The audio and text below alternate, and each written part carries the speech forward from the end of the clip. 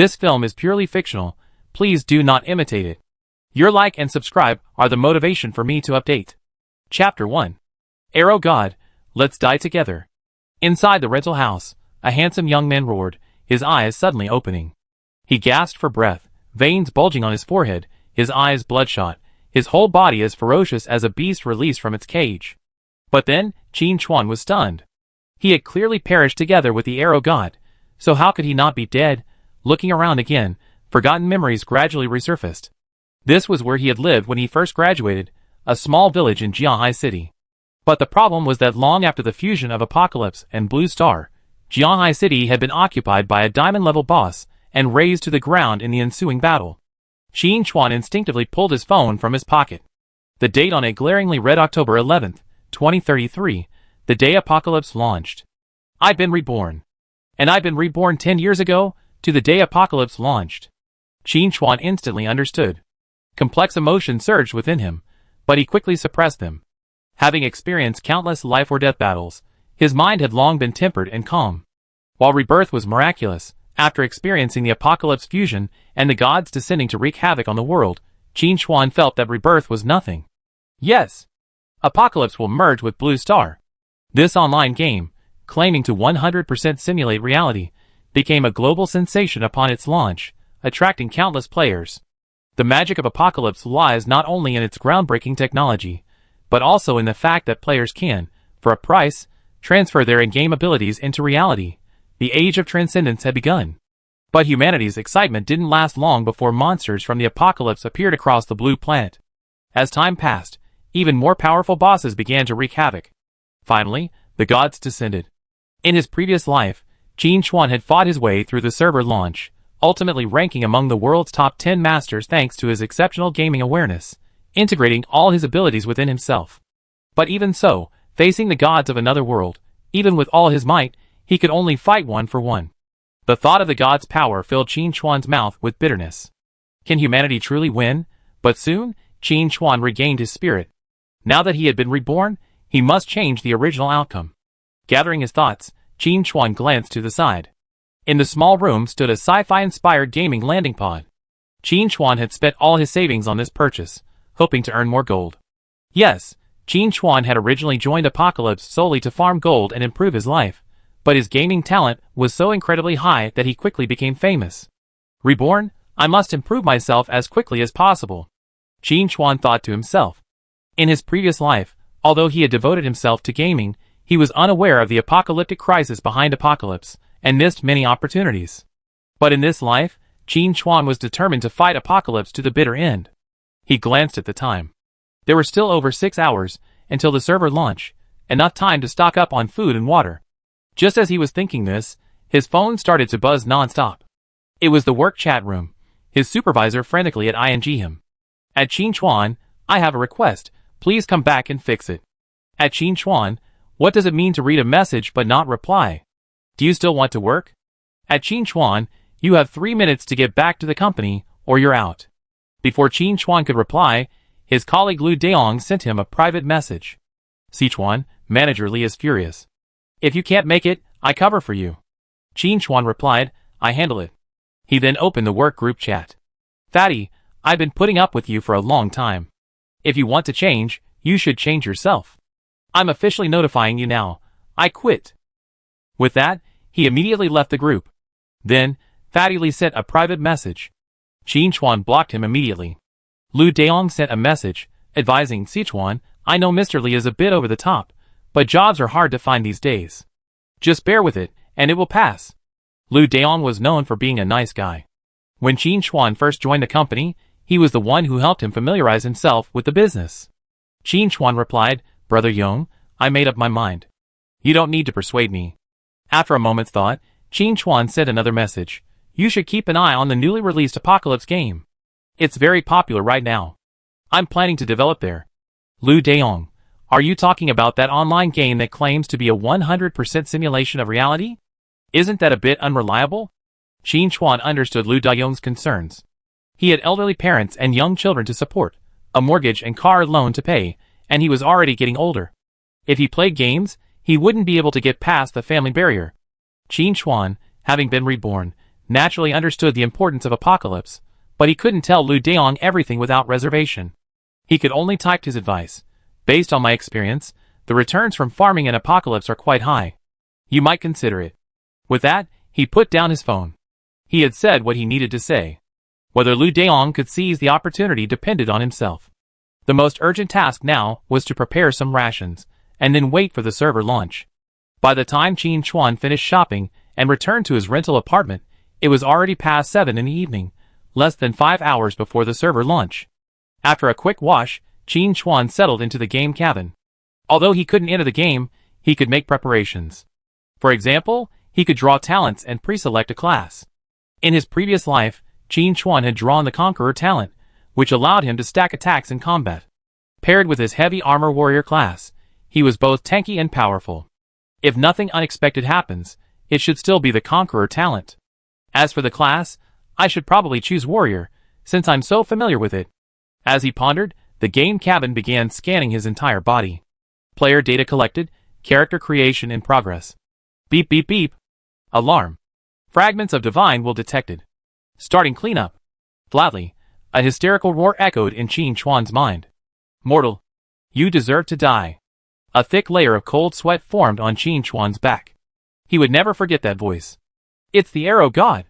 Qin Chuan had never imagined that the fragments of the Arrow God's will, who had perished alongside him in his previous life, would return with his rebirth.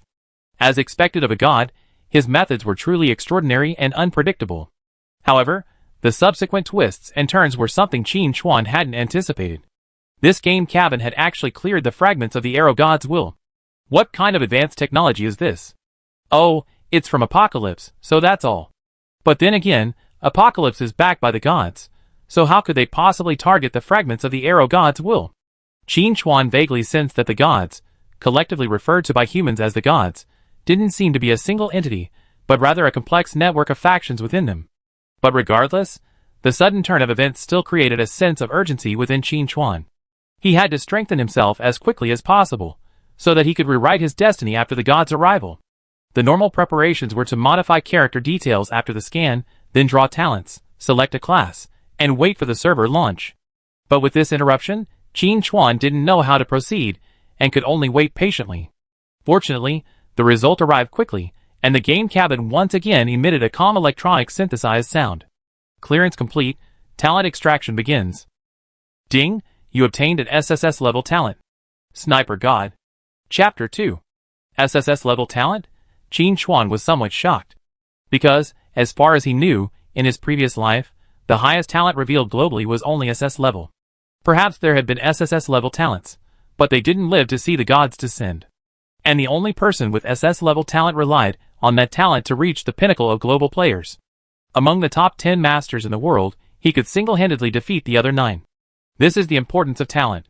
In his previous life, Qin Chuan awakened the A-level Conqueror talent, and with his own talent and hard work, he became a top 10 master.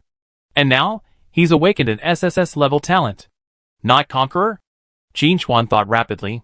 It seemed his rebirth had brought some changes. Whether it was good or bad, it was hard to say for now, but at least for now, it looked like a good thing.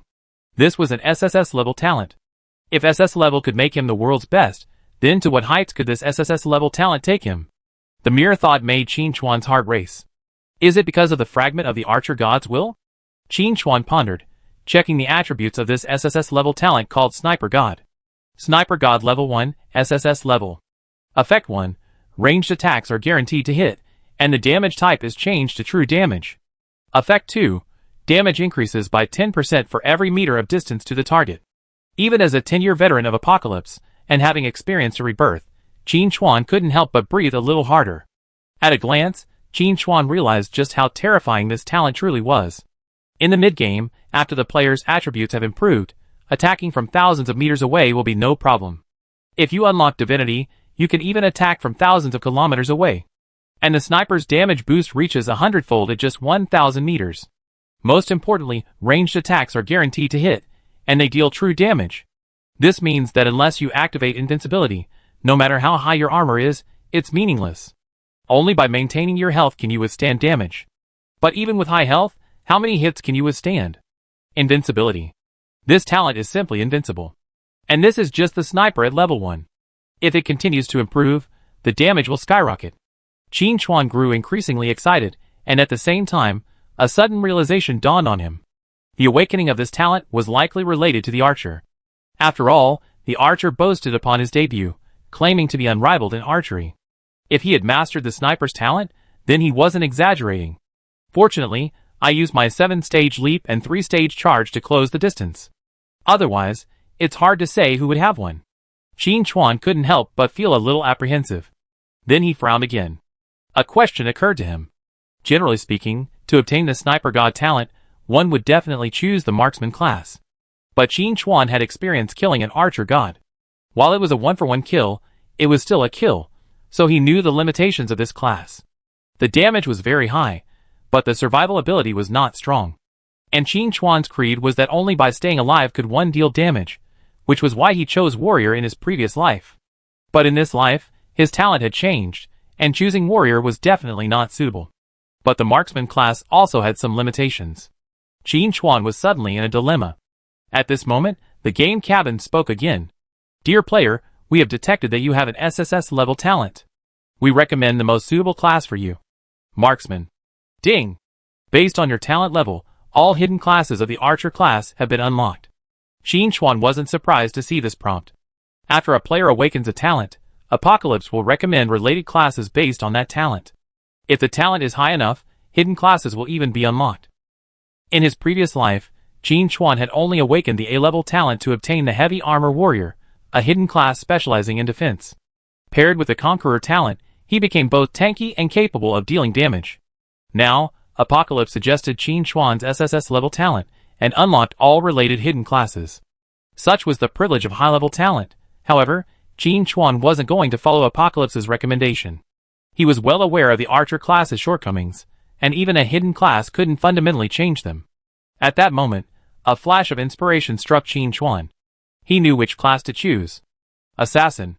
That's right, the Assassin, a class that walks in the shadows and lives on the edge of a knife. At first glance, the Assassin class and the Sniper class seem completely unrelated, even diametrically opposed. After all, the Sniper class requires distance, while the Assassin's role is melee damage. But what Qin Chuan values is the Assassin's ability to stay alive. The Assassin class's focus is high attack and low defense, pursuing extreme burst damage. Therefore, as a balance, it possesses some unconventional survival techniques. Let's not even talk about the most basic stealth, which is the Assassin's signature skill. In addition, there are a variety of skills such as Shadow Step, Ghost Cloak, Dodge, and Sprint, highlighting the ability to flee when outmatched. Of course, these alone weren't enough to convince Qin Chuan to abandon the marksman class, which suited him best, for the Assassin. Qin Chuan's most important skill was the Assassin's passive ability, Invisibility Break. After breaking invisibility, the Assassin's first attack deals bonus damage. Crucially, this damage benefits from talent and equipment. In other words, the damage from Invisibility Break is boosted by the Sniper God. I remember the top-ranked assassin in my previous life. With the help of his equipment and skills, his Invisibility Break's damage multiplier reached over 10-fold, making him a guaranteed kill. If you pair that with the Sniper God talent, even at a distance of 100 meters, the final damage can reach 100-fold. And that's true damage that doesn't benefit from damage reduction. And that's just the first level of Sniper God. If you obtain the talent stone and upgrade it, the damage will increase even more. The more Qin Chuan thought about it, the more feasible this plan seemed to him. Apocalypse is different from other online games. The boundaries between classes are not as clear. For the simplest example, an assassin can wield a bow, but they don't have as many skills as a marksman, nor can they learn the marksman's signature skills. But Qin Chuan didn't need all those fancy skills. He simply needed to hide in the shadows and launch a stealth-breaking attack from hundreds of meters away. That was all he needed. With damage boosts of dozens or even hundreds of times, even a single arrow could instantly kill the boss. With ranged skills, the damage would be even more dramatic. After finishing the job, he could even sneak away. Is there a safer way to fight than this? I decided. I choose Assassin. Qin Chuan wasn't the type to fuss. Once he made a decision, he wouldn't change it. He responded directly to Tianqi's suggestion with his mind. Excellent suggestion, but I choose Assassin. Okay, I recommend Shooter. For a moment, Qin Chuan felt the electronic synthesizer sound stuck. Thankfully, the game console quickly produced a new voiceover. Based on your talent level, all hidden assassin classes have been unlocked for you. Once selected, the class cannot be changed. Please choose carefully. He didn't know if it was an illusion, but Qin Chuan felt the notification emphasized the importance of caution. However, he didn't bother to delve into the details, and instead enthusiastically examined the classes. There were 5 hidden assassin classes in total. Chapter 3. Before committing to a class, you can preview relevant information. There's still a while until the server launch, so there's plenty of time to compare. There are 5 hidden classes, each with distinct abilities. The Outlaw Rogue, with enhanced frontal combat capabilities and a reckless playstyle. A skilled assassin skilled in concocting poisons, capable of striking with one blow. The Phantom Walker, specialized in evasion, can even serve as a secondary tank. The Spellbreaker, known as the Mage Killer, wields blades to shatter demons and possesses mana-draining abilities. The Shadow Assassin, with enhanced stealth and a variety of powerful stealth techniques. It goes without saying that hidden classes are just that, hidden classes. Just reading the descriptions makes them sound incredibly impressive. Pick any one of these 5 classes, and it's enough to make other players envious, but with Qin Chuan, you can choose whatever you want. To maximize the power of the sniper talent, the Berserker and Spellbreaker must be eliminated first. These 2 branches are specialized in melee combat, and have virtually no ranged skills. Without these skills, even with the sniper talent, relying solely on bow and arrow attacks wouldn't be enough damage. The assassin can attack from a distance, but its main problem is that it's too fragile. I don't think this branch has many survival strategies. The Phantom Walker is quite survivable, but struggles against ranged attacks, especially area of effect spells. Its dodge ability is more targeted at melee attacks. Furthermore, it has too few ranged strategies, making it difficult to pair with the sniper. In this case, the Shadow Assassin seems to be the only solution. Qin Chuan pondered, as he read the Shadow Assassin's introduction. Not even mentioning the bonus multiplier for the invisibility break attack, the enhanced stealth alone is enough for me to choose the Shadow Assassin. Why did Qin Chuan choose the Assassin instead of the Marksman class, which best suited his talents? It was to enhance his survival abilities. After all, when the gods descend, staying alive is paramount. Having made a preliminary decision, Qin Chuan looked at the Shadow Assassin again, this time focusing on the class traits. Shadow Assassin, Hidden Assassin class. Class Trait 1. Stealth duration increased to permanent. Class Trait 2. Invisibility attack deals an additional 50% damage. Class Trait 3. Unique, only one Shadow Assassin can exist at a time. 3 class traits. Not only does it have the invisibility attack bonus, which Qin Chuan values most, but it also offers permanent stealth. In Qin Chuan's vision, the sniper combined with the assassin's invisibility attack would not only deal high damage, but also render him invisible after the attack, making counterattacks extremely unlikely. Now, he had everything he wanted. What was there to hesitate about? As for Trait 3, it left Qin Chuan somewhat surprised. As far as he knew, hidden classes in Apocalypse could be repeated. For example, the Heavy Armor Warrior from his previous life, while rare, still had many experts. The differences between classes were more often reflected in their talents. The Shadow Assassin, however, was completely unique. Although both were hidden classes, the Shadow Assassin was clearly superior. There was no need to hesitate. It had to be the Shadow Assassin. I choose Shadow Assassin. Qin Chuan made his choice. The game system announced the selection. You have selected your class, and cannot change it later. Please enter your character name. Night Wanderer. Character name available, locked. Countdown to server launch, 1 hour and 42 minutes. While waiting, Qin Chuan began to think about what he'd do once he entered the game. The first thing was to get a bow, needless to say. After all, Qin Chuan's early damage depended entirely on the sniper. A small dagger alone wouldn't be enough.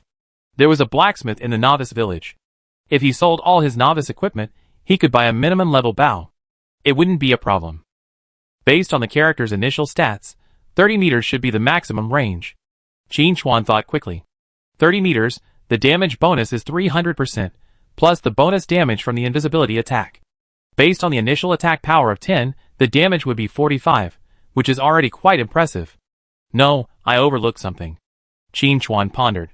His calculation method was correct, but it ignored the damage of the invisibility attack itself.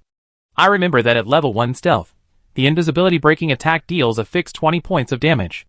That means the damage is 10 plus 20, asterisk 300% asterisk 150 asterisk equals 135.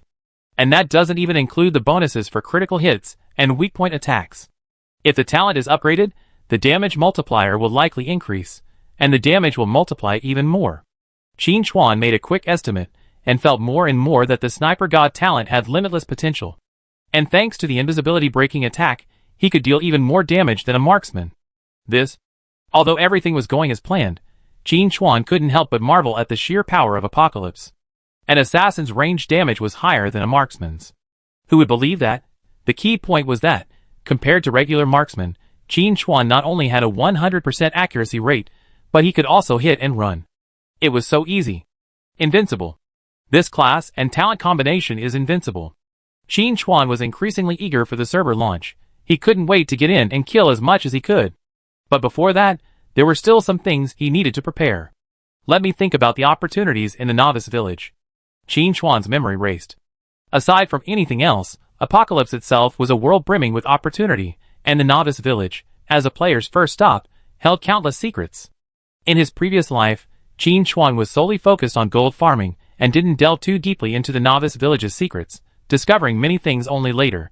Now that he'd been reborn, he naturally had to put the information from his past life to use. Go to the hunter first to unlock the hidden quest. That item is unique. Don't let anyone else get there first. Qin Chuan made a decision. In his previous life, that item was unearthed by a bored player a month after the server launched. But now that Qin Chuan knew about it, he naturally wouldn't turn a blind eye. Who knows if his rebirth will bring about any kind of butterfly effect. If someone else gets the item first, there's no time to cry. After getting the item, there's a subsequent quest. However, the player in my previous life wasn't strong enough and failed the quest, so I don't know what the reward is. But the first quest gave me the unique item, so the subsequent ones will definitely be even stronger.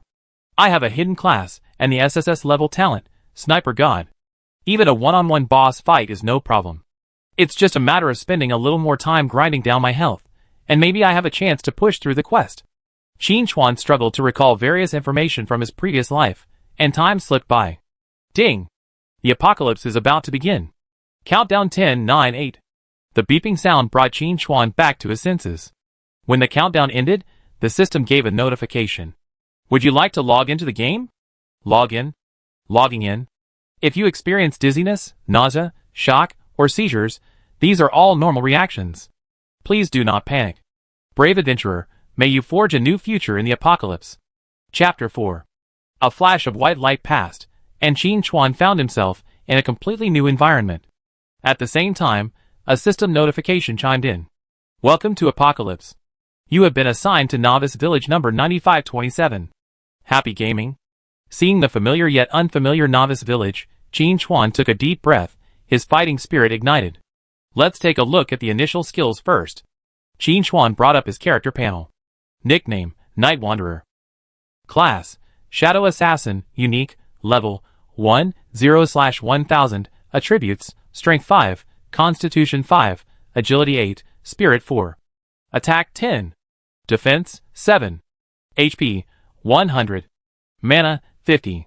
Equipment, Novice Knife, Attack +5, Novice Leather Armor, Defense +1, Novice Leggings, Defense +1, Skills, Shadow Stealth LV1, entering Stealth Mode, breaking invisibility with an additional attack dealing, Attack *100% plus, 20, damage, costs 5 mana, cooldown 20 seconds, Shadow Dagger LV1, uses shadow energy to create a throwing knife, dealing ATK *110%, damage, costs 5 mana, cooldown 10 seconds, Shadow Strike LV1, a powerful melee attack, dealing ATK *110%, damage, costs 5 mana, cooldown 5 seconds. There's a surprise. Originally, Qin Chuan planned to sell all his starting equipment, buy a longbow from the blacksmith, and then fight monsters from a distance. With his skill, kiting wasn't a problem. But now, the Shadow Assassin's starting skills directly complement this. With shadow knives in hand, there was no need for a longbow. Not only that, the damage of the invisibility breaking attack exceeded Qin Chuan's expectations. In addition to the fixed 20 damage, it was also proportional to attack power. With shadow knives, instantly killing monsters of the same level was a piece of cake. As expected of a hidden class, it's truly impressive. Qin Chuan's delight grew. He immediately closed his character panel and prepared to head to the hunter to accept a quest. Then Qin Chuan found himself stuck, completely blocked from all directions by players. Apocalypse's publicity and promotion had cost a fortune, and coupled with the hype of a 100% simulation, it attracted countless players. Now, as soon as the game launched, the long-awaited players flocked in. Holy crap, this is too real. I can actually feel the wind on my face. Wow, I can even smell the earth. Even this shit is so real. Ugh. Are you guys dating? Couples? Everyone, hurry up and get the quests. It's too late to get them. My broadsword is thirsty. Brothers of the Iron Blood Legion, gather here. Let's go get the first kill. The players, experiencing such a realistic game for the first time, were so excited they'd lost their minds. But soon, different voices were heard. Oh my god! How can this monster move so well? I fired 2 fireballs, and they both missed. What a crap game. I can't even kill a rabbit. Hey, where's the quest? Why isn't there an exclamation mark over the NPC's head? I went to the village chief to ask for a quest, but that old man beat me out. These reactions were all within Qin Chuan's expectations. Apocalypse offers a high degree of freedom, perhaps even too much. There are no beginner tips or quest guides. Players must discover everything on their own. And unlike other games, the monsters don't just sit there waiting to be attacked. They not only move, but also sneak attacks, and even flee and dodge when their health is low. Looking at the new players, who resurrected and challenged the rabbit once again, Qin Chuan shook his head helplessly. Cherish the joyful moments now. Once Apocalypse completes its first stage of fusion, in-game death will be reflected in reality. Death in the game means real death in reality. Only then will Apocalypse reveal its true, terrifying side. Taking a deep breath, Qin Chuan suppressed the emotions within him and made his way through the crowd, heading towards the hunter's home in the village. After finally reaching the hunter's door, he was unsurprisingly surrounded by players. Judging from the players' frustrated expressions, they hadn't received any quests there. This wasn't surprising. Normal players couldn't trigger hunting quests until they reached level 3. Seeing Qin Chuan approach, an enthusiastic player shouted, "Don't go, brother. That cripple won't give you quests." Swoosh. An arrow flew out of the hunter's house, instantly killing the player who had just spoken. The surrounding players were shocked. What the hell? NPCs can actually attack players? Is this a newbie village or a den of thieves? Qin Chuan wasn't surprised. The NPCs in Apocalypse aren't real NPCs, but rather self-aware beings.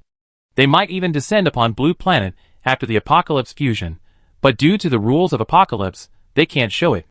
But if a player shows disrespect, the NPCs have the right to take action. Take this hunter, for example. He'd been wounded in battle, his leg lame. If a player pokes a sore spot, they'd be instantly killed by a single arrow. The corpse of the player on the ground turned white. A moment later, the instantly killed player ran over angrily, ready to challenge the hunter. But he apparently forgotten he was just a level 1 rookie. He just entered the hunter's yard when he was shot down by another arrow. The passing village guards outside the yard ignored him. The other players trembled in fear, their voices lowered. Many were withdrawing. They tried everything, but still hadn't received the quest. Rather than wasting time here, they might as well go out and kill some rabbits. But Qin Chuan didn't retreat, but advanced, heading against the crowd towards the hunter's house. Entering the hut, the hunter, with a calm expression, hung his bow on the wall. He ignored Qin Chuan and gulped down a ladleful of well water. Qin Chuan didn't waste any words and stated his purpose directly. "I want to buy the skull of the exotic beast." The hunter, who was drinking water, shuddered and turned around abruptly. His sharp eyes fixed on Qin Chuan, and he asked in a sullen tone, "Not for sale." He then pressed, "Where did you hear that?" As he spoke, the hunter walked towards the wall. If Qin Chuan's answer didn't satisfy him, he'd likely be hit by an arrow.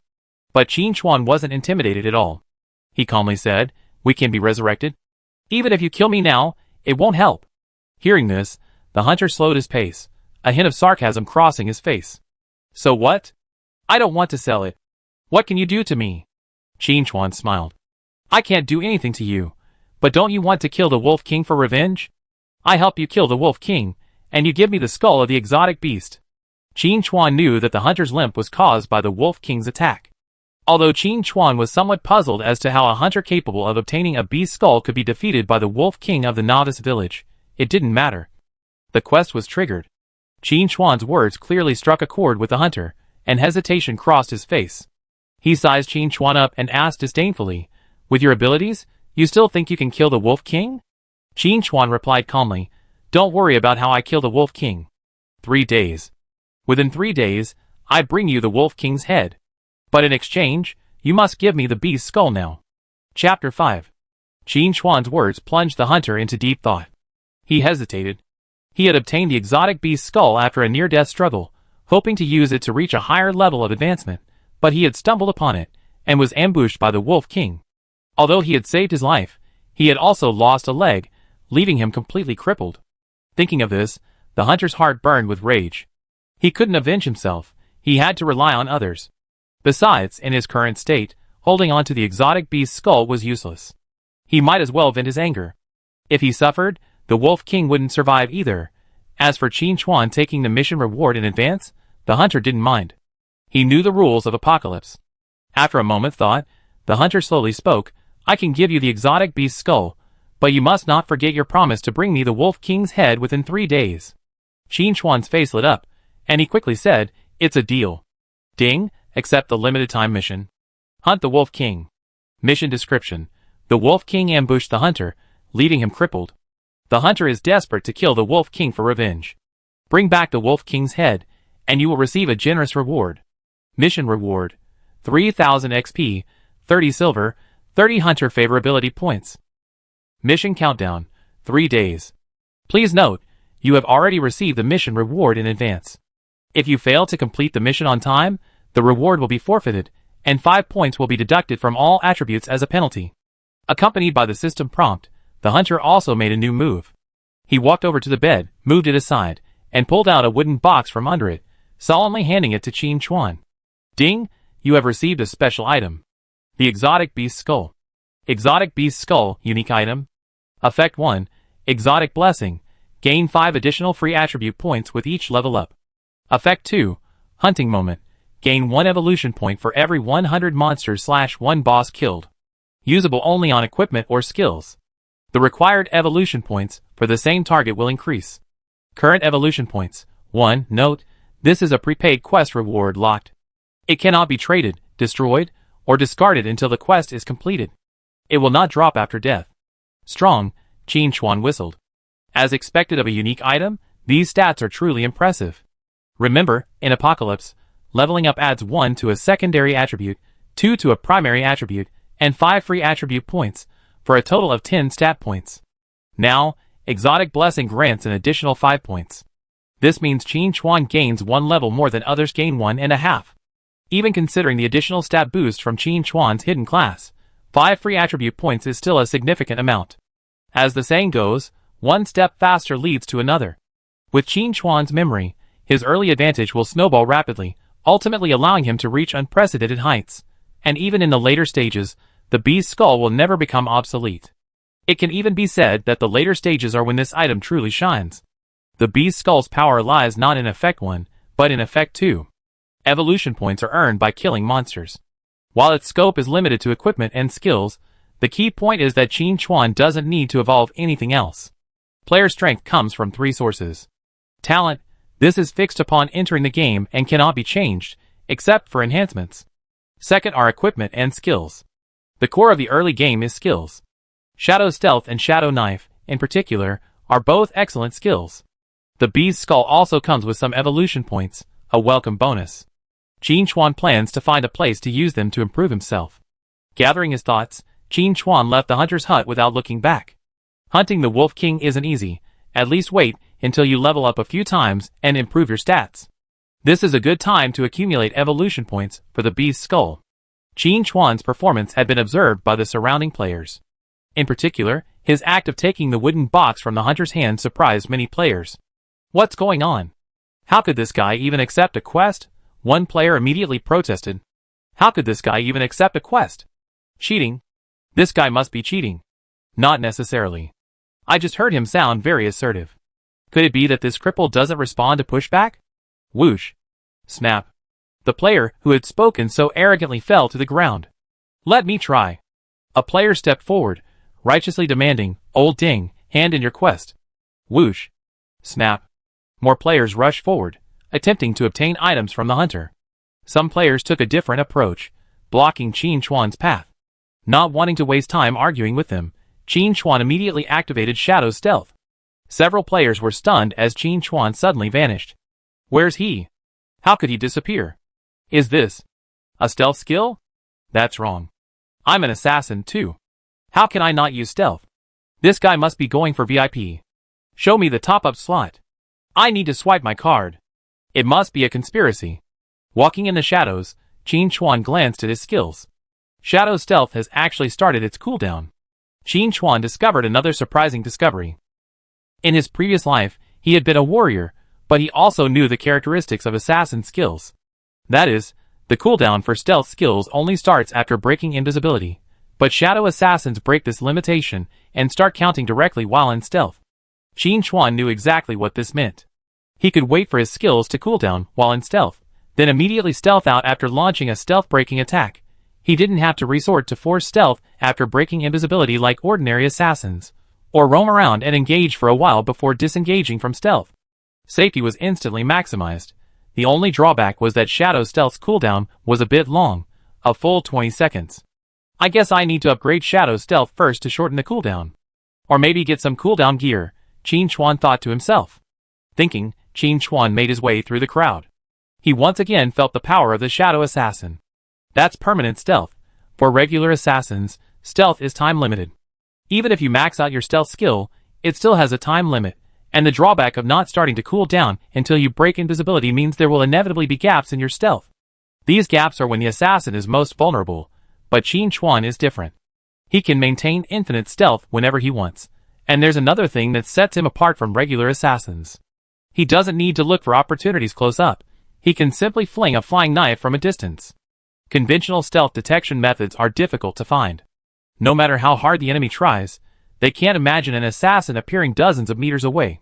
Using stealth, Qin Chuan quickly reached the village entrance. The Novice village was already bustling with activity, but the excitement outside was 10 times greater. Looking around, countless players were striving to level up. After the initial chaos, the players found the most suitable way to level up, teaming up. But even in a team, killing monsters isn't very efficient. There's no way around it. The monsters in Apocalypse are too cunning. Qin Chuan observed from the shadows for a moment before continuing forward. There are too many people here, making it unsuitable for performance. He should go to a higher level area to level up. Chapter 6. Qin Chuan chose the Wild Boar Plains as his leveling spot, where monsters start at level 5. During this time of year, there were basically no players here. With a quick glance, Qin Chuan quickly locked onto his target. Wild Boar. Level 5. HP 500. Attack 50. Defense 30. Skill Charge. With my current stats, using Shadow Knife at a distance of 30 meters only deals 185 true damage. It takes 3 hits to kill a wild boar. Too low, Qin Chuan thought to himself. If other players knew his thoughts, they spit in his face. What do you mean by only dealing 185 damage? Listen. Is that even human language? When we stab a rabbit with a knife, we're lucky to get 5 or 6 points of damage per hit. You're dealing nearly 200 damage. What's there to be dissatisfied about? And that's against a level 5 wild boar with a defense of 30. At this stage, ordinary players can't even break a wild boar's defense. But Qin Chuan possessed an SSS level talent and a hidden class, so naturally he sought to reach even higher limits. So he set his sights on the exotic beast skull. This item came with a few evolution points, so he couldn't waste them. Aside from the bonus from the sniper, his damage came largely from his invisibility breaking attack. It was a shame that his talent wasn't within the exotic beast skull's range, otherwise Qin Chuan would have definitely evolved into the sniper. This first evolution opportunity could only be given to Shadow Stealth. Taking the exotic beast skull in hand, Qin Chuan used it immediately. The first evolution costs 1 evolution point. Do you want to evolve into Shadow Stealth? Yes. Ding, Shadow Stealth has evolved. Quality upgraded from normal to black iron. In Apocalypse, both equipment and skills follow the same tiering rules. From lowest to highest, there are 8 tiers: common, iron, bronze, silver, gold, dark gold, epic, and legendary. Of course, Qin Chuan knew there were higher tiers above legendary, but they were currently inaccessible to players.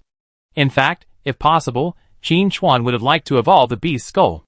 But this wasn't equipment, it was an item, and it wasn't within the scope of its effects. As expected of Apocalypse, which prioritizes balance, it eliminates the possibility of players exploiting bugs. Qin Chuan felt a little regretful. He then checked the new attributes of Shadow Stealth. Shadow Stealth LV1, Iron Tier, enters stealth mode, breaks invisibility with an additional attack dealing ATK asterisk 120% plus 50 damage, consumes 5 mana, cooldown is 18 seconds. What is a qualitative change? This is it. Just by upgrading from Common to Iron Tier, Shadow Stealth's various attributes has skyrocketed.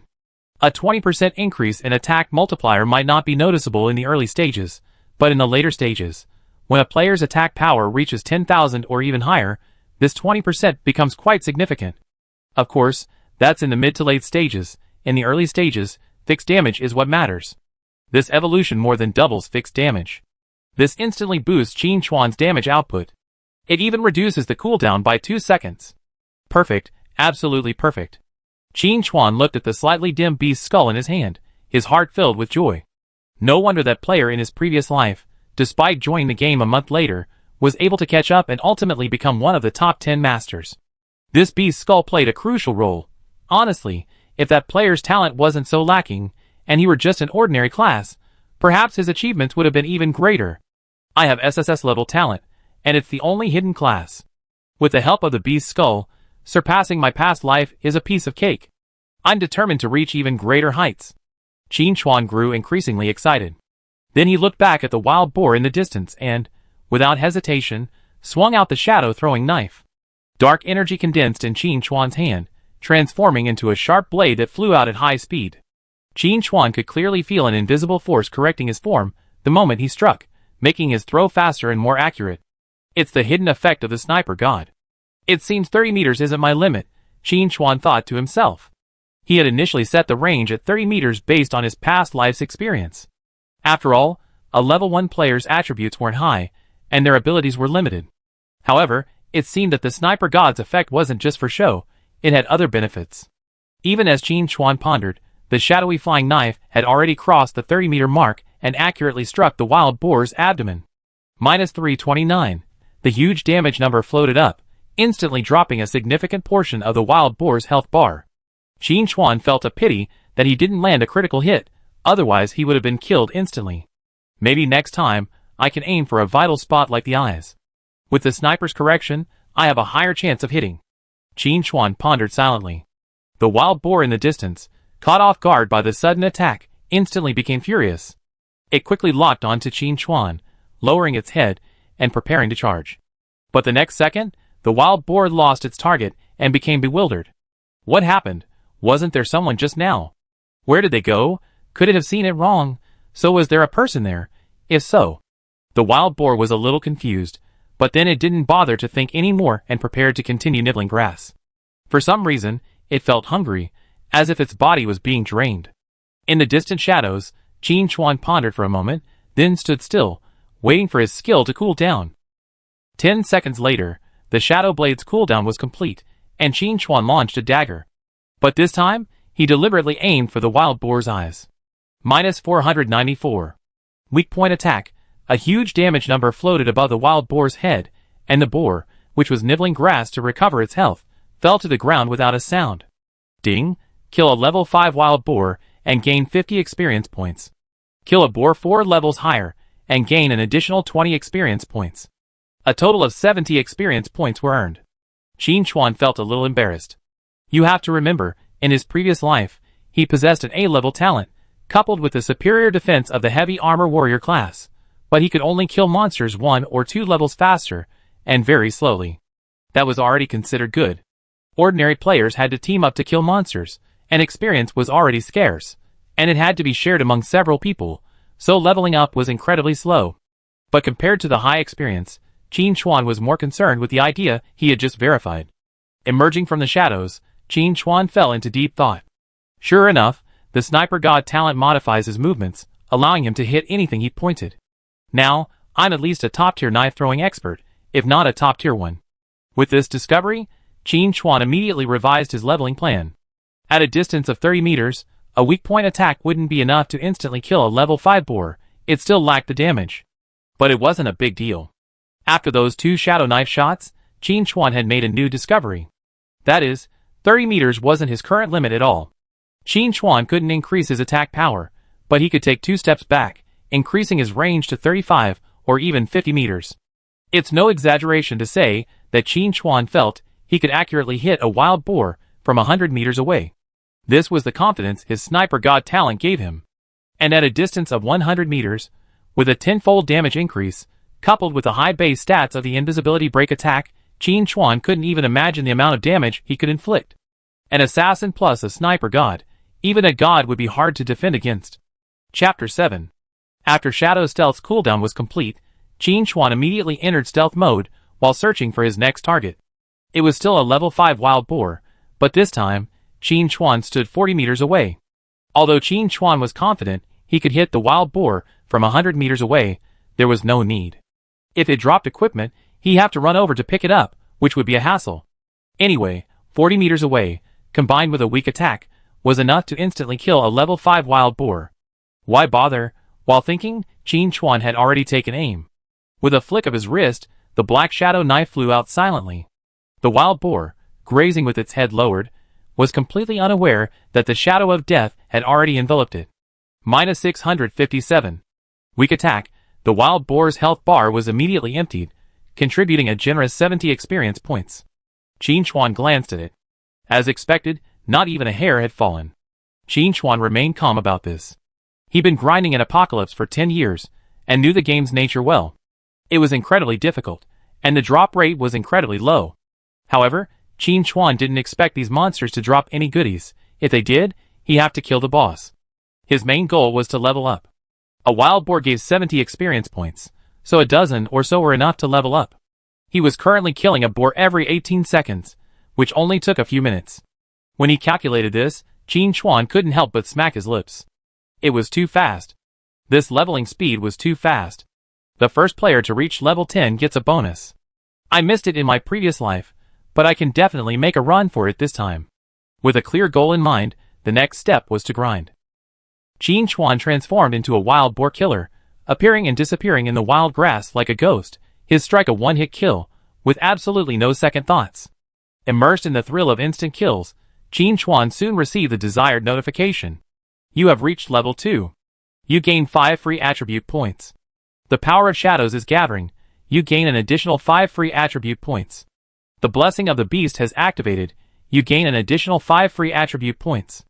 The series of notifications made Qin Chuan pause. Even among hidden classes, there are still differences in quality, Qin Chuan thought to himself. In his previous life, the heavy armored warrior gained 3 additional free attribute points with each level up, in addition to the regular points. And the shadow assassin gives 5 points. As expected of a unique hidden class, it's truly impressive. Adding the attribute points from the beast's skull, Qin Chuan gains a total of 20 attribute points per level, double what an average player gets. Cheating, it must be cheating. Oh, I'm the one using it, that's alright. Qin Chuan remained calm. Cheating is frowned upon by everyone, but if you're the one using it, you only feel that your cheating isn't powerful enough. Qin Chuan planned to allocate his 15 free attributes to agility and strength in a 2-to-1 ratio. Agility is the assassin's primary attribute, increasing attack speed, movement speed, and critical strike rate, offering excellent value for money. But speed alone isn't enough, attack damage also needs to be considered. To further accelerate his leveling, Qin Chuan planned to hunt higher-level wild boars. Without better equipment, he needed to increase his strength to gain attack damage. While pondering, Qin Chuan allocated his points, and his panel's attributes took on a whole new look. Nickname, Night Wanderer. Class, Shadow Assassin. Level, 2, 50/2000. Attributes, Strength 11, Constitution 6, Agility 20, Spirit 5. Attack 16. Defense 8. Health 160. Mana 60. His health was low, but Qin Chuan didn't mind. As an assassin, his innate abilities are there, so maxing out his physical fitness isn't particularly meaningful. Furthermore, Qin Chuan is a unique ranged assassin who strikes and then flees, never foolishly trading HP with the enemy. After adding points, Qin Chuan advanced again. This time, he set his sights on the wild boar further away. Wild boar. Level 7. HP 1050. Attack 105. Defense 70.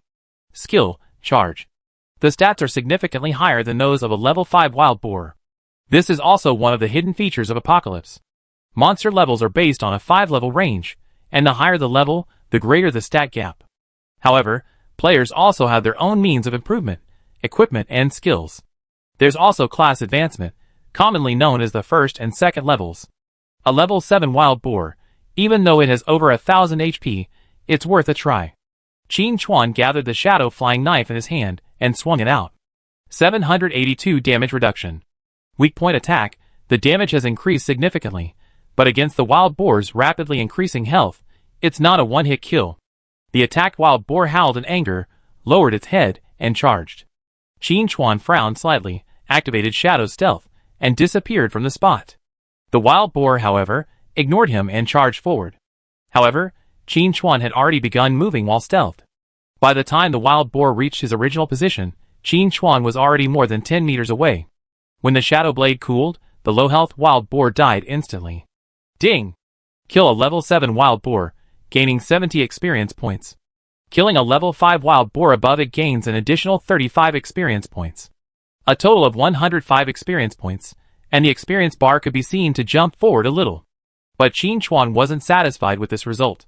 Compared to taking out a level 7 boar with 2 slashes, Qin Chuan would rather kill a level 5 boar with 1 strike. The latter's base experience plus the bonus made it more efficient overall. Qin Chuan couldn't help but ponder. Does that mean he still needs to go back to the village and buy a bow and arrow set? After careful calculation, Qin Chuan felt this method wasn't very effective. Qin Chuan possessed a natural sniper talent. Even with the reduced damage from using a bow and arrow, he could still deal significant damage. But when he couldn't kill instantly, he had to resort to positioning and kiting. It wasn't that Qin Chuan couldn't do it, but his level was too low, making him easily targeted by the surrounding boars. Without sufficient agility, an average player couldn't outrun a boar with a charged skill. If caught up, Qin Chuan, with his fragile physique, would surely die instantly. Instead of running around, it would be better to stay farther away. If he couldn't kill a level 7 boar instantly from a distance of 40 meters, then he would move further away.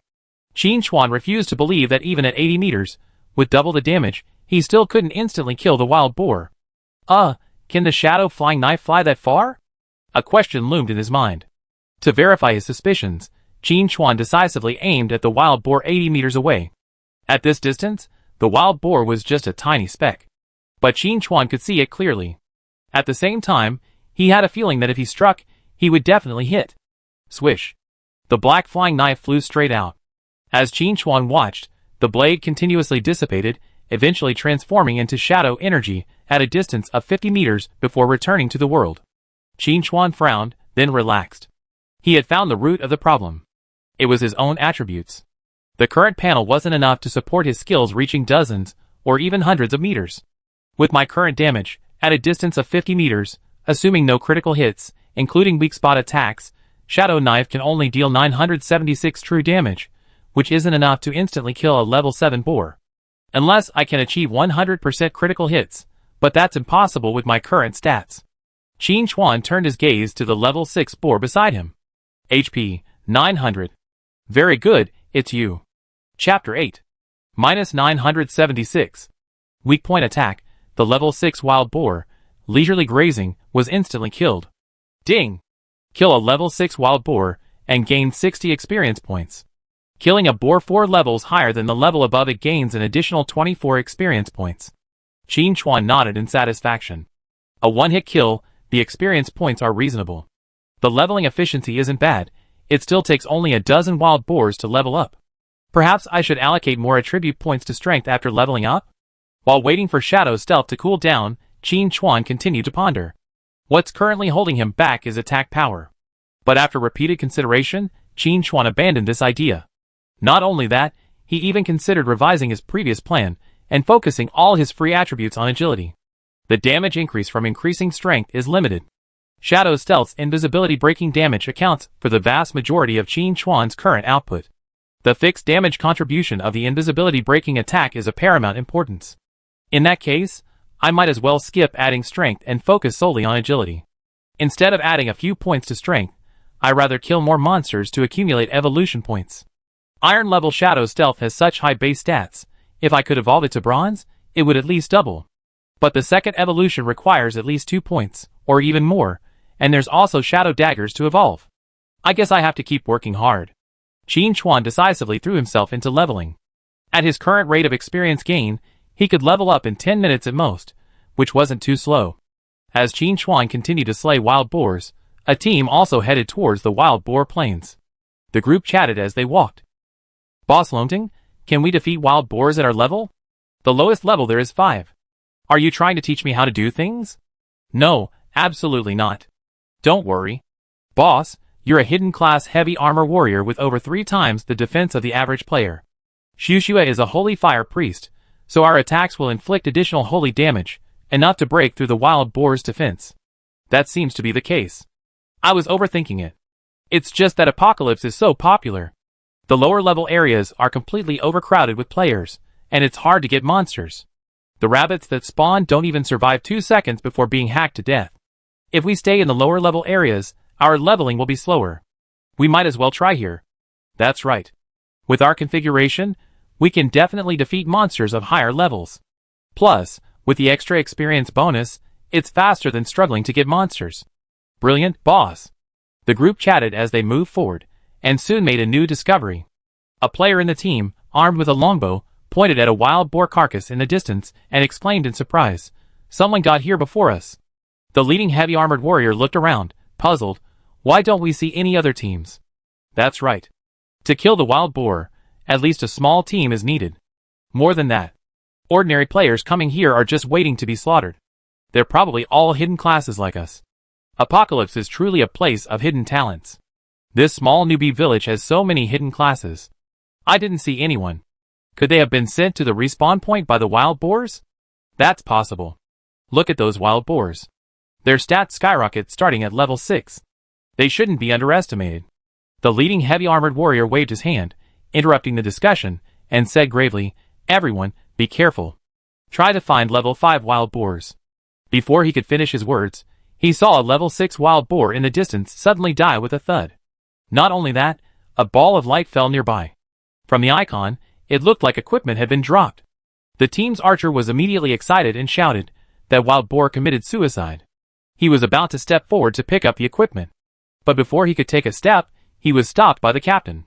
The man, his face serious, said, "Someone."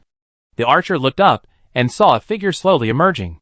After glancing at them from a distance, it disappeared again. The short interval made the archer wonder if he had seen correctly. He turned to look at his teammates. They too had expressions of doubt. It seemed like someone was there. It also seemed like there wasn't. So was there someone?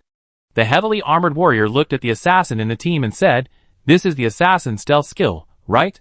The assassin nodded, then shook his head, explaining, "It should be stealth, but the problem is, stealth can't be used immediately after breaking invisibility.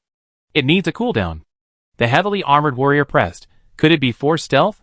The assassin shook his head like a rattle. "No way. No matter what game, forced stealth is considered a relatively advanced skill. It's impossible for a player of this level to learn it." The warrior knew this, as he was also a veteran player. An idea struck the warrior, and he shouted towards the place where the figure had disappeared, "I'm Longting Tianxia. I'd like to make friends with you." Longting Tianxia had now realized what was happening. There had indeed been a player there. So the level 6 boar didn't commit suicide, it was killed, instantly, in a single blow. Add to that the other party's immediate stealth. Compared to Longting Tianxia, the other party was definitely a hidden assassin class. This made Longting Tianxia's mind active. He was determined to build the top guild in Apocalypse, and such a master was absolutely not to be missed. And Qin Chuan, even in stealth mode, was stunned. It was him. In his previous life, Qin Chuan had frequently interacted with Longting Tianxia. Because they were both heavily armored warriors, they fought tooth and nail for the top spot on the warrior ranking.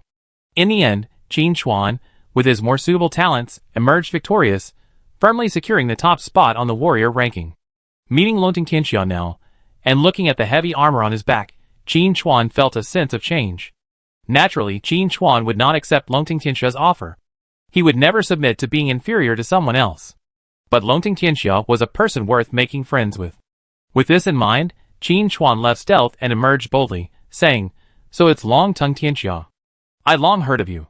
Longting Tianxia immediately sent over a friend request. Player Longting Tianxia has requested to be added as a friend. Do you agree? Qin Chuan accepted it. Long-Tongue Tianxiao looked at the new name in his friend list and bowed, saying, "So it's Night Wanderer. I long heard of you." The archer behind him muttered, "Night Wanderer? I don't think any other expert has that ID." Long-Tongue Tianxia turned and glared at him, angrily saying, "Shut up." The archer immediately replied, "Okay, boss." Chapter 9. Long-Tongue Tianxia had a keen eye. Although he couldn't recall any expert named Night Wanderer, that didn't stop him from recognizing Qin Chuan's potential. Apart from anything else, the fact that he instantly killed a level 6 wild boar with a single strike was enough to demonstrate his strength. Remember, a level 6 wild boar has a full 900 health points. Even without defense, an ordinary player would have to fight it for ages. But under Night Wanderer's hands, it was instantly destroyed without a single chance of resistance. Long-Tongue Tianxiao wondered if he could do it. Forget him. Even their entire team of 5 couldn't kill a level 6 wild boar in a single round of attacks. Not to mention most of the hidden classes in my team, their talents are all B and A level, which is not bad. This Night Wanderer's incredible damage must also be an A-level talent, right? Long-Tongue Tianxia couldn't help but ponder. No, I also have an A-level talent. While it enhances defense, the bonus isn't enough to instantly kill a level 6 wild boar if converted to an attack bonus. Could it be that Night Wanderer has an S-level talent? Long-Tongue Tianxiao was shocked by his own guess, and a bit envious. As for jealousy, there was a little, but not much. Suppressing his thoughts, Long-Tongue Tianxiao extended an invitation. "Brother Night Wanderer, would you like to join our team and level up together?" Long-Tongue Tianxiao suspected that Night Wanderer's talent wasn't low, and his ability to instantly kill a wild boar was likely related to his talent. But such high damage certainly couldn't be delivered continuously. So, during the period when Night Wanderer's damage wasn't flowing, their team could help him level up. Long-Tongue Tianxiao didn't expect to be able to recruit him this way, but it would at least build some goodwill. First time makes perfect, second time makes familiarity. Maybe we even be collaborating on a grand plan someday. The people teaming up with Long-Tongue Tianxiao were all veterans. They immediately understood their captain's intentions and said, "Boss Night Wanderer, let's team up. Efficiency is guaranteed. Yes, we have our heavy armored warriors at the front, so just focus on your damage output. Before the other players arrive, let's level up." Qin Chuan politely declined their enthusiastic invitation, saying, "Thank you for your kindness, but I'm used to being a lone ranger." Long-Tongue Tianxia felt a little disappointed. The team's marksman, however, was a little dissatisfied, muttering, "You're so pretentious. You might get gored by a wild boar." The sound wasn't loud, but it was loud enough for Qin Chuan to hear. Qin Chuan paid no mind to it. Why bother with a stranger? Long-Tongue Tianxia frowned and scolded, "Go apologize to Brother Yushin." Qin Chuan waved his hand, "President Long-Tongue, there's no need for that. I'm going to level up first." With that, he immediately switched into stealth and stowed the previously dropped equipment into his bag. He glanced at the stats. For leather armor, common constitution +2, defense +20. Required equipment, level 6. The stats are decent, but I can't wear it right now, so I have to put it aside for now. Even then, the marksman from Long-Tongue Tianxiao complained in the team chat that Yushin is so pretentious. He just killed a level 6 boar in 1 second. He must have used a talent or some item. If it's a talent, such a high burst talent must have a very long cooldown. If it's an item, he can still use it several times. The boss kindly invited him to join the team to gain experience, but he didn't even appreciate it. Although the other team members remained silent, they all shared similar thoughts. Even Long-Tongue Tianxia felt a little uncomfortable. He played so many games, his reputation had long been established, and being rejected for an unsolicited invitation was a bit embarrassing. But Long-Tongue Tianxia didn't show his emotion on his face, simply staring into the distance. He was waiting for Qin Chuan to strike again. Long-Tongue Tianxia figured that if Night Wanderer wanted to replicate his previous high burst, he need at least a half-hour cooldown. But before this thought could pass, Long-Tongue Tianxia saw the level 6 wild boar in the distance tumble to the ground. At the same time, Night Wanderer's figure also appeared in the distance. He can strike again so soon? Long-Tongue Tianxia's brows jumped. It had only been half a minute since then, and Night Wanderer had once again burst-killed monsters. He might really have an S-level talent. But the next second, Long-Tongue Tianxia noticed something was amiss. Isn't Night Wanderer a bit too far away? A normal assassin who kills monsters instantly attacks from behind, shouldn't they? The fire priest in the team also noticed this and couldn't help but ask, Night Wanderer can kill monsters from such a distance. Is he a marksman? Impossible. The nearby marksman said firmly, What kind of marksman can kill monsters at a higher level? And I observed that the wild boars killed instantly had no arrow wounds. I guarantee that Night Wanderer can't be a marksman. A new mystery presented itself to the Longting team. How could an assassin kill a monster instantly from a distance of 50 meters? Is he an assassin or a sniper? Outrageous. Just as the Longting Tianxia members were puzzled, Qin Chuan entered stealth mode again. A moment later, another carefree wild boar, grazing carelessly, collapsed and died. The archer, observing intently with wide eyes, couldn't help but curse cheating. Then he cursed, Tianxi claims to be completely free of cheats. What a boast! Longting Tianxia knew some inside information. It was said that Tianxi was jointly developed by countries around the world. With such advanced technology, cheating was definitely out of the question. But the scene before him truly made him doubt it. Instant kill damage every 20 seconds. If there wasn't cheating, there was no way to explain it. Just as Longting Tianxia was questioning his fate, another wild boar collapsed and died. Before the team's archer could say anything, another assassin couldn't sit still. He, an assassin, was as weak as a dog compared to Qin Chuan. We're both assassins. Why is the difference so huge? The assassin muttered to himself, a look of bewilderment in his eyes. The marksman next to them patted their assassin teammate on the shoulder and said dejectedly, I understand how you feel. I just want to ask, how embarrassed is it for a marksman like me to see an assassin instantly kill a wild boar from 50 meters away? I'm just asking, can this game still be played properly? The two stared at each other, lamenting the impermanence of life. Longting Tianxia, however, gripped his shield tightly and said gravely, be careful, there's a monster coming. As they chatted, a wild boar stalked them, lowered its head, and charged. Bang! Longting Tianxia was knocked back 3 steps, his health bar dwindling to the brink. Thankfully, the team's priest was quick to act and cast a precast healing spell, instantly restoring Longting Tianxia's health to full. He then cast the mark of divine fire on his teammate, his movement smooth and effortless. The assassin and marksman on the team stopped chatting and drew their weapons to begin their attacks. -5, -5. The fixed damage from the divine fire mark continued to rise. It seemed so insignificant compared to the wild boar's high health bar. As for their own damage, if they can't even break the defense, how can they possibly deal damage? But the good news is that at least they can deal damage. As long as Longting Tianxia can hold on, taking down this wild boar is a piece of cake. After a chaotic battle, the Longting team finally killed the level 5 wild boar, securing the final victory. We're still very strong, Longting Tianxia said encouragingly. The response was minimal. His teammates didn't want to talk at all. Longting Tianxia was a little annoyed. Such disrespect. The priestess pointed into the distance and said, Boss, I suspect someone's cheating. Longting Tianxia looked back. While they were struggling to collectively surround and kill the level 5 wild boar, Night Wanderer instantly killed 3 more wild boars. All of them were level 6. Fuck. Longting Tianxia cursed. I'm reporting this with my real name. There's a cheat here. Chapter 10. If possible, Longting Tianxia would like to ask where Yushin bought his cheats, and if he could get one for him too. This instant monster kill is outrageous. Everyone, recover, especially Xiaoxue, and restore your mana to full. Longting Tianxia said. Inwardly, Longting Tianxia added, also, adjust your mindset. Anyone would feel frustrated seeing their entire team painstakingly kill monsters for a long time, only to be outmatched by a casual attack from someone else. Seeing the team's morale falling apart, Longting Tianxia quickly said, don't be discouraged. Putting Yushin aside, we're still very strong.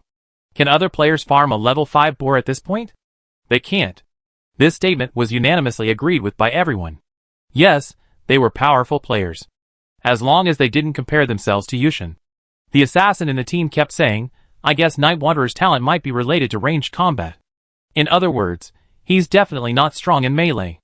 As if finding the meaning of life, the assassin proudly declared, my talent increases melee damage by 20%.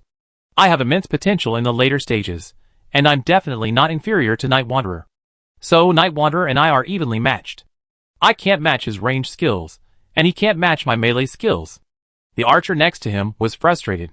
You can even compete with Night Wanderer in melee combat? As an archer, I can only compete with him in ranged combat.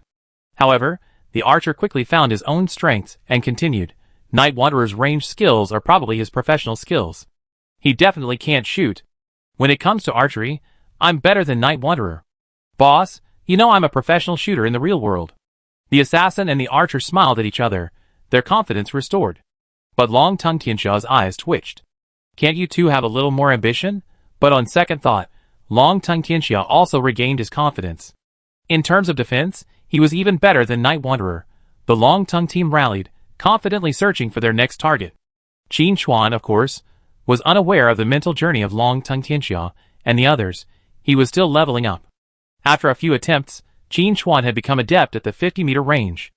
As his attributes improved, he could reach even further away, ultimately achieving a kill from 1,000 miles away. If the archery god descends again in this lifetime, I show him what a sniper god is. Qin Chuan muttered to himself, casually wielding his knife and instantly dispatching the distant wild boar. You reached level 3. You gain 5 free attribute points. The power of shadows is gathering. You gain an additional 5 free attribute points. Blessing of the exotic beast is activated. You gain an additional 5 free attribute points. This time, Qin Chuan didn't allocate any attribute points to strength. Unless he was fully investing, it wouldn't make much sense. Compared to strength, assassins need agility even more. With 15 free attribute points allocated to agility, Qin Chuan's agility reached an incredible 37 points. You have to remember that even if an ordinary assassin player fully invested in agility, they would need to be at least level 6 or 7 to reach such a high level of agility. By that time, Qin Chuan's attributes would have already increased again. The gap between him and ordinary players would only widen.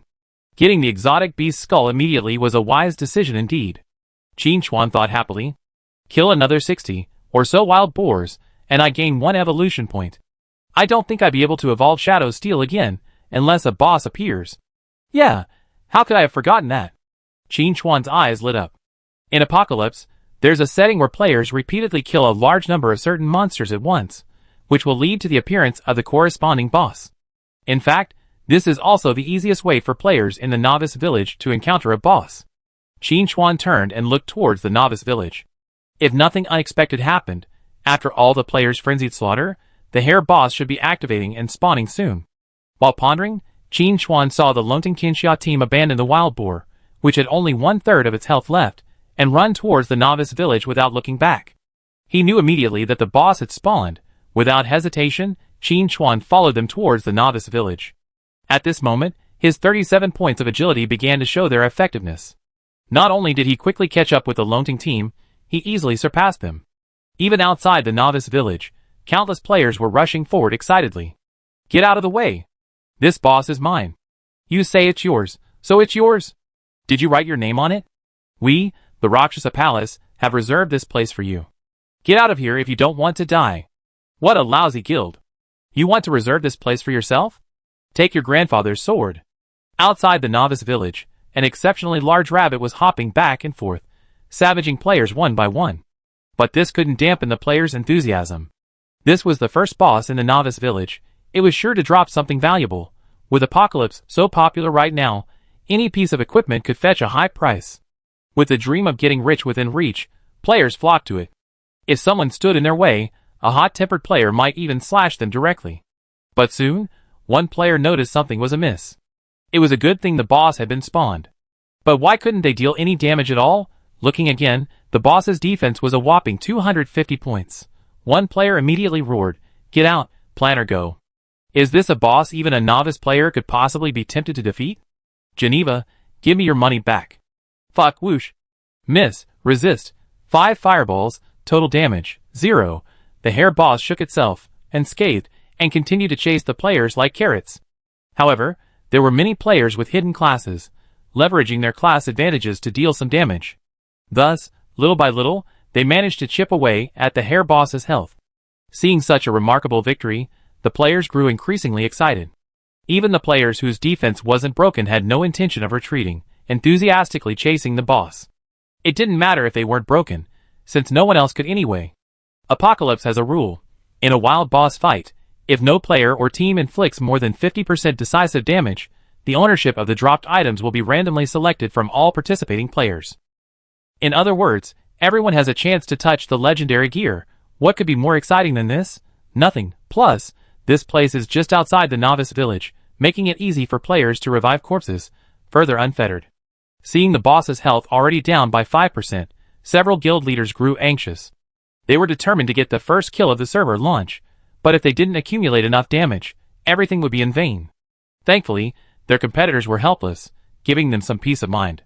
Just as everyone was calculating, a large damage number floated above the hair boss's head. -976. Weak point attack. Chapter 11. Sniper God is worthy of his SSS level talent. He can even correct predicted attacks. Qin Chuan thought to himself. The boss's attributes are very high, not just in terms of specific stats like attack, defense, and health, but also in terms of speed. Qin Chuan had just aimed his throwing knife at the hair boss's eyes, but he didn't have high hopes. After all, this rabbit jumped faster than ordinary rabbits, and its head was practically leaving an afterimage. It was difficult to hit, let alone attack its weak spot. But Qin Chuan still managed to land it, once again proving the power of the Sniper God's talent. After launching the shadow knife, Qin Chuan decisively went into shadow stealth, glancing at the boss's remaining health. Giant hair, black iron rank, level 5. HP 46522/50,000. Attack 350. Defense 250. Skill hopping. Description: born from the vengeful rage of the Hare clan, it possesses strength beyond the limits of ordinary hares. This hare boss had spawned a few minutes ago. Besieged by hundreds of players, it had only lost 5%, or about 2500 to 2600 HP. Now, with a single strike of his flying knife, he dealt nearly 1000 HP. He could deal this much damage every 20 seconds. In a single minute, he could surpass the combined total of all other players. However, Qin Chuan didn't let his guard down. More players were returning, including elite players like the Longting squad. Their individual damage might not be high, but the cumulative damage was significant. According to the rules of Apocalypse, if Qin Chuan couldn't deal at least half the decisive damage, he couldn't guarantee his share of the spoils. Qin Chuan quickly calculated. I can now perform 3 stealth-breaking attacks per minute, dealing nearly 3000 damage.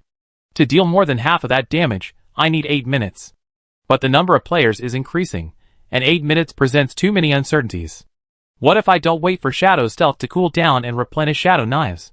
After all, Shadow Knives cool down quickly. No, the risk is too great. This is the first boss in the Novice village. If I deal high damage, I definitely become a target. Once I show up, I be mobbed. I can't withstand a few hits with my limited health. Even with the red name penalty, it won't stop those crazy players. For a moment, Qin Chuan was in a dilemma. It's a rare opportunity to encounter a boss. Was he going to miss it? Just as Qin Chuan was secretly pondering how to claim the loot, the other players were already in an uproar. What was going on? They fought the boss for ages, finally chipping away at a thin layer of his health, and everyone had a chance to get their hands on the gear. It was a happy ending. Why did that ridiculously exaggerated damage value suddenly appear? Holy crap! There's a cheat! Did I see that correctly? It was over 900 damage, right? No decimal point. 976 damage, and that's for a weak spot. What kind of person is playing this game? I can't even break my defense, and my total damage output is still 0. Can I even play this game? Rakshasa Hall strongly protests. Hey, where did you buy that cheat? Is it reliable? Don't worry about it. Let's find the guy first.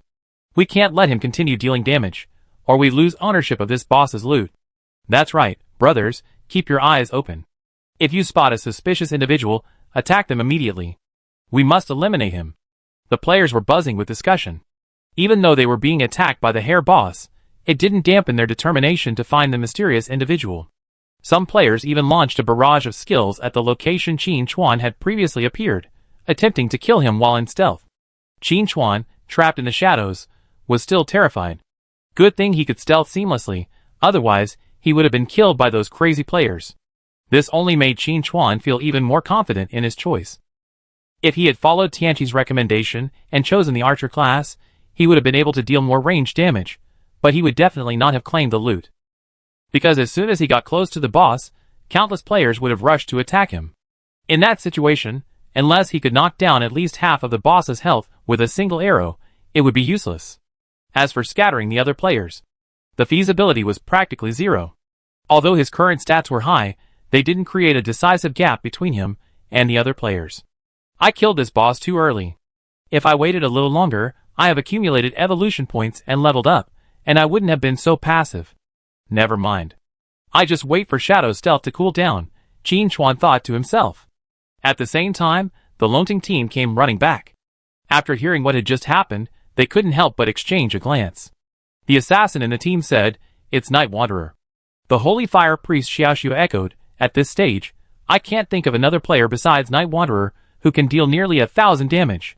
Longting Tianxia sighed, "No wonder they won't team up with us. It turns out we're holding them back." Several people sighed.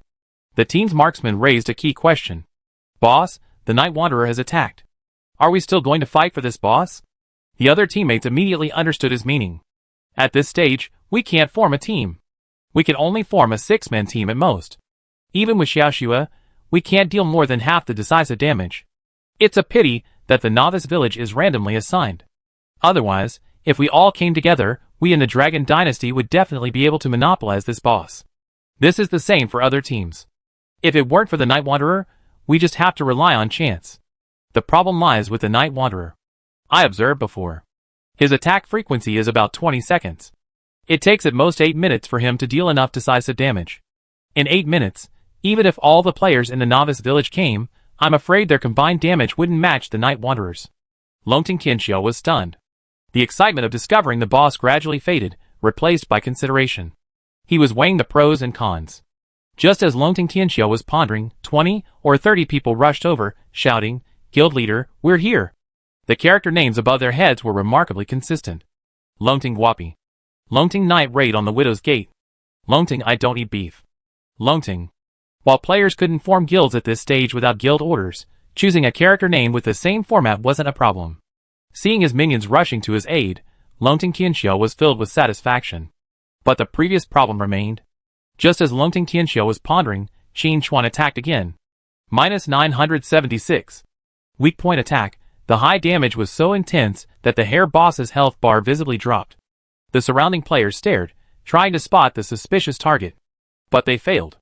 Qin Chuan slipped back into stealth the instant he attacked, lurking again, looking for an opportunity. Qin Chuan's renewed attack solidified Longting Tianxia's resolve.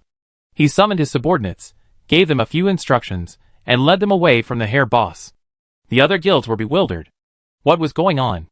Longting Dynasty was actually giving up such a golden opportunity to become the first to kill a boss, a chance to achieve fame and fame. This wasn't Longting Tianxia's style. Just as the guild leaders were about to sound out the situation, they heard Longting Tianxia declare, "Night Wanderer, we Longting Dynasty are giving up this boss." Chapter 12. Night Wanderer?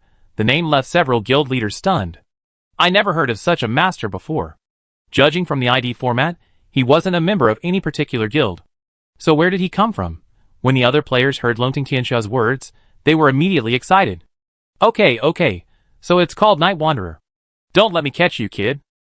By the way, I just saw someone in the distance attack and then immediately disappear. Could it be that so-called Night Wanderer? If he can use stealth, he should be an assassin. I'm an assassin too, so why don't I have stealth? Do I have to be treated differently just to play a game? I'm so tired. I'm an assassin-type stealth class. I have stealth, but after breaking invisibility, I have to wait for the skill to cool down. That Night Wanderer can use stealth seamlessly. How does that work? No need to overthink it. He must be cheating. By the way, brother, is it safe? Dragon Soaring World gave up on this boss because they want to befriend the Night Wanderer? How spineless. That's right, a mere Night Wanderer I can easily destroy. Brother, can you withstand an attack that deals over 900 points of damage? Qin Chuan didn't take the other player's words to heart. Instead, Dragon Soaring World's words made him smile. It was indeed the Dragon Soaring World he remembered. As for Longting Tianxia revealing his name, Qin Chuan didn't care. After the boss's first kill, he wouldn't hide his ID, and other players would know it anyway. It was only a matter of time. Longting Tianxia demonstrated that he and the entire Longting Guild didn't want to be enemies. While pondering, Qin Chuan swung his shadow knife again. -976. Weak point attack. The hair boss's health bar dropped a bit again. The players who had been camping in the direction of his last attack noticed Qin Chuan had appeared further away, feeling somewhat lost. What were they doing there? That was a stealth assassin. Many players were starting to back off. They couldn't break through the defense, so they were just trying to win by chance. But now that Night Wanderer had essentially secured the loot, they were wasting their time here. They might as well level up. Still, some guilds refused to give up. The man with the ID Rakshasa Yadayazan above his head said disdainfully, "You're relying on your stealth ability to make you lose your own power? Shoot him out." Swish. Bang! An arrow flew into the air, exploding into a dazzling ball of light. Qin Chuan recognized the skill instantly. The archer's signature skill, the flare. It's the assassin class's nemesis. It seems other players have hidden talents too, so don't underestimate them. Qin Chuan thought to himself. He wasn't panicking at all. It's true that flares counter assassins, but there's a prerequisite, skill priority. For the same skill level, the higher level skill has the upper hand. For a simple example, a level 1 flare can't illuminate a level 2 stealth character. For the same level, it depends on luck. Beyond that, the skill level matters. Qin Chuan's Shadow Stealth has evolved, and is already iron level. And ordinary flares won't work against him unless they're at level 4 or higher. So, this flare, aside from blinding other players, was completely useless. Lu Xiaoyade's smile froze on his face. Where's Night Wanderer? He glanced at the player next to him, who was also bewildered and exclaimed, My flare is already level 3. How could it not illuminate an assassin? He must be cheating. Qin Chuan couldn't help but look at the hunter player. This guy is quite something. He's already upgraded his skills to level 3 after just a short time since the server launch. You know, many players' main damage dealing skills take several days to upgrade, but this guy upgraded in less than half an hour. It seems he got something good, or perhaps a talent bonus. Qin Chuan didn't take it seriously. Apocalypse is too vast. Even if he had the memories of his rebirth, he couldn't possibly seize every opportunity. All he had to do was grab the most important opportunities. That was all he needed. For example, the alien beast skull. No matter how high a skills level, if it's not upgraded, it's ultimately worthless. However, this incident served as a wake-up call for Qin Chuan. He certainly had the advantage of a head start, but he couldn't rest on his laurels. Only by striving vigorously could he ultimately change his fate. Recovering his composure, Qin Chuan looked towards Lu Xia and slashed with his sword, but ultimately held back. There was no point wasting precious damage on him. It would be better to go fight the rabbit boss. The 50% critical damage hasn't accumulated yet, so there's no point wasting damage. The other onlookers waited for a long time, but saw no sign of Night Wanderer, and they began to mock him without hesitation. What Rakshasa palace? They said. Big talk, little skill. Everyone, keep your eyes open. Don't join such a useless guild again. If you're new, practice more. Xiaoyade's face flushed with anger. He glared at the hunter next to him and shouted, Did you hear me? Go back and practice more. The hunter was a little frustrated. What did this have to do with him? Clearly, the other party had a more powerful trump card. This crappy guild is truly boring. Not far away, Longting Tianxiao watched Lu Xiaoyade's and the hunter, his eyes gleaming. He couldn't resist the temptation to poach them. But then again, the Night Wanderer wasn't afraid of level 3 flares. That was crucial information. Could his stealth skill also be level 3 or even level 4? Or perhaps, it wasn't just a higher level, but a higher quality. In a short moment, Longting Tianxiao had analyzed a vast amount of information, and his impression of the Night Wanderer's depth grew even more unfathomable. Even if they couldn't recruit such a master into their guild, they absolutely couldn't make enemies with him. Behind Longting Tianxiao, the team members were convinced. They had initially felt a little aggrieved. After all, this was the first boss in the Novice village, and the guild leader had simply given up. But after seeing Lu Xiaoyade's predicament, they suddenly felt that the guild leader had foresight. With the Night Wanderer, they really didn't stand a chance. Their hunters didn't have level 3 flares. And even if they did, what good would they do? Longting Tianxiao shouted at Lu Xiaoyade's, Idao, be careful walking at night next time. Don't let the Night Wanderer take you away. Lu Xiaoyade's looked annoyed, but he was also a little nervous. The Night Wanderer dealt nearly 1,000 damage to the boss. If he targeted him, he'd probably be killed instantly with a single strike. With this in mind, Lu Xiaoyade's whispered, Keep your eyes open. Don't let anyone get close. You, fire another flare. Swoosh. Snap, the ball of light reappeared.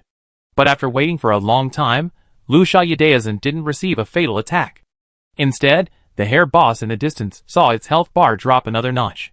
Lu Xiaoyade's felt mixed emotions. The Night Wanderer didn't kill him instantly, which was a good thing. But the other party's actions clearly showed that he was being ignored. Ignoring someone is even more hurtful than an instant kill. Chapter 13. Qin Chuan didn't care what Lu Xiaoyade's thought, nor did he care how the other players responded. All he had to do now was keep dealing damage and claim the spoils. From the current situation, there wasn't much of a problem. Lu Xiaoyade's attempt had made many guild leaders realize that they simply didn't have the means to restrain Night Wanderer. And their own damage output wasn't enough. Even if they continued fighting, they wouldn't be able to claim the spoils. Although it was possible that Night Wanderer wouldn't claim the spoils either, what was the point? If Night Wanderer couldn't claim the spoils, the worst that could happen was waiting for the next boss. And the one they had offended was a top-tier assassin, elusive and instantly deadly. Being targeted by such a being, there was no hope of a peaceful life. The guild leaders gathered for a moment, quickly reaching a consensus, and called their members back. Shuayun Pavilion has given up the boss. Traveler's Home has given up the boss. Pluto Palace has given up the boss. The announcements of several guilds giving up surprised individual players. At the same time, it also gave many players a sense of pride. In previous games, these guilds were notoriously overbearing, dominating any field boss. It was impossible for individual players to get there. Many players suffered losses, and ultimately had to swallow their pride. How could one compete with a guild on their own? But now, Night Wanderer had demonstrated that an individual could compete with a guild, and even outmaneuver them. Of course, not all guilds had given up the boss. The main reason was that they also realized that the Night Wanderer's attacks weren't unlimited. A guild leader shouted, "Brothers, don't be intimidated. Even though the Night Wanderer can seamlessly stealth, he still has to wait for his skills to cool down. Let's attack together. Whoever gets the loot from this boss hasn't been completely determined yet." Another player chimed in, "That's right. If the Night Wanderer wants the loot, he won't be distracted attacking us. Let's go after the boss, and see what he can do to us." Many players were tempted. It seemed like that was the logic. Go! Get the first kill. The scene descended into chaos again. Not far away, in the Dragon Tongue team watching the battle, Divine Fire Priest Xiaoxua said, "Leader, what should we do?" Xiaoxua added, "Of course, I'm not suggesting we seize the boss. We in the Dragon Tongue dynasty are committed to our word, and won't go back on our word. What I'm saying is, can we help Night Wanderer, and give him some face?" The archer agreed, "I think so. Our Dragon Tongue dynasty still holds a lot of weight among individual players. If the boss calls them to stop, some will probably obey." The assassin hesitated, saying, "That's true, but wouldn't it make us look too low class? We're a well-known guild, and trying to curry favor with an individual player like this wouldn't sound good to anyone." Dragon Tongue Tianxiao listened to the team members' discussion. He shared similar considerations. But ultimately, Dragon Tongue Tianxiao decided to hold back. The reason was simple. He believed Night Wanderer could secure the boss even without his help. He had the ability. The other player's damage output wasn't even on the same level as Night Wanderer. Especially after the other guilds gave up, the boss's health bar decreased significantly more slowly. Without these elite players, the individual players alone wouldn't have been able to deal more than half the damage, let alone even a third of it. And the outcome was pretty much as Longting Tianxia had predicted. Although Night Wanderer's attacks weren't frequent, his damage per hit was high enough, nearly 1,000 each time, which added up to a significant amount. As he watched, Longting Tianxia noticed another problem and said, somewhat shocked, "Night Wanderer always hits weak points." The team's archer's tone also changed. He said, "This guy is definitely a top-tier knife-throwing expert in real life. I can't even be as accurate with my own custom bow. Every strike was a weak point attack, and it was a swung knife, relying entirely on feel. Far from hitting a fast-moving target like the boss, even against a stationary one, few could pull it off." The archer knew his limitations. Even a professional shooter couldn't do this. Who exactly is this Night Wanderer? The hair boss continued its rampage, its attack power simply beyond the reach of current players. Of course, its defenses were also beyond the reach of current players. Under normal circumstances, it would require the combined efforts of the novice village players to defeat it. But now, Qin Chuan's appearance had completely disrupted this situation. Over 4 minutes had passed since he began his attack, and he had unleashed 12 shadow knife daggers, dealing a total of over 10,000 damage. Such outrageous damage depressed many players. Are they playing the same game? And those guilds determined to secure the first kill were in a difficult position. Their combined damage couldn't even touch Night Wanderer's taillight. Although the boss still had a good portion of its health remaining, ownership of the loot was already essentially secured. Continuing the fight didn't seem very meaningful. Looking back, their earlier boasts were a joke. So what if Night Wanderer couldn't attack them, and the boss simultaneously? A single strike was already their limit. Soon, 2 more guilds gave up, retreating to the sidelines to wait and see. They couldn't claim the boss, but they could count on its drops. It wasn't so lucky that Night Wanderer would be able to use everything it dropped. What he couldn't use, he'd probably buy, And then it would be their time to demonstrate their financial strength. Several guild leaders had already considered this, and quickly ordered their subordinates to raise gold. Suddenly, the area outside the Novice village transformed into a scene of reaping rewards. High prices for game coins. Priority for large quantities. Time slowly passed, and the hair boss continued to dispatch players instantly. Qin Chuan maintained his rhythm, repeatedly using his stealth-breaking attacks to inflict heavy damage. After each attack, he would stealthily move, never lingering in one spot. 5 minutes later, Qin Chuan's cumulative damage had reached a staggering 26,352, reaching the critical damage threshold. This meant that the boss's loot was now firmly in his hands. Seeing this, the remaining players, who were still holding out, lost hope and gave up retreating. As the number of players dwindled, the hair boss gradually lost its targets and quickly locked its aggro on Qin Chuan. However, it couldn't counter stealth attacks, so it could only leap over at the instant Qin Chuan attacked, attempting to instantly dispatch the despicable foe. Not far away, Liu Sha slashed his sword inwardly, cheering the boss on. Stand up! Kill that night wanderer instantly! The hair boss was incredibly fast, leaping over 10 meters in a single bound. He could reach the night wanderer's location in the blink of an eye. And upon landing, it would create a large-scale shockwave, enough to instantly kill even the most advanced players. Without a target to draw fire, the night wanderer wouldn't last much longer. But Luosha's plan for a single strike was doomed to fail. Qin Chuan's attacks continued. This indicated that he hadn't been hit by the hair boss. Some players noticed something was amiss. Why was this night wanderer so fast? Just how agile was he? Chapter 14. Ordinary players didn't deal enough damage to attract the hair boss's aggro, allowing them to retreat unhindered. As more and more players retreated, the grassy area outside the village emptied. This, in turn, shocked many players. The hair boss's speed was undeniable. Every leap left a shadow, and it could leap over 10 or 20 meters in the blink of an eye. One player calculated that even if they launched an attack from 40 meters away, they wouldn't be able to retreat to a safe distance before the boss closed in. Stealing was useless. They would be hit by the shockwave from the ground. But Night Wanderer managed it. The hair boss's counterattacks were ineffective against it. Night Wanderer's agility is probably over 20, otherwise, he wouldn't be able to dodge the boss's landing shockwave. More than that, I calculated that 20 points of agility will sap some HP from the shockwave. Even if Night Wanderer's stealth is special and doesn't get knocked out, he won't be able to withstand the constant damage. Could it be that Night Wanderer's agility is over 30? What level would that be? How did he level up?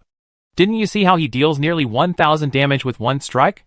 He kills monsters above his level with ease. But the server hasn't been open for long. Even if he levels up quickly, he can't be level 7 or 8. Don't forget, Night Wanderer is a hidden class with bonus attribute points. I guess he's all agility.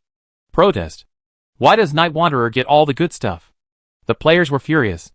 It didn't matter if they were bad, everyone was about the same anyway. But if someone stood out, don't blame them for focusing their attacks. Amidst the discussion, Longting Tianxia spoke up. Why? Because of Night Wanderer's talent. Everyone has drawn talents when entering the game, right? Players who have obtained hidden classes, please tell us if they all have talents at least level B or above. Longting Tianxia's words left many players pondering. But some people objected. I have an A-level talent and a hidden class, but leveling up only grants 3 more free attributes. It's difficult to get a single attribute over 30 at this stage. I just saw from a distance that Night Wanderer is now level 3. Even if all his free attributes were added to agility, it wouldn't exceed 30. Is it possible that Night Wanderer's hidden class is stronger and grants more attributes? It's possible, but we can't rule out the possibility that Night Wanderer possesses top-tier equipment. Come to think of it, a player got something from an NPC at the hunter's place. Could it be Night Wanderer? Now that you mention it, I remember that player was stealth at the time. Now it seems like it's most likely Night Wanderer. Didn't they say Apocalypse isn't in beta? How did Night Wanderer know there were goodies at the hunter's place? I seriously suspect Night Wanderer is a shill for the game company. Qin Chuan, waiting for his skill to cool down in the shadows, was stunned. Players have truly fertile imaginations. But they had guessed some of the details with near-perfect accuracy. As expected, there are so many talented players among the players. We can't let our guard down. Qin Chuan sighed inwardly, then launched a flying blade and struck the hair boss in the eye. -976. Weak point attack, the health bar dropped a little more, and in a few minutes it would be at 0. After Qin Chuan's attack, the boss immediately counterattacked, landing in his previous position with a powerful leap, kicking up a cloud of dust. Such a shockwave would have been enough to send a fragile assassin straight back home. But Qin Chuan was prepared, having already begun moving while still in stealth. With his high agility of 37, he was able to escape the shockwave's location in time, avoiding any damage. My current stats aren't high enough. After defeating this boss, continue leveling up, reaching level 5 or higher as soon as possible. Don't use your evolution points this time. Save more for Shadow Stealth. My performance today should have alerted many guilds. They definitely invest heavily in developing marksmen. Iron level stealth alone isn't enough. Constantly thinking was Qin Chuan's habit. It helped him make wiser choices. Of course, the main reason was that the hair boss posed no threat to him. He had nothing else to do anyway, so he decided to think more. -976. Weak point attack. After being pelted with countless flying knives, the hair boss finally fell, exploding with several balls of light. The surrounding players watched with envy, but unfortunately, the loot belonged to the Night Wanderer, and even if they tried to get close, they wouldn't be able to pick up anything. Even so, many players gathered around him. They secretly communicated, preparing to kill the Night Wanderer instantly while he was collecting items. The Night Wanderer was an assassin, and with all his agility points, his health was definitely low. A single round of concentrated fire would definitely kill him. If they couldn't take down the boss, could they still take down the Night Wanderer? Qin Chuan naturally noticed the player's actions, but he didn't take them seriously. After defeating the boss, he received numerous notifications. Killed the iron level boss, gaining 3,000 experience points. This kill is a server-wide first, rewarding 20 free attribute points, 1 skill point, and 10 reputation points. You have reached level 4. You gain 5 free attribute points. The power of shadows is gathering, gaining 5 additional free attribute points. Blessing of the exotic beasts is activated, gaining 5 additional free attribute points. Hunting time is activated, gaining 1 evolution point. A total of 35 free attribute points. Qin Chuan casually added all of them to agility. He glanced at the attribute bar. Attributes: Strength 13, Constitution 8, Agility 74, Spirit 7. 74 agility. Such an outrageous number would be normal for a level 10 player, but Qin Chuan had already reached it at level 4. To describe Qin Chuan now, it's as light as a swallow. The speed boost brought by high agility is very intuitive. As for evolution points, Qin Chuan originally wanted to upgrade shadow daggers, just one would be enough. But after seeing the level 3 flares, Qin Chuan decided to evolve Shadow Stealth. After all, he was evolving shadow daggers to increase damage, and evolving Shadow Stealth would do the same, plus, it would further enhance his survivability. Why not kill 2 birds with 1 stone? While he was pondering, the system prompt sounded again. This first kill will be announced server-wide soon. Do you want to hide your nickname? No. Player Night Wanderer has achieved the first kill of the Iron Rank boss, the Giant Hare. We hope everyone will keep up the good work. With this, the first boss battle in the Novice village is mostly over. Qin Chuan looked at the Giant Hare's corpse. There were 5 orbs of light surrounding it. For pieces of equipment and a skill book, this was definitely a massive bonus. The skill book drop in particular stunned Qin Chuan. This item is incredibly hard to find in Apocalypse. In his previous life, he'd been grinding for hours and hadn't even seen one, yet it dropped from the very first boss after his rebirth. Just as Qin Chuan was lamenting his improved luck, a private message arrived from Longting Tianxia. Night Wanderer, can you please give me some of your unused gear? Don't worry, I definitely satisfy you at a price. Chapter 15. Qin Chuan wasn't surprised by Longting Tianxia's request. He knew this guy well. In real life, he was the heir to a multinational consortium, a wealthy second generation, determined to build Apocalypse's premier guild, and had put forth tremendous effort. Before Qin Chuan's rebirth, Longting Dynasty, while not the premier guild, was still among the best. This time, Qin Chuan's first boss kill yielded a slew of drops, and it was impossible to say Longting Tianxia wasn't tempted. But this guy was also very proud, doing things with integrity, never resorting to underhanded tactics. Qin Chuan clearly remembered that in his previous life, after Apocalypse began its fusion with Blue Star, it had a significant impact on the real world, and Longting Tianxia had contributed both financially and physically. Perhaps, he was trying to win over people, but compared to those who did nothing, he was far superior. If there were any unused equipment, giving it to him would be a good option. With this in mind, Qin Chuan replied, no problem. After receiving Night Wanderer's reply, Longting Tianxia felt relieved and typed to the team, Night Wanderer has agreed. Several of his teammates were also quite excited. The giant hare is a black iron rank boss, and the equipment it drops is at least black iron rank, with a relatively low level requirement. It's considered a legendary item in the novice village. If their team could obtain 1 or 2 pieces, their strength would definitely improve dramatically. The assassin in the team side, I just looked at it for a while. Night Wanderer's talent is definitely for ranged classes, but he went against common sense and chose an assassin. He's got a plan. Long Tongue Tianxia said, this counterintuitive combination has surprisingly good results. If Night Wanderer had chosen a marksman, even a hidden class, he wouldn't have been able to snatch the boss. The archer echoed, that's right. If Night Wanderer were an archer, he would have been surrounded and taken down by the other players long ago. Even with his high damage output, he wouldn't have had a chance to get close to the boss. Holy Fire Priest Xiaoxua added, after this boss battle, even if other guilds have issues with Night Wanderer, they have to reconsider their own abilities. Can they withstand a sneak attack from dozens of meters away? The others looked at each other in bewilderment. They had originally been questioning Night Wanderer's choice, but now it seemed they were on the first floor, while Night Wanderer was at least on the 5th. An assassin with ranged attacks? That's outrageous. The problem is, Night Wanderer's ranged damage is incredibly high. Who could withstand that? The guild leaders present all understood this, so none of them had any further concerns. Instead, they began to express their interest in purchasing Night Wanderers and used equipment, offering high prices. At that moment, a player noticed that the light ball surrounding the hare boss was gradually fading. This indicated that Night Wanderer was there. Immediately, a determined player shouted, use group attacks. The Night Wanderer's agility is only around 30. With a few more skills, we can definitely defeat him. Even if we don't get all the loot, we'd be rewarded if we get 1 or 2. Instantly, several skills rained down, and some players swung their broken swords, slashing at the air. Stealth only makes you invisible, not invulnerable.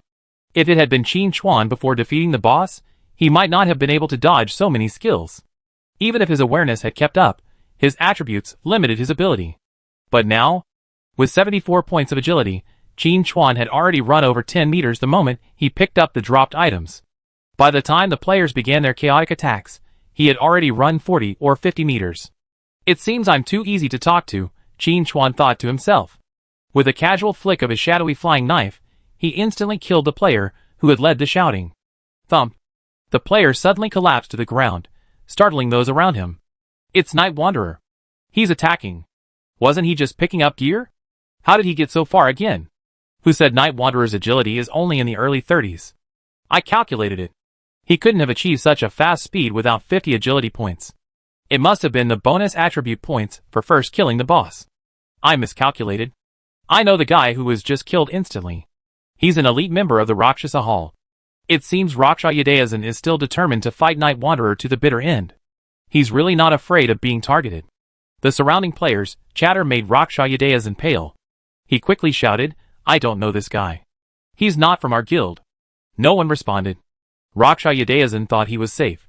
But a dozen seconds later, a flying knife appeared silently and killed him instantly. At the same time, Qin Chuan's voice emerged from the void. Next time a wild boss appears, don't let me see anyone from the Rakshasa Palace. Kill them all. To Qin Chuan, did it matter who had instigated the players just now? It didn't matter. Even if it truly wasn't Rakshasa Yadayasan's order, it didn't matter.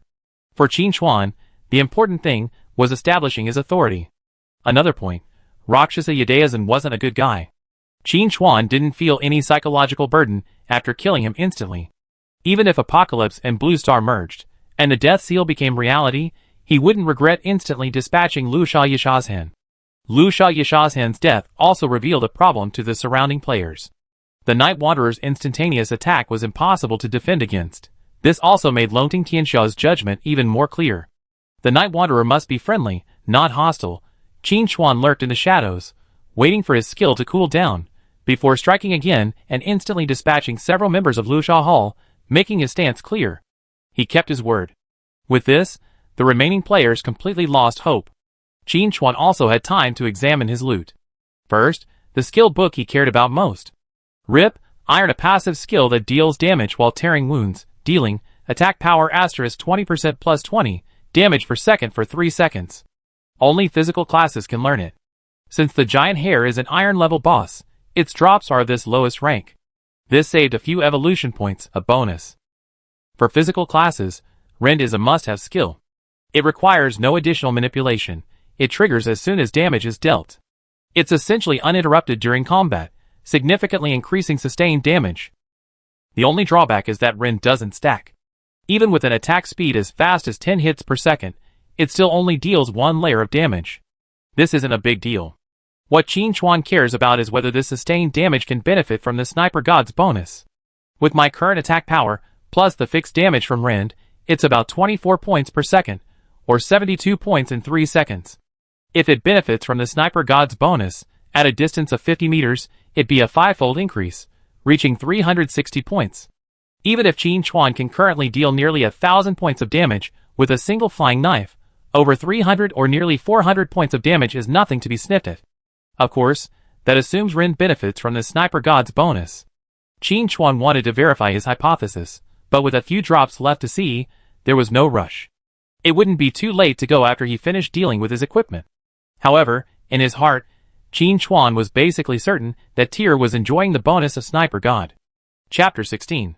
With a casual snap, the skill book transformed into a stream of light and merged into Qin Chuan's body. Ding! You have learned the skill Rend LV1, Black Iron. After learning the skill, Qin Chuan looked at the equipment in his backpack. First up was a dagger shaped like a rabbit's tooth. Rabbit Tooth Dagger, Black Iron, Attack plus 50, Agility plus 5, Equipment requirement, 5. Top notch. In the Novice village, 50 points of attack damage is a very high number. Crucially, after the Sniper God's double bonus, this attack damage will become even more exaggerated. The only drawback is that the level requirement is level 5, which Qin Chuan can't wear yet. But it's not a big deal. With Rend, Qin Chuan's damage will increase again, allowing him to challenge higher level wild boars, and his leveling speed will not slow down at all. It will even increase even higher. On to the next item. Hair Leather Armor, Black Iron, Defense plus 20, Health plus 200, Equipment requirement, 5. This piece of equipment is a significant improvement for Qin Chuan. He doesn't use any skill points to increase his constitution, so even at level 5, he only has 190 base health. This leather armor adds 200, so he has to keep it. He has unlimited stealth, but he still has to be prepared. The first 3 of the 5 boss drops are useful. My luck has definitely improved, Qin Chuan thought to himself. In his previous life, he wasn't this lucky. Going from strength to strength, going from strength to strength. Qin Chuan looked at the next piece of equipment with satisfaction. Rabbit Sinew Longbow, Black Iron Grade, Attack damage plus 50, Agility plus 5, Level requirement, 5. Essentially, this is a ranged version of the Rabbit Tooth Dagger. At this stage, players can only carry one type of weapon, so keeping this bow isn't very meaningful. I see there's an archer under Longting Tianxia's command. If the price is right, I could give him this bow. Although by the middle and late stages of Apocalypse, every player has mastered all sorts of martial arts. This is because by that stage, Apocalypse has transcended the realm of online games and become a fully realized reality. And the real world doesn't have so many rules and regulations restricting equipment use. Qin Chuan has seen a priest in plate armor swing his hammer more ferociously than a berserker, shouting "Conquer with virtue" as he strikes. But at this stage, Apocalypse is still a game, with various class restrictions.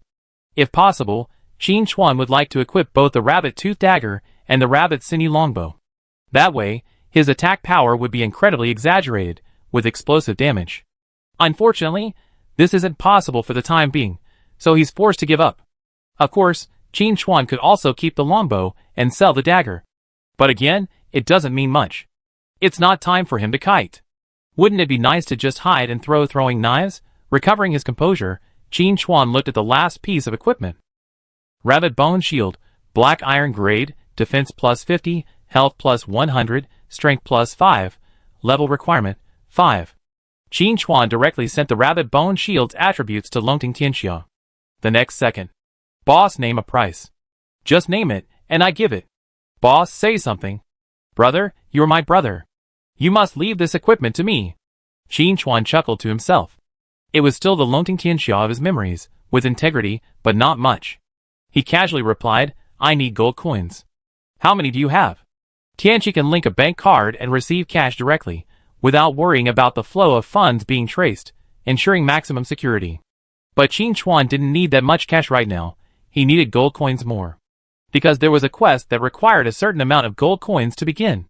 After receiving the reply, Longting Qianxia immediately typed to the team, "How much gold have you collected?" Xiaoxue, the Divine Fire Priest, replied, "Boss, since several other guilds are also planning to purchase the equipment from Night Wanderer, and since monsters currently only drop 1 or 2 copper coins at most, so—" Longting Qianxia interrupted, "I just want the results." "Okay, boss," Xiaoxue quickly reported, "we offered a price of 5 Yuangua coins per copper coin, and have already received 15 gold coins, spending over 750,000 Yuangua coins. 1 gold coin equals 100 silver coins equals 10,000 copper coins." Longting Qianxia nodded and said calmly, "Increase our acquisition efforts." Before he finished, another message popped up in the chat box. It was a screenshot of the rabbit sinew longbow's attributes from Night Wanderer. Longting Qianxia sent it to the team's archer. The archer's mouth twisted with excitement, and he looked at Longting Qianxia with an attentive look. Longting Qianxia laughed and said, "Look how anxious you are. I take them all. Since Night Wanderer is willing to give me the equipment attributes, it means he prefers to give us the equipment first. So we can't be stingy and have to offer a high price. Xiaoxue, go ahead and take them. Don't worry about the funds. I still have some savings." Xiaoxue thought to herself, "Boss, you're really too modest. That's not just some savings." Then he led his men to the Novice village to collect game coins. Longting Qianxia took advantage of this opportunity to quickly build rapport with Night Wanderer. This guy is definitely a powerful figure, and he must be held tightly. Longting Qianxia asked, "Boss, what's your target price?" "I have 15 gold coins on hand right now, but other guilds are also taking action, so I estimate we receive at most 40 gold coins."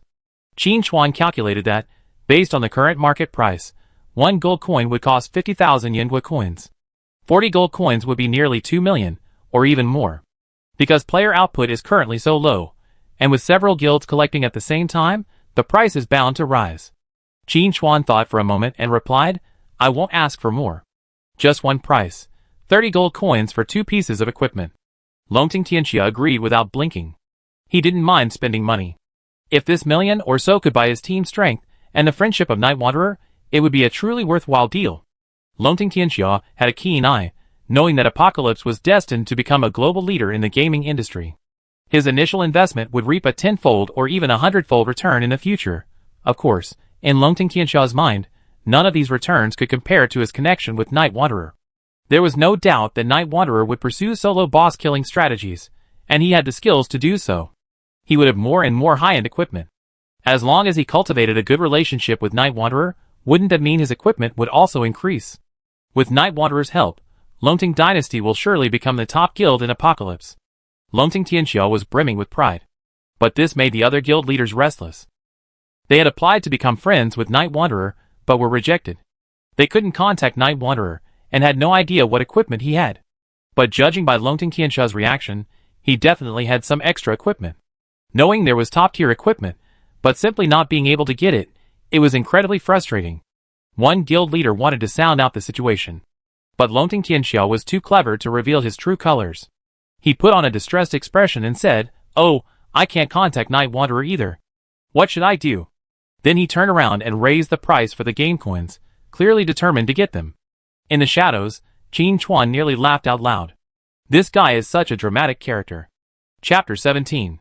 Qin Chuan wasn't one to drag his feet. If he put the 2 pieces of equipment up for auction, he could certainly fetch a higher price, easily exceeding 40 gold coins combined. If the bidding was fierce, it could even exceed 100, but there was no need. 30 gold coins were already enough to start the quest. And to get a high price, he had to wait for the major guilds to raise funds, which would take time. Unless he chose to accept cash. If he had that time, Qin Chuan might as well kill a few wild boars and level up. He already had 2 level 5 pieces of equipment. When the time came, upgrading his equipment would allow him to level up even faster. As long as he quickly reached level 10 and unlocked the main city teleportation array, more opportunities would await him. In comparison, selling for a dozen or 20 more gold coins was nothing. When Apocalypse merged with reality, the strongest within Apocalypse would possess everything. What he had now was just an appetizer. While waiting, Qin Chuan wasn't idle either. He had just killed the first boss and earned 1 skill point, which he could use. No need to hesitate, just upgrade your Shadow Stealth level. Ding! Shadow Stealth level upgraded, LV1 to LV2. Shadow Stealth LV2, Iron Tier, enter stealth mode, breaks invisibility with an additional attack dealing ATK asterisk 120% plus 100 damage, consumes 5 mana, cooldown 18 seconds. Unlike increasing the quality, increasing the level doesn't increase the damage multiplier, it only increases the skill's fixed damage value. But it's still an improvement. Especially with the bonus from the Sniper God, even the smallest improvement can't be ignored. At a distance of 50 meters, a weak spot attack can deal 1590 damage, a very impressive amount. Longting Tianxiao was incredibly efficient, sending a message within minutes, "Boss, I got all the gold." Qin Chuan didn't hesitate and immediately initiated the transaction, pocketing the 30 gold coins. Having secured the coveted equipment, Longting Tianxiao sent a message, "Boss, contact me if you have something good next time. I give you a price you're satisfied with." Qin Chuan casually replied, "Okay." Then, without stopping, he left the Novice village and headed out into the wilderness. But this time, Qin Chuan wasn't planning on going to the wild boar plains. The reason was simple, his damage was overflowing. If Ren could benefit from the Sniper God bonus, my total damage would be close to 2,000. But then again, a level 10 wild boar only has 1500 HP. It can't even withstand the direct damage of Shadow Knife, let alone the damage of Rend. Qin Chuan was stunned. The high damage was also a problem, making it difficult to test the skill. As for reducing the distance to reduce damage, it was certainly a feasible approach, but it wasn't necessary. He knew a great spot, full of elite monsters, all level 10, with generous experience rewards. Team Longting, carrying 2 pieces of warm equipment, set out on another leveling journey. They planned to visit the wild boar plains again, hoping to run into the Night Wanderer. They could chat about family matters then, and their relationship would deepen. But when the Longting team excitedly arrived at the wild boar plains, they found not a single wild boar carcass. In other words, the Night Wanderer wasn't there. Longting Tianxia asked curiously, "Isn't the Night Wanderer leveling here?" Divine Fire Priest Xiuxua was also a little puzzled. The monsters here are quite high level, and there aren't many players, making it a great leveling spot. After a long discussion, the group could only suppress their doubts. At this moment, the assassin in the team said, "Boss, the brothers from the Rakshasa Hall have sent word that Raksha Yudaesan is looking for the Night Wanderer. Should we alert him?" Long Tongue Tianxiao waved his hand and said, "With the Night Wanderer's strength, 10 Raksha Yudaesan wouldn't be able to make a dent. We need to level up quickly. We don't want to make the Night Wanderer look down on us if he doesn't have the good equipment. It would be a huge loss if the Night Wanderer despises us." The team nodded in agreement. Qin Chuan was heading to the granite hills north of the Novice village. There was a bottomless cliff there, and with the swarms of elite monsters, ordinary players rarely came here. But for Qin Chuan, it was the perfect spot. Boom, boom, boom. Before he got close, the sound of heavy footsteps drifted in from the distance, and the ground trembled slightly. A few hundred meters further, after crossing a hill, a familiar scene came into view. In the field of vision, a rock giant, over 4 meters tall, paced back and forth, leaving deep footprints with every step. Granite Giant Elite. Level 10. HP 3,500. Attack 150. Defense 400. Skills, throws stones, earthquake. A level 10 boar has 1500 HP, while a granite giant has more than double that. And that's not the most difficult part. The problem lies in its defense. This creature has a whopping 400 defense, higher than a black iron level giant hare. Forget about the common players at level 1 or 2 at this stage. Even a level 10 player wouldn't be able to defeat this thing. It's incredibly tanky, but its attack power is high, making it incredibly difficult to defeat. For ordinary players, it's easier to defeat a level 10 wild boar. For this reason, the boss of Granite Hills wasn't discovered until 2 months after the server launch. Yes, there's a boss here.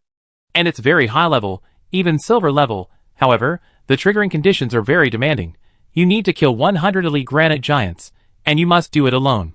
It's incredibly difficult for other players, but for Qin Chuan, it's a piece of cake. Let's verify the rend damage first, Qin Chuan thought to himself. Then he aimed a flying knife at the distant granite giant. Minus 1,590. Weak point attack. Although granite giants are made of stone and appear to have no weaknesses, they actually do have one: their heads, where their core lies. As he dealt the damage, Qin Chuan entered stealth mode. The attack granite giant, unable to find its enemy, roared angrily, raised its arms, and pounded the ground, snatching up rocks at its feet and hurling them into the distance. The surrounding companions looked over in confusion, wondering if this guy was mentally ill. Oh, they don't have brains, so that's alright, Qin Chuan observed from the shadows. At this moment, the granite giant's tearing damage began to take effect. Decrease 120. As the damage rose, Qin Chuan's heart settled. Tearing damage benefits from the sniper god bonus. Although he was almost certain of this, he still had to verify it. Decrease 120. Decrease 120. In 3 seconds, the granite giant lost another 360 health points. Combined with the damage from the previous shadow dagger, his health was less than half. In other words, Qin Chuan could kill a granite giant with just 2 daggers. When the skill's cooldown ended, shadow dagger struck again. Decrease 1590. Weak point attack boom. The granite giant's health bar emptied, and its body shattered into countless fragments, rejoining the hills. Ding! Kill a level 10 granite giant, and gain 150 experience points. Kill 1 6 levels higher, and gain an additional 90 experience points. The experience rewards are generous. Chapter 18. As expected of an elite monster, it gives a lot of experience. Qin Chuan's face lit up with delight. Although using 2 throwing knives to take down a granite giant wasn't particularly efficient, and wasn't even as efficient as a level 10 wild boar, but considering the activation requirements for a silver level boss, this loss was acceptable. When he reached level 10, he'd be able to change into silver equipment and head to the main city. Wouldn't that be wonderful? Of course, Qin Chuan hadn't forgotten his hidden quest. He would take down the Wolf King before leaving the Novice village. He remembered that the Wolf King was a bronze level boss, not as good as the granite giant, but still not bad. Keep working hard and get the first kills on both the bronze and silver level bosses. Qin Chuan, filled with fighting spirit, immersed himself in leveling. Ding! Kill a level 10 granite giant and gain 150 experience points. Kill 1 6 levels higher and gain an additional 90 experience points. You have reached level 5. You gain 5 free attribute points. The power of shadows is gathering, and you gain 5 additional free attribute points. Blessing of the Beast is activated, and you gain 5 additional free attribute points. Adding all 15 free attribute points to agility, and replacing the 2 pieces of equipment in his bag, Qin Chuan's attributes were completely transformed. Nickname, Night Wanderer. Class, Shadow Assassin. Level, 5, 90/5000. Attributes, Strength 14, Constitution 9, Agility 91 plus 5, Spirit 8. Attack, 64. Defense 30. Health, 390. Magic, 90. Equipment, Rabbit Tooth Dagger, Attack plus 50, Agility plus 5, Hair Leather Armor, Defense plus 20, Health plus 200, Novice Leggings, Defense plus 1, Skills, Shadow Stealth LV2, Iron Rank, Enter Stealth Mode, breaks invisibility with an additional attack of Attack Power * 120% plus 100, damage, costs 5 mana, cooldown 18 seconds. Shadow Dagger LV1, uses shadow energy to create energy daggers, dealing ATK * 110%, damage, costs 5 mana, cooldown 10 seconds. Shadow Strike LV1, delivers a powerful melee attack. Dealing ATK * 110%, damage, costs 5 mana, cooldown 5 seconds. Rend LV1, Iron Rank, passive skill, deals damage while tearing a wound, dealing ATK * 20% plus 20, damage per second for 3 seconds. Agility reached 96 points. Honestly, if Qin Chuan hadn't added 5 points to his strength from the start, his agility would already be over 100, but it wasn't a big deal. The combination of these attributes and equipment boosts allowed Qin Chuan's strength to soar, and his attack power even increased dramatically. After a brief thought, Qin Chuan calculated his damage limit at a distance of 50 meters. Shadow Knife, 1 invisibility strike, and a weak point attack, totaling 2,781 damage. Tier 3 seconds, total damage 492. 3273 damage in total. What a shame! I still can't kill the granite giant with 1 knife. Qin Chuan smacked his lips, a look of regret on his face. If other players heard this, they report him. You can deal over 3,000 damage at level 5. What's there to be dissatisfied about? When we were level 5, we were still outwitting wild boars. Although it still took 2 knife attacks to kill the granite giant, Qin Chuan wasn't impatient. Don't forget, he still has a trump card, the beast's skull.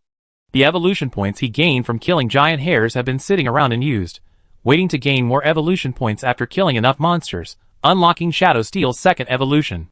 Bronze level Shadow Steel will see significant increases in both damage multiplier and fixed damage. By then, instantly killing granite giants will be a piece of cake.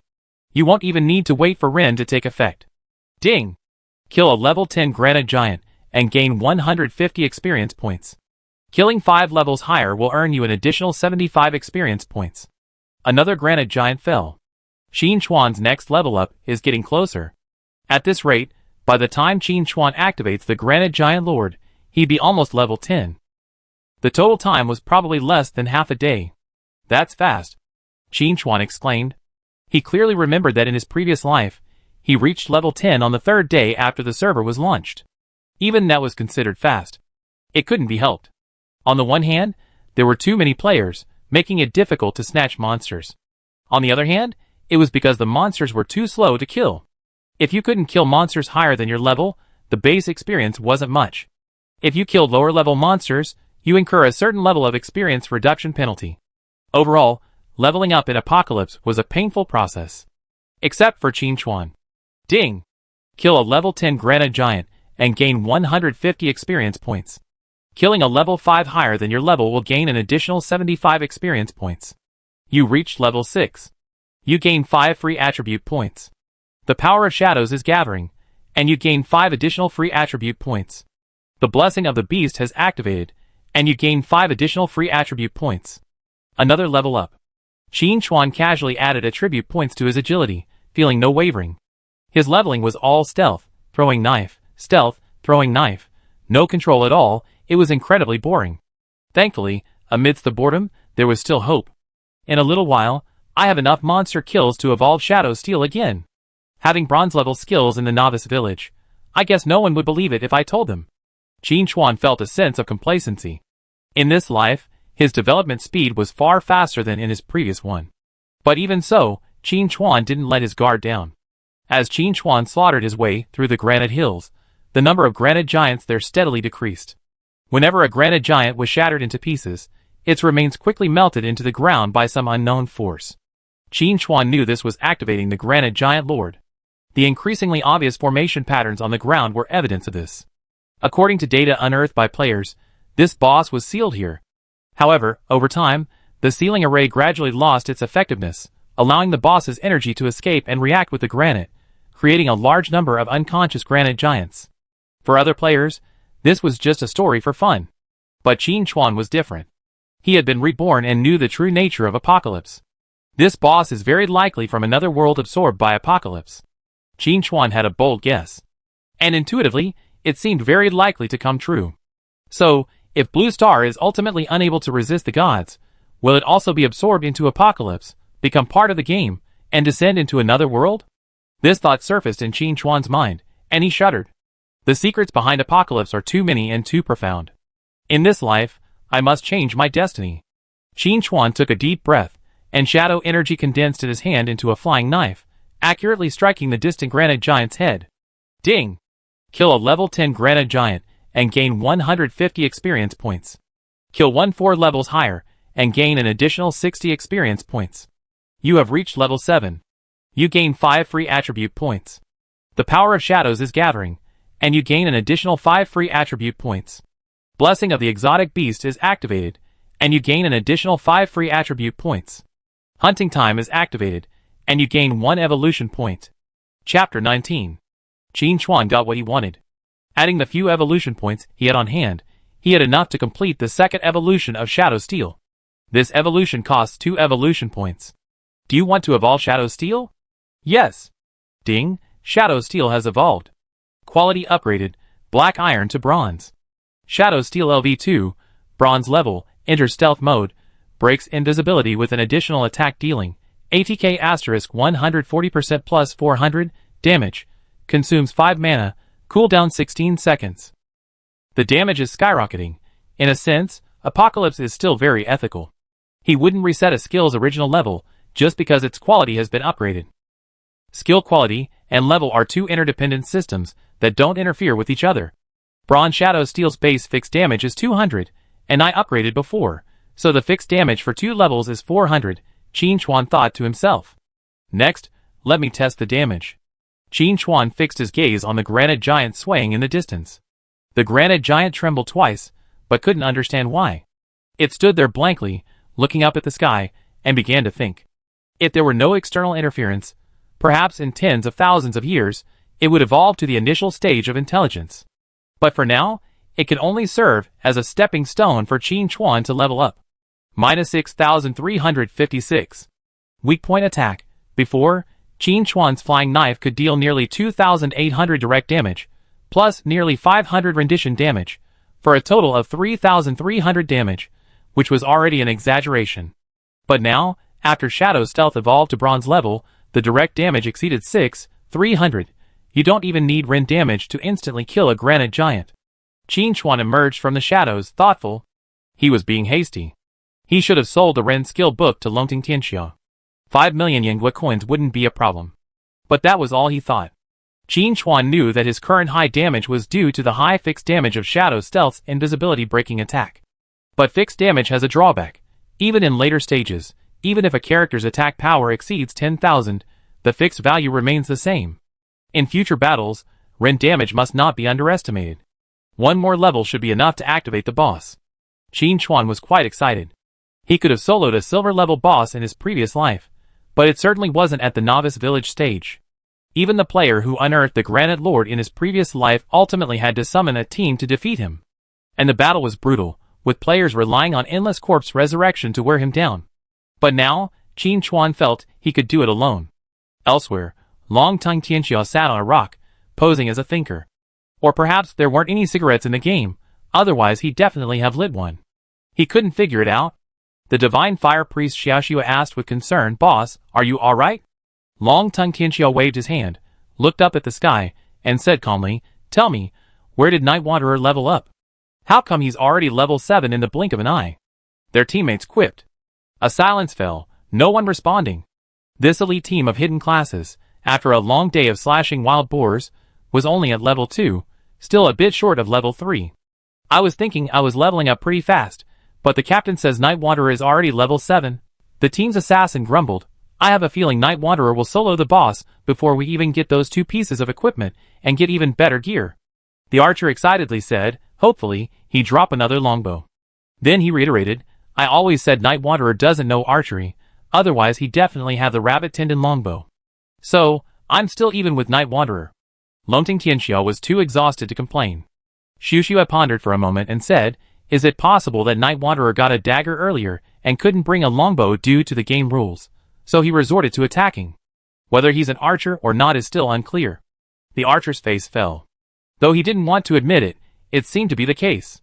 However, the archer remained unconvinced, saying, "Archery isn't that easy to master. The Night Wanderer certainly can't shoot." "Yes, that's for sure." Longting Tianxia gathered his composure, dusted off his pants, picked up his shield, and shouted, "Keep going." Minus 6,356. Weak point attack. Minus 6,356. Weak point attack. Every time the shadow knife launched, a granite giant fell. This level 10 elite monster was powerless against Qin Chuan. It even gave Qin Chuan a strange feeling. Is he really playing Apocalypse? This is too easy. If I had to point out a flaw, it might be that the shadow knife only deals single target damage. No matter how fast the instant kill is, it's still no match for attacking a monster. Guess I need to find a way to get some general purpose ranged skill books. That would be great if it drops. If not, I have Dragon World, keep an eye on it. It shouldn't be a problem. Qin Chuan thought to himself. The reason he hadn't evolved Shadow Dagger yet, besides Shadow Stealth's higher priority, was that Shadow Dagger was a single target skill, unsuitable for large-scale combat in the later stages. Apocalypse, as a highly flexible virtual reality online game, offers not only skills learned from class mentors, but also skill books. These include universal skill books, allowing for flexible skill combinations. In other words, if players are willing, they can create alternative classes like healing warriors and dual-wielding priests. It's just that their power level is so low that most players wouldn't play that way. Just as Qin Chuan was diligently training in Dragon World, inspired by his leveling, Liu Xiaoyudaizhen, after overcoming countless difficulties, finally received news of where the damn Night Wanderer was leveling. "You mean, the Night Wanderer is in the Granite Hills at the northernmost part of the Novice Village?" Liu Xiaoyudaizhen said with a hint of doubt. As far as he knew, the place was full of level 10 elite monsters, with incredibly high defenses, and ordinary players would be doomed if they went there. But on second thought, Lu Xiaodaozhen felt the news was highly credible. Others might not dare to level up there, but Night Wanderer would definitely go. Even the Iron Rank Giant Hare was no match for him, let alone those elite monsters. Night Wanderer, I will repay you 100-fold for the humiliation you suffered earlier. Lu Xiaodaozhen's eyes flashed with rage. As the president of Luosha Hall, with thousands of members under his command, he was instantly slaughtered by Night Wanderer in public. He was utterly humiliated. How could he survive without defeating Night Wanderer? Do you think you can rest easy just because you have Iron Rank Stealth? Lu Xiaodaozhen sneered, clutching the scroll tightly in his arms. This was the ultimate item he had painstakingly obtained. It was specifically designed to counter assassins, and would definitely make Night Wanderer suffer. Chapter 20. Qin Chuan naturally had no idea that Lu Xiaodaozhen was desperately trying to cause trouble for him. He was still killing granite giants in seconds. However, as his level increased, the bonus experience gain became less and less, and coupled with the increased experience required to level up, his leveling speed inevitably slowed down. But even so, it was still several times, or even dozens of times, faster than that of an ordinary player. Minus 6,356. Weak point attack, ding, kill a level 10 granite giant, and gain 150 experience points. Kill 2 levels higher, and gain an additional 30 experience points. You have reached level 8. You gain 5 free attribute points. The power of shadow is gathering. You gain an additional 5 free attribute points. Blessing of the Beast is activated. You gain an additional 5 free attribute points. Adding all the attributes to agility, Qin Chuan glanced at the stat bar. Attributes: Strength 17, Constitution 12, Agility 140 plus 5, Spirit 11. A smile played on Qin Chuan's lips. With such agility, even the renowned Wolf King wouldn't be able to escape his pursuit. The reason Qin Chuan didn't rush to kill the Wolf King for the quest was because he was renowned for his speed. High attack speed means even faster escape speed. Unlike ordinary bosses, the Wolf King lacked a strong sense of territory, and would flee madly if its health was low. If the player's agility wasn't high enough, catching up would be impossible. But for Qin Chuan right now, this wasn't a problem at all. After defeating the Granite Lord, I go back to find the Wolf King. Qin Chuan laid out his plan. At this point, after Qin Chuan's frenzied slaughter, the traces of the magic circle on the ground became increasingly apparent, and there were occasional tremors from beneath the earth. This indicated that the Granite Lord was awakening. Counting the number of granite giants killed, he knew the boss wasn't far from fully activating. It would only take a few minutes at most. However, before Qin Chuan could continue his actions, he received a message from Longting Tianxia.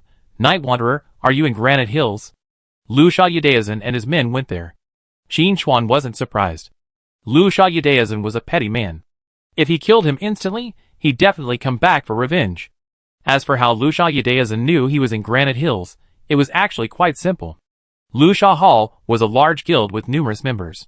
Even if they were randomly assigned from the various novice villages, they could still gather around 100 members. With enough effort, Qin Chuan could always be found. The easiest way was to find monster corpses. Ordinary players were killing rabbits, and the elite teams were hunting wild boars. Qin Chuan was the only one leveling in other high-level areas. That wasn't the point. The point was that Qin Chuan wanted to know Lu Xiaodaozhen's trump card. Lu Xiaodaozhen's narrow-mindedness doesn't mean he's narrow-minded. On the contrary, he's quite scheming. He must have had some confidence in bringing his men here with such fanfare. While he was pondering, Longting Tianxia sent another message. A fellow reported that Lu Xiaodaozhen found a scroll, but I don't know what it's for. Scroll? Qin Chuan suddenly realized it was that thing. That made sense. With that item in hand, ordinary assassins would be nowhere to hide. Qin Chuan replied, if I'm not mistaken, Lu Xiaodaozhen made some threats in the novice village, calling on many players to witness his counterattack against me. Longting Tianxia on the other side was stunned. Yushin even knew this. Could it be that he had fought Lu Xiaodaozhen before? But if they had fought before, then Lu Xiaodaozhen had no reason to confront Yushin again. Luosha's single strike was a bit reckless, but definitely not foolish. After some thought, Longting Tianxia sent a message. Do you want me to bring some people to help? Just give Yushin a word, and Longting Dynasty will absolutely stand by you. Qin Chuan replied, no need to go to such lengths. Let your people continue leveling up. After a moment's thought, Qin Chuan sent a message. You could raise some funds. I may be able to provide you with equipment later. This time, I want Yingua currency. Chapter 21. Once the Granite Lord is activated, even if it's not a massive drop, there are still several guaranteed loot items, and it's impossible to use them all. Exchanging silver-level equipment for gold wouldn't even require emptying the Novice village. Jin Chuan planned to use some Yen Kingdom currency to improve his life. His current rental apartment wasn't very nice, so it was time to move. Long Tongue Tianxia was stunned for a moment, then immediately realized and excitedly asked, "Is the boss spawn coming?" Jin Chuan replied, "Soon. If you're free, you can come to Granite Hills. Just be careful not to get too close." Long Tongue Tianxia immediately replied, "I'd be there right away." After that, he shouted to the team, "Quick, stop hunting wild boars, and go watch the fun." The teammates were all old acquaintances, and they immediately understood Long Tongue Tianxia's intention. The assassin asked, "Is Night Wanderer about to go head-to-head with Rakshasa?" The archer calmly analyzed, "The boss should have told Night Wanderer about Rakshas's one-slash-move, and yet he's leaving us to watch?" Night Wanderer is incredibly confident. It seems he's gotten even stronger. Long Tongue Tianxia said, "Of course, it's only been a moment." "Damn, he's already level 8? The team looked at each other in bewilderment. They vaguely remembered that not long ago, Long Tongue Tianxia was still marveling at Night Wanderer's rapid leveling speed at level 7. It hadn't been that long, and he leveled up again. Isn't it said that leveling gets harder as you advance in Apocalypse? How could I not have noticed? Outrageous. Before setting off, Long Tongue Tianxia asked Xiaoxue, the Divine Fire Priest, "How much cash do we have in our account?" Xiaoxue replied without hesitation, "Less than 200 million. "What's wrong?" Long Tongue Tianxia waved his hand. "Nothing much. Night Wanderer said he might have some equipment for me, and he wants cash." Xiaoxue paused, then said, "Granite Hills is full of elite monsters. If there's a boss there, it's at least bronze. Players currently don't have many in-game coins due to limited supply, so bronze-level equipment doesn't sell for much gold. It's definitely not as cost-effective as exchanging it for yen country currency. Night Wanderer is quite calculating." Long Tongue Tianxia shook his head. "The boss there is very likely above bronze. Bronze-level equipment is valuable, but it can always be sold for a price. It just take a day or two. Only silver-level equipment. The current in-game coin supply is simply insufficient." The assassin and the archer gasped. Silver-level boss? A single iron-level giant hare had players crying for mercy. How powerful must a silver-level boss be? I'm afraid it could kill a bunch of kids with one punch. The assassin seemed to have a thought and said, "Do you think the Night Wanderer specifically waited for Lu Sha Yudaizhen in the Granite Hills? Could he be hoping to use the boss to send them packing?" Long Tongue Tianxia nodded and said, "Very likely. The Night Wanderer's damage is high, but his attacks are quite slow. It would be too much trouble to wipe out all the people in Lu Sha Temple." At this point, Xiaoxue interrupted, "Boss, we can have the other players in the Novice village keep an eye out for general ranged group skill books. The Night Wanderer will definitely need them." Long Tongue Tianxia's eyes lit up, and he exclaimed in praise, "You're worthy of being my chief advisor. You're so thoughtful. Xiaoxue, you take care of this. If the right skill book comes out, get it, no matter the price." The players in Novice Village 9527 were excited. Lu Sha Yudaizhen was about to battle the Night Wanderer. Previously, when fighting the giant hare, the players had chosen to abandon the boss, but many were still holding back. If Night Wanderer hadn't interfered, they would have had every chance of claiming the spoils. But now, it had nothing to do with them. After defeating the boss, Night Wanderer instantly dispatched several members of the Rakshasa Hall, even the guild leader, prompting many players to realize they were no match for Night Wanderer. Thinking the incident was over, everyone prepared to continue chopping rabbits, but then Rakshasa suddenly took off, leading his minions to make a scene in the Novice village, claiming that the Rakshasa Hall would, on behalf of all players, slay Night Wanderer, the evil villain. Chapter 22. Seeking to enjoy the excitement, more and more players followed suit, quickly reaching hundreds. They couldn't snatch the hare anyway, so they might as well go and watch the fun. The overwhelming fanfare only made Lu Sha Yudaizhen even more complacent. This was what the people wanted. "Night Wanderer, you're so reckless, you're doomed to failure." A guild leader who knew Lu Sha Yudaizhen curiously inquired about the situation. Upon learning that they were to deal with Night Wanderer, they couldn't help but feel a little worried. After all, Night Wanderer had unlimited stealth, and was immune to level 3 flares. How could they deal with such an opponent? Lu Sha Yudaizhen smiled mysteriously, saying only that he had an ace up his sleeve. As for what it was, he didn't mention a single word. Such confidence in his appearance moved several guild leaders. They hadn't been completely willing to give up the boss before, but they couldn't restrain Night Wanderer, so they had to tolerate it. Now that Lu Xiaoyudaizhen was ready to attack, they had to go and see. However, they had a trick up their sleeve. They didn't openly join Lu Xiaoyudaizhen's team, but instead followed from a distance. If Lu Xiaoyudaizhen failed, they could use the excuse of just watching the fun to avoid the Night Wanderer's wrath. The large gathering of low-level players naturally attracted the attention of the monsters, who swarmed around and were subsequently hacked to pieces. However, as they got closer, the monster levels continued to rise. After entering the level 5 area, casualties began to occur. Ordinary players simply couldn't withstand the attacks of high-level monsters. At this moment, Lu Xiaoyudaizhen stepped forward, leading the Luoxia Hall members to the front line. This move earned the favor of many individual players. Long Tongue Tianxia, watching from a distance, remarked, Lu Xiaoyudaizhen is a man of talent. Even now, he's not forgetting to expand his influence. The assassin curled his lips in disdain, saying, I think he's courting death. He's actually trying to challenge the Night Wanderer. He's not very smart. The archer agreed, saying gravely, Lu Xiaoyudaizhen is overestimating his own abilities.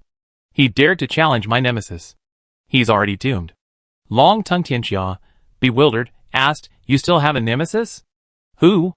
Xiaoxua whispered the Night Wanderer. Long Tongue Tianxia suddenly realized something, and looked the archer up and down, shaking his head and sighing. The archer, furious, leaped to his feet and said, What do you mean by that look? Am I unworthy of being the Night Wanderer's nemesis? Long Tongue Tianxia didn't answer, fearing to hurt his old friend's feelings. But the assassin in the team had no such worries. He laughed heartily, Old Zhang, why don't you take a piss and look in the mirror? How can you compare to Night Wanderer? Can you even solo a rabbit boss? The archer was so angry he nearly fainted. These two jerk-offs, their elbows always slipping outwards, so despicable. After a few moments of banter, Long Tongue Tianxia said, Granite Hills are just ahead. By the way, do you feel any earthquakes? The archer, previously preoccupied with his anger, now calmed down and took in the moment. It's definitely shaking, and the intensity is increasing. After saying that, he tapped the ground and guessed, the boss Night Wanderer is talking about is probably underground. The group continued forward when they heard a burst of angry curses from the front. Fuck, why are there monsters spawning? What kind of stats are these? 10 of us combined wouldn't even be enough to punch one. Night Wanderer is leveling in a place like this? I think Lu Xiaoyudaizhen has hit a wall this time. TSK, what's so arrogant about Night Wanderer? He just relies on his unlimited stealth and high damage. I could do that too. Stop talking. The Granite Giant is here again. Everyone, I die first. The Longting team found a safe spot, and, watching from afar, almost laughed out loud. Lu Xiaoyudaizhen, who had arrived so high-spirited, was now being chased by a Granite Giant. Looking at the Granite Giant's stats, Longting Tianxia couldn't laugh anymore. Chapter 23. They definitely couldn't farm this kind of stat, not until they reached level 5 and upgraded their gear. But everywhere they looked, besides the players being chased and rolling about, there were dozens of Granite Giant corpses, and judging by the fragments of the giants melting into the ground, even more giants had vanished without a trace. Long Tongue Tianxia silently calculated for a moment, his tone somewhat shocked. Judging from the speed Night Wanderer has leveled up just now, he can kill a Granite Giant with 2 strikes, dealing at least 2,000 damage. I remember Night Wanderer's damage against the giant hare was only 1,000. How come it's doubled so quickly? The archer looked unsurprised, as expected of my nemesis. Xiaoxua added, Night Wanderer's dagger exploded. Switching it up will significantly increase his attack power. While that made sense, Long Tongue Tianxia felt something was amiss. As they spoke, Luoxia in the distance, after much difficulty, finally killed the Granite Giant with a single strike before it died. Such an action impressed Long Tongue Tianxia. He actually escaped death with a single blow. He was quite capable. But considering Lu Xiaoyudaizhen had over a dozen priests constantly supporting him, it wasn't surprising. Thankfully, only one Granite Giant spawned, and the players avoided a complete wipe. Lu Xiaoyudaizhen gathered his composure and shouted into the air, Night Wanderer, get out here. Having already decided to sever ties with Night Wanderer, Lu Xiaoyudaizhen naturally wouldn't hold back. The other players stared, eager to see how Night Wanderer would respond. It was likely another instant kill with the flying knife, just like last time. Lu Xiaoyudaizhen was naturally prepared for this. He had specifically recruited a hidden class to assist him, capable of deflecting damage and transferring critical injuries to his teammates. He had brought dozens of men with him. Even if Night Wanderer could always kill instantly, it would still take a long time. And during this time, His men could keep returning with corpses. Either Night Wanderer would fight them to the bitter end, or he would leave. This was Liu Xiaodazin's perpetual motion machine. Of course, his goal was more than that. He was waiting. As long as he was sure Night Wanderer was here, then it was time to strike. Come and kill me! Liu Xiaodazin secretly hoped. But instead of waiting for the instant kill with a flying knife, he saw a granite giant suddenly die in the distance. At the same time, a figure flashed by in the distance. It was Night Wanderer. Liu Xiaodazin was overjoyed. Just as he was about to pull out the scroll, he nearly fell. The earth shook violently, and spiderweb-like cracks appeared on the solid rock surface. A terrifying roar echoed from the depths of the earth. You ant! How dare you disturb Lord Amos's slumber? I will crush you! Accompanied by this roar, a terrifying, towering figure suddenly burst forth from beneath the cliff. The creature was so massive that it dimmed the surrounding light. After tumbling to the ground, the players finally steadied themselves and gazed at the giant in the distance, exclaiming in unison. Holy crap! That's huge! Appearing at the edge of the cliff was a massive boss, over 20 meters tall, composed entirely of black rock. It's worth noting that this 20-plus meter height only covered the giant's upper body. The greater portion was hidden beneath the cliff. It's hard to imagine how towering and imposing this giant would have been had it stood on flat ground. In front of it, ordinary players were practically no different from ants. But after the initial shock, the players' eyes were once again filled with excitement. Boss! And a silver-level boss at that. Go! Kill the boss, and you get some gear. Chapter 24. I heard that the giant hare from Longting Tianxia took 2 pieces of Night Wanderer's equipment for 30 gold coins, almost 1,000,000 gold. That was only iron level, this one silver level, probably worth at least 10 million. Getting rich is just around the corner.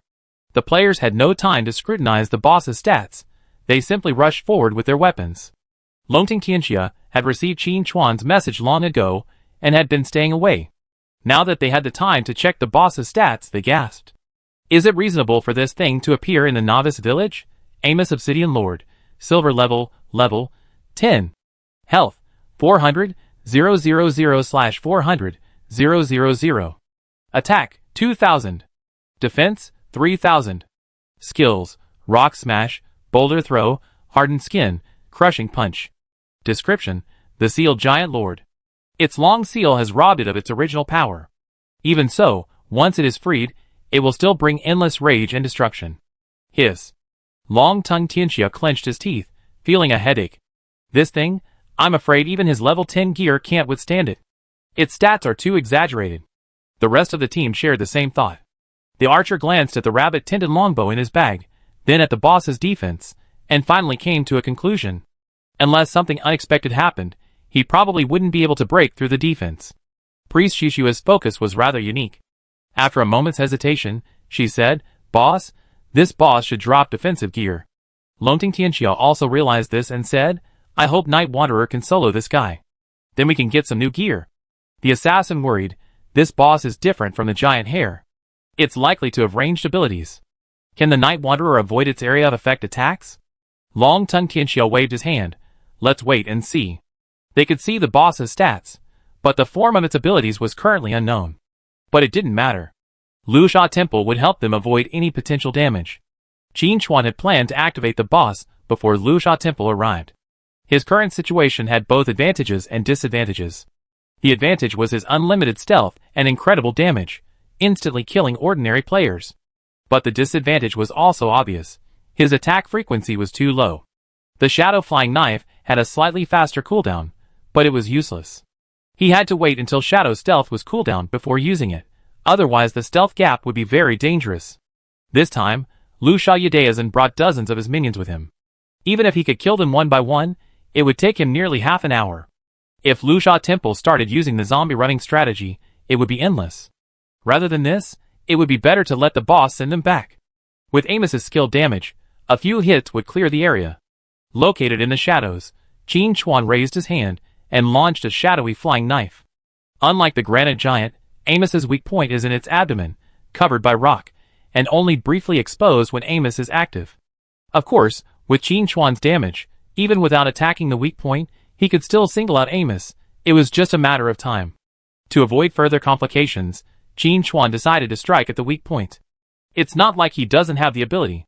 Destroy 6,356. Weak point attack. Even though Amos has a whopping 400,000 HP, over 6,000 damage is still not to be underestimated. The next second, Ren took effect. Destroy 164. Destroy 164. Destroy 164. In 3 seconds, the total accumulated damage was close to 7,000. At a rate of 3 attacks per minute, Qin Chuan could single-handedly defeat Amos in just 20 minutes. As expected of a silver-rank boss, its health bar is incredibly long, Qin Chuan sighed. Not far away, the Longting team was already stunned. They were too far away to see the damage number displayed above the boss's head, but they could tell from the health bar how much damage the Night Wanderer had inflicted. Longting Tianxia cursed, "Did I calculate correctly? The Night Wanderer knocked over 6,000 HP off the boss with one strike?" Xiuxua subconsciously pushed up her glasses and added, "To be exact, it was 6,356 points of damage. And then, there were 3 subsequent damage points over 100. That must have been dealt by the Night Wanderer. No other player has that ability." Chapter 25. The archer remained calm and said with a smile, "Night Wanderer is my nemesis. It's not surprising he has such strength." The assassin next to him covered his eyes, unable to bear the sight. It was over. His friend had been driven insane by this. But to be honest, he was also a little uneasy. Were they playing the same game? The gap was ridiculous. Compared to the Dragon Tongue team's spectator-watching mentality, Lu Xiaoyadeizhen was quite upset. He was close enough to see the damage numbers above the boss's head. But precisely because of this, he realized that the gap between him and Night Wanderer was widening, and that catching up was currently impossible. Perhaps, opposing Night Wanderer would be my worst decision. Lu Xiaoyadeizhen felt a sense of unease. But the harsh words had already been spoken. It was too late to say anything. Night Wanderer was not someone to be trifled with. As he thought this, Lu Xiaoyadeizhen felt the light dim before his eyes. Looking up, a massive rock several meters in diameter crashed down toward him. Bang! The earth shook violently, and Lu Xiaoyadeizhen stood proudly in his place. The good news, by redirecting the damage, he avoided instant annihilation. The bad news, his teammates were completely wiped out by the rock, leaving no one to share the damage. If the Night Wanderer attacked him, he would be powerless. Determined, Lu Xiaoyadeizhen unsheathed the scroll and tore it open. It had originally been intended for use against the Night Wanderer, but something had gone wrong, and the boss had been spawned. But it didn't matter. As long as he could break the Night Wanderer's stealth, he would be sent back to his resurrection point sooner or later. He had already stationed a dozen guild members with AoE abilities at the respawn point, continuously attacking it. Once Night Wanderer was sent back, there was no way he could leave. Night Wanderer, as soon as you die, expect your account to be deleted. Lu Xiaoyadeizhen sneered and tore open the scroll without hesitation. A strange power enveloped the entire Granite Hills, and all players received a notification. The God of Light's gaze was fixed upon this place, revealing all darkness. As Lu Xiaoyadeizhen used the scroll, he was attacked again by the boss, Amos, and sent directly back to the respawn point. But he didn't care. It was better to return to the respawn point first, just to see how Night Wanderer was being repeatedly killed. He just couldn't believe that Night Wanderer could maintain stealth with this scroll. Qin Chuan also received a system notification, not surprised at all. When Longting Tianxia contacted him, and informed him that Lu Xiaoyadeizhen had received a scroll, Qin Chuan knew what the item was.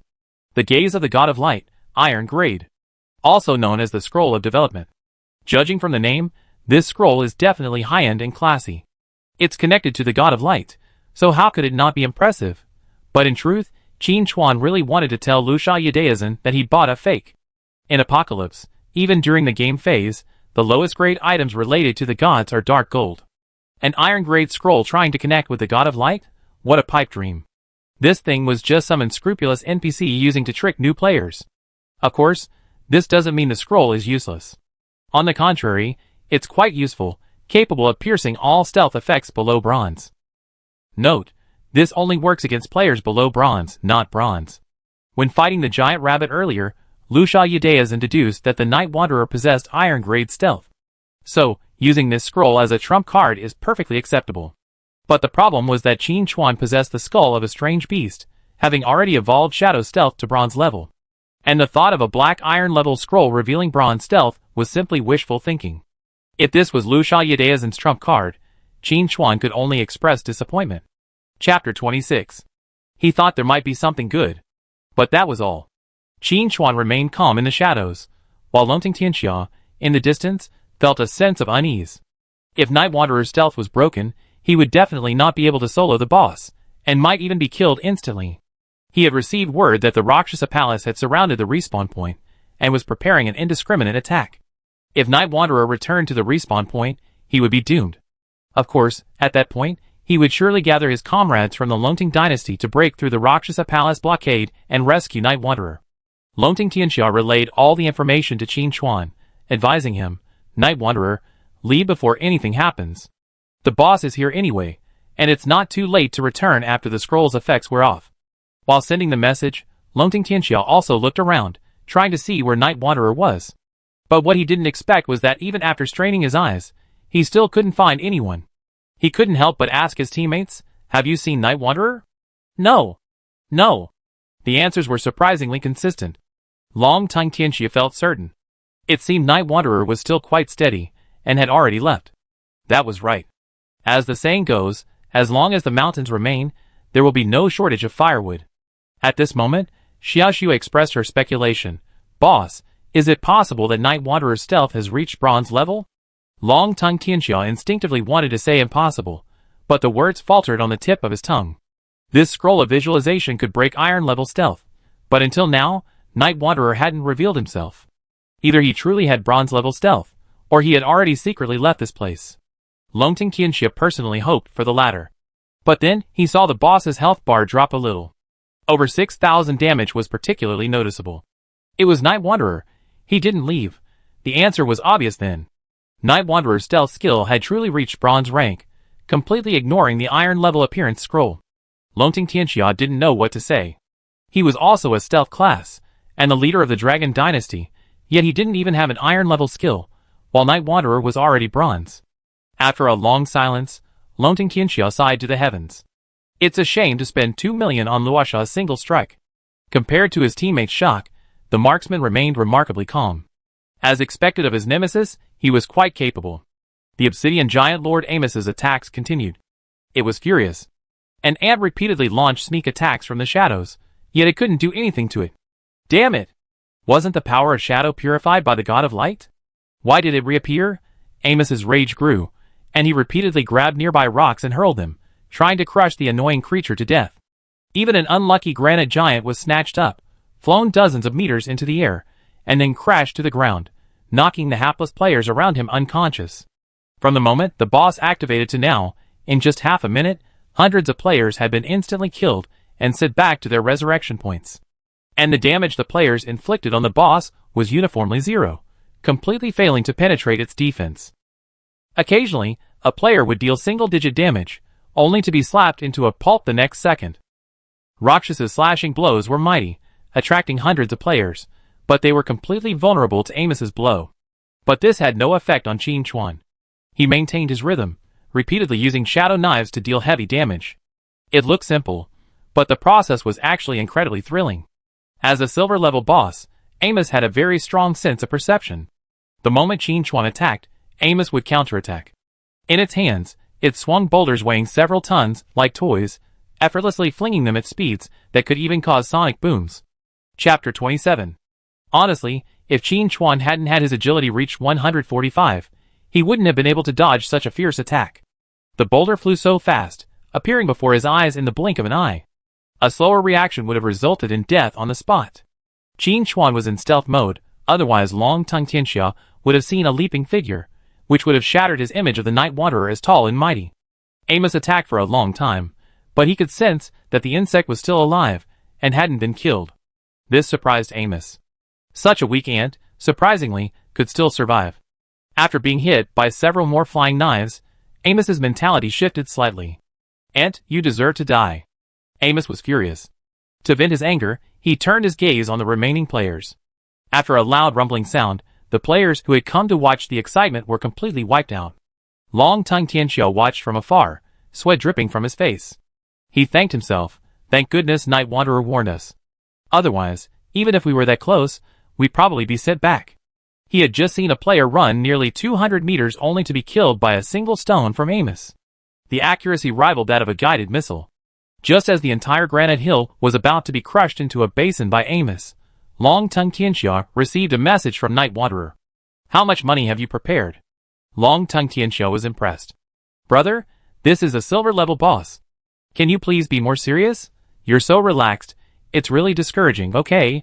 After receiving Night Wanderer's message, Long-Tongue Tianxiao felt mixed emotions. On the one hand, he felt joy. After all, judging by Night Wanderer's tone, any equipment he couldn't use would definitely be passed on to him. This would facilitate his rapid rise, thereby driving the Dragon Dynasty's bid for the title of Apocalypse's premier guild. Long-Tongue Tianxiao was stunned by Night Wanderer's composure. You have to remember that Apocalypse is a virtual reality online game, and in pursuit of authenticity, the perspective is fixed to first person. Under such circumstances, facing a 20-meter-tall giant head-on would be a truly dramatic visual impact. Long-Tongue Tianxiao empathized with the situation and realized he probably wouldn't be able to remain so calm. Humans instinctively fear creatures far larger than themselves. The despair of being unable to dodge a boulder hurtling toward them was especially palpable. Fortunately, Long-Tongue Tianxiao had weathered many storms and quickly adjusted his mindset, quickly replying, "Within a small target, I can transfer the money anytime." Qin Chuan replied, "You don't need that much. After all, the boss dropped level 10 equipment, and you won't be able to use it for the time being." Hearing this, Long-Tongue Tianxiao became anxious and quickly assured, "Don't worry, sir. I absolutely level up diligently, and won't let you down. If you need any equipment in the future, just come to me, and I take it all." Qin Chuan flung his knife, dealing over 6,000 damage, then sprinted, escaping the impact of the falling boulder before his limit. He raised his hand, and calmly sent a message to Long-Tongue Tianxiao. "Okay." In the shadows, watching the impotent and furious Amos, Qin Chuan felt a sense of superiority. No matter how high the attack, you have to hit it. No matter how strong the defense, everyone is equal in the face of true damage. As a unique ranged assassin, Amos must have been stunned. But if he had chosen the archer, he'd be the one in a mess. Excellent. Shadow Assassin is really good. Qin Chuan grew increasingly satisfied with his choice. He was secretly anticipating it. If the archer god descended again in the future, and was struck by a flying knife from him, he wondered what his expression would be. But thinking about that now was a bit far-fetched. Qin Chuan hadn't even left the Novice village yet. The most urgent task was to defeat this boss, and then return to the Wolf King to trigger the hidden plot. To be honest, if Qin Chuan hadn't read the relevant quest process in his previous life, he would never have imagined that the Wolf King was related to Amos. Chapter 28. That's not quite right. Between the Wolf King and Amos, there's a crucial figure who connects the past and the future. Once we defeat Amos and activate the hidden dungeon beneath the cliff, we can drive the Wolf King over here. Taking advantage of the skill's cooldown, Qin Chuan reviewed the entire quest chain. The first step is to accept the quest to hunt the Wolf King from the hunter. This quest has both a public and a hidden version. The hidden version, created by Qin Chuan, rewards the exotic beast skull. The public version is available to all players. As long as a player reaches level 3, they can accept hunting quests from the hunter. After killing a certain number of wild boars, bison, and wolves as required, the final quest, Hunt the Wolf King, will begin. Of course, the normal quest reward doesn't include the exotic beast skull. That item is unique. No matter which version of the Wolf King quest you take, the hidden follow-up is ultimately triggered. That is, don't rush to kill the Wolf King, let it escape to the edge of the cliff and jump into the dungeon entrance. It's amazing, but that's how the quest chain is arranged. After the Wolf King jumps into the dungeon, he leads to the Novice village's hidden boss, the resurrected Blood Baron. Qin Chuan looked towards the Novice village, a hint of gloom in his eyes. Who could have imagined that the Novice village chief would be infected by the blood curse and become the Blood Baron's lackey? If Apocalypse were a normal game, I'd praise the planners for putting so much thought into it, hiding so many Easter eggs. Unfortunately, it's not. The hidden side quests in the Novice village represent the resurgence of the Blood Clan. And after the Blood Clan arrived with Apocalypse, they treated Blue Planet like a buffet. Thinking of the past, the wails of their own kind seemed to drift in my ears, and the lingering smell of blood lingered on my nose. Taking a deep breath, Qin Chuan pushed all distracting thoughts out of his mind. Even if he knew the future plot, he couldn't do anything without sufficient strength. Improving strength is the top priority. Amos, I make you my stepping stone to becoming stronger. Qin Chuan looked at Amos and raised his hand to launch a flying knife. Taken by the knife, Amos angrily slammed the ground, but it was useless. Qin Chuan was simply out of his range. But Qin Chuan's safety didn't mean other players were so lucky. After learning that a silver-level boss had spawned here, the players in the Novice village immediately took action. You say it won't break defense? What does it matter? I'm going there. Will I get killed instantly? What's there to be afraid of? It's just a game. What, you said the Night Wanderer is here too? That's fine. I go back and continue chopping rabbits. After hearing about the Night Wanderer, the rational players immediately turned around and returned to the Novice village to chop rabbits. They knew that if the Night Wanderer took action, the boss would be nothing to them. But there were also stubborn players. They, embracing the belief that their fate was their own, charged forward in droves. Some were gored to death by wild boars along the way, others were dispatched by the spawning granite giants. Even those who managed to reach the boss were smacked into pulp before they could even land a single blow. But even this couldn't dampen the players' enthusiasm. Qin Chuan observed from the shadows, unconcerned. Other players could come if they pleased, they wouldn't be able to snatch the spoils anyway. Except for the Rakshasa Palace players, who would be killed as soon as they came. 10 minutes later, Amos's health bar had dropped below half. 99% of the damage dealt was dealt by Qin Chuan. In other words, he had secured the boss's drops. Longting Tianxia, watching from afar, felt a sense of relief. Alright, the equipment was basically in hand. Judging by the boss's stats, it's a sure thing he dropped some defensive gear. It doesn't matter if he can't wear it now, he just needs to level up. When he reaches level 10, if he just switches to 1 or 2 pieces of silver-grade equipment, his stats will definitely skyrocket. Chapter 29. Could other guild leaders do this? No. Long Tingtian said with a look of pride, if I hadn't insisted on leveling up in the wild boar plains, how would we have met the Night Wanderer, and how would we have had the chance to obtain such excellent equipment? He then looked up at the sky, his expression as if to say, come and praise me. The assassin and the archer knew Long Tingtian well, and didn't bother to pay him any attention. Xiaoxue, however, was quite respectful and said generously, boss, you're wise. Long Tingtian laughed heartily and said, Xiaoxue, you're right.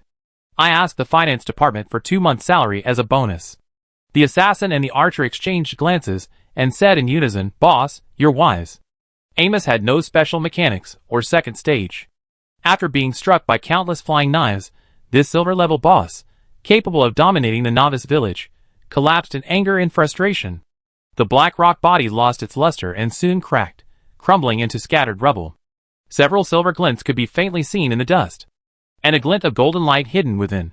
Qin Chuan's heart was filled with excitement. Big bang. Super big bang. A gold-level loot had actually dropped from a higher level. In Apocalypse, the boss's drops were basically the same level as the boss's. There was only a very small chance of a higher-level loot dropping. As for how small that probability was, let's just say that in Qin Chuan's previous life, he had spent 10 years grinding in Apocalypse, and the number of times he encountered a higher-level loot drop was very few and far between. Even looking at the global scale, the probability was still pitifully low.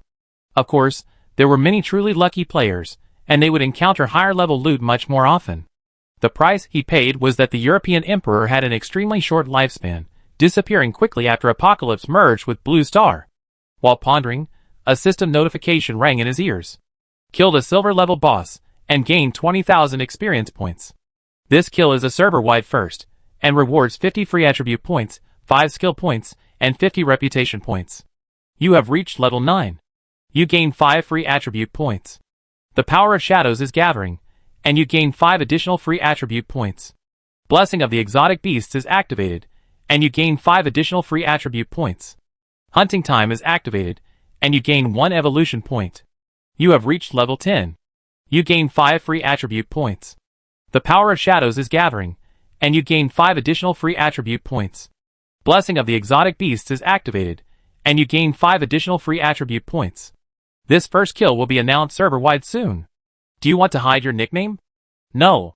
Player Night Wanderer has achieved the first kill of the silver-level boss, Obsidian Lord Amos. We hope all players will keep up the good work. You are the first player to reach level 10. This will be announced server-wide soon. Do you want to hide your nickname? No. Player Night Wanderer was the first to reach level 10, opening the level leaderboard. We hope all players will continue to work hard. You have reached level 10. Please visit your class mentor as soon as possible to complete your first class advancement. Please note that your experience cap will be locked before you complete your class advancement. Any excess experience will automatically enter the experience pool. A series of notifications rang out incessantly. As a silver-level boss, the rewards for killing Amos first are incredibly generous. The generous experience rewards, in particular, allowed Qin Chuan to level up 2 levels on the spot. This also means that any equipment Amos drops, as long as he can use it, can be directly replaced. Level 10 silver level equipment has significantly stronger stats than level 5 black iron equipment. Not only that, there are also a large number of free attribute points available. Furthermore, the 5 skill points are not to be underestimated.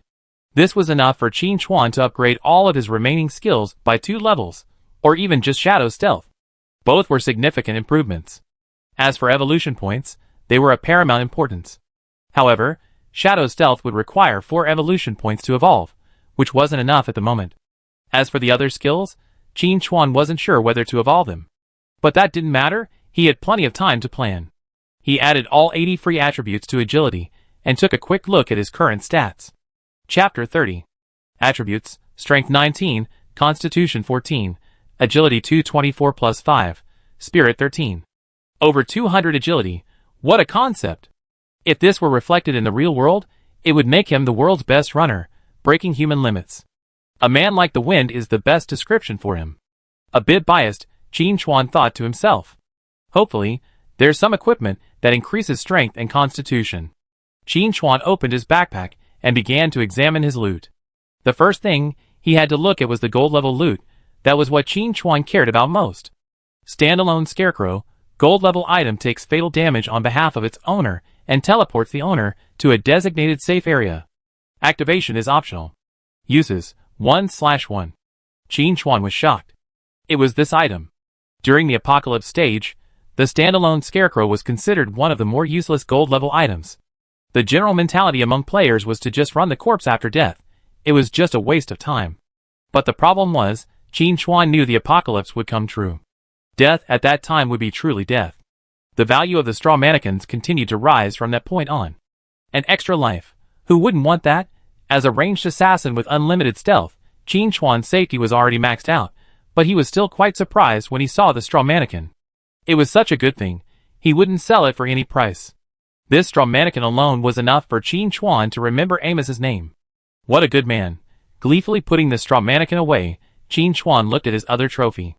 Obsidian plate armor, silver tier, defense plus 300, health plus 1000, strength plus 10, equipment requirements, 10, strength greater than 50. Apocalypse equipment has virtually no class restrictions, only attribute limitations. Qin Chuan's all-agility build meant this plate armor was destined to be out of his reach. He casually sent the attributes to Longting Qinxia. Not surprisingly, he greeted his friend with another wave of hospitality, his level of enthusiasm enough to melt millennia profound ice. On to the third piece of loot. Obsidian necklace, silver tier, health plus 100, mana plus 300, spirit plus 20, equipment requirements, 10, spirit greater than 50. Qin Chuan retracted his previous conclusion. Amos's death was not a pity. What kind of a drop was this? The obsidian plate armor was understandable, after all, it was just a lump of stone. But this necklace was excessive. You, with your thick eyebrows and big eyes, don't you look like someone who would drop magic equipment? You should have some shame. Thankfully, Amos dropped plenty of items. Qin Chuan looked at the fourth item, which he could use. Heart of the Mountain Ring. Silver, health plus 200, mana plus 200, equipment requirement, 10. Equipment effect.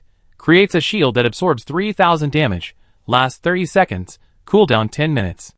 The stats aren't particularly impressive, after all, it simply increases health and mana, without any additional stats. Thankfully, the equipment effect was what Qin Chuan needed. He knew that Lu Xiaodaozhen was waiting for him at the respawn point, so adding a life-saving measure was always a good idea. 3000 shields is worth several of his health. Qin Chuan took another, more concerned look, and only felt relieved to confirm there were no stat restrictions. To be honest, if another item with stat requirements came along, he would have been prepared to level out evenly. There are 2 more drops. I hope they can be used. Qin Chuan muttered to himself. He looked at the 5th piece of loot with a look of surprise. Oh my god, why is it this thing? An item appeared in Qin Chuan's sight. Guild token, a silver level item, usable at the main city affairs officer, to establish a guild of up to 1000 members. In Apocalypse, forming a guild requires a guild token. The maximum number of members a guild can accommodate varies depending on the tier of the guild token. Low-level guilds can use high-level guild tokens to expand without having to disband and rebuild. For players, forming a guild not only increases a sense of belonging, but also offers more practical benefits. That is, group formation. Except for the team dungeons that will be released later, players can only form a maximum of 6 people in normal field battles and small dungeons. No more than that. Chapter 31. However, after establishing a guild, the president and vice president can form a team, with a maximum of 100 to 1,000 members, depending on the guild's level. This is extremely advantageous in outdoor boss battles. The rules of Apocalypse stipulate that players, or teams who inflict more than 50% cumulative damage to outdoor bosses receive ownership of the loot. Not everyone, like Qin Chuan, can deal enough damage alone. Most players fight bosses in groups. This is where the importance of the guild is demonstrated. To be honest, it's only because they can't form a team, otherwise the giant hare in the novice village wouldn't be easily relinquished by the major guilds. So Qin Chuan knew that at this point, even though all the players were in the novice village, if he showed his guild token, the leaders of the major guilds would definitely be intrigued. It's no exaggeration to say that this guild token fetched over 100 million yuan at auction. He vaguely remembered that his first guild token in his previous life fetched over 300 million or 400 million yuan. At the time, he was so focused on gold farming that he even fantasized about how great it would be if he could just get one, and then just lay down and retire. Alas, even after he and the arrow god perished together, no one ever got one. Recalling the past, Qin Chuan sighed. Then he began to think about what to do with this thing. It was obvious that this was the first guild token in the entire server. And the first guild established would make a server-wide announcement. What major guild would pass up such a golden opportunity to become famous? Let's not even talk about the distant past. If he knew about Dragon Soaring World, he would have paid for it without blinking an eye. But Qin Chuan was pondering another question. The question was whether to form his own guild. After much deliberation, Qin Chuan decided it wasn't necessary for now. His level was improving too fast, and ordinary players couldn't keep up. Finding teammates who would work well with him was probably a challenge, but there weren't many in the entire server. If something really happened, he could just form a team. There was no need for a group. Besides, he wasn't much of a manager.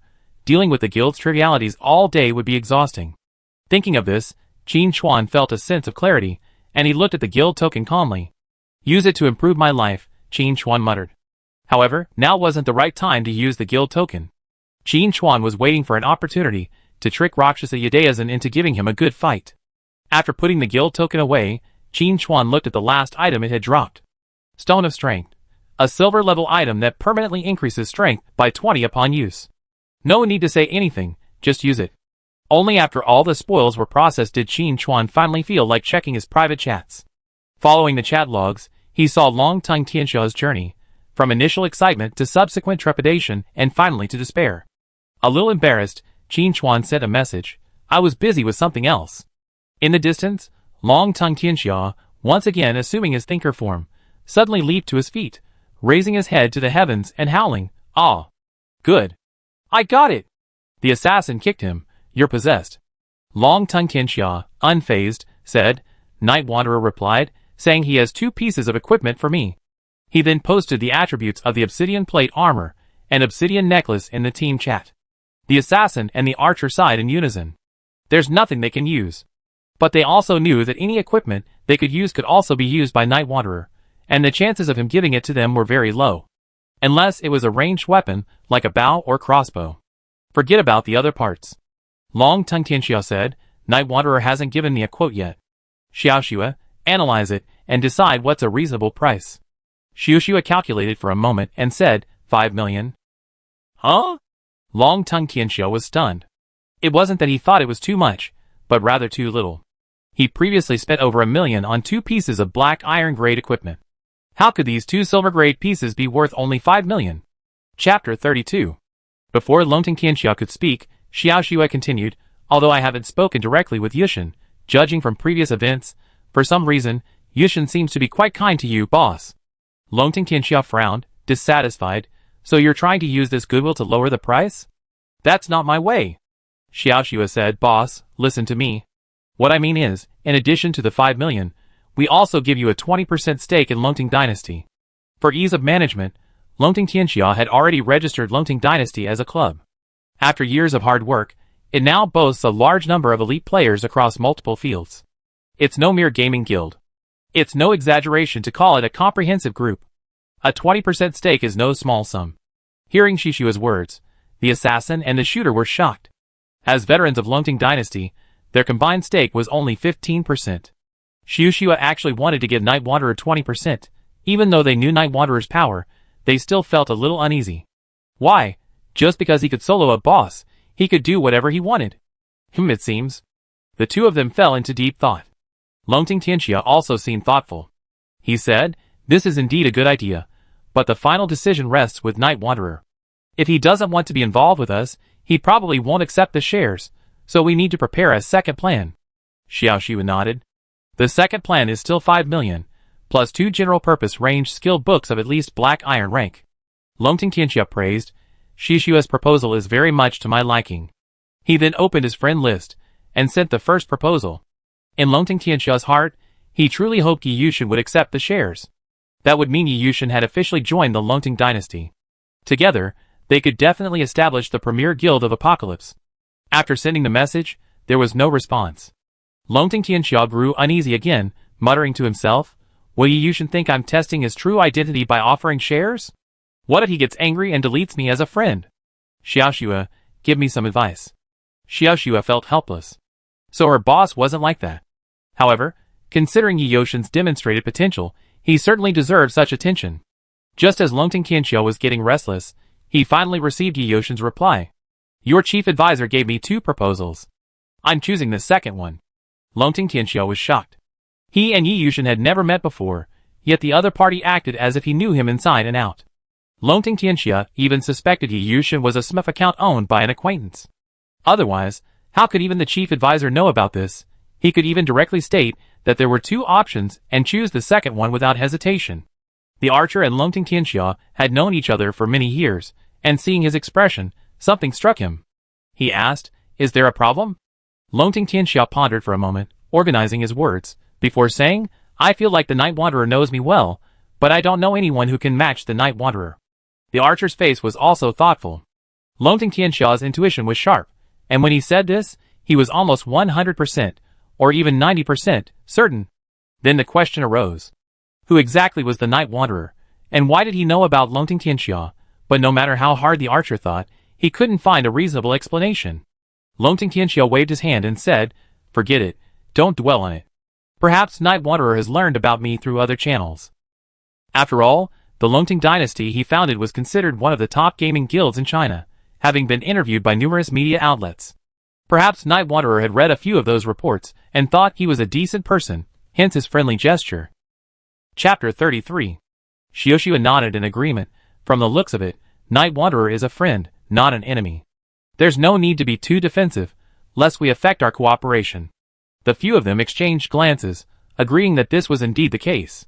Thinking things over, Longting Tianxia no longer hesitated and quickly sent a message. "Our offer is still 5 million Yuanhua coins, plus 2 ranged skill books of at least Black Iron rank." This was exactly the plan Qin Chuan wanted. Qin Chuan would not have considered the first plan Longting Tianxia had sent him. Although he had dealt with Longting Tianxia many times in his previous life and found him suitable for a buddy, that didn't mean Qin Chuan would trust him. Especially when it came to his true identity. He remembered that in his previous life, many top game masters didn't die at the hands of aliens, but were instead backstabbed by those close to them.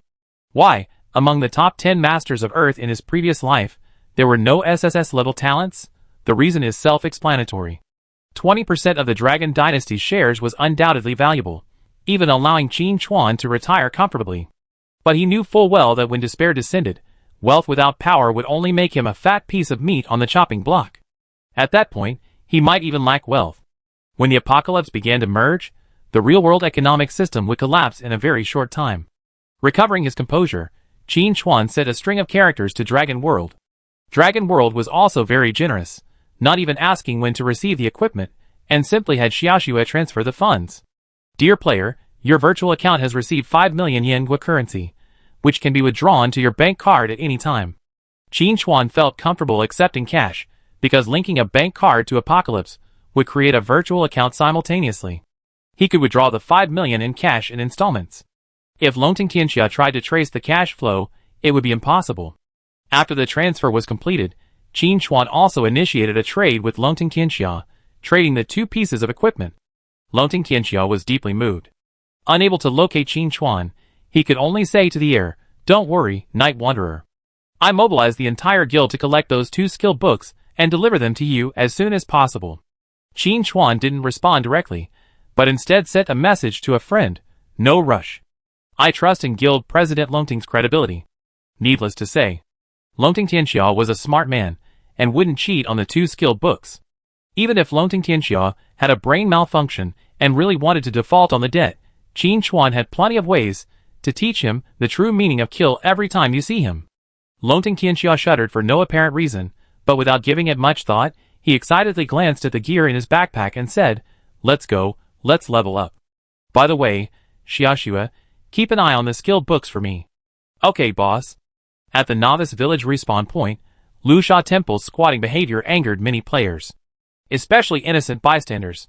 It was one thing for them to be ambushed by wild monsters, but they were also ambushed by other players when they returned to the respawn point. What kind of martial ethics are you talking about? Lusha Yudaizan, I wish you all the best. What a rubbish guild. They can't handle the Night Wanderer, so they take it out on us ordinary players. Brothers, let's fight these idiots. You're called Lusha Yudaizan? Do you know who I am? I gave the dog to the second uncle of the neighbor of the Pluto Palace Vice President's cousin. The respawn point was in chaos, and Lusha Yudaizan's expression grew increasingly grim. He'd been sent back by a slap from Amos, so he hadn't seen the Night Wanderer's stealth exposure, but he figured it wouldn't be a big deal. That was the eye of the God of Light, Iron Rank. How could a mere low-level assassin possibly stand up to the God of Light? If the Night Wanderer's invisibility was broken, he'd be instantly killed by the boss. And if the Night Wanderer returned to his respawn point, he'd be swept up in their relentless mass attacks, leaving no chance of survival. Chapter 34. By then, Night Wanderer would either beg for mercy or delete his account. But what Lusha Yudaizan didn't expect was that he waited at the resurrection point for ages, leading his men to unleash their abilities. Besides harming innocent people, it had absolutely no effect at all. Night Wanderer wasn't among the resurrected players. Not only that, the subsequent news left Lusha Yudaizan feeling even more bewildered. That silver-level boss was still losing health, and it was always over 6,000 damage. Undoubtedly, only Night Wanderer could do this. Then the question arose. How had he overcome the effects of the Light God's gaze, Iron Rank? Lusha Yudaizan couldn't figure it out. But the current situation didn't allow him to dwell on it. Due to Lusha Palace's indiscriminate use of abilities at the resurrection point, many players had died immediately upon resurrecting. They were already frustrated to be sent back by wild monsters, and now they were killed on the spot. Their fury was uncontrollable. Led by a few hot-tempered players, the players who had suffered the unforeseen disaster immediately formed an anti-Rakshasa alliance and engaged in a fierce battle with the members of the Rakshasa Temple. Amid the chaos, guilds with a pre-existing grudge against the Rakshasa Temple quietly joined in, launching a surprise attack on Lusha Yudaizan, sending him and his men back to the resurrection point. Then, following their example, they set up camp at the resurrection point. Lusha Yudaizan had just resurrected when his vision went black again. Furious, he cursed and threatened revenge. But what greeted him was the next wave of skills. After being tormented several times, Lusha Yudaizan gave in and logged off with a wave of his hand. Damn Night Wanderer, I fight you when I wake up. Qin Chuan had learned about the resurrection point from Longting Tianxia. Besides sighing, as expected of you, Lusha Yudaizan, Qin Chuan didn't know what to say. Qin Chuan didn't care about Lusha Yudaizan at all. After defeating Amos, Qin Chuan didn't rush to leave. Instead, he came to the edge of the cliff. Amos's body had already crumbled and was slowly melting into the earth, leaving a gap in its place. Following the gap, he found the entrance to the hidden dungeon. Qin Chuan was familiar with the route, and with a few leaps, he reached a platform below the cliff. There was a cave here, a translucent light curtain covering the entrance. Combined with the overgrown weeds, the darkness made it difficult to clearly see what lay beyond. But Qin Chuan knew this was it. The moment he reached out to touch the light curtain, he received a system notification. Ding, you're the first to discover a hidden dungeon. An announcement will be made to the entire server soon. Do you want to hide your nickname? No. Player Night Wanderer has discovered the hidden dungeon Crimson Tomb beneath the cliffs. We encourage all players to explore. Please note that this dungeon is quite difficult, so choose an appropriate difficulty level. As soon as the announcement came out, all players were numb. Oh, Night Wanderer again. I'm used to it. No, what did the announcement say? A hidden dungeon? At the mere mention of the word dungeon, players' eyes lit up with a gleam of desire. Dredge the dungeon. Gear drops. Get rich. Instantly, all players stopped what they were doing and began discussing the dungeon's location. Longting Tianxia, who had originally intended to return to Wild Boar Plains to level up, also stopped. After a moment's hesitation, he sent a message. Night Wanderer, is that dungeon in the Granite Hills? The announcement mentioned a hidden dungeon beneath the cliffs. And the cliff formations in the Novice village are only found in the Granite Hills to the north. Furthermore, the notification arrived so quickly that even the Night Wanderer couldn't have gotten to the other location. Longting Tianxia speculated that the Night Wanderer likely discovered the dungeon entrance while collecting equipment after defeating the boss. The reason he inquired was primarily because he was worried that the dungeon might be a one-time item, and he didn't want to compete with the Night Wanderer. No matter how good the dungeon was, it couldn't compare to his friendship with the Night Wanderer. Chapter 35. However, Longting Tianxia soon realized he had overthought. Night Wanderer's reply was straightforward. The dungeon is right where Amos appeared. You can reach it by going down the slope. However, I suggest you reach level 10 and prepare yourself before coming. Longting Tianxia replied, of course. My level is too low right now, so entering the dungeon wouldn't be that interesting. With level 10 silver equipment and a hidden dungeon waiting to be conquered, Longting Tianxia's desire to level up burned fiercely, and he immediately led his team towards the Wild Boar Plains. On the way back, Longting Tianxia saw many players heading there in groups. It was obvious they were planning to conquer the dungeon. In the team chat, the assassin asked, Boss, aren't we going to clear the dungeon? What if someone else steals our first kill? Wouldn't that be a shame? The archer replied, Yes, we can't beat Night Wanderer in the wild, but dungeons are different. Each team is independent, so we don't need to worry too much. Longting Tianxia shook his head and said, Night Wanderer couldn't be unaware of Longting Dynasty's clearing abilities, but he still told me to wait until level 10 before going. This shows how difficult this dungeon is. Besides, with Night Wanderer here, it's unlikely anyone else will get the first clear record. Even if Ahua and the others were assigned to the same Novice village as us, they wouldn't be able to compete with Night Wanderer. In that case, why rush? We might as well just focus on leveling up. Night Wanderer can even solo a level 10 silver boss. If we don't level up, we'd just be drooling over the gear. After a few words, the assassin and archer agreed with Longting Tianxia's decision, but they were also speechless. Once upon a time, they were the regulars for first killing bosses in major online games. Then a Night Wanderer appeared, single-handedly defeating them without a fight. How could this be justified? Compared to Longting Tianxia's calm demeanor, most players didn't think too much of it. The dungeon was there, meant to be raided. At worst, it's just a matter of running corpses. What's there to be afraid of? Brothers, charge. Players formed into small groups of 2 or 3, braving the firepower of the granite giants, picking off corpses one by one, finally reaching the platform below the cliff, and seeing the long-desired dungeon entrance. Please select the dungeon difficulty. Normal, Warrior, King, Nightmare. A few players discussed and decided to play it safe, grinding normal first, accumulating equipment, and then considering the next difficulty level. Then, they were wiped out by the first wave of monsters. The team standing at the resurrection point stared at each other in bewilderment. What had happened? As more players appeared at the respawn point, everyone realized a problem and began to criticize. What a lousy dungeon. Even the normal mode is so difficult. You idiot planner, you're not a human. Longting Tianxia, who was leveling up, received news from his guildmates. Just as Night Wanderer had said, that dungeon is incredibly difficult. So far, elite raiding teams organized by major guilds haven't even figured out what the boss looks like, and all have been defeated by the first wave of monsters. While their equipment is inferior and their stats are low, they're not so bad that they can't even defeat the normal mode. Isn't this just bullying an honest person? After receiving the news, Longting Tianxia smiled calmly. You guys are just too impatient. You can't get the best out of your haste, understand? Night Wanderer was kind to me, reminding me to wait until level 10 before going. Otherwise, he'd probably be among the group that'd be scolding the planner. Thinking of this, Longting Tianxia felt a surge of pride. How can you outsiders compare to the friendship between me and Night Wanderer? Speaking of which, how far has Night Wanderer's dungeon progressed? Why hasn't there been a first pass announcement yet? It's just a hidden dungeon. Night Wanderer should be easy to capture. Longting Tianxia naturally didn't expect that after discovering the hidden dungeon, Qin Chuan didn't rush in to clear it, but instead left directly for Wild Wolf Slope. Chapter 36. Honestly, if he hadn't known about that hidden quest chain, he would have already started grinding the dungeon. But right now, there was no rush.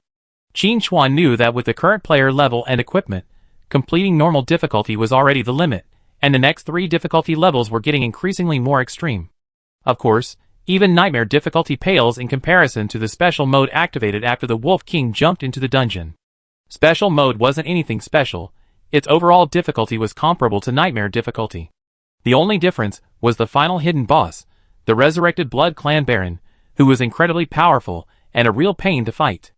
On the way to Wild Wolf Slope, Qin Xuan was also thinking about how, after obtaining the Blood Clan Baron's heart, he would openly and honestly scold the Novice village chief, making him cry and regret his actions. Of course, that was just his thinking. In reality, after the players exposed the village chief's true identity, not only would he not change his mind, but he would actually try to seduce the players into joining the Blood Clan faction.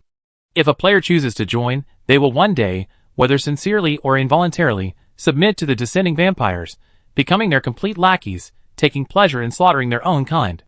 Qin Xuan wondered how many players would succumb to the allure of the bonus stats, and fall for the village chief's nonsense. Others weren't sure, but Qin Xuan knew that Luxia Yudaizhen couldn't withstand it. Not only did he fail, but he also plunged into the pit with the entire Luxia Hall. When the apocalypse begins to merge, and the death seal is reflected in reality, I kill Luxia Yudaizhen. Qin Xuan thought calmly. He wasn't one to hold grudges, but Luxia Yudaizhen's actions made Qin Xuan feel that it wasn't impossible to be a justice enforcer.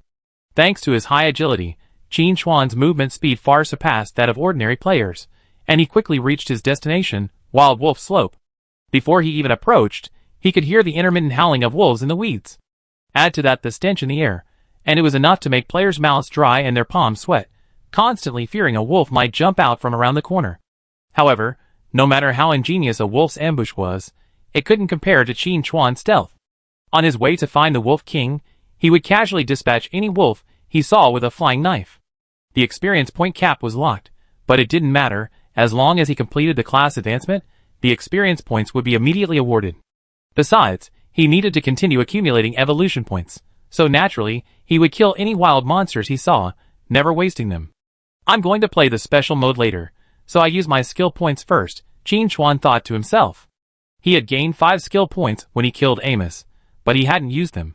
Now he had decided how to use them. Upgrade Shadow Stealth to LV3. 5 skill points are just enough to level up Shadow Stealth twice. Ding! Consume 2 skill points. Shadow Stealth level increased. LV2 to LV3. Shadow Stealth LV3. Bronze level. Enter Stealth mode. Each attack dealing an additional ATK asterisk 140% plus 600 damage. Costs 5 mana. Cooldown 16 seconds. Ding! Consume 3 skill points. Shadow Stealth level increased. LV3 to LV4. Shadow Stealth LV4. Bronze level. Enter Stealth mode. Each attack dealing an additional ATK asterisk 140% plus 800 damage. Costs 5 mana. Cooldown 16 seconds. Although increasing skill levels only increases fixed values, and doesn't increase attack multiplier, Qin Xuan wasn't particularly concerned. After all, with his current attack power, even doubling the attack multiplier wouldn't be as good as a fixed value increase. A 400-point fixed stat increase, combined with the added bonuses from Invisibility Break, Weak Point Attack, and Sniper God, will be a significant improvement. It's enough to push Shadow Dagger's damage past the 10,000 mark. This represents a crucial improvement from 4 digits to 5 digits. If there's one flaw, it's that there's still no clue about talent upgrades. Sniper God is only level 1 right now, so there's still plenty of room for growth. Chapter 37. But the problem is that talent levels are difficult to increase. Even most players' talents don't have the potential to upgrade, they're fixed the moment they're drawn. As an SSS level talent, the Sniper God can still grow, which speaks volumes about its potential. Qin Xuan even suspected that the Sniper God's original level was far higher than it currently was, and that it was only at level 1, so it was temporarily set at SSS. Considering the connection between the Sniper God's awakening and the Archer God, Qin Xuan boldly speculated that the Sniper God talent was essentially godhood, the only path for mortals to reach the realm of the gods. After beating the special mode and defeating the village chief, we can proceed to the main city. Qin Xuan secretly looked forward to it. The Novice village is only the first stop in Apocalypse. The main city, and even the subsequent expansion packs are the true, vast world. Awoo! The Wolf King's howl echoed across Wild Wolf Slope. Compared to his usual majestic demeanor, the Wolf King was now as panicked as a stray dog, his tail between his legs, fleeing. Swish! Plop. The elite wolf following him died without a sound. But the Wolf King didn't dare look back. This enemy was too formidable. After just a few sneak attacks, it felt as if it had heard its grandmother calling. If it were hit twice more, this Wolf Hill would have a new owner. The Wolf King let out a strangled howl. Then, he was struck by a flying knife, his health bar plummeting. Terrified, the Wolf King immediately shut his mouth, not daring to breathe, and fled. In the Wolf King's heart, there was a single obsession. He must reach that place. As long as he could get there, even if it meant his own utter destruction, he would make that damned enemy pay with his life. Qin Chuan watched the Wolf King flee north, with a look of satisfaction on his face. This guy is quite perceptive, knowing how to lure an unbeatable foe towards his mortal enemy. Yes, the Wolf King and the Blood Clan Baron are mortal enemies. To be more precise, it's a feud between werewolves and bloodlines. Although the Wolf King is still a wolf, the hatred for bloodlines deep in his genes is unchangeable. After Qin Chuan activated the hidden dungeon, the Wolf King received a subtle clue, knowing that there was an enemy to the north. But it was too weak to kill it. But it didn't matter. It now faced an unbeatable foe, and its demise was imminent. Since that was the case, he simply led it to the side of the unknown enemy, and let them fight to the death. It didn't matter if it died, but the enemy wouldn't have it easy either. Many players preparing to conquer the hidden dungeon, the Scarlet Tomb, witnessed a scene they would never forget. The one-eyed Wolf King, the bronze-level boss and master of Wolf Slope, had actually made his way to the Granite Hills. But the Wolf King looked in dire condition, barely even reaching his health. One player grew excited. This was a boss that had come to their doorstep. He immediately prepared to strike. But before he could strike, the Wolf King dispatched him with a single claw. Disdain filled the Wolf King's eyes. Weak human, if I couldn't defeat the enemy in the shadows, how could I defeat you? Already smoldering with rage, the Wolf King could no longer contain himself and launched a frenzied attack on the surrounding players. This annoyed Qin Chuan, who was in the shadows. What are you doing, kid? Quickly jump into the dungeon. Qin Chuan raised his hand and launched a flying knife. Minus 4600. To prevent the Wolf King from dying suddenly, he not only reduced his distance to 30 meters, but also proactively avoided his vital points. Even so, the high damage figures forced the Wolf King to recognize reality, and his eyes cleared again. The pervasive aura in the air was so palpable that the Wolf King knew its mortal enemy was not far away. Without hesitation, the Wolf King leaped from the cliff edge and flew straight towards the dungeon entrance. The next second, a terrifying, eerie voice echoed throughout the Granite Hills, tinged with a hint of anger and shame. Damn it, what are you biting? As the Blood Clan Baron raged, the Crimson Tomb dungeon entrance gradually changed color from its original translucent state, as if stained with blood, exuding an ominous aura. Chapter 38. At the same time, all teams currently clearing the dungeon received a notification. The dormant Bloodline Baron has awakened, his wrath enveloping the entire Crimson Crypt. Ding! Monster attack damage increased by 20%, attack speed increased by 20%. A new buff appeared under all monster health bars. Baron's Fury. The raiding teams, already struggling mightily, were met with a devastating blow. For a moment, the respawn point was filled with curses, with players cordially greeting the game planners. They were convinced. This crappy game was too difficult. But then again, how could a Bloodline Baron suddenly appear, and even the dungeon monsters became stronger? How outrageous. While Baron's Fury didn't increase monster health or defense, the attack damage and attack speed boosts were still significant. Many teams relied on healers, frantically spamming their main tanks to barely maintain their progress. Now that monsters' attack power has skyrocketed, the main tank has become as fragile as paper, unable to withstand any damage.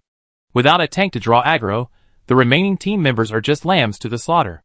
Many players, recognizing reality, have chosen to abandon their strategy and return to leveling.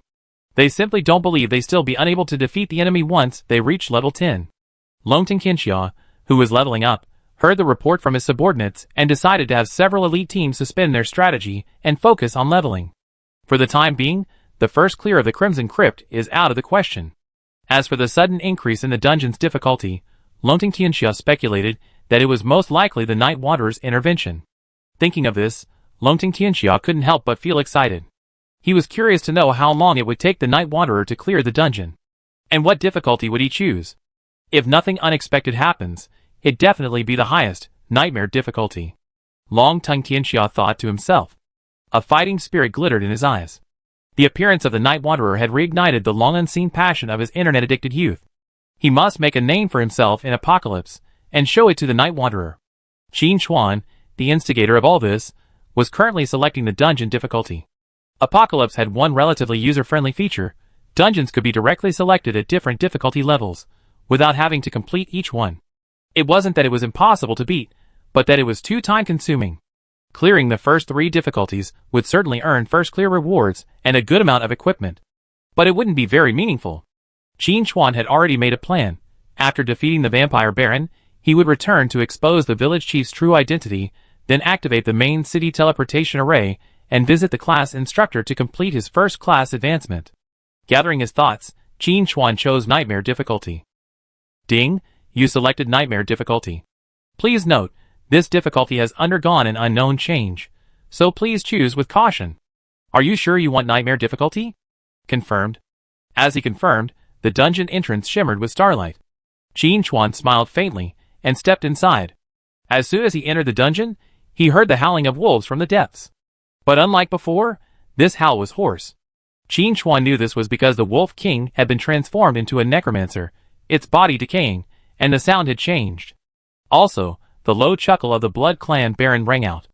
I smell fresh flesh and blood, truly delicious. Intruder, I will drain every last drop of your blood. Go, my slave, bring the intruder here. I want a feast.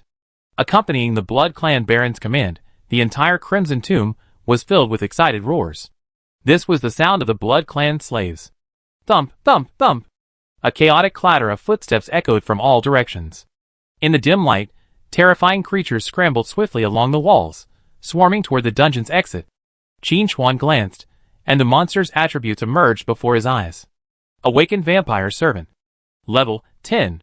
HP 10,000. Attack 400 plus 80. Defense 280. Skills: Bite, Infect, Bloody Pursuit. Introduction: an adventurer who entered this place many years ago, transformed into a slave by the Vampire Baron, and now loyally guards this tomb. Chapter 39. A level 10 monster, yet boasting a whopping 10,000 HP and formidable attack and defense. Out in the wild, it would be a legitimate mini-boss. But here, it was a mere, unremarkable monster. This was Nightmare difficulty. Even in a dungeon capped at level 10, it was still not to be underestimated. A dozen vampire minions rushed over, then froze. Where was the enemy? They could smell the scent of life in the air, but couldn't locate the enemy. It was a stealth enemy. The vampire minions instantly made a judgment call and gathered together. They had encountered stealth enemies before and knew their weakness: their limited attack range. Any attempt to attack would put them within their range. As soon as the enemy left stealth, the rest, save for the minions being attacked, would charge forward, tearing the intruder to pieces and bringing them to the Baron. The vampire minions had a thorough plan, but unfortunately, they encountered Qin Chuan, a unique ranged assassin. Minus 11,503. Weak point attack. A vampire slave was struck on the head by a flying knife. Its health bar instantly emptied, and it fell to the ground. Ding! Killed a level 10 vampire slave, gaining 200 experience points. The experience cap has been locked. Any excess experience will automatically be transferred to the experience pool. After receiving the experience points, Qin Chuan immediately activated Shadow Stealth. The remaining vampire slaves were stunned. They clearly sensed the presence of an enemy. But then it vanished. This was a common tactic used by stealth enemies, and they had seen it many times. But this time, they had to admit, they hadn't seen much of it. The enemy's scent actually came from dozens of meters away. Isn't he a stealth fighter? How could he attack from such a distance? Could it be a marksman? But that doesn't make sense. Marksmen can't stealth. The vampire slaves felt their IQ was low. Why were their old tricks suddenly ineffective? According to their playbook, after an enemy had dispatched an unlucky individual, and before their next stealth attack, they were at their most vulnerable, completely unable to withstand their attacks. Why was it different this time? What had gone wrong? Before their pitifully small brains could generate an answer, one of the vampire slaves died on the spot. Just like last time, the vampire slaves distinctly sensed the fleeting presence of a living being. Once again, it appeared dozens of meters away. Roar! Roar! One slave, unable to suppress its bloodlust, rushed towards the scent, its claws waving frantically through the air, trying to locate the enemy. But its actions were doomed to fail. 10 seconds later, the still flailing servant froze, his health bar emptied, and he collapsed, bewildered. Qin Chuan hadn't cleared the Crimson Crypt in his previous life because the dungeon wasn't discovered until a month after its launch. And there was a level cap. At the time, Qin Chuan was already over level 30, and even if he paid a fortune to return to the Novice village, he wouldn't have been able to enter the dungeon. But he still looked up the dungeon's procedures and strategy guides. Mainly, he wanted to understand the boss's skills, so he'd be prepared for the next encounter. As for the monsters, there was nothing much to say. Even nightmare-level monsters were instantly destroyed by his flying knives, effortless. Qin Chuan immediately prepared for a quick victory, charging forward. Faced with the piercing blades, the vampire servant, despite all his might, couldn't locate the enemy lurking in the shadows. He could only let out a frantic rage, lashing his claws wildly before falling silently, becoming nothing more than experience points. No level-up kills, not much experience. Qin Chuan couldn't help but complain. He was used to killing monsters of higher levels, so being suddenly restricted to same-level monsters was a bit of a bummer. At this point, if there were any players nearby trying to clear the dungeon, they'd definitely give Qin Chuan a kill. Is that even human? They were being tormented to death by the normal difficulty monsters, and you're killing a nightmare monster with just one kill, and you're actually complaining about the lack of experience? Chapter 40. Protest, serious protest. A few minutes later, the first group of vampire slaves who rushed over were all killed by Qin Chuan's blade.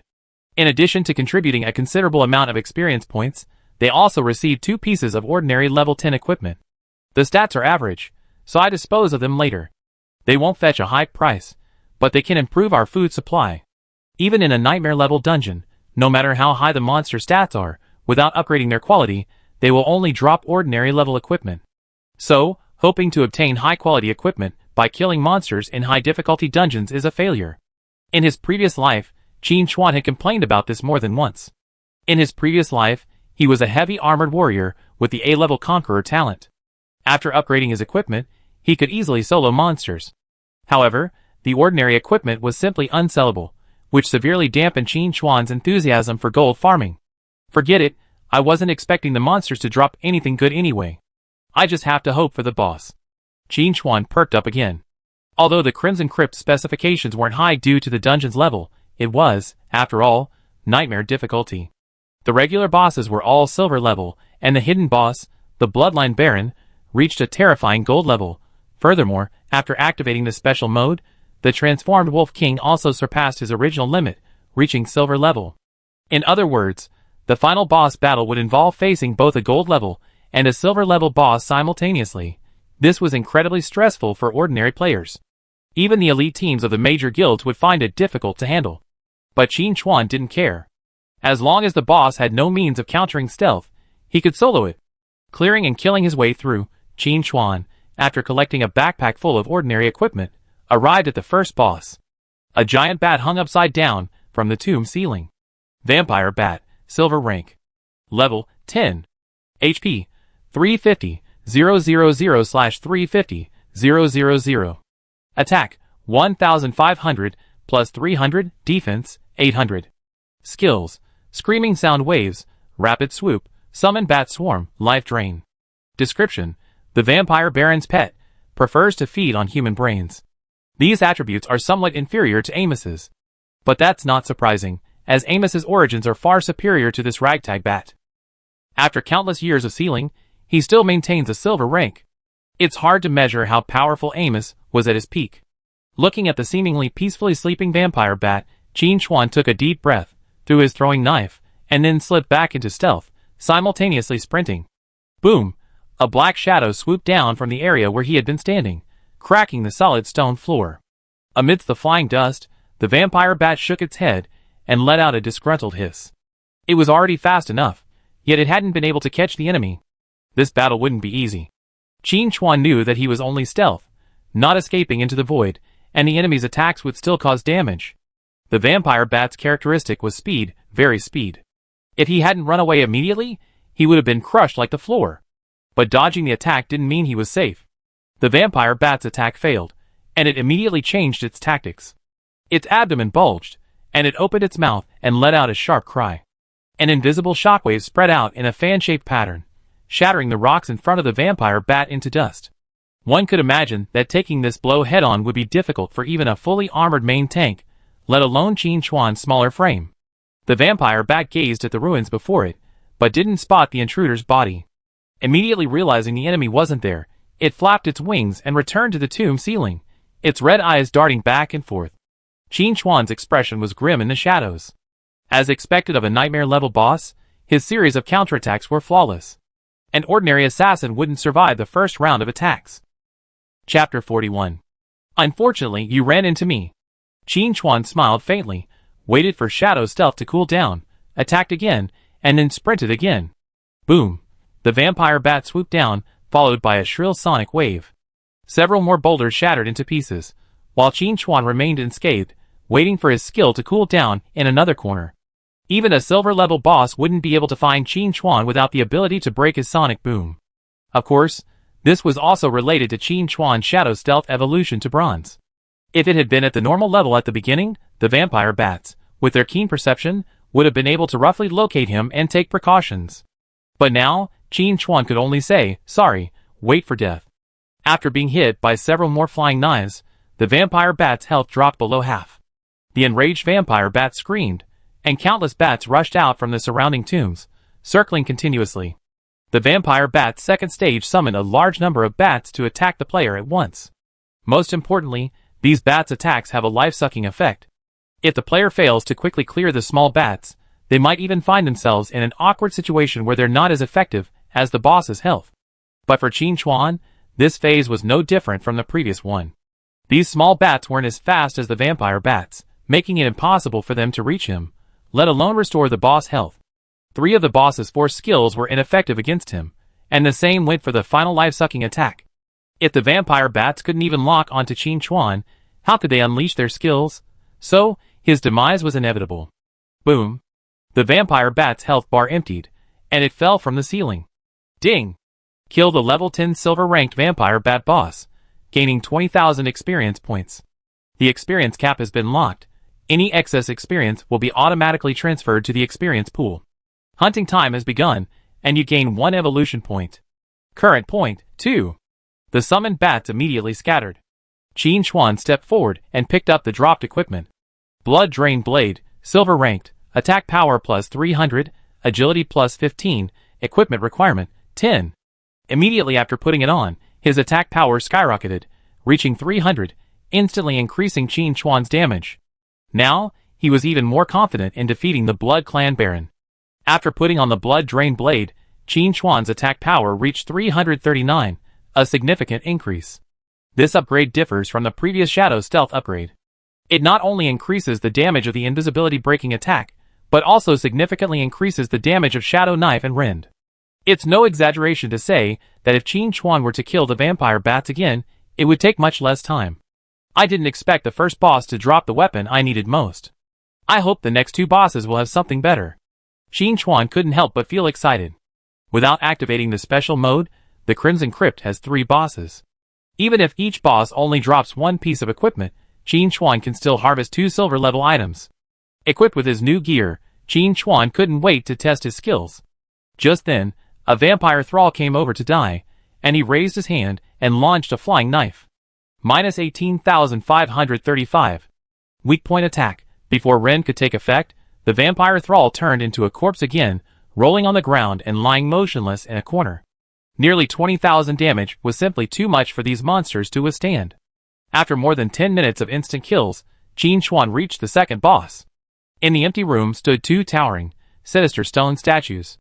It seemed safe, but Qin Chuan knew that if the player foolishly approached them, they would be ambushed by the gargoyles.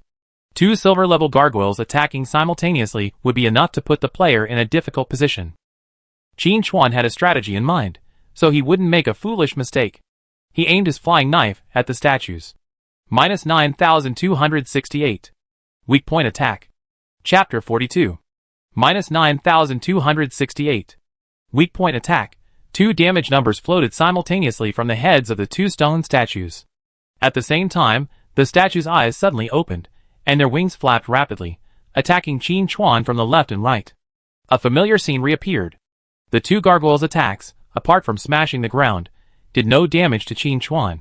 Gargoyle Twins, Silver Level. Level 10. HP 250 000/250 000. Attack 1000, plus 200 defense, 2000. Skills: Surge, Charged Counterattack, Physical Damage Reduction, Live and Die Together. Description: The Gatekeepers of the Blood Baron, linked by psychic connection, they will slay all who come their way. It may not seem like much HP, but the problem is, these two gargoyles share a common HP. Any damage inflicted is redirected away by half. In other words, this boss's total health is actually a whopping 500,000. Not only that, the gargoyle twins are also a physical nemesis. Besides their already formidable defense, they also boast an additional 70% physical damage immunity, enough to make any assassin or marksman desperate. But if a player teams up with a magic class, they be tricked again. Because the third boss has a magic immunity shield, physical classes are required to deal damage. Level 10 players already have low stats, and the last two bosses are highly targeted, making individual players suffer greatly. As for switching players and fighting in a rotational battle, sorry, Apocalypse won't allow you to exploit this loophole. Players can fight however they want in the wild, but during the dungeon, team members cannot be swapped. However, before Qin Chuan, the gargoyle twins, the very creatures that made ordinary physical classes despair, were no different from ordinary bosses. Their physical damage reduction was nothing compared to their true damage. As Qin Chuan dodged the attack, his Ren skill began to unleash its power. -220, -220, a damage number appeared above the gargoyle twins' heads, jumping 3 times in a row, totaling over 1,000. With the bonus of their sniper god talent, Ren's damage ignored the boss's defense, dealing full damage. It wasn't high, but it was better than nothing. The gargoyle twins shared a common understanding, sensing their companion's shock. Their vaunted defense seemed to be non-existent in the face of the enemy. A single attack knocked away nearly 20,000 of their health points. It would only take 20 or so rounds for their HP to be completely depleted. The gargoyle twins soared into the air, flapping their wings to form a whirlwind, ravaging the room in an arcing trajectory.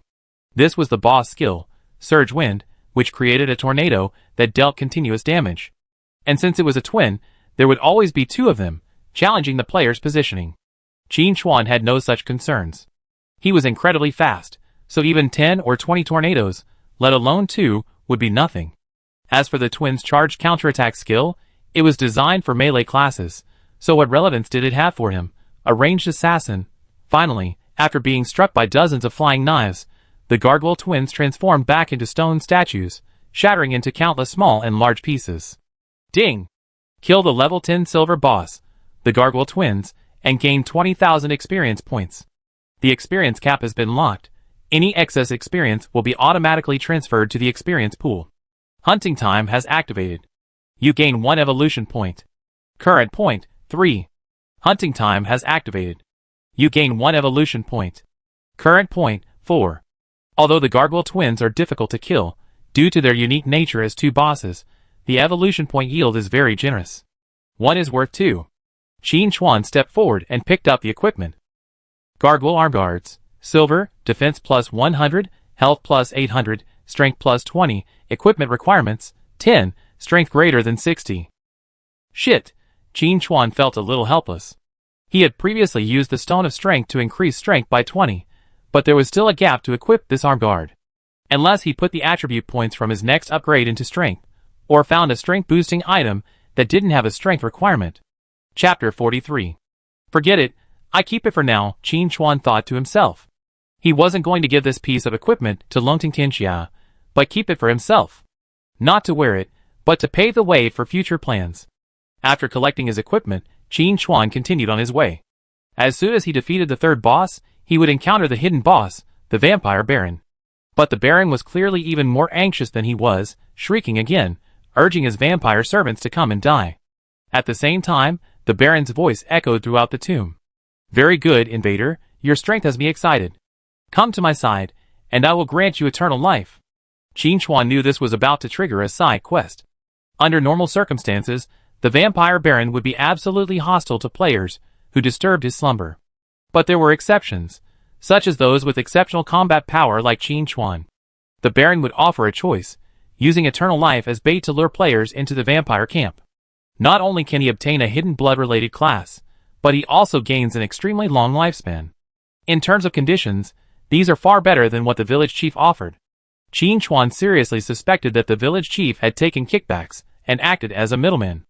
Why else would the village chief only give attribute points, while the Baron could grant a hidden class change and a long lifespan?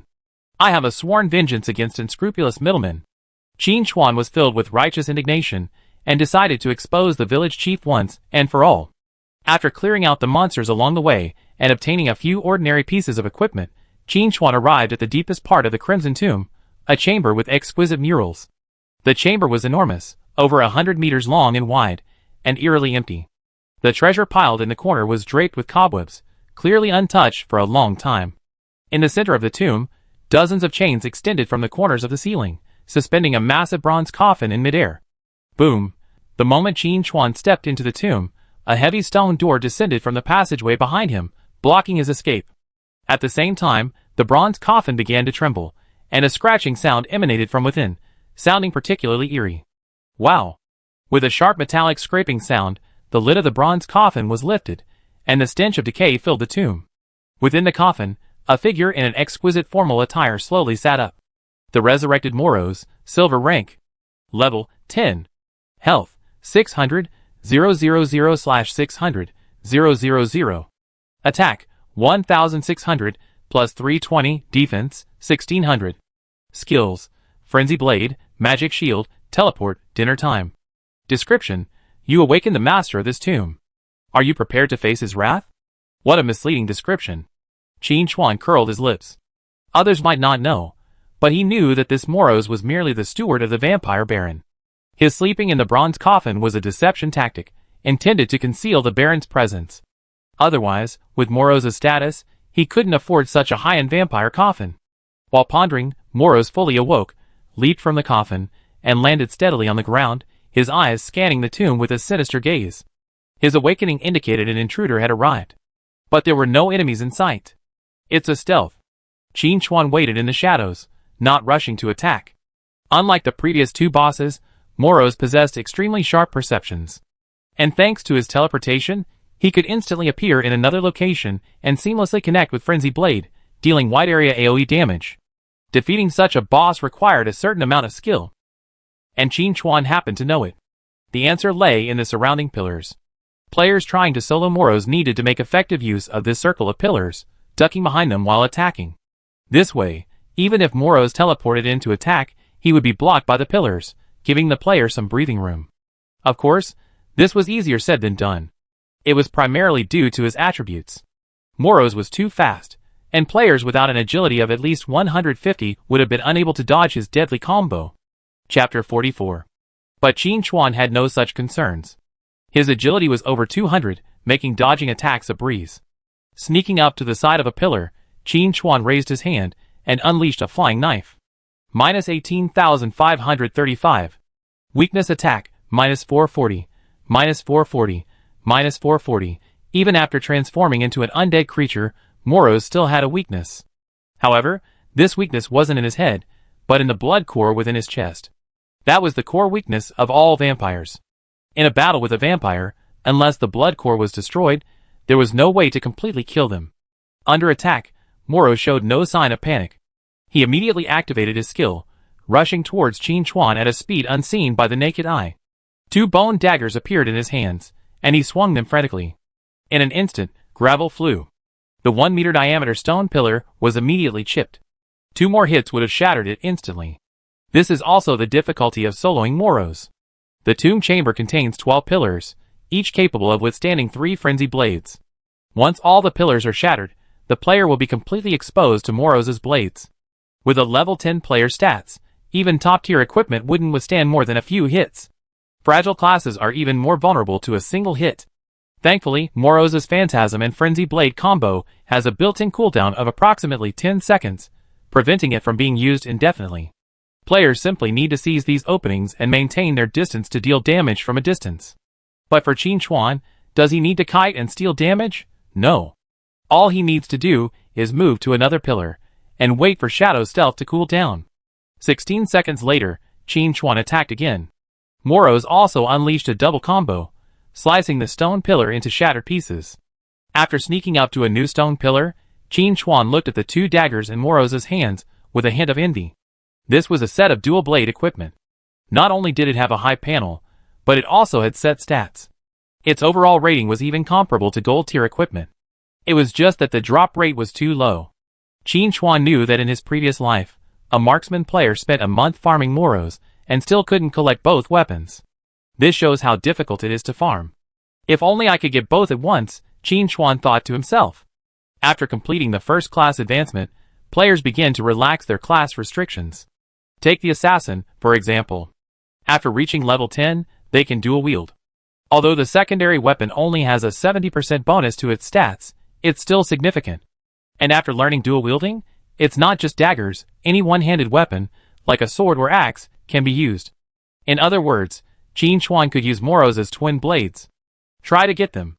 Qin Chuan grew increasingly excited, raising his hand to launch another flying knife. Moro shifted his form to catch the frenzied blades, but it was ineffective. He didn't rush to attack. Instead, with a thoughtful expression, he spoke, "Intruder, your strength impresses me. Try this move. Come, my brothers and sisters. Dinner time." Accompanied by Moros' calls, several figures gradually gathered around him. Maid Solina, bronze. Gardener Bob, bronze. Butcher, bronze. Groom Haynes, bronze. The second stage of the boss battle, a righteous brawl. This is also Moros' most difficult stage. His own damage is already insane, and now he's summoned 4 minions. Players who aren't prepared will have no chance of withstanding. The only good news is that Moros summoned only bronze-level monsters, not just silver-level monsters. If there are 5 silver-level items, unless the player is equipped with a full set of level 10 gold gear, there's no way to complete this dungeon. This begs the question, where can one find so much gold gear at level 10? The answer is, play the Crimson Crypt's Nightmare difficulty special mode and kill the hidden boss, the Bloodline Baron, for a consistent drop of 1 gold level item. Chapter 45. So how do I meet the Bloodline Baron? Defeat Moros first. How do I defeat Moros? Wear gold level gear. And so, an unsolvable cycle unfolded. Qin Chuan vaguely remembered a lot of jokes surrounding the Crimson Tomb in his previous life. For example, the Crimson Tomb raid, and the players who graduated from the Crimson Tomb. And why would you fight the Crimson Tomb if you haven't graduated from the Crimson Tomb yet? It was a lot of fun.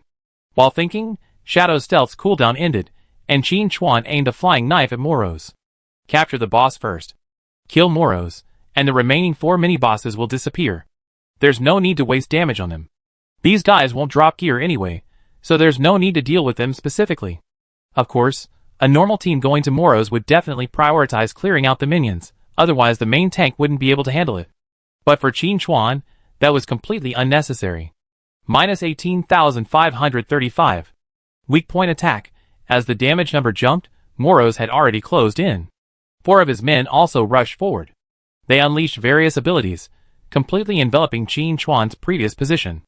The stone pillar thus took even more damage, sustaining no more than 2 strikes before being completely destroyed. As the final boss of the Crimson Crypt, Moros' combat effectiveness was still quite reliable. A combo of Disappearance and Frenzy Blade was enough to instantly kill an unsuspecting range damage dealer. But that didn't mean melee combat was safe. If there were no ranged targets, Moros would still unleash Frenzy Blade, and the reaction time for melee attackers was very short, leaving them utterly dead on the spot. The magic shield can also effectively counter spell classes. Add to that the summoning of minions during dinner time, and the main tank's pressure was immense, making him a truly formidable boss. But even against Qin Chuan, such a powerful boss was rendered defenseless. There was no way around it. Qin Chuan's fighting style was too ruthless. He then went into stealth after the fight, leaving Moros furious and helpless. This was his first encounter with such a formidable foe. As time passed, Moros' health steadily decreased, but the pillars in the tomb crumbled one by one under the combined attacks of Moros and his minions. Thankfully, according to Qin Chuan's calculations, he could kill Moros before all the pillars shattered. "Master, I have failed." Moros sighed profusely, his body collapsing to the ground. The 4 summoned mini-bosses froze in place, their figures becoming ethereal and soon vanishing completely. Ding! Kill the resurrected level 10 silver boss, Moros, and gain 20,000 experience points. The experience cap has been locked. Any excess experience will be automatically transferred to the experience pool. Hunting time has begun. You gain 1 evolution point. Current point, 5. It's a shame that the minions summoned by Moros aren't independent bosses, otherwise this wave would have been a bonanza of evolution points. While a bit of a shame, it's not a big deal. At the same time, Qin Chuan's attention was drawn to the two spheres of loot on the ground. Dropping two pieces of equipment at once was already an exceptional feat. What surprised Qin Chuan even more was that both equipment icons were weapons. No way. A weapon said dropped on my first kill. Qin Chuan was a little incredulous. The probability was simply too low. While he was pondering, the game prompt sounded again. Ding! You cleared the nightmare level dungeon, Crimson Tomb. This clearance is a server-wide first, with an additional reward of 10,000 experience points, 20 attribute points, and 10 reputation points. An announcement will be made soon. Do you want to hide your nickname? No. Player Night Wanderer has cleared the nightmare level Crimson Tomb for the first time. We hope all players will keep up the good work. When the server-wide announcement went off, Team Longting had just killed a wild boar. After arduous leveling, they had successfully reached level 3, and were not far from level 4. Longting Tianxia encouraged him, keep working hard. At level 5, we'd be able to upgrade to new equipment, making us even faster at defeating monsters. And at level 10, there'd be silver level equipment waiting to be replaced. Chapter 46. 2 sentences boosted the team's morale. What's the point of playing games? Beyond the investment, the more important thing is the continuous accumulation and reward, which brings a special sense of accomplishment. But before they could find the next wild boar, the server-wide notification sounded. Long-Tongue Tianxia, with a look of astonishment, said, I knew Night Wanderer would definitely challenge nightmare difficulty. The archer echoed, as my nemesis, it's only natural for Night Wanderer to make such a choice. The fire priest Xiaoxue pondered for a moment and said, Boss, why don't you ask Night Wanderer if he has any new equipment for sale? Long-Tongue Tianxia waved his hand, no need to bother. If Night Wanderer had the idea, he would definitely contact me. Since he hasn't said anything, he either doesn't have the time or has other considerations. After a pause, Long-Tongue Tianxia said, we're veteran players too. We can't always rely on Night Wanderer, understand? The others nodded. But they were secretly complaining. Who, after all, is relying on Night Wanderer? At the same time, the various newbie villages were buzzing about Night Wanderer. There was no way around it. The name was simply too recognizable. First, he was the first to kill a black iron boss, then he leapfrogged to a silver boss. Later, he discovered a hidden dungeon, and was the first to reach level 10, opening the level leaderboard. And then, there was this, the first clear of the nightmare difficulty Crimson Crypt. Each of these achievements alone would be worthy of significant mention, and yet, they were all accomplished by a single person. Incredibly impressive. Not only that, the time between these major events was incredibly short. They were still here, slashing hairs, while Night Wanderer had already cleared the dungeon. Could the difference in character really be that great? Compared to the ordinary players' despair, those with highly talented players were deeply dissatisfied. Particularly those with S-rank or even SS-rank talents, who were determined to dethrone Night Wanderer. They were highly talented and had excellent professions, so why should Night Wanderer steal all the limelight? Impossible. Apocalypse launched simultaneously worldwide, with players from not only Yin Nation, but also Gale Nation and Daka Nation. But before the National War version, everyone played their own games, without interfering with each other. But this didn't affect the server-wide announcement. Apocalypse was so considerate, sending out announcements in various languages. At that moment, in the Gale Nation's newbie village, a 3-person team, after enduring numerous hardships, finally defeated Moros to a pulp. Hold on, the boss is going to die soon. If it weren't for Richardson, with his SSS level talent, we wouldn't have made it this far. No matter how powerful that Night Wanderer from Yin Country is, he's only one man. Our team has 1 SSS level and 2 S level members, along with expensively acquired equipment. We're sure to clear this nightmare level dungeon first.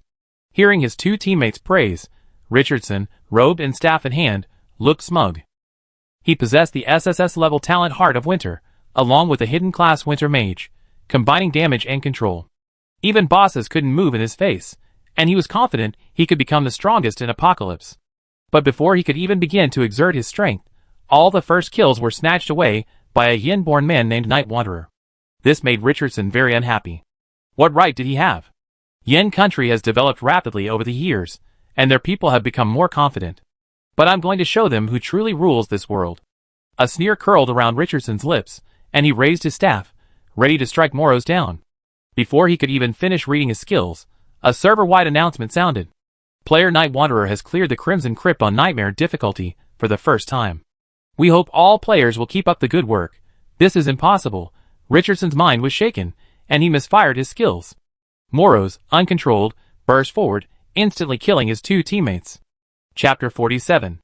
If Richardson hadn't reacted quickly, he would have been sent packing. Congratulations on clearing the Nightmare Crimson Crypt. Richardson ignored the game's prompts, and even the gold tier loot dropped by the bosses of higher levels failed to pique his interest. He now had only one thought. When the National War began, he would tear the Night Wanderer into pieces. At the same time, not only the players from Gale Nation, but also the top players from other regions had the same thought. Sooner or later, they would crush the Night Wanderer under their feet. Qin Chuan stepped forward with anticipation and pocketed the two loot. Bony Viscerating Dagger, main hand silver tier, attack damage plus 300, agility plus 15, required equipment, 10, set 1/2. Bloodletting Bayonet, offhand silver tier, attack damage plus 300, agility plus 15, required equipment, 10, set 1/2. The general panel attributes are identical to those of Qin Chuan's Bloodthirster.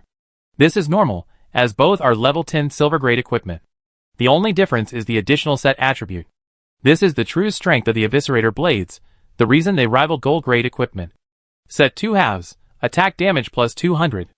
Activate Frenzy Dash, rapidly moving towards the target, while unleashing a storm of blades, dealing attack damage asterisk 200% damage to enemies in its path. Cooldown, 30 seconds. Not only does this increase attack damage further, but it also activates a special effect. Ross's signature move, Teleport plus Frenzy Blades. This active equipment effect unlocked after completing the Eviscerate Twin Blades is also the core element of this set that makes it difficult to replace in the early stages. Qin Chuan's focus is on the teleportation effect. Although he can seamlessly stealth, if the opponent is prepared and unleashes a barrage of area of effect abilities at the point where he appears, with enough abilities and a wide enough coverage, he can be pinned down in stealth by simply stacking damage. Eviscerate Twin Blades is one of the few options Qin Chuan has at this stage that can provide him with movement abilities. In fact, this option wasn't originally part of Qin Chuan's plan. This is because equipment drops are highly random. If he remembers correctly, Moros' drop list has over 20 pieces of equipment. Even if you drop unique items every time, if you're unlucky, it take over 20 or so to complete the Twin Blades. Qin Chuan feels it's not worth it, and takes too much time. To put it bluntly, the Twin Blades dash effect is only a temporary substitute. He still needs to rely on proper movement abilities. It's just that those skills aren't accessible to low-level players. Therefore, continuing to level up was the right path. Qin Chuan had already prepared himself mentally before the fight began. It would be best if the Twin Blades dropped, but if they didn't or didn't come in a pair, he wouldn't force it. It would be unwise to stop leveling up just to force the Twin Blades. Gathering his thoughts, Qin Chuan put away the bony viscerating Twin Blades. He couldn't dual wield now, so equipping a single bony viscerating dagger in his main hand was pointless. As he pondered, the Bloodline Baron's voice drifted through the tomb. You actually defeated Moros. Your strength truly astonishes me. Come join me, and let's enjoy eternal life together. The game prompted a message. Ding, you activated a hidden side quest. A difficult decision. Option 1. Kill the Bloodline Baron. Quest reward, none. Option 2. Accept the Baron's advice. Quest reward, unlock the special class, Scarlet Assassin, based on your attribute focus. Your lifespan increases by 300 years. Of the two options, the second was clearly far superior to the first. Because of this, some players, unaware of the true nature of the situation, choose to join the Vampire Baron's ranks. But Qin Chuan knows that behind these generous rewards lies a trap that leads to a descent into the abyss. Before the apocalypse merges with reality, players will not notice any difference. Instead, they will gain enhanced combat power due to the unique nature of their professions. But once the fusion begins and the vampires descend upon Blue Planet, everything will undergo drastic changes. Chapter 48. Even if the Blood Clan Baron was already dead by then, those players had already been transformed, completely becoming Blood Clan lackeys, causing countless slaughters. Qin Chuan knew this, but he couldn't stop it. Even if he said the second option was a trap, why would the other players believe him? It's just a game, and we need outsiders to tell us what to do? All Qin Chuan could do was go back and post an anonymous thread on the Apocalypse forum. Save as many as he could. Collecting his thoughts, Qin Chuan sneered, Baron, clean your neck and wait for death. Ding, you made your choice. The Blood Clan Baron will become your mortal enemy. The game prompt flashed by, but Qin Chuan paid no attention. He went straight to the corner of the tomb and kicked away the scattered treasure, revealing the floor tiles underneath. With a light step, the sound of a mechanism moving came from behind the stone wall. Clatter. The chains holding the bronze coffin loosened, dragging the entire coffin with them as it crashed to the ground. The floor was shattered, leaving a bottomless pit. Wails, curses, and the sound of flowing liquid emanated from the depths of the pit. And so, too, was the overwhelming smell of blood. Down below was the vampire baron's lair. The blood pool. Those voices were the souls of the victims. Gazing at the pitch-black entrance, Qin Chuan quickly found a raised point, leaped over it, and descended. After descending dozens of meters, Qin Chuan landed on flat ground. A single passageway led to the dark red cave entrance. The baron's tone was filled with suppressed anger. "Intruder, this will be your burial place. Let your blood fill this nearly dried-up pool of blood." After Qin Chuan made his side quest choice, the baron prepared for battle. Qin Chuan sneaked all the way to the cave entrance and peered inside from behind the stone wall. Overall, it was a tomb, only even more eerie and terrifying. The obsidian floor was spotless. In the center stood a pool, swirling with crimson blood. In the pool, the vampire baron sat by the side, a look of enjoyment on his face. Beside him was the Wolf King, now transformed into a dead wolf. Baron Gunnar, gold rank. Level, 15. HP, 150000/150000. Attack, 6000. Defense, 4000. Skills, Crimson Pact, Life Conversion, Crimson Pool, Blood Tide, Poisonous Blood Plague. Description: a vampire baron awakened from his slumber. His long slumber has inevitably diminished his strength, but he remains unmatched. It's not too late to submit to him now. Resurrected Wolf King, Silver, Level, 10. HP, 350,000/350,000. Attack, 1500. Defense, 1200. Skills, Rabies, Deadly Bite, Call of the Wild. Description: a Wolf King who intruded upon the Baron's slumber was resurrected by vampire magic as a puppet, loyally guarding his former enemy. 2 bosses. The Baron's HP is a whopping 1.5 million. Honestly, if Qin Chuan didn't have his sniper talent, it would take him ages to chop down the vampire baron. For this reason, it took a long time to kill the vampire baron after he was discovered by the players. His HP was incredibly high, and his level had surpassed the novice village cap, reaching level 15, and even then, he was still weakened from his prolonged slumber. Qin Chuan calculated that the vampire baron's strength was probably more than 10 times that of a real vampire baron. Putting aside the true power of the Blood Clan Baron, the mere sight of him before Qin Chuan was already overwhelming. By comparison, Baron Gunnar was no match for the 3 silver bosses in the dungeon, or even Amos beneath the granite hills. His exceptionally high attack and defense, combined with his wide-range abilities, were enough to render any elite squad powerless. Not to mention the special mode, with a silver-rank Wolf King lurking nearby. Qin Chuan quickly considered the matter, and decided to kill the Wolf King first. Chapter 49. The resurrected Wolf King wasn't a summoned creature, so even if the Baron was killed, it wouldn't die. It was also incredibly fast. Under the Baron's control, it would be very difficult for Qin Chuan to ambush it in advance. Luckily, the Wolf King's health was low, and it could be killed in a few minutes. With this in mind, Qin Chuan raised his hand and launched a flying knife. Ouch! The Wolf King howled in anger, and Baron Gunnar's face was irritated, but he made no further movement, not even rising from the pool of blood. This awakening was not part of the Baron's plan. He had originally intended to continue his slumber for 100 years before awakening. However, he was interrupted by the uninvited Wolf King. Because of this, the Baron's condition has not recovered to its peak, and is currently in the recovery phase. However, this phase will not last long. The pool of blood will greatly increase the Baron's recovery speed. Qin Chuan needs to reduce the Wolf King's health as much as possible before Baron Gunnar strikes. A direct kill would naturally be the best. It all depends on who's faster, him or Baron Gunnar. The Wolf King's health was steadily decreasing. Baron Gunnar's face was as gloomy as charcoal, his eyes glowing red, as he stared intently at Qin Chuan. There's a saying from ancient times, when beating a dog, you should look at its owner first.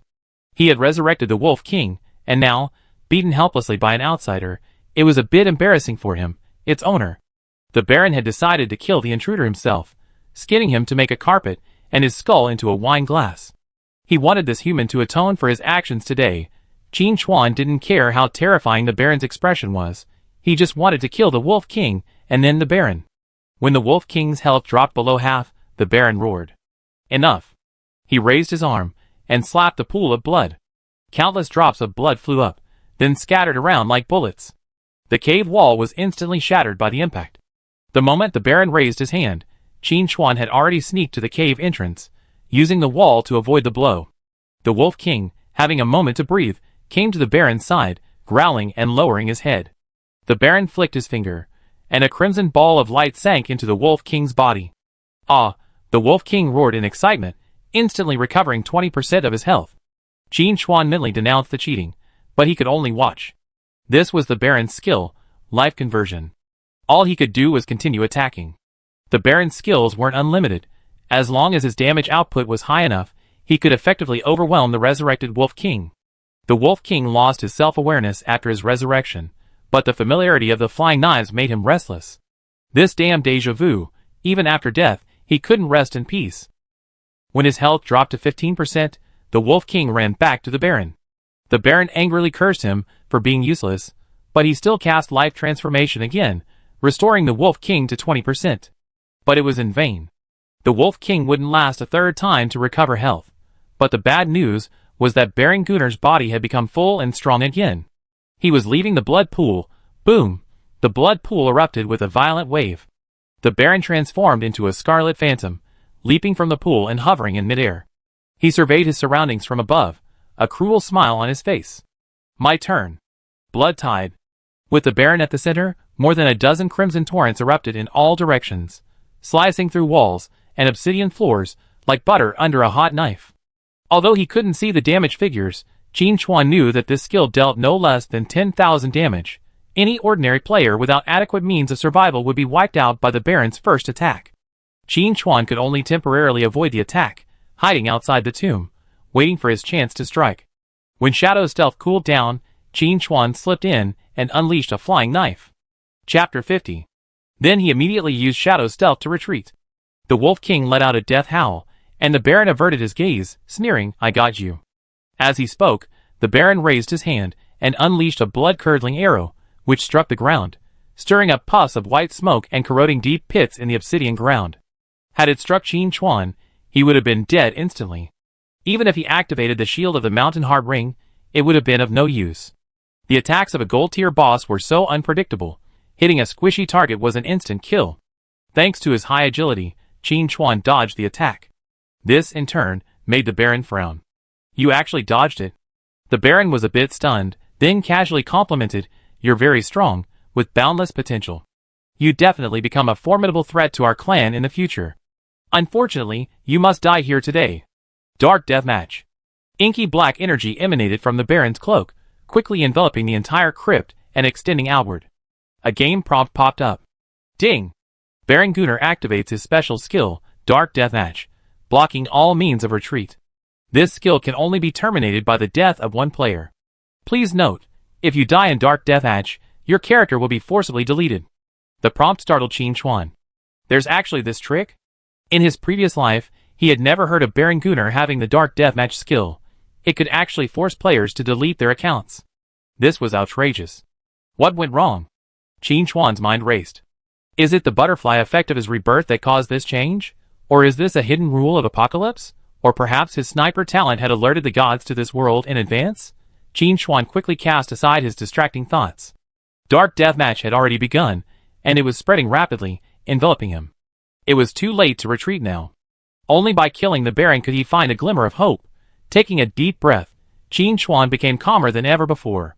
He had once slain even gods, let alone a mere vampire Baron. The situation looked unfavorable to Qin Chuan, but he saw an opportunity for victory. That was Baron Gunner's inability to break his stealth. Otherwise, the Baron wouldn't have needed to activate Dark Deathmatch, a special skill, to confine him here. He was simply worried he might slip away.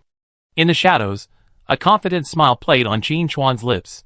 Your stats are high, but my style is unstoppable. Baron Gunner's special skill caught Qin Chuan off guard, but after calming down, he realized his situation hadn't changed much. He had always intended to kill the Baron without taking any damage. If that's the case, then what's the point of initiating the Dark Deathmatch? Of course, The most important point is that Qin Chuan has a substitute straw man in his possession. No matter how powerful Baron Gunnar's Dark Deathmatch is, it only blocks the retreat method, not the resurrection method. At worst, he can just die. After all, the Rakshasa Palace's blockade of the resurrection point has failed, and they can't withstand the wrath of all the players in the Novice village.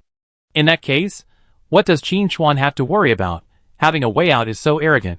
Relaxing again, Qin Chuan aimed a flying knife at the Wolf King. The battle plan remained the same. Kill the Wolf King first, then kill Baron Gunnar. Seeing that the secret intruder not only didn't frighten him into begging for mercy, but instead attacked his pet, Baron Gunnar's rage was beyond words.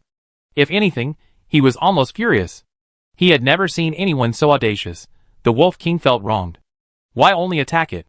Puzzled, the Wolf King took several more blows. Its health bar emptied, and it collapsed to the ground. Several balls of silver light scattering across the ground. Ding! Kill the resurrected Wolf King, a level 10 silver boss. Gain 20,000 experience points. The experience cap has been locked. Any excess experience will be automatically transferred to the experience pool. Chapter 51. Hunting time has begun. You gain 1 evolution point. Current point, 6.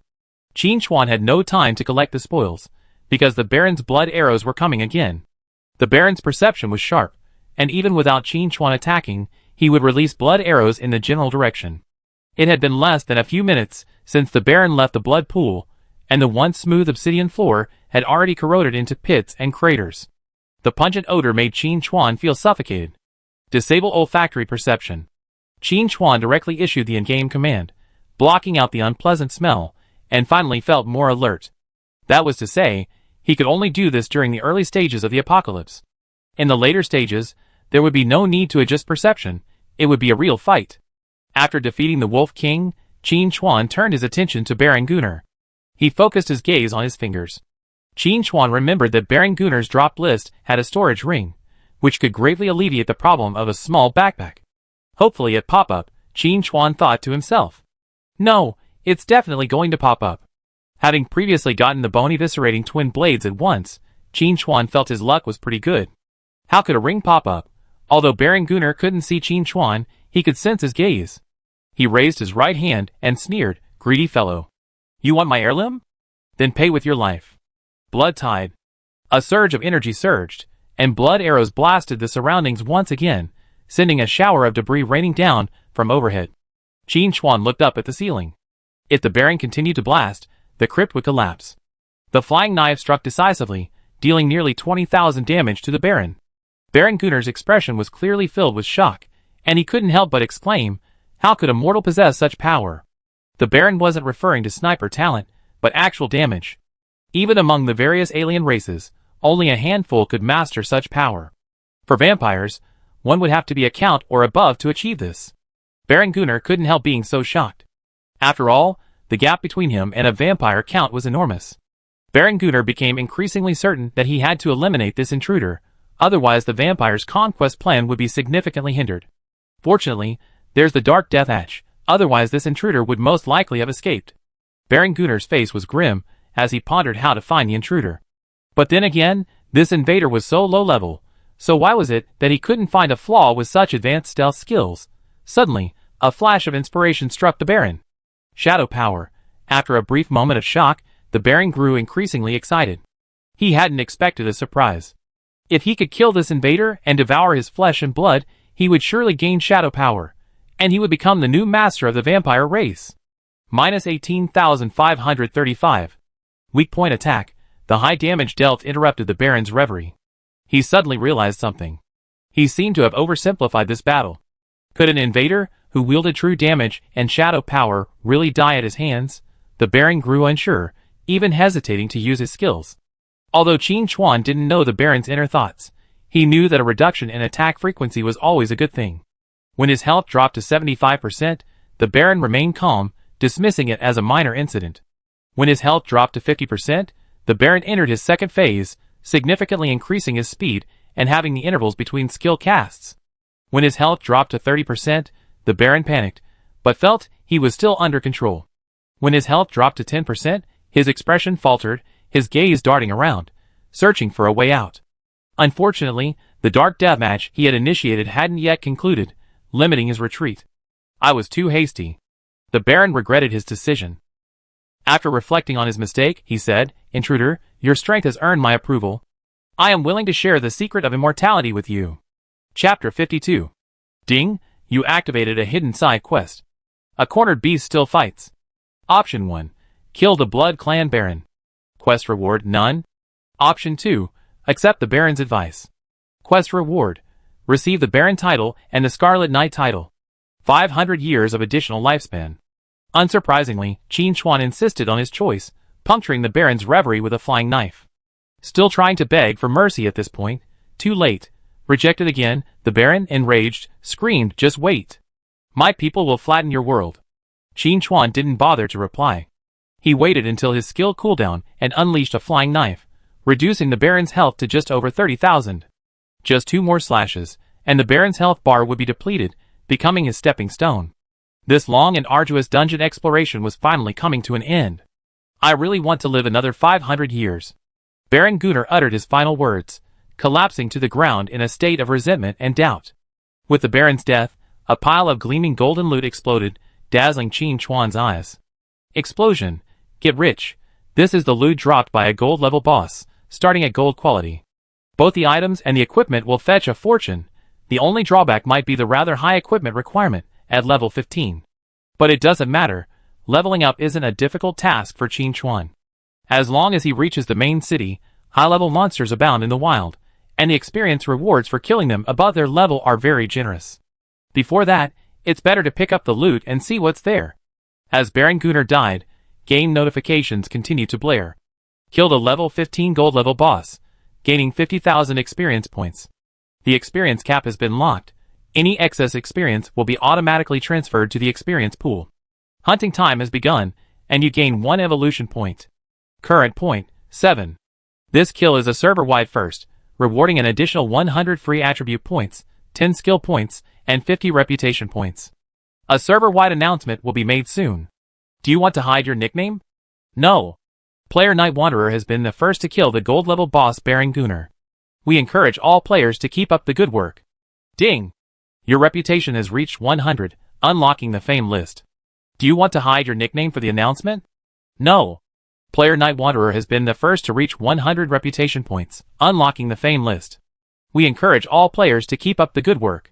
The moment the announcement sounded, players around the world paused. What? They must have heard correctly. A gold level boss? And he was killed by Night Wanderer? This guy must be cheating. Protest. Protest must be made. As for the reputation list, that's nothing. It's just a list, probably insignificant. The 2 announcements shook even Lungting Qianxia, who had great confidence in Qin Chuan. He had thought Qin Chuan was invincible after completing his first nightmare-level dungeon clear, but he hadn't expected him to be even stronger. That was a gold-level boss. The silver-level Amos had already terrified him, and now another gold-level boss had appeared. How could this be justified? While he was pondering, another announcement sounded. Player Richardson has killed the bronze-level boss, the Wind Wolf King, for the first time. We hope all players will keep up the good work. This was the first time Lungting Qianxia had seen a new ID in the server-wide announcement, and he couldn't help but take a second look. Judging from the name, it wasn't a player from their Yin nation. As expected, looking around the world, there are many experts. We can't let our guard down, Lungting Qianxia warned. The team members nodded in agreement.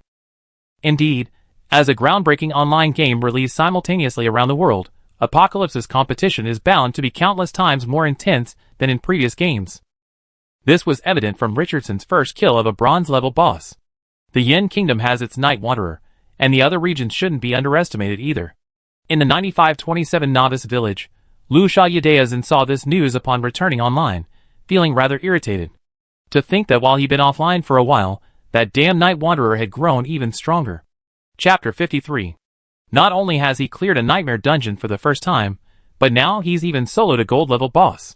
Outrageous. Fortunately, with the announcement of Richardson's first kill, Lu Xiaoyudeazin's expression brightened. He said to his subordinates, "In my opinion, Night Wanderer's defeat of a gold-level boss must have been due to a bug. His decline is already evident, that's all." Richardson, on the other hand, furiously slew a bronze-level boss, and he still has some energy left. He's bound to become a master in the future. The subordinates echoed, right, right, right. A passing individual player scoffed, I long heard that Lu Hall is a bunch of spineless bastards. Today, I see it's true. Another person echoed, that's right. Every soldier is a scoundrel, and so are the generals. The whole guild leader is like that. What future does this guild have? I used to think Lu Yudaeazan was a ruthless character, but it turns out he's actually a spineless wretch. That's right, when Night Wanderer was soloing the boss, that Richardson was nowhere to be found.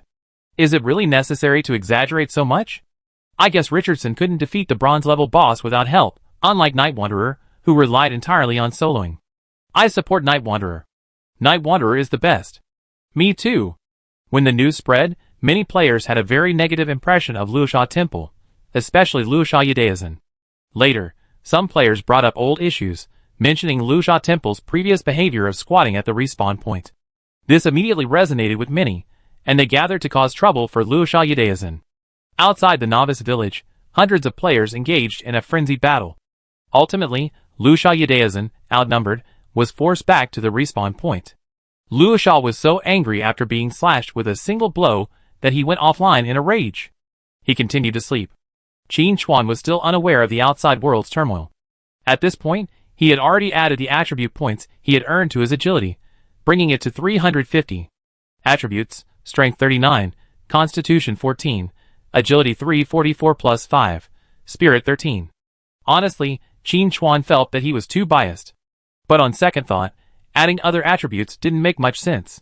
Increasing strength would increase attack power, but would he lack damage? Absolutely not. And once he completed the class advancement and unlocked dual wielding, switching to the Eviscerate twin blades would increase attack power by several hundred points, far more effective than adding strength. Of course, increasing strength would also have its benefits, allowing him to wear heavier armor with higher defense. But again, it wasn't necessary. Even if an assassin wore plate armor, what good would it do? Could it withstand the damage? As for Constitution, that was out of the question. Qin Chuan only fought high-level bosses. If hit, he was essentially killed instantly. Adding hundreds or thousands of health points didn't make much sense. Spirit was needed for magic classes, and had nothing to do with him as an assassin. All in all, agility was the most practical. Let's just say the solo run through the Crimson Crypt. If it weren't for the movement speed bonus from his high agility, he would have been carried away by the boss's skills long ago, and there's no way he made it this far. Save those 10 skill points for now.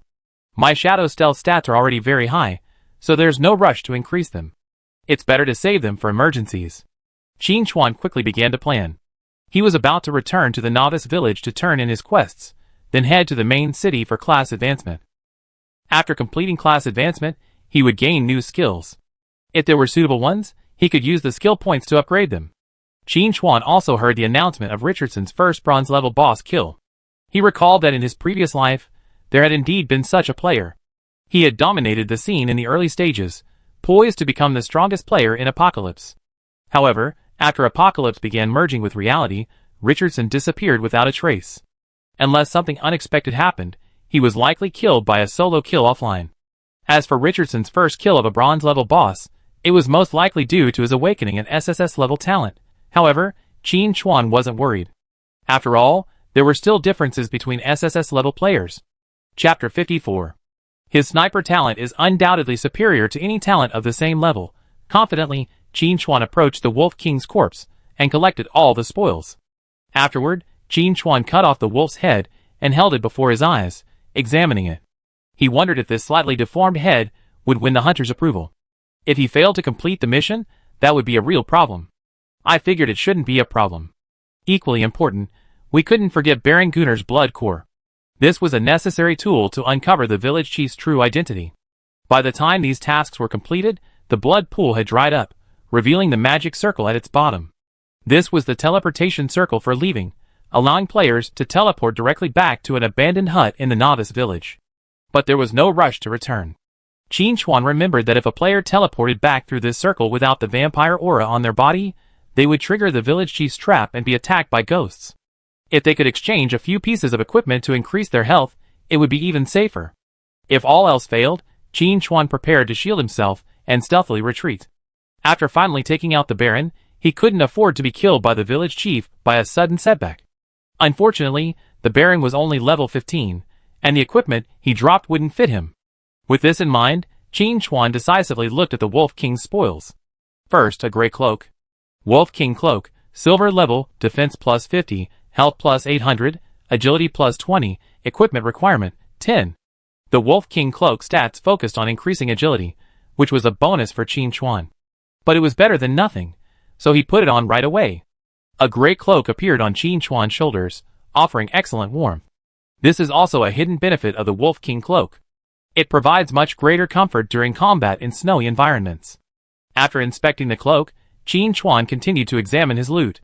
Wolfskin leggings, silver level, defense plus 100, health plus 1000, agility plus 10, equipment requirement, 10. Wow, good luck. Qin Chuan whistled, his face beaming with joy. After swapping out the two pieces of equipment, his health increased significantly. And his agility also increased again.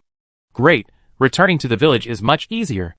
After changing out of his nearly worn-out novice shorts, Qin Chuan jumped up and down a few times, feeling satisfied.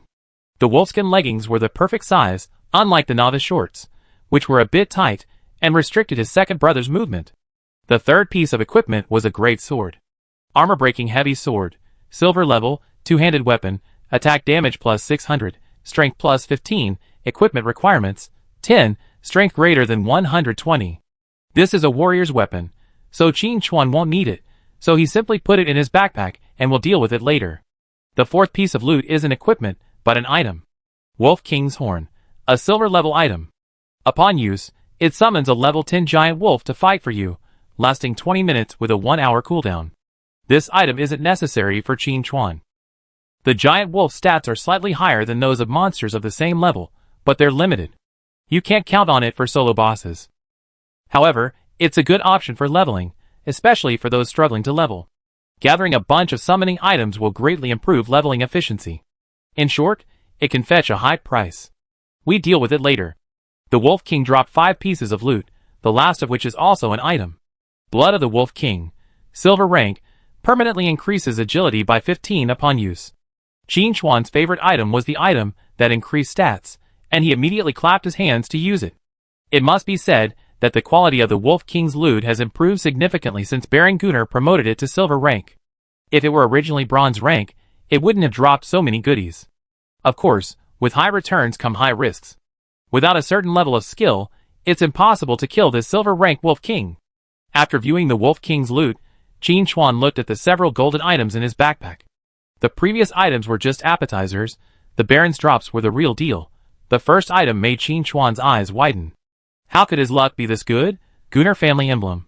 Gold rank ring, increases storage space by 100 slots, level requirement, none. Chapter 55. Special effect. Items in the storage space won't drop. A storage ring actually dropped. While this item doesn't grant any stats, increasing backpack capacity is a coveted attribute for many players. Especially after the apocalypse officially descended on Blue Star, this ring's attribute became 100 cubic meters of storage space, making it extremely practical. An item stored inside won't drop, meaning even if your corpse is being guarded, you don't have to worry about losing your top-tier items. While there are many storage-type items available in the later stages of the game, in the early and mid-game, the Baron Ring is essentially the only option. Even later on, it's difficult to replace. Who wants to have their hard-earned fortunes go to waste? Getting this item, if nothing else, is at least incredibly lucky. Qin Chuan wore it on his wrist with delight, looking left and right, his satisfaction growing. Baron Gunnar is a good man, even contributing his heirloom. As expected, only dead vampires are truly good vampires. Excited, Qin Chuan looked at his second piece of loot, a piece of equipment.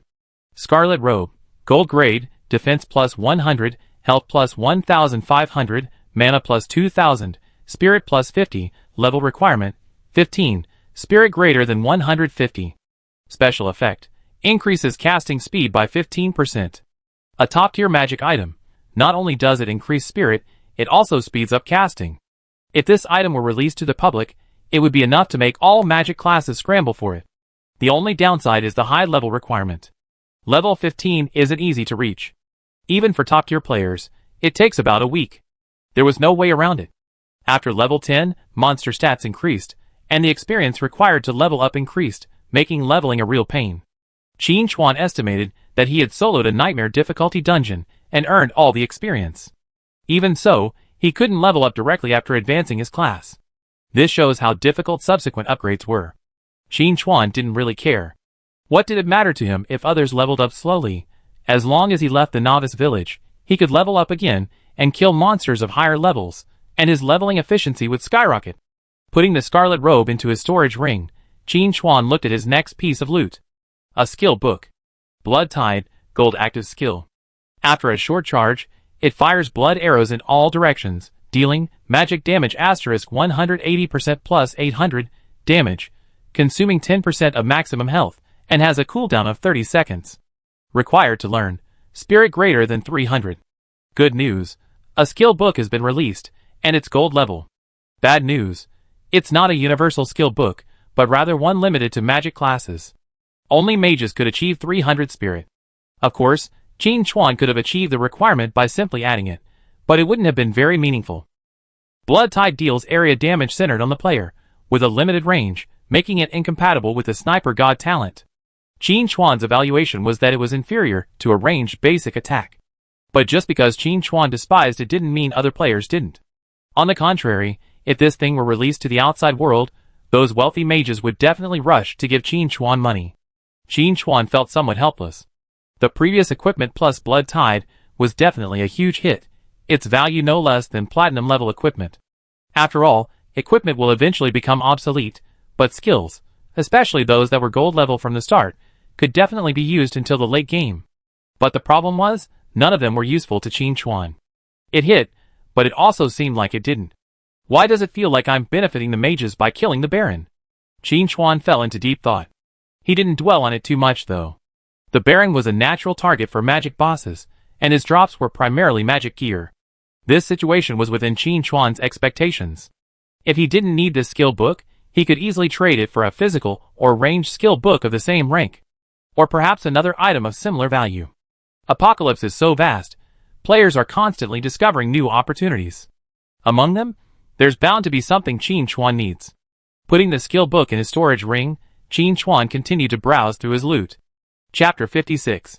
Blood-soaked boots, gold grade, defense plus 100, health plus 1000, mana plus 1500, spirit plus 40, level requirement, level 15, spirit greater than 200. Special effect. Cast while moving, 30% efficiency. Qin Chuan was frustrated. Another top-tier magic item. Besides the basic stats, the special effects are the real deal. What that means is that after equipping this item, players can cast spells while moving at 30% speed, effectively alleviating the lack of mobility common among magic classes. Damn! I worked so hard for so long, and all my gains were thanks to the Wolf King. Qin Chuan came to a conclusion that left him speechless. Thankfully, Baron Gunnar still had one last piece of loot, and Qin Chuan couldn't help but pray inwardly. It must work. Poison Blood Plague, gold passive skill. Highly toxic blood corrodes enemy wounds, dealing attack/magic damage asterisk 40% plus 100 damage per second for 5 seconds. If the target dies during this time, Poison Blood Plague spreads to all enemies within 10 meters. What did Qin Chuan see? In his previous life, countless players called the Poison Blood Plague the source of all poisons. This thing is a magical monster-killing skill. As soon as a monster dies, the damage spreads out. Combined with group attacks, solo leveling is incredibly fast, practically unbeatable. The method is simple. Find a monster gathering point, then lure a dozen or so monsters to it. If you kill one first, the spreading poison blood will continuously reduce the health of all monsters. When the health is almost gone, kill another monster to replenish the poison blood. With a few rounds of back and forth, a large wave of monsters can be wiped out. For Qin Chuan, this method is also very suitable for him.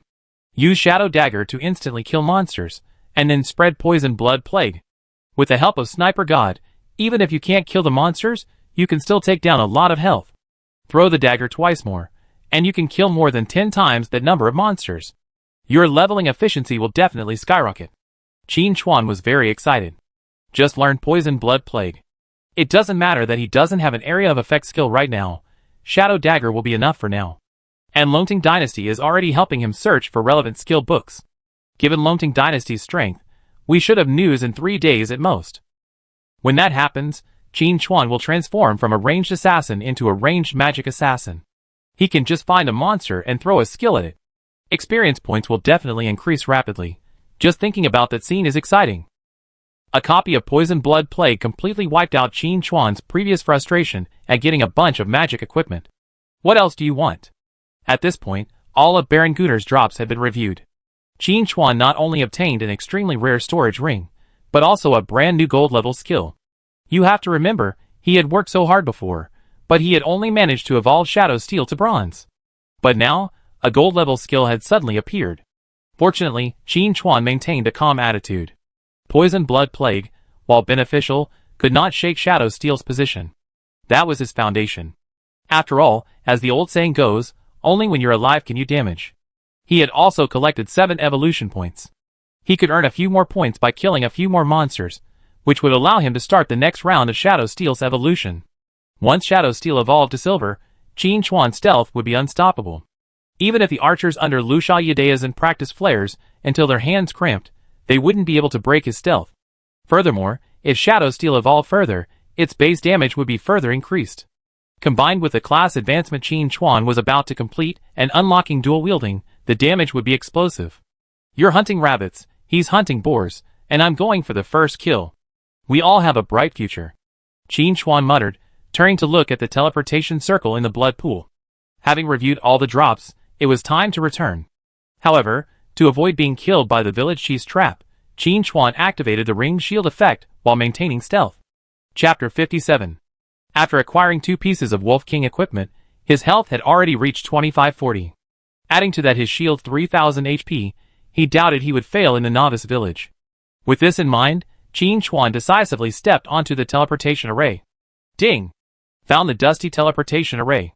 Activate? Activate. Teleportation array activated. Teleporting commenced. Destination: abandoned hut in the novice village. A flash of light, and Qin Chuan vanished. At the same time, the village chief of novice village 9527 shuddered, his heart pounding like a raging storm. The teleportation array set up by the master had been activated, but it wasn't even the appointed time yet. Thinking of the master's earlier roar, the village chief felt a sense of foreboding. Village chief, these are the materials you requested. I brought them back for you. A player's voice interrupted the village chief's thoughts. The village chief put on a warm smile and praised, "Brave adventurer, you completed my quest brilliantly. This is your reward, please accept it." The players were overjoyed, repeatedly saying, "Thank you, village chief. Is there anything else I can do for you?" The village chief's heart skipped a beat, and with a look of worry on his face, he said, "A few of the abandoned huts in our village appear to have been invaded. Could you help me check them out?" Hearing this, the players patted their chests and shouted, "Don't worry, village chief. It's our duty to protect the village. Brothers, grab your weapons and attack." A group of players hurried out of the village chief's hut and ran towards the abandoned huts. At that moment, several players had only one thought in their minds. Whoever dares to invade the novice village will be brought to justice. Before Qin Chuan's eyes could adjust to the change in light, a sharp, piercing sound reached his ears. A translucent ghost extended its claws and attacked the air. Judging from the attack trajectory, the ghost hadn't noticed Qin Chuan. It had simply followed its pre-programmed attack, unaware of the vampire's presence. Qin Chuan easily dodged the attack, ultimately holding back. If he remembered correctly, the ghost was an innocent villager murdered by the village chief. Since he had nothing to lose, he let him go. Through the half-open wooden door, Qin Chuan left the wasteland and headed towards the village chief's residence.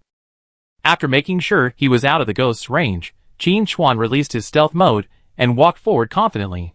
Before he'd taken 2 steps, he saw several players excitedly running towards the hut he left, muttering about quests. Qin Chuan shook his head. These unfortunate guys didn't come earlier or later, but only after the ghost was activated. Aren't they giving themselves away? Before he could finish this thought, Qin Chuan heard an angry yell from behind him. Fuck! What kind of quest did the village chief, that old man, give us? This monster killed the captain in a flash. Why are there ghosts in the novice village? Where are the village guards? Help them out. Brothers, see you at the respawn point. Thump, thump. Several players died one after another, turning into white light and returning to the respawn point. Qin Chuan glanced back at the ghost, which was gradually disappearing, but still didn't take action. If he remembered correctly, exposing the village chief without killing the ghost would trigger a hidden quest. The reward wasn't anything special, just a wooden comb with no attributes, a gift from the ghost's former lover. You village chief has done us so much harm. Today, I expose your true colors. Qin Chuan, filled with justice, strode forward. Then, he was blocked by a large number of players. Holy crap! Night Wanderer. This sentence instantly spread throughout the Novice village like a nuclear explosion, spreading from 1 person to 10, and from 10 to 100, at an incredibly fast rate. Countless players dropped what they were doing and rushed back, just to see the Night Wanderer, who only existed in the server-wide announcements. They wanted to see if the Night Wanderer was truly supernatural, and why getting the first kill was as easy as eating and drinking water.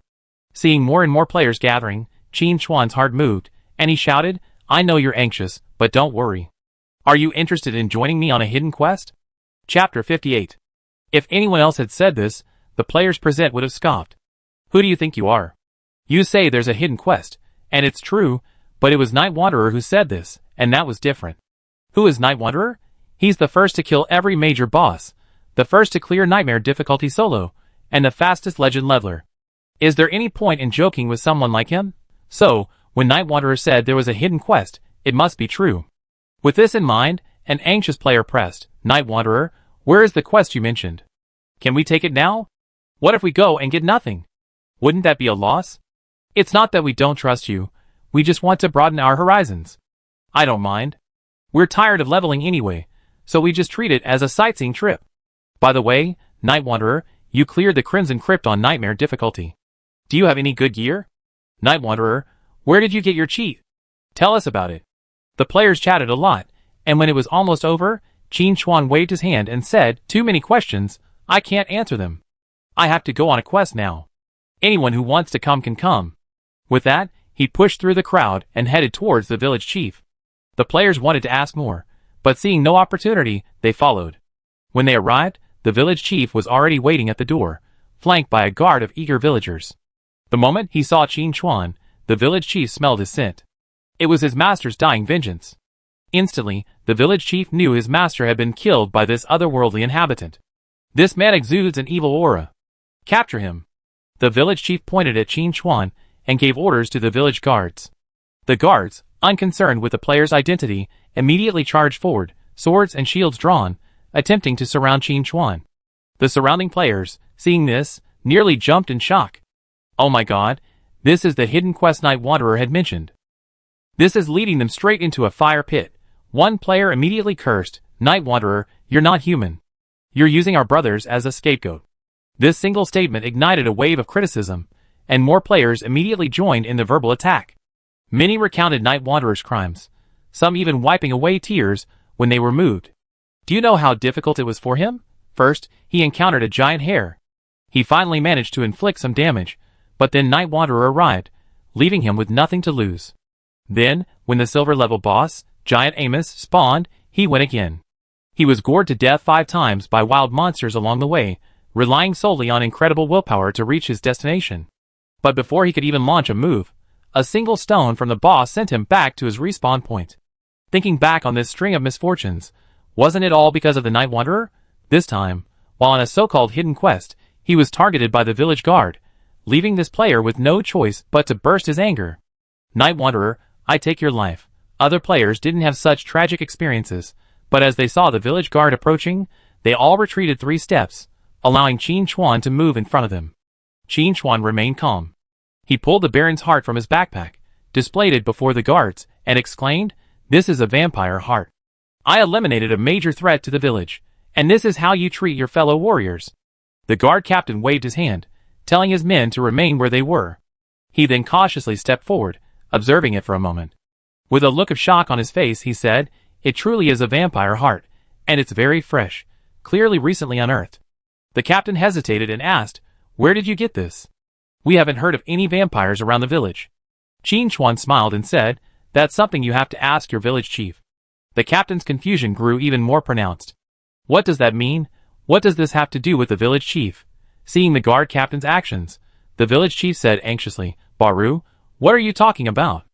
Arrest this man who's endangering the village." Chapter 59. Captain Baru hesitated.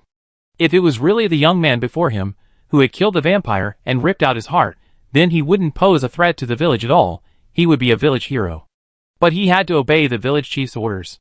For a moment, Captain Baru was caught in a dilemma. The village chief pressed him again. Baru, are you planning to betray the village? Baru pondered for a long time, finally making up his mind. Village chief, I think we should clarify the situation. He had a feeling that something was amiss, but he couldn't put his finger on it. Seeing Captain Baru's actions, the village chief was filled with resentment. If there weren't so many outsiders, he would have trained this disobedient fellow into a ghost. As the village guard stopped advancing, Qin Chuan, holding the Baron's heart in his hand, approached and said to the village chief, Village chief, I discovered the vampire's secret base beneath the cliffs north of the village. After a tough battle, I eliminated the vampire Baron lurking there. What reward do you think I deserve? The village chief thought to himself, you still want a reward? I'm already kind enough not to slap you to death. On the surface, the village chief expressed fear and surprise, saying, What? There are vampires north of the village? This is truly surprising. Warrior, come inside and tell me the details. Then he waved to the village guards, you may return. No rush. Qin Chuan smiled and said, Captain, you might want to listen too. This way, we be prepared if vampires appear again. Captain Baru thought about it and agreed. How could the village chief agree? He was planning to lure this alien resident into the house and kill him. If Baru followed him in, wouldn't he be caught? The village chief's eyes rolled. He said, Baru, take your men to the northern cliffs. If there are any enemies left, you can eliminate them and prevent the village from being attacked. Baru pondered, and it made sense. He patted his chest and said, Don't worry, village chief. I take care of it. Qin Chuan couldn't let Captain Baru leave. He didn't bother to play along with the village chief. He glared at him and shouted, You bold monster. I can tell at once that you're not human. With that, he threw the vampire heart in his hand. The village chief instinctively dove forward, catching the heart before it hit the ground. He stood up, glaring at Qin Chuan, and screamed, Foolish human. How dare you violate the remains of your master? There was a moment of silence. Captain Baru scratched his ears, doubting he misheard. He couldn't help but ask the team member behind him, Did the village chief mention the master just now? The team member being questioned, whose intelligence couldn't compare to Baru's, simply nodded woodenly yes. Baru suddenly realized the seriousness of the situation. A traitor had appeared in their village, and one who was colluding with the vampires, the public enemy of humanity. Baru held his shield before him, looked warily at the village chief, and asked, Village chief, do you have anything else to say?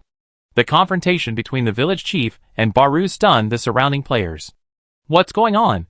This game even has interactive NPCs. So smart. It's truly a groundbreaking virtual reality online game. It's truly amazing. One savvy player reacted, saying, I understand. The Night Wanderer must have discovered the village chief's betrayal, and that's why he's come back to confront him. The surrounding players suddenly realized what was happening, exclaiming in amazement at the sheer volume of information. One player even praised him. I told you the Night Wanderer wouldn't fight a battle he wasn't sure of winning. Another player mercilessly rebuked him. Just now, when the guards pressed forward, you were the one who retreated the fastest. Other players took things a step further. The situation was clearly entering the plot. So what should they do? One player gripped his dagger tightly, pondering how he strike the village chief. Even then, facing Baru's questioning, the village chief, knowing he couldn't clear his name, decided to give up, clutching his hand and laughing heartily. I can't believe I painstakingly planned for 10 years, only to have an outsider ruin everything. Chapter 60. After saying this, he kissed the Baron's heart affectionately, his face adorned with obsession. Master, I avenge you right now. You? The players shuddered in unison. Some of the more impatient ones rushed forward and cursed. I beat you to death, you old piece of glass. Qin Chuan calmly took 2 steps back. These guys clearly didn't know the village chief's power. As soon as this thought formed in his mind, the village chief's expression darkened, his body swelling, his clothes bulging. He glared at the charging players and sneered.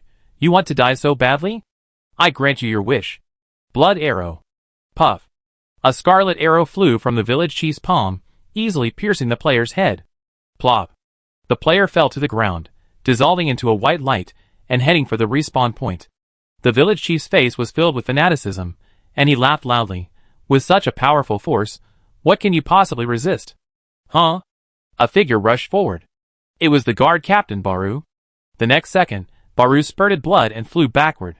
The village chief had already shed his human disguise, revealing his true mutated form. His skin had turned purple-black, with bulging blood vessels crisscrossing his surface.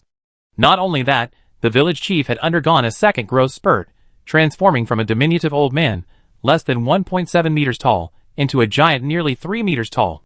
This was the power the village chief had gained by joining the vampires. Captain Baru collapsed to the ground, his eyes filled with sorrow. How could they resist such a powerful monster? Was the village doomed today? No. Captain Baru struggled to his feet, looked at the players, and pleaded, "Adventurers, please help our village." Not to be outdone, the village chief beckoned, saying in a beckoning tone, "Stranger, do you desire this kind of power?" At the same time, all players present received a game notification. Ding! You have triggered a special mission. Destruction and protection. Please choose carefully. Option 1. Assist the village chief in destroying the village. Reward. Primary vampire factor. Gaining initial vampire abilities and increasing stats. Please be careful not to let others discover your vampire identity. Option 2. Assist Captain Baru in destroying the village chief and protecting the village. Reward. 10 fame points. Based solely on the mission rewards, the second option was far inferior to the first. Fame points might sound useful, but players haven't yet discovered their true purpose. It's better to choose more practical attributes. In fact, in Qin Chuan's previous life, some players thought this way and made the same choice. But Qin Chuan knew that once he chose to join the vampire clan, he could never escape. The reason he made such a big deal about bringing the players along on this quest was to minimize the chances of them falling into the trap. While he was pondering, the players around him were already buzzing. Holy crap, there really is a hidden quest. Night Wanderer didn't lie to us. I always said Night Wanderer is my idol, and now you believe me, don't you? By the way, what's the difference between these two options? Yeah, I think the second option is a bit useless, but choosing the first doesn't seem to align with mainstream values. Oh, what are we thinking about here? Asked Night Wanderer. Don't tell me, that's exactly what's going on. The players were unanimous in their discussion, each casting inquiring glances at Qin Chuan. Qin Chuan didn't hold back and said bluntly, "Although the choice is yours, I still recommend the second option. From what I understand, reputation is more useful after leaving the novice village. Otherwise, why would there be a separate ranking system in the game?" Everyone pondered, and it seemed to make sense. So far, Apocalypse has only opened 2 rankings, the level ranking and the reputation ranking. This clearly demonstrates the importance of reputation. However, some players have raised objections. Night Walker, even if reputation is useful, with only 10 points, I'm afraid it won't have much of an impact. On the other hand, the first option actually increases stats. Some players echoed this sentiment. Chapter 61. Qin Chuan didn't explain, but instead declared domineeringly, "Depending on your choices, this mission will split players into different factions and pit them against each other. I choose the second option, so you can decide for yourself." Qin Chuan's meaning was clear. Anyone who dares to choose the first option is treasoning against me. With me here, you won't be able to destroy the village and complete the mission. The title of Night Wanderer still held some intimidating power. Many players, filled with righteous indignation, pledged to help Captain Baru kill the traitorous village chief. They hated betrayers the most. But some players felt that the village chief was so powerful and mighty, and perhaps he had hidden means to kill the Night Wanderer. The truth lies in the hands of a few. With this in mind, they quietly chose the first option and prepared to lurk among the crowd, waiting for their opportunity. To their surprise, as soon as they made their choice, a crimson light flew out from the village chief, piercing their bodies with pinpoint accuracy. The surrounding players looked on. "Alright, you're trying to stir up trouble, huh? Brothers, show yourselves." Qin Chuan took the lead, raising his hand and launching a flying knife, instantly killing the player who had defected to the vampires. Then, the poison blood plague erupted, carrying away even more vampires. In the novice village, skills don't have damage checkers.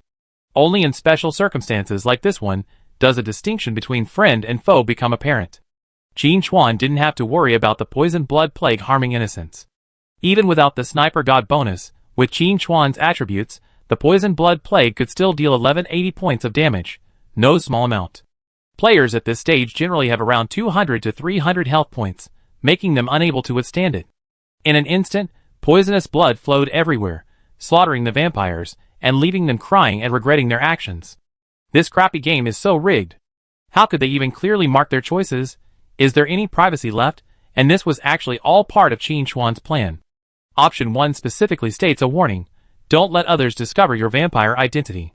If the player hands over the quest themselves, then outsiders naturally won't know whether they join the vampire clan or not. But Qin Chuan has taken the initiative, laying everything out in the open. This way, players who have joined the vampire clan have nowhere to hide. Although it's still a game phase, killing them instantly won't have any effect.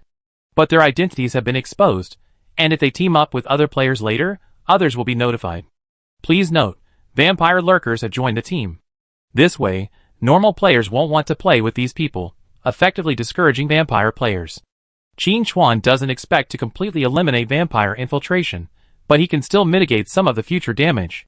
Qin Chuan struck, instantly wiping out dozens of players who had secretly joined the vampire clan, instantly rejoicing the other players.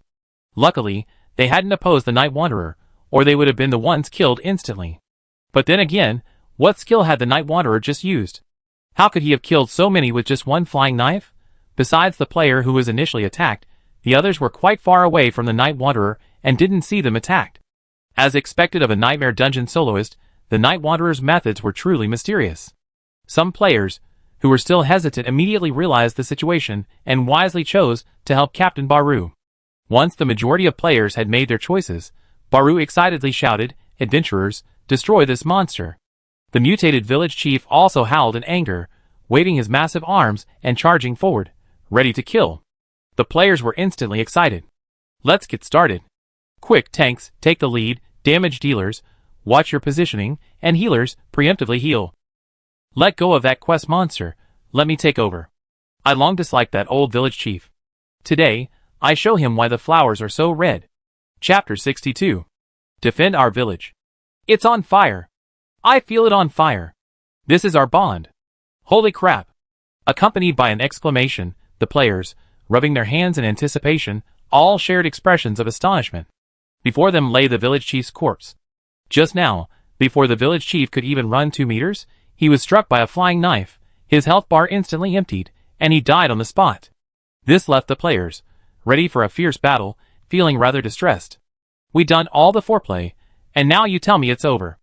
With this all-consuming, unattended approach, have you considered their feelings? What? It was the Night Wanderer who attacked? That's fine. I land on my own. The players, clearly savvy, agreed that a scoundrel like the village chief should be instantly dispatched. Qin Chuan emerged from the shadows, approached Captain Baru, and said earnestly, "Captain Baru, you exposed the village chief's conspiracy. I think you should take over." He then turned to the village guards. Don't you agree? The guards wouldn't say no, each expressing their belief that Baru was their ideal candidate for village chief. Baru was stunned. This development had truly exceeded his expectations. How could he, the captain of the village guards, suddenly become village chief? He was completely unprepared. But soon, Baru's expression calmed down, and the title above his head changed to Village Chief Baru. With this, the entire mission was essentially complete. The game notification arrived in due time. Ding! You have completed the special mission Destruction and Protection and earned 10 reputation points. The players who received the notification beamed with joy. They hadn't done anything, just followed the Night Wanderer and picked up 10 reputation points for free. How delighted! Many casual players' perceptions of the Night Wanderer had changed. They said the Night Wanderer was tyrannical and left ordinary players no chance of survival, but that didn't seem so exaggerated. Compared to the notifications from other players, Qin Chuan's had a few more. Ding, you took the lead in exposing the village chief's true identity, thwarting the vampire's scheme, and earning the title of village defender. Ding, your reputation has increased by an additional 10. Ding, your reputation with the vampires has been reduced to hatred. Qin Chuan glanced at the notification and ignored it. Humans and vampires were already at war, so reducing your reputation to hatred wouldn't have any impact. As for the village defender title, it offered no additional attributes, it was more about reputation than substance.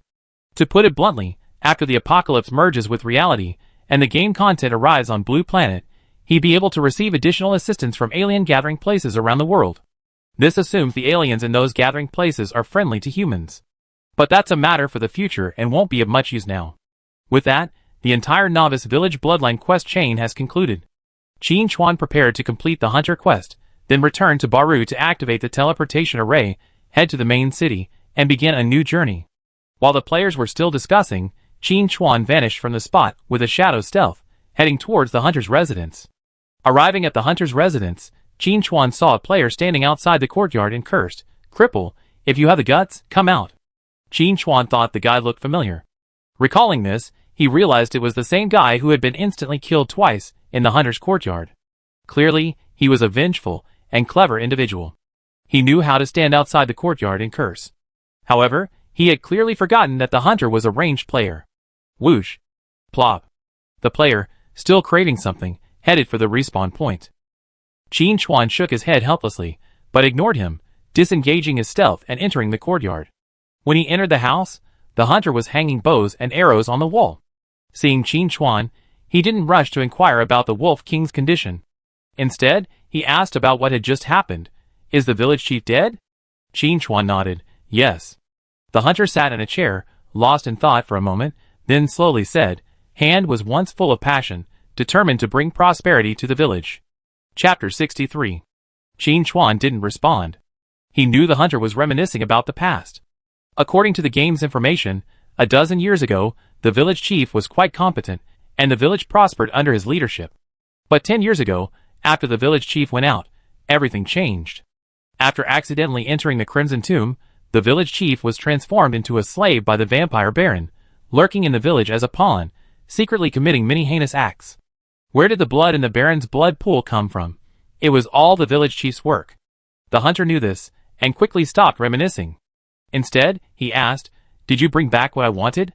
Qin Chuan took out the Wolf King's head, and handed it over. Hate flashed in the hunter's eyes, but it quickly faded, and he regained his composure. The culprit who caused his broken leg was dead, and everything was over. Qin Chuan also received a game notification. Ding, you have completed the hidden quest, Hunting the Wolf King. You have earned 3,000 experience points, 30 silver coins, and 30 points of hunter's favorability. The hunter placed the wolf head in a jar, poured in salt, and carefully sealed it. Then, he took out 30 silver coins from another jar, and handed them to Qin Chuan. Qin Chuan accepted them calmly, and waited quietly. The hunter hesitated for a moment, then finally made up his mind, and said slowly, Young man, you were able to kill the Wolf King so quickly. I'm quite impressed by your skills. I have a good friend in Bailey City named Lei Huo. I heard he's an instructor. Take my letter to him, and he teach you a few skills. Ding, accept the hunter's recommendation. Mission description. In light of your performance, the hunter has developed a liking for your talent.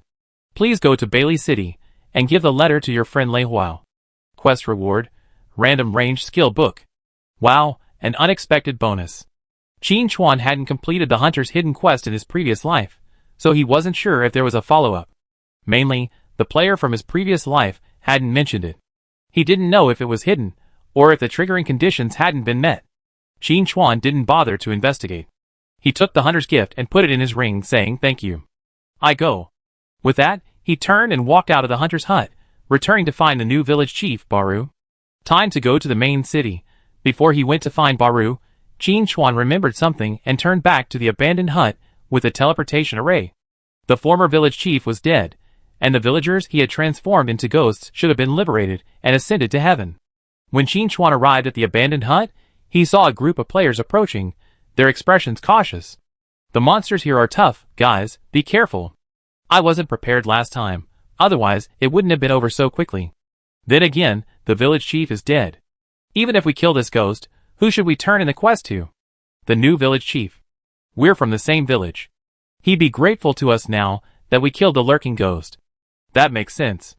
Is it possible this ghost is connected to the new village chief?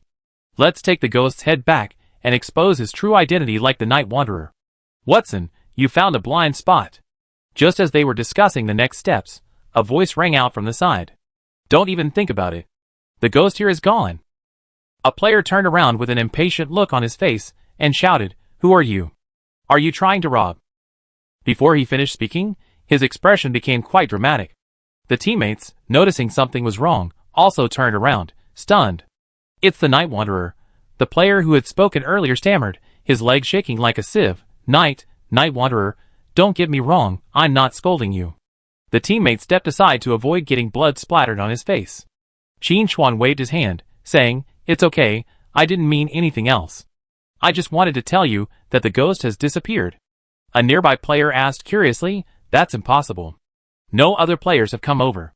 The ghost should still be there. Chapter 64. Qin Chuan didn't explain much, simply striding forward. The player leader hurriedly shouted, "Night Wanderer, be careful. That ghost has a strong attack power." Squeak. The shabby wooden door swung open, and several players immediately felt as if they were facing a formidable enemy. In the end, nothing happened. Through the crack in the door, they could see inside. It was quite shabby. There was no ghost. The players looked at each other, puzzled. Could it be true, as the Night Wanderer had said, that the ghost had disappeared? Why? Qin Chuan stood at the doorway, glanced around, and spotted a wooden comb in the corner. He stepped forward to pick it up. Seeing that Qin Chuan hadn't been attacked, the players, convinced that the ghost was gone, suddenly felt bored and turned to leave. The quest monster was gone, so why were they staying here? Besides, they had just spoken rudely to the Night Wanderer. If he came to retaliate, wouldn't they have to go to the resurrection point? Qin Chuan wasn't such a stingy person, so he ignored the players and went to find Baru. Balu was already sweating profusely when he arrived at the village chief's hut. He had never imagined that being village chief would entail so much, especially since the previous village chief's identity had been exposed, and he had committed a ton of awful things during his time with the vampires, leaving him with all the stigma that he had to deal with. Baru felt even more utterly drained. A little later, Aunt Wang from the village entrance came over, saying that 5 of her chickens were missing, and that it must have been the former village chief's fault. She demanded an explanation from the village. Just as he had appeased her, Old Man Lu arrived again, claiming that the former village chief owed him 100 gold coins. Baru was so furious, he wanted to send Old Man Lu to the Crimson Tomb. In your leaky, dilapidated house, finding 100 copper coins was a surprise, and you had the nerve to claim 100 gold coins. More villagers came running over to inquire about the situation. How could the former village chief be so inexplicably connected to the vampires? Also, would the vampires return for revenge? Should the entire village be relocated? These various questions made Baru feel that this village chief was unfit for office. After finally calming the villagers down and getting a sip of water, Baru looked up and saw Qin Chuan approaching. He quickly put down his water cup and exclaimed with surprise, "Hero, you're here." In Baru's heart, Qin Chuan, who had exposed the village chief's true identity and rescued him from the vampires, was a true hero, and his attitude was incredibly kind. Qin Chuan stepped forward, handed over the wooden comb, and said, "Village Chief Baru, I found this." Baru's joy faded upon seeing the comb, and a hint of sadness settled on his face. He sighed and said, "This is what Xiaojia gave to Tai Dan." Then, his expression reminiscing again, he spoke to himself, "Come to think of it, when Xiaojia disappeared, I also suspected the village chief, but I did nothing. When Tai Dan disappeared, I did nothing either. Hero, do you think I'm worthy of being the village chief?" Baru's expression was deeply dejected. Qin Chuan said firmly, "You do?" Others might not know this, but Qin Chuan knew full well that Baru was a competent village chief. Passionate, brave, and courageous. He worked tirelessly to protect the village. Unfortunately, his end was not amicable. He died in the dark turbulence version. After a moment's silence, Qin Chuan said, "Village Chief Baru, I come to ask for a favor." Baru put away his wooden comb and said sternly, "Hero, please tell me what I can do for you." Qin Chuan said, "I want to activate the teleportation array to Belly City. There are many newbie villages, and the same applies to main cities. Yin Nation players alone have 12 main cities to choose from.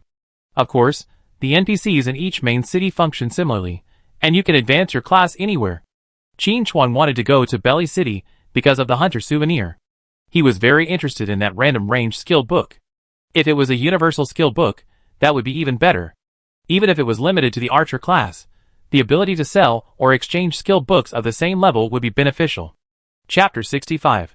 However, according to Qin Chuan's calculations, it should be a skill book he could use. The rewards for hidden quests will prioritize players. Apocalypse will only offer other rewards if there's a real mismatch. Upon hearing Qin Chuan's request, Baru enthusiastically said, "Hero, you arrived at the right time. The village teleportation array was just repaired a few days ago, and you're the first to use it." He then led the way. The teleportation array from the Novice village to the main city is located in the center of the village, guarded by a dozen militiamen. Seeing Baru approach, they all saluted and greeted, "Greetings, village chief." Baru turned to Qin Chuan and said, "Hero, do you know how to use the teleportation array?" Qin Chuan nodded, "I know a little bit." Then he stepped forward and stood at the center of the teleportation array.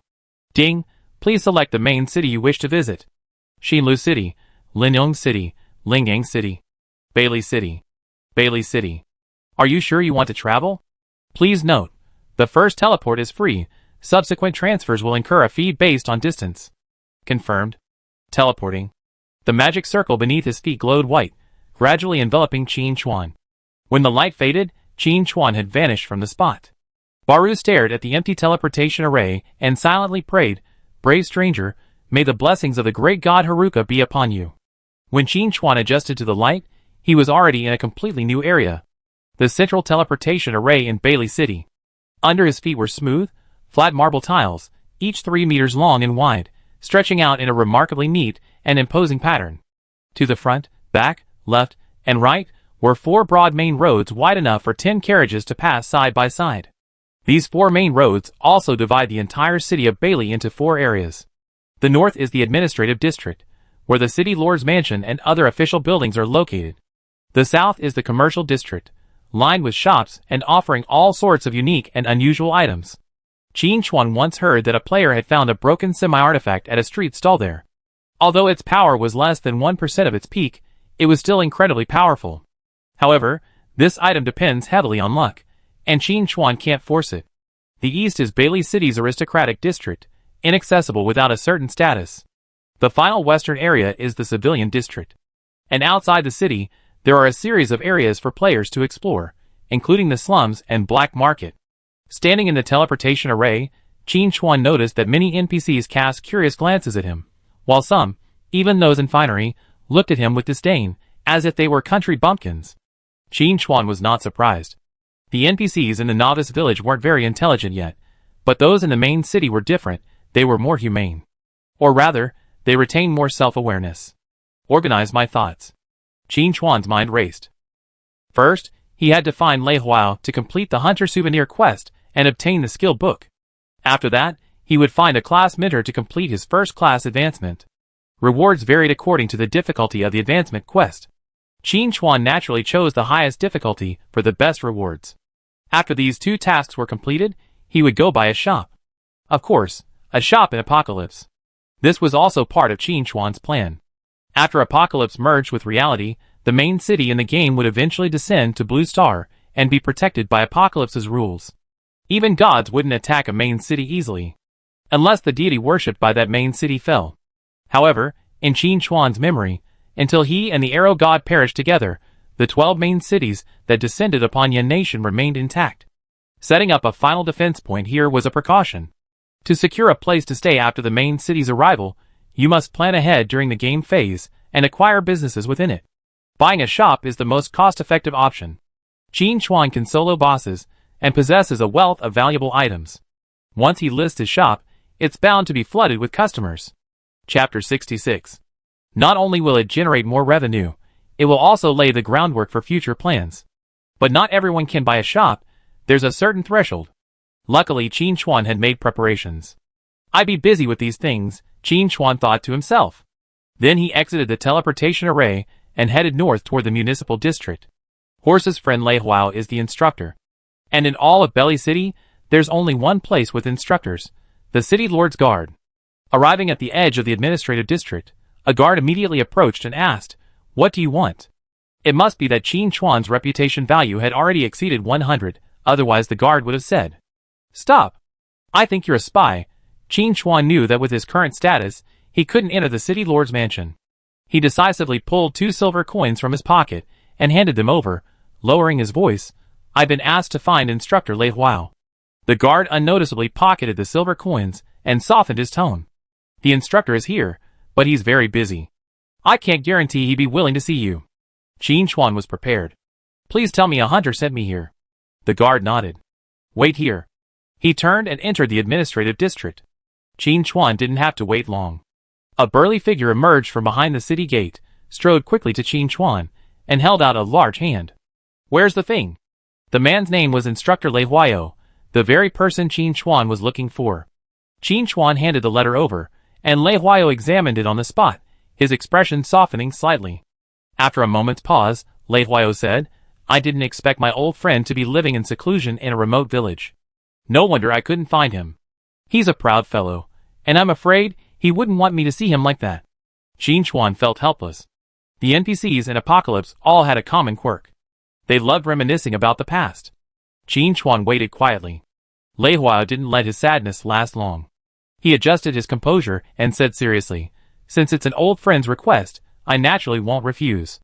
However, my main training is archery, which I'm afraid isn't suitable for you."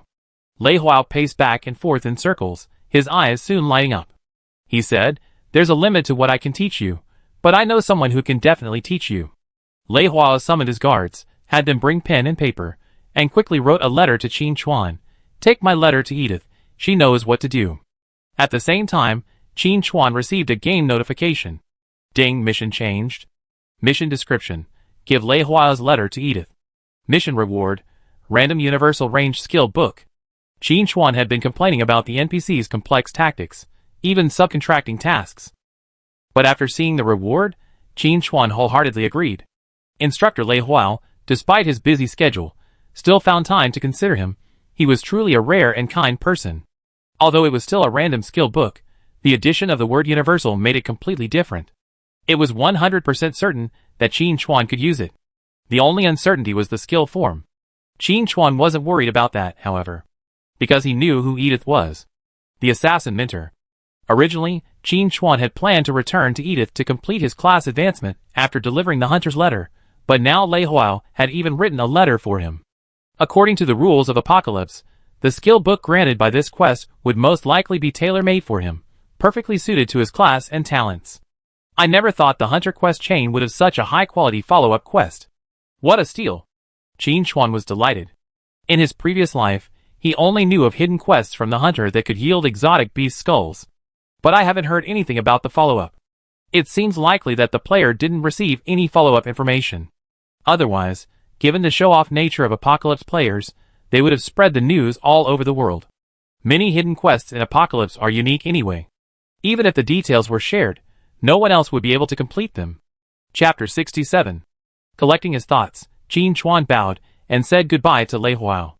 Now, it was time to find Edith to receive the career advancement quest. If he guessed correctly, even with Lei Huao's souvenir, he wouldn't easily receive the skill book reward. It would most likely be combined with the career advancement quest. Thinking of this, Qin Chuan couldn't help but breathe a sigh of relief. This game's NPCs are really tricky.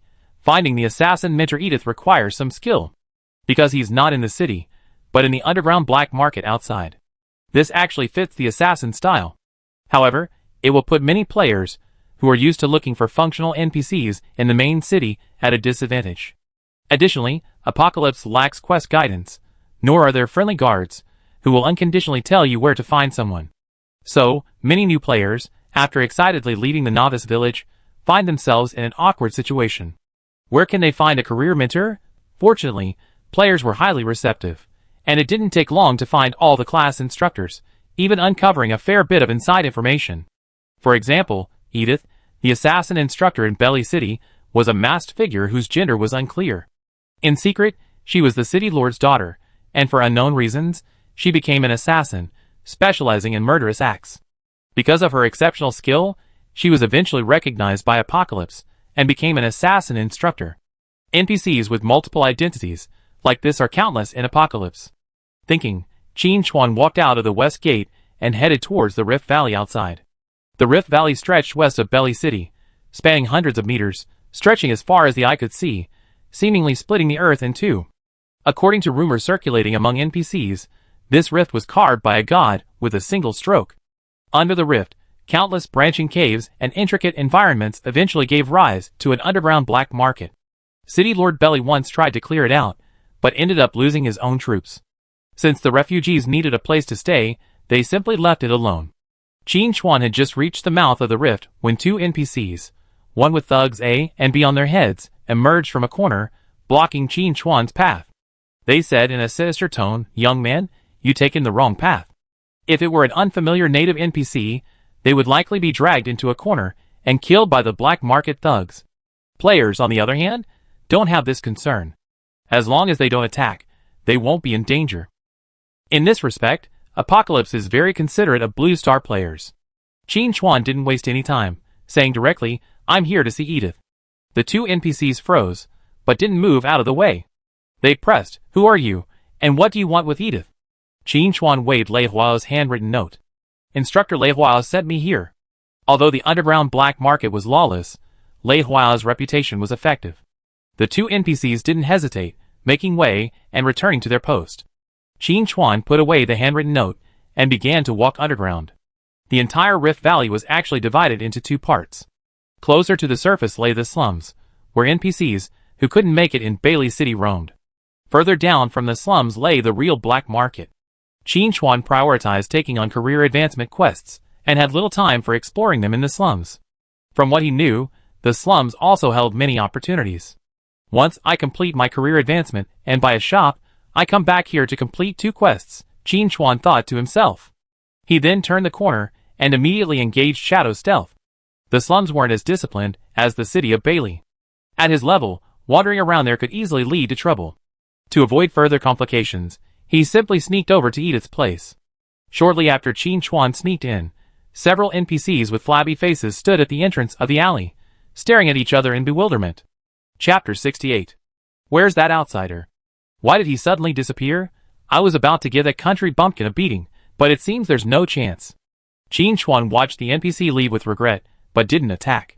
It wasn't that he was particularly good-tempered, but it wasn't time to clean up the black market yet. Simply put, the game wasn't at that stage yet. Putting this little incident aside, Qin Chuan quickly crossed the slums and arrived at the real entrance to the black market. The black iron fence was covered with barbs, and from time to time, burly NPCs with hounds patrolled. Qin Chuan estimated that with his bronze level 4 shadow stealth, as long as he didn't get too close to the hounds, he wouldn't be detected. He immediately slowed down and advanced cautiously. If he remembered correctly, there were additional benefits for assassin players who reached Edith's location undetected. Of course, even walking straight in wouldn't be a problem. Before the apocalypse, players were protected. Unless they were NPCs from the opposing faction, most would simply give the player a hard time and not attack. If it were any other player, at this point, they'd probably just give up and walk right in. Playing a game requires so much attention to detail. It's so exhausting. But Qin Chuan was different. He understood the essence of apocalypse, and no matter how difficult or tedious, he would strive for perfection. Using shadow stealth, Qin Chuan avoided several waves of patrols, and continued to advance deeper. At his current speed, he'd find Edith in a few minutes. Judging from the road, today's black market was clearly a relatively peaceful day. There weren't many street fights, and not many bodies were left in the corners. Thanks to this, Qin Chuan easily reached Edith's location. The Rose and Poison Tavern. This was Edith's territory, and one of the few safe spots on the black market. Creak. The wooden door of the tavern swung open, but it was empty. The NPCs in the tavern suddenly grew nervous. It was obvious that a stealth person had arrived. To dare to sneak here was either confident or looking for trouble. The NPCs placed their hands on their weapons, ready to strike. Soon, Qin Chuan's figure emerged from the shadows. Seeing the stranger, the NPCs cursed in unison, then lowered their guard and resumed their drinking and merrymaking. Qin Chuan tightened his cloak, walked to the bar, flicked out a silver coin, and said gravely, "I'm looking for Edith." The tavern suddenly fell silent. Many NPCs looked at Qin Chuan as if he were a corpse. To dare to address Edith by her name? This stranger must be tired of living. But the drinkers didn't wait for Qin Chuan to be dismembered. Instead, a black-clad guard emerged from the second floor, approached Qin Chuan, and said, "Follow me." This result surprised the NPC. What kind of background did this kid have, that he could even meet Edith? Qin Chuan looked at the expression on the NPC's face, and smiled proudly inwardly. This was the confidence that his player status gave him. No matter how powerful Edith was, at worst, he could just go to the respawn point. Besides, as long as the player didn't act out of line, Edith wouldn't attack, so Qin Chuan naturally wouldn't make a stupid mistake. He followed the black-clad guard up to the second floor, and stopped in front of a wooden door. The black-clad guard gestured for him to be invited in, then disappeared. Qin Chuan remained calm. As an assassin mentor, with a group of high-level assassins under his command, it was only natural for Edith to use stealth. He knocked on the door, and a voice, whose gender was unclear, came from inside. "Come in." Qin Chuan pushed the door open, and the light suddenly dimmed. The ornately decorated room was illuminated only by a single oil lamp hanging on the wall. "You wanted to see me?"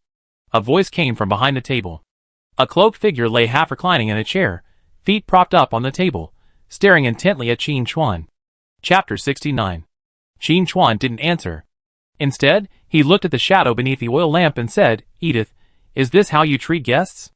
The average person entering this room would immediately assume the person in the chair was Edith. But that wasn't the case. This was just Edith's subordinate. Edith had been lurking beneath the oil lamp, observing everyone who entered the room. Edith was surprised to see Qin Chuan speaking to her. This stranger seemed to know her well. Or was it just a coincidence? Thinking of this, Edith decided to observe for a while longer. Although she was an assassin's professional instructor, she wasn't an inanimate robot. She had a certain degree of self-awareness, and would respond differently based on the player's performance. Qin Chuan was prepared and spoke again. "Instructor Edith, I brought a letter from Instructor Lei Huao. Don't you want to see what Uncle Lei wrote, my dear daughter of the city lord?" Swish. Plop. The man in the chair had a gleaming dagger stuck to his head. He slid limply to the ground, twitching a few times before falling still. Qin Chuan remained calm. Edith was known for her ruthless killing. Not to mention that the NPC in the chair was just one of her subordinates. Even her own father, the Lord of Belly City, was eventually killed by Edith. How ruthless she was. "Where did you get this information?" A woman's voice echoed from under the oil lamp. Then, a figure hidden in a cloak emerged, only 2 eyes visible, staring at Qin Chuan with a stern expression. Qin Chuan smiled and said, "There's no such thing as a completely secret secret. Only the dead can keep secrets, right?" Edith nodded in agreement, walked over to the table, and clapped his hands. 2 pale ghostly maids emerged from the shadows, dismembering and devouring the corpses on the ground. Then, with a bow, they vanished. This was Edith's second class, the necromancer. The 2 maids she had just created were her own creations. Unlike current players, the native NPCs in Apocalypse can master multiple classes. Of course, players can also master these in later stages, but it requires considerable effort. Seeing Qin Chuan's unsurprised expression, Edith felt increasingly confused about this stranger. But now was not the time to dwell on this. Edith held out her hand. "Here's the souvenir." Qin Chuan handed it over. Edith opened it and took a quick glance, her eyes softening slightly. Before speaking, Edith sniffed it a few times, a little surprised, the scent of shadows. Qin Chuan immediately activated Shadow Stealth, and then deactivated it. Edith's eyes held a hint of regret as he sighed. "I once exhausted all my strength to search for the power of shadow, but I never imagined it would be in you, stranger. What do you want?" At this point, Qin Chuan finally breathed a sigh of relief. He had, at least initially, passed Edith's test. Who would believe the thought of battling wits and courage with an NPC? Ordinary players would probably be too lazy to bother with such a hassle, and simply come to Edith to receive their class advancement quests. But Qin Chuan had been in Apocalypse for 10 years, and knew that this crappy game couldn't be treated with common sense. If you want to go far in Apocalypse, you must be prepared from the start. Recovering his composure, Qin Chuan said, "I want to advance my class." Edith immediately adopted a businesslike expression and said calmly, "I have several options. Which one do you want?" Ding! You have triggered the class advancement selection task. Please choose carefully. Difficulty 1. Kill 20 raging centaurs. Reward: 1 normal level weapon, attribute growth +1, agility growth +2. Difficulty 2. Kill 100 raging centaurs alone within half an hour. Reward: 1 iron level weapon, 1 iron level armor, attribute growth +2, agility growth +4. Difficulty 3. Kill the centaur chieftain alone. Reward: 1 silver level weapon, attribute growth +3, agility growth +6. Chapter 70. Special difficulty: assassinate the wild arena boss and escape unscathed. Reward: 1 gold level custom skill book, attribute growth +5, agility growth +10. When a player reaches level 10 and completes their first class advancement, they will receive different attribute point bonuses based on the difficulty level. Before level 10, players gain a secondary attribute +1 and a primary attribute +2 upon advancement. After advancing, additional attributes are added to the original values. For example, after completing the mission at difficulty level 1, the upgrade is a secondary attribute +2 and agility +4. And so on. The same applies to other classes. The most ordinary players can receive is difficulty level 3.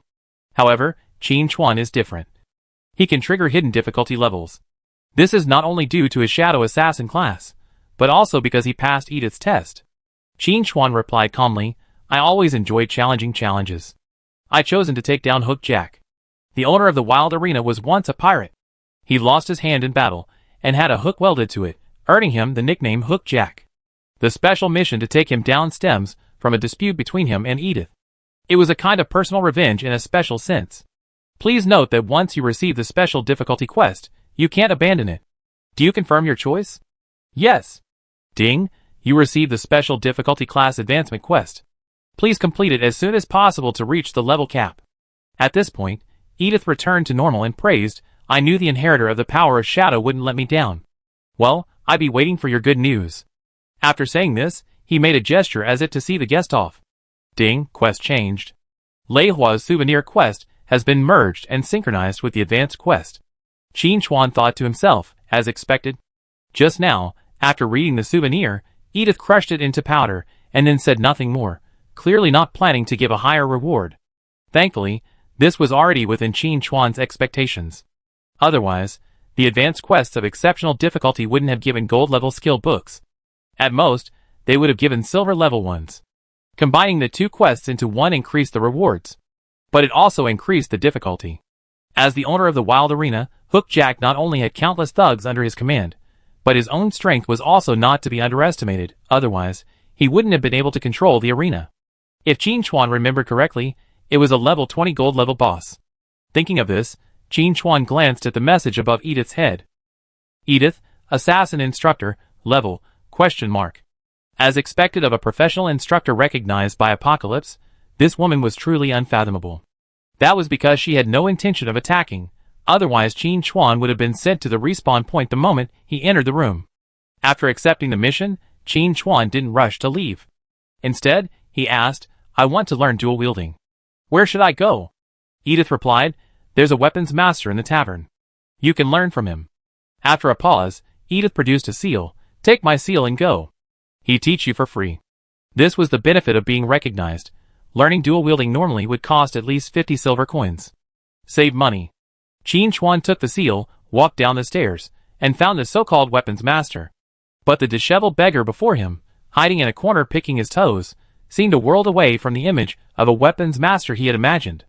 To defeat Hook Jack, he had to at least unlock dual wielding and equip the eviscerating twin blades. Otherwise, it would be difficult to evade his merciless hooks. That iron hook wasn't just a decorative ornament, it was a precision-engineered launching device. Given the properties of the Hook Jack, once caught, it would be an instant kill. But the weapon master Edith had introduced didn't seem so reliable. The beggar on the ground seemed to see Qin Chuan's confusion and shouted angrily, Boy, what's that look in your eyes? Believe it or not, I jump up and hit you on the knee. Qin Chuan expressed his belief and took out Edith's seal. Chapter 71. The beggar's anger instantly vanished. He dusted himself off, put on a fawning smile, and said, Oh, so you're a friend of Lord Edith's. Tell me, what do you want to learn? Giving it a try, Qin Chuan said, I want to learn dual wielding. The beggar waved his hand nonchalantly. I thought it was something else. Turns out it's just this. Here you go. He then pulled out a skilled book from somewhere and handed it to him. Dual wielding, a passive skill that allows you to equip two one-handed weapons simultaneously, with your secondary weapon gaining 70% of its stats. Wow, this guy is truly a weapon master. Qin Chuan took the skill book, and suddenly, his seal was in the other person's hands. The beggar whistled cheerfully, ran to the bar with the seal, and shouted with great confidence, Give me a glass of the strongest liquor. Qin Chuan received a game notification. Ding, you obtained the dual-wielding skill book. Ding, you lost the seal of Edith. Qin Chuan said he didn't care. He couldn't keep the seal of Edith, at least not yet. Once the skill book was in hand, Qin Chuan used it immediately. Then he switched to the long-awaited bone eviscerating twin blades, and his attack power skyrocketed. He glanced at the control panel. Nickname, Night Wanderer. Class, Shadow Assassin. Talent, Sniper, SSS, Level 1, Level 10, Locked, Attributes, Strength 39, Constitution 14, Agility 359 plus 55, Spirit 13. Attack, 749. Defense, 184. Health, 2,540. Magic, 340. Equipment, Eviscerating Dagger, Attack plus 300, Agility plus 15, Bloodletting Bayonet, Attack plus 210, Agility plus 10, Hair Leather Armor, Defense plus 20, Health plus 200, Heart of the Mountain Ring, Health plus 200, Mana plus 200, Wolfskin Leggings, Defense plus 100, Health plus 1000, Agility plus 10, Wolf King Cloak, Defense plus 50. Health plus 800, Agility plus 20. Skills: Shadow Stealth LV4, Bronze, Enter Stealth. Breaks invisibility with an additional attack dealing ATK * 140% plus 800 damage. Costs 5 mana, cooldown 16 seconds. Shadow Dagger LV1, uses shadow energy to create energy daggers, dealing ATK * 110% damage. Costs 5 mana, cooldown 10 seconds. Shadow Strike LV1, unleashes a powerful melee attack, dealing ATK * 110% damage. Costs 5 mana, cooldown 5 seconds. Rend LV1, Iron, passive skill, deals damage while tearing wounds, dealing ATK * 20%. Plus 20, damage per second for 3 seconds. Poisonous Plague, Gold, passive skill, cotters enemy wounds with highly toxic blood, dealing ATK/spell damage * 40% plus, damage per second, 100, damage for 5 seconds. If the target dies during this time, the poison blood plague spreads to all enemies within 10 meters. Dual wielding, passive skill, allows you to equip 2 one-handed weapons simultaneously, with the secondary weapon gaining 70% of its stats. Qin Chuan just wanted to throw his hands up and fall back. What does invincibility mean? Scorpion shit has this stat, unique in all of Apocalypse. Over 400 agility at level 10, something many players can't even achieve at level 30. And that's even with Qin Chuan's incomplete gear. If he were to upgrade his gear, his stats would still increase. You know, the gear Qin Chuan values is at least bronze tier. As he finds more high-level bosses, even silver tier gear might not even be worth his attention. Lost in hope, Qin Chuan received a private message. Night Wanderer, someone's reached level 10. Qin Chuan glanced at the level leaderboard. Unsurprisingly, it was Richard Dessen. He could almost conclude that the guy was also an SSS level talent. Gotta hurry up, Qin Chuan thought to himself. As someone left the tavern, he wrapped his cloak tightly around him and disappeared through the crack in the door. Now, it was time to take down Hook Jack. As for the battle plan, Qin Chuan already had an idea. Given the large crowds and intrusions at the Wild Arena, Qin Chuan decided to start something. The Wild Arena was located across from the Rift Valley, effectively facing off against the Rose and Poison Tavern.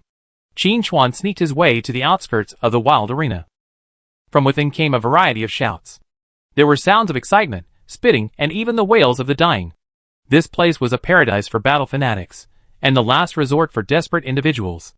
If they could make it out of the arena alive, they would not only reap riches, but also receive an invitation from Hook Jack to officially join the Wild Arena, escaping their lowly status and becoming a leader.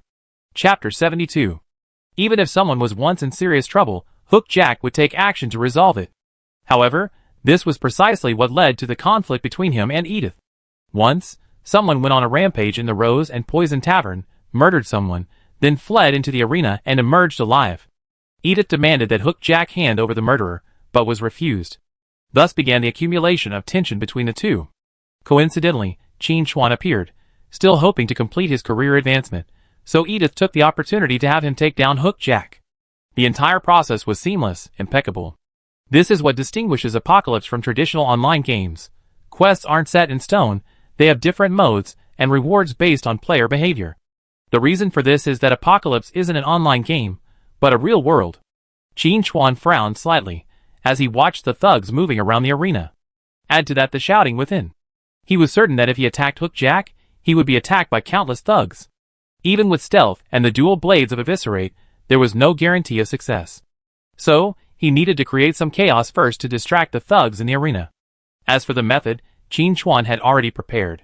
When he had previously killed the Wolf King, he had used the Wolf King horn, which summoned a giant wolf.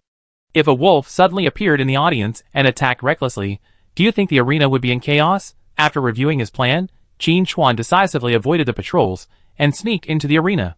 He made his way to the audience and, after observing for a moment, activated the Wolf King horn. Ah, a giant gray wolf appeared out of nowhere. The audience, who had been excitedly waving their betting tickets, were stunned. Where did this thing come from? Bang! The gray wolf's head snapped back, sending several spectators flying. Some unlucky souls even fell into the arena, torn to pieces by the blood-soaked fighters. The bloody excitement intensified the chaos. Soon, a roar echoed throughout the arena.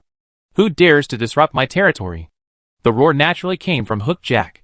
It also startled the thugs in the Wild Arena, who emerged from their corners and rushed towards the giant wolf.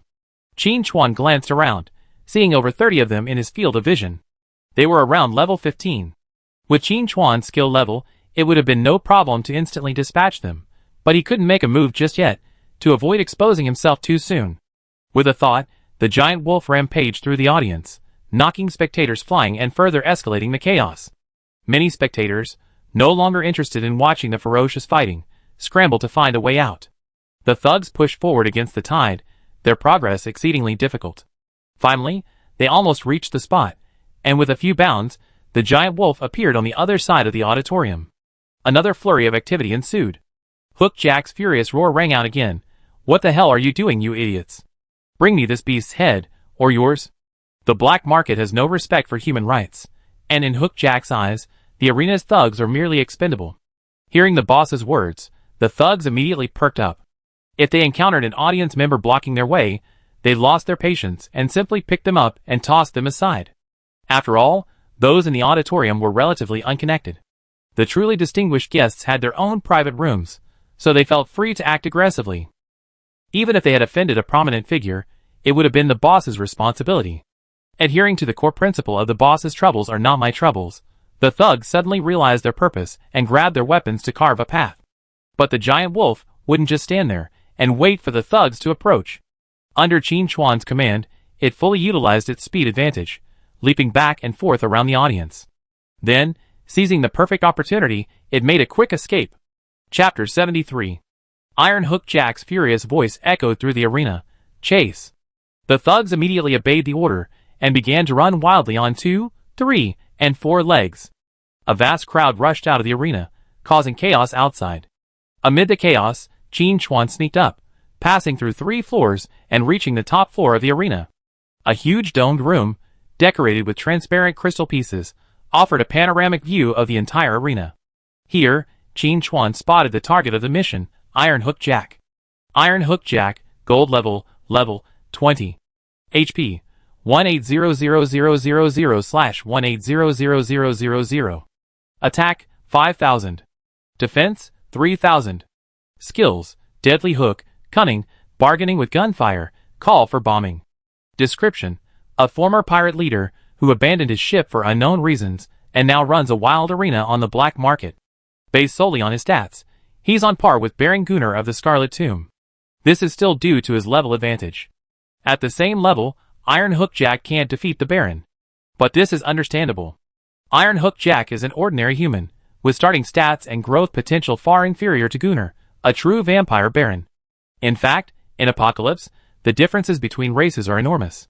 With a top-tier bloodline like the dragon, their attributes at birth are enough to surpass all others, a level many Apocalypse natives would never reach in 10 lifetimes. Recovering his concentration, Qin Chuan continued to observe. As expected of a pirate by birth and a successful black market savvy, Hook Jack remained unfazed. Although he had sent his thugs after the giant wolf, his 3 trusted aides were still present. 2 humans, 1 minotaur. A truly remarkable combination. One-eyed first mate Silver. Level, 15.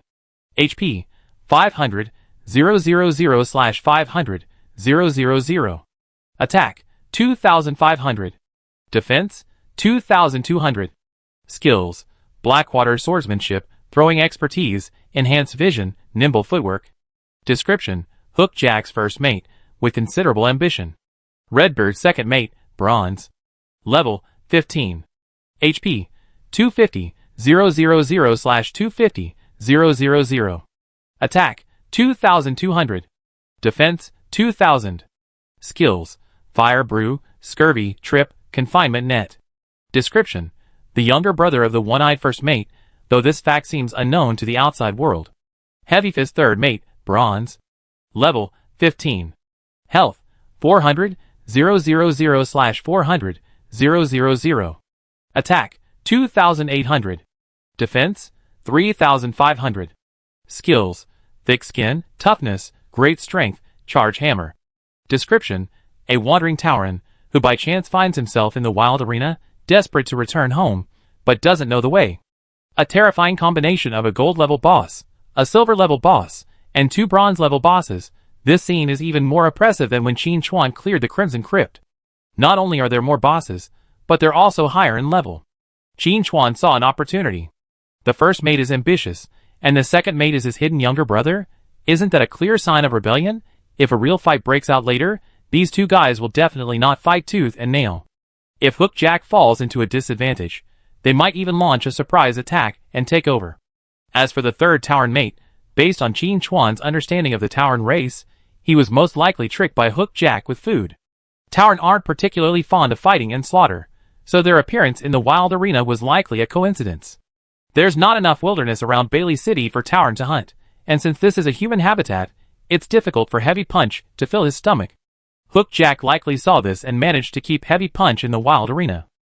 But Qin Chuan suspected that Heavy Punch's stance was neutral. As long as his life wasn't threatened, he didn't care who owned the wild arena. Even his presence in the wild arena didn't matter. So, this battle was both difficult and challenging. After all, surviving the combined attacks of these four bosses wasn't easy.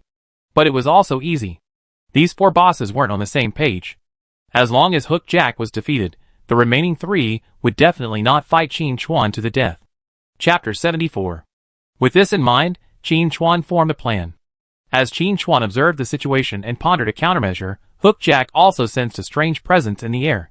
His wolf-like gaze swept across the room, but he found no target. He immediately had an answer. "Edith sent you, didn't she?" Hook Jack's voice was thick with sarcasm. "That woman only sends her men to their deaths, while she herself hides in a safe corner. Do you think that's appropriate?" Qin Chuan nodded secretly. Hook Jack was quite intelligent. He knew how to sow discord. If it were a native of Apocalypse, he might have had some ideas. Unfortunately, he was a player, and Hook Jack was his target. Based on this, the situation was a fight to the death. Qin Chuan didn't want to waste any more words.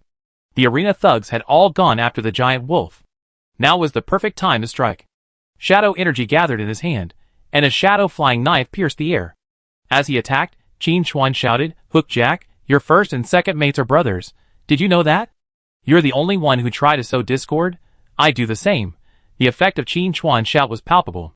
Hook Jack had already locked onto Qin Chuan's position, ready to yank him in and kill him instantly, but his mind was so shaken that he even forgot to attack.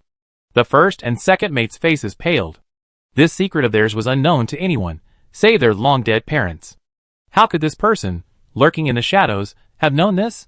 Could it be that the captain had heard something and staged this to test them? Yes, that must be it. The first mate gave the second mate a subtle wink, signaling him not to act rashly. The second mate understood. Their combined strength couldn't match Hook Jack's. They couldn't afford to fight unless absolutely necessary. As for the third mate, the clueless Minotaur hadn't grasped what was happening. He was still contemplating what he'd eat. Seeing Hook Jack's hesitation, Qin Chuan knew he successfully aroused his suspicion. Qin Chuan decided to add fuel to the fire.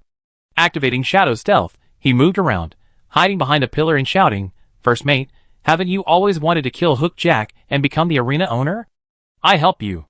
The one-eyed first mate was torn. This was indeed his inner thoughts, but the question was whether the current situation was too coincidental. First, a giant wolf appeared, wreaking havoc in the audience, distracting the thugs. Then an assassin arrived, attempting to attack Hook Jack. It looked like they had a winning strategy, but who knew if Hook Jack was just trying to lure out someone with ulterior motives? This tactic had proven effective time and again.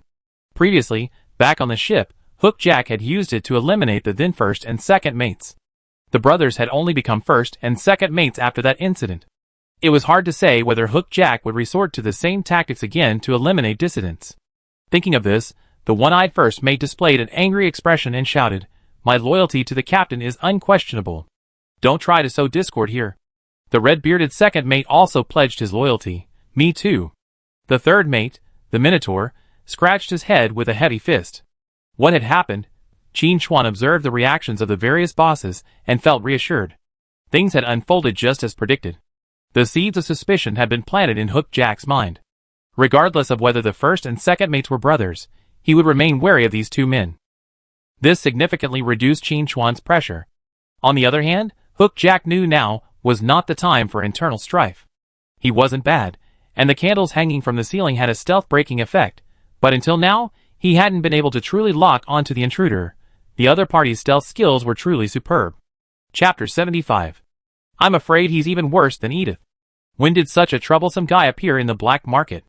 Hook Jack grew wary, and decided to temporarily put aside his suspicions and unite with his first and second mates to eliminate the intruders first. But after that, he had to thoroughly investigate the backgrounds of his two men. If they were truly brothers, then don't blame him for being ruthless, Hookjack said with disdain. It's just a simple attempt to sow discord. Why would we fall for it? One-Eye, Redbeard, surround him from both sides and force this guy out. The One-Eye first mate and the Redbeard second mate exchanged glances and secretly breathed a sigh of relief. Hookjack didn't intend to pursue the matter, which was a good thing. But Qin Chuan wouldn't let Hookjack have his way. He immediately said sinisterly, One-Eye, do you think you have a peaceful life after today? You know exactly what kind of person Hookjack is. This statement undoubtedly struck a chord with the One-Eye first mate.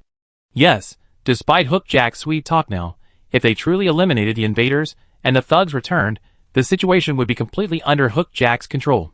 By then, the two brothers would likely have difficulty escaping alive.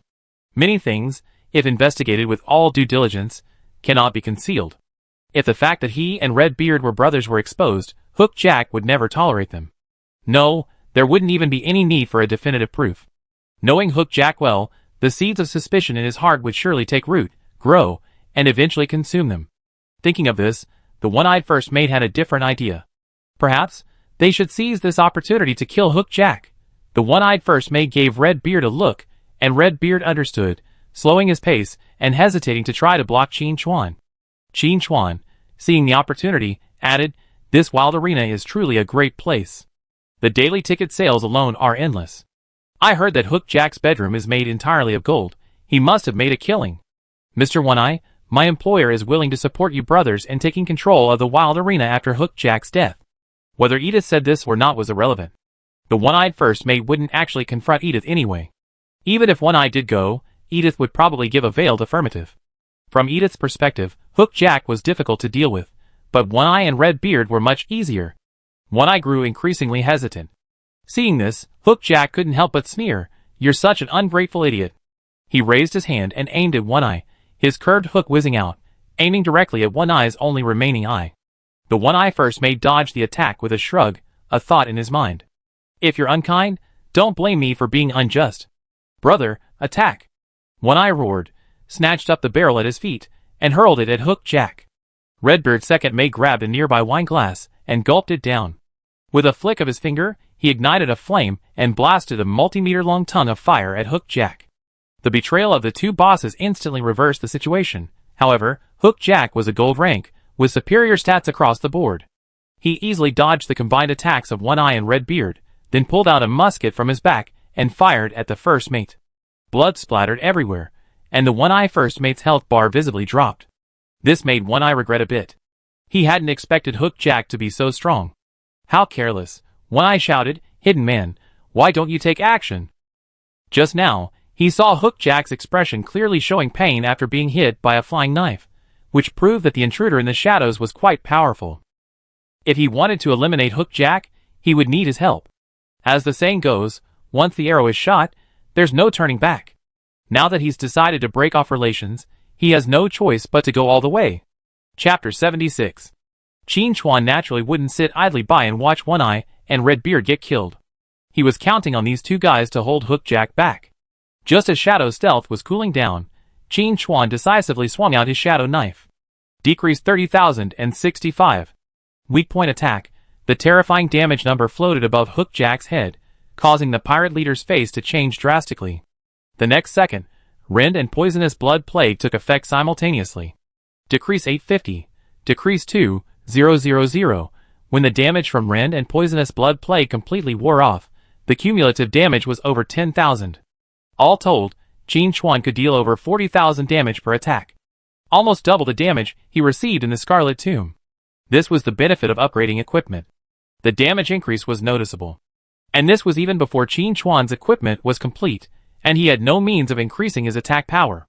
Otherwise, knocking off 50,000 or even more HP from Hookjack wouldn't be a problem. Even with his current damage output, Hookjack, with nearly 2 million HP, wouldn't last long against Qin Chuan's attacks. Furthermore, the current situation favored Qin Chuan. With the betrayal of the One-Eyed first mate and the Redbeard second mate, Qin Chuan not only faced fewer enemies, but also significantly reduced the intensity of their counterattacks. Unencircled, He could move freely around the room without worrying too much. Of course, Qin Chuan knew it wasn't time to let his guard down, because the Iron Fist third mate hadn't yet made a move. While this Minotaur wasn't particularly powerful, he wielded a two-handed hammer, giving him a significant range. If he swung his hammer recklessly across the map, Qin Chuan's movement would be severely restricted. Moreover, the Minotaur's strength attribute was extremely high, and its attacks were so powerful that even One Eye and Redbeard wouldn't dare take them head-on. Hookjack, naturally aware of this, shouted, "Heavy Punch, kill the intruder."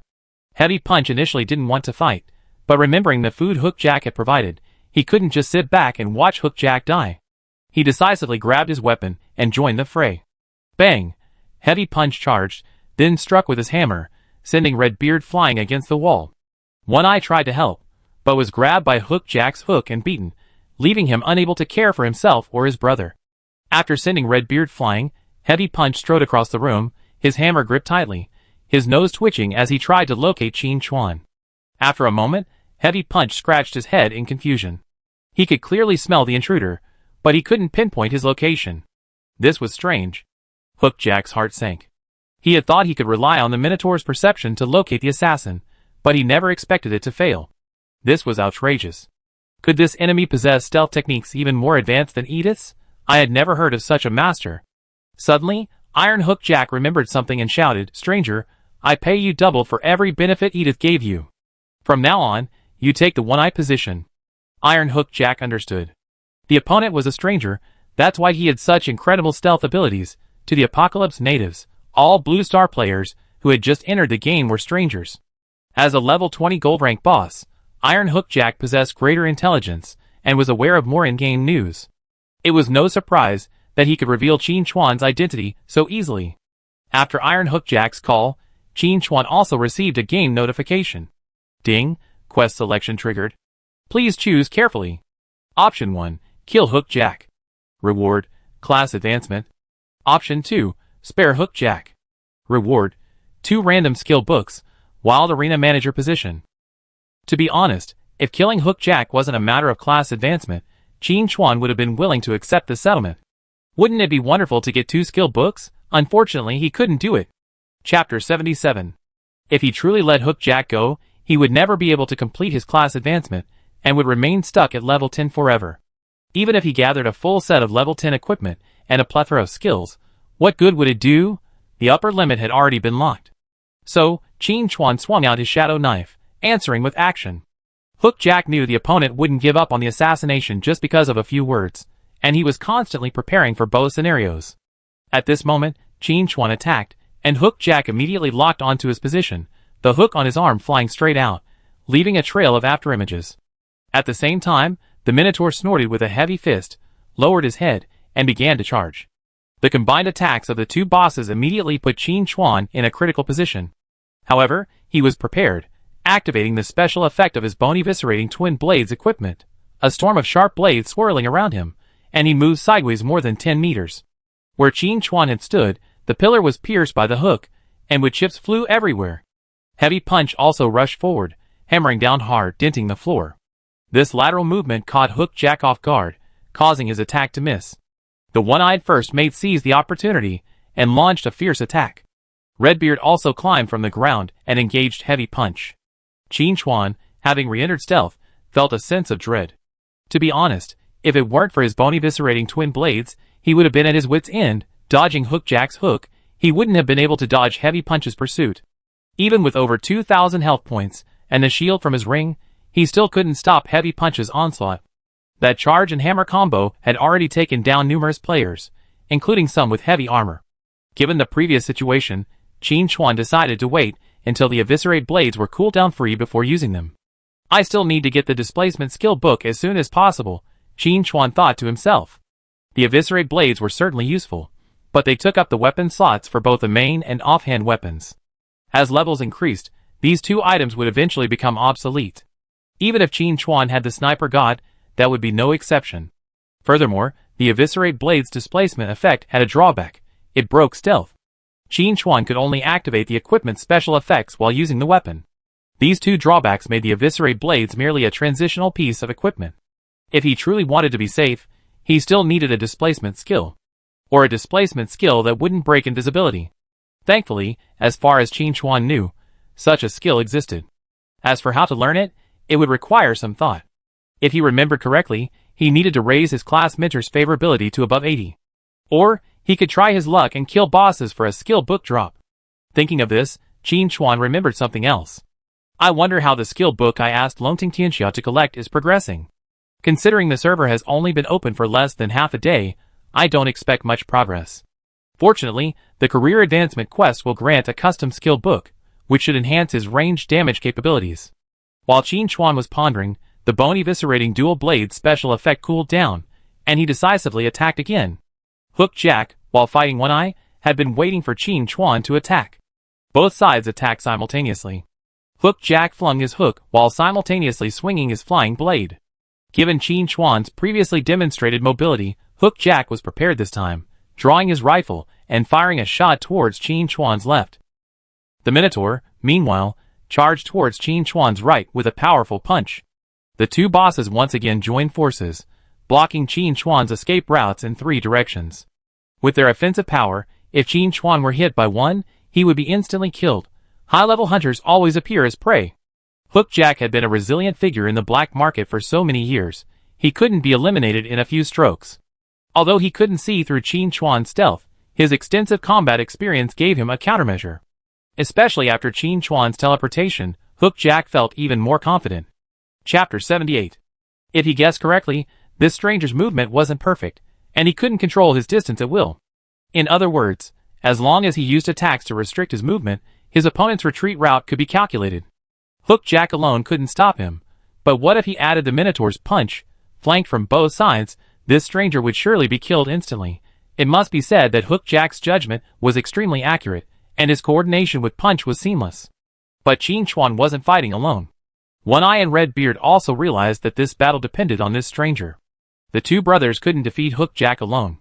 So, when Qin Chuan was surrounded, One Eye accelerated forward, using his flesh and blood to help Qin Chuan block Hook Jack's gunfire. Amid the splattering blood, One Eye endured the pain and said solemnly, "This is the last time." His strength was far inferior to Hook Jack's, and blocking once was already the limit. If this stranger performed poorly in the subsequent battles, he would immediately flee with his brother. No matter how tempting the wild arena was, it was nothing compared to his life. Qin Chuan was well aware of this. He must be even more cautious in the upcoming battle. But honestly, even without the One Eye's protection, he could have dodged that attack. The breakthrough point lay with the heavy fist. The two-handed warhammer was undoubtedly powerful, but it also came with a considerable reduction in flexibility. Even though the heavy fist was a minotaur with extremely high strength attributes, he still couldn't fully control it. Qin Chuan had already calculated his retreat route. By sprinting in front of the punch and relying on his agility, he could have dodged the fatal blow by leaning back. However, since One Eye had taken the initiative to block the shot, he was naturally happy to hide his weakness. Activating stealth again, Qin Chuan observed the situation and mapped out several attack routes. But deep down, Qin Chuan was constantly on guard. He remembered that Hook Jack had hidden a pirate ship beneath the wild arena. The call for bombing skill wasn't just for show. Once the ship's cannons begin firing, One Eye and Red Beard will likely be temporarily incapacitated. Fortunately, after the artillery attack, the wild arena will be reduced to ruins, and Hook Jack's hook attack will be largely useless. He can't stop me from moving with just gunfire. Qin Chuan's mind raced. If he hadn't been reborn, he probably wouldn't have been able to defend against Hook Jack's move. Who could have imagined that Hook Jack could get a pirate ship to the distant city of Bailey? Hook Jack's health steadily decreased. Just as it was about to reach 50%, Qin Chuan sprinted towards the door, not forgetting to warn his brother, One Eye. The artillery attack is coming soon. Get out of here if you don't want to die. One Eye and Red Beard were bewildered. Hook Jack's face changed drastically. How much information did this stranger possess? And how could he even know such top-secret information? But now that things had come to this, there was nothing left to do. Hook Jack stepped back, escaping One Eye's attack. He conjured a horn from nowhere, brought it to his lips, and blew it vigorously. Woo! The deep blast of the horn echoed throughout the arena. One Eye finally realized what the stranger meant by the artillery attack. He was all too familiar with the sound of the horn. Back at sea, Hook Jack would blow this horn when ordering his gunners to attack. Then, a new question arose in One Eye's mind. This isn't the sea, so where did the ship come from? Just as One Eye was puzzled, The dull sound of gears churned beneath the arena floor. The floor slowly cracked, and a massive shadow slowly rose from beneath. Chapter 79. One Eye glanced over from the corner of his eye, his expression filled with horror. The Black Whale. This was the Black Whale they sailed on during their pirate days. But this was the city of Bailey, hundreds of miles from the coast. How had the Black Whale ended up here? Could it be that this ship could fly? Before One Eye could comprehend the question, the fierce roar of cannonballs jarred his eardrums. The cannonballs tore through the air, rapidly approaching with a sharp whistle. Boom! A large hole was blasted into the roof, and the red-hot shells fell, piercing the floor unhindered. Hurry! Before he could even utter the word run, One Eye was blown away by the shockwave of the explosion, his body flung backward uncontrollably. Then came the second, third, and fourth shells. Amid the relentless barrage of artillery fire, Redbeard was blown away. Amidst the smoke and fire, he first changed his name to Blackbeard, then to No Beard. Even the massive Minotaur's powerful punch couldn't withstand it, and he rolled over 10 meters across the floor, coming to a stop after hitting the wall, knocking him unconscious. Hook-Jack had already left the top floor room before the shells landed, dashing towards the Black Whale. But before he could move, a flying knife struck him with pinpoint accuracy. Hook-Jack watched the figure flash by in the distance, his expression growing increasingly serious. Who exactly was that stranger? Not only had he exposed the brotherhood between One Eye and Redbeard, but he also knew their tactics like the back of his hand. He had even anticipated the Black Whale's artillery attack. Why didn't we kill that just now? Hook-Jack was furious. He could see that both One Eye and Redbeard, as well as the powerful heavy punch, had been severely injured in the barrage, struggling to even get up. As long as he could return to the Black Whale, he could completely blast this place to the ground. It didn't matter if the wild arena was destroyed, he could just rebuild it. At worst, he could just leave and start over somewhere else. But that only required him to successfully return to the Black Whale. At the moment, it looked like that stranger wouldn't give him the satisfaction he wanted. Qin Chuan's voice drifted through the ruins.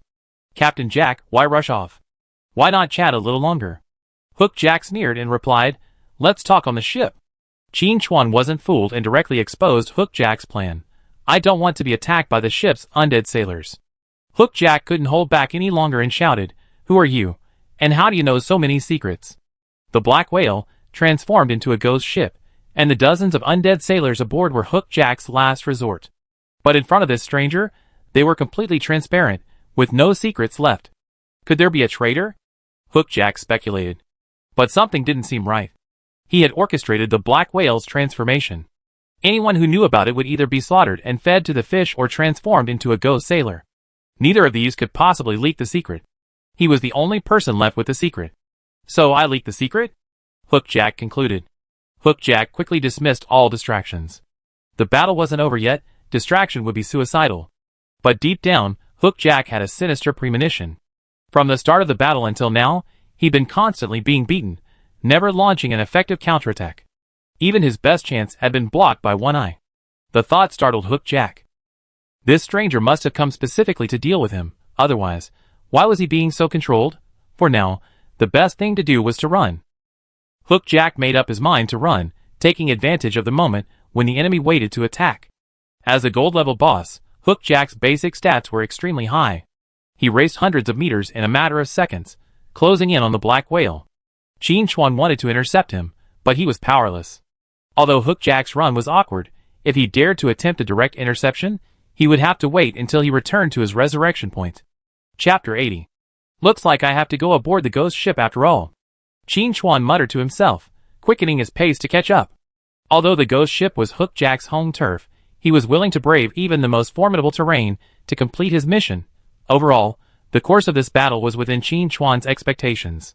From the initial split, to the early retreat to avoid artillery fire, to the subsequent boarding, Qin Chuan had a plan in place.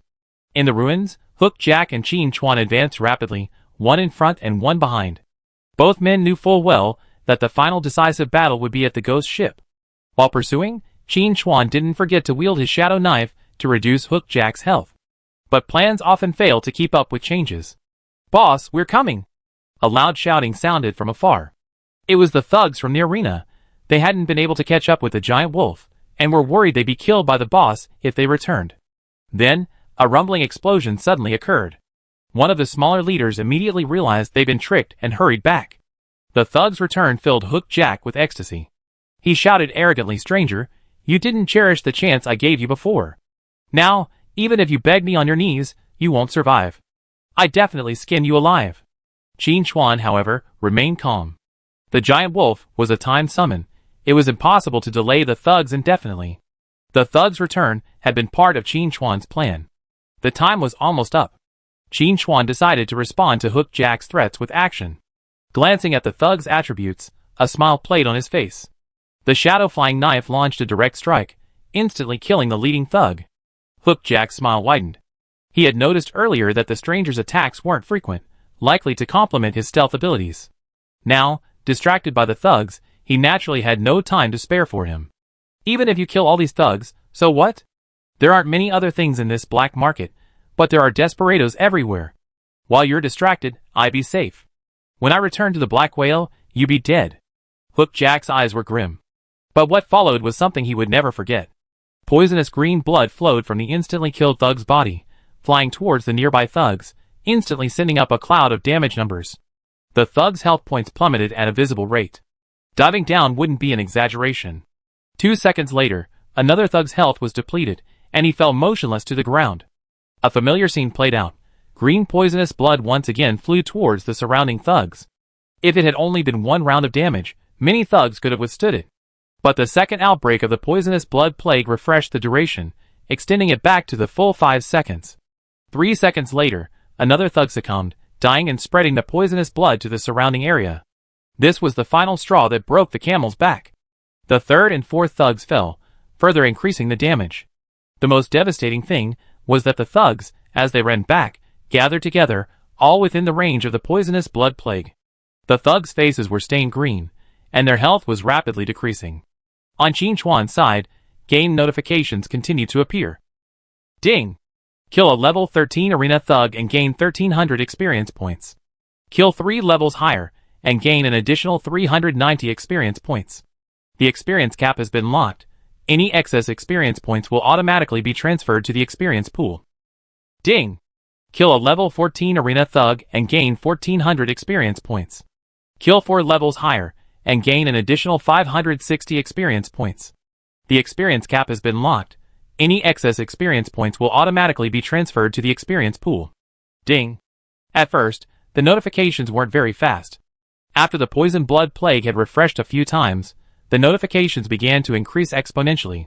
In just a dozen seconds, most of the thugs who had returned were eliminated. Chapter 81.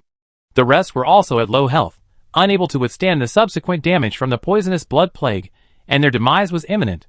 Another point worth noting. The subsequent infected thugs were even further away from Qin Chuan.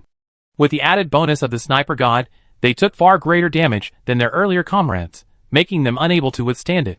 One unlucky individual, already injured from a few swipes from the giant wolf, was now infected by the poisonous blood plague and couldn't even survive a second before dying instantly, becoming a new source of all poisons, taking their companions with them on the road.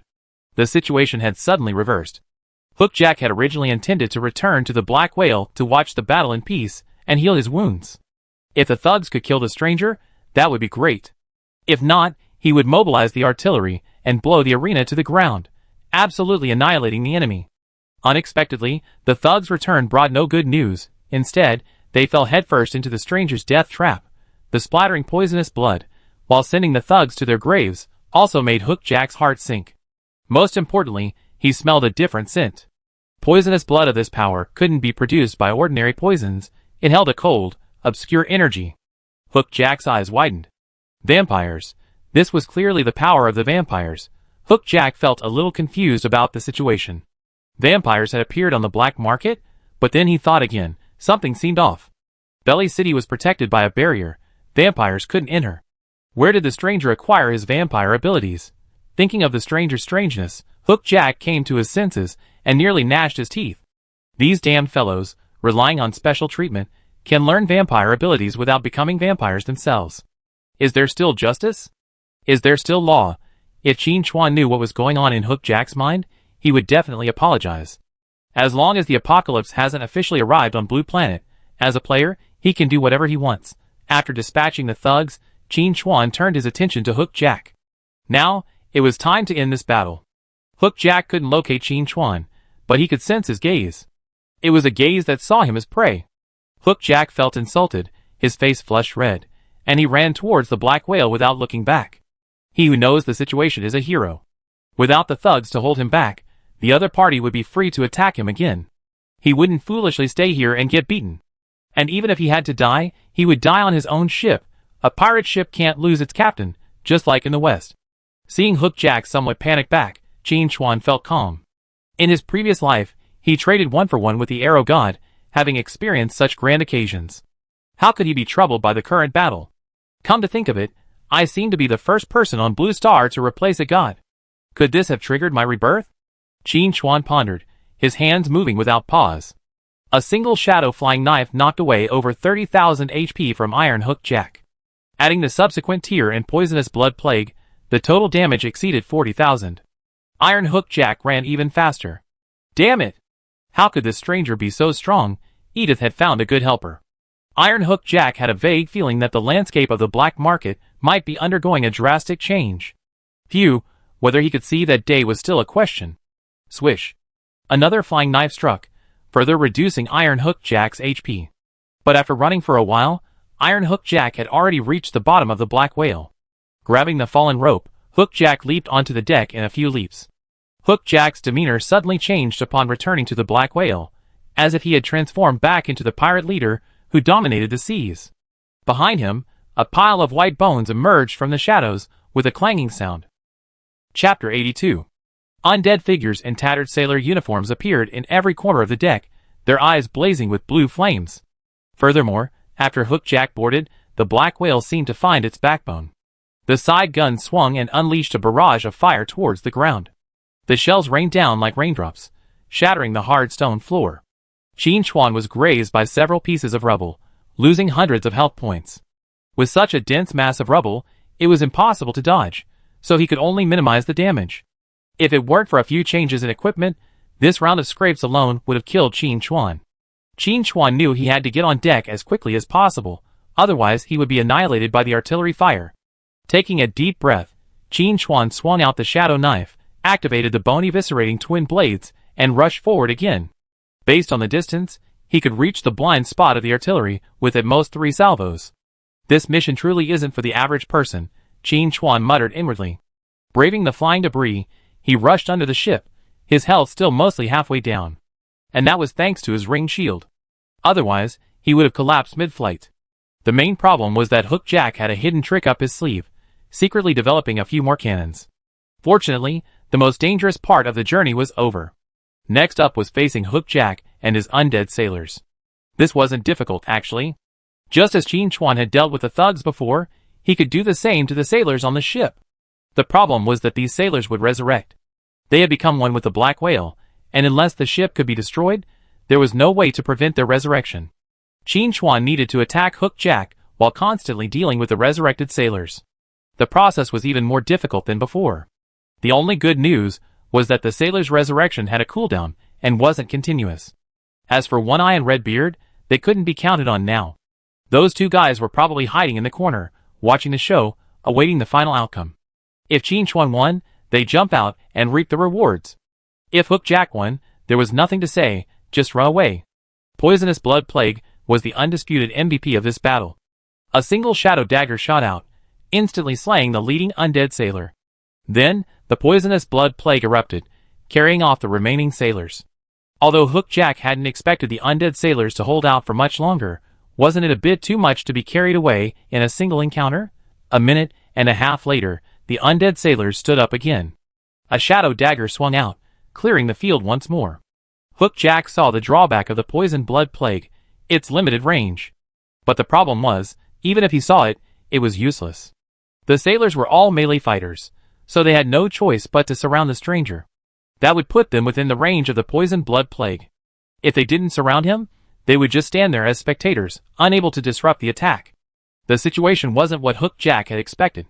The black whale was his home turf, so why was the enemy so dominant? Hook Jack's health steadily decreased.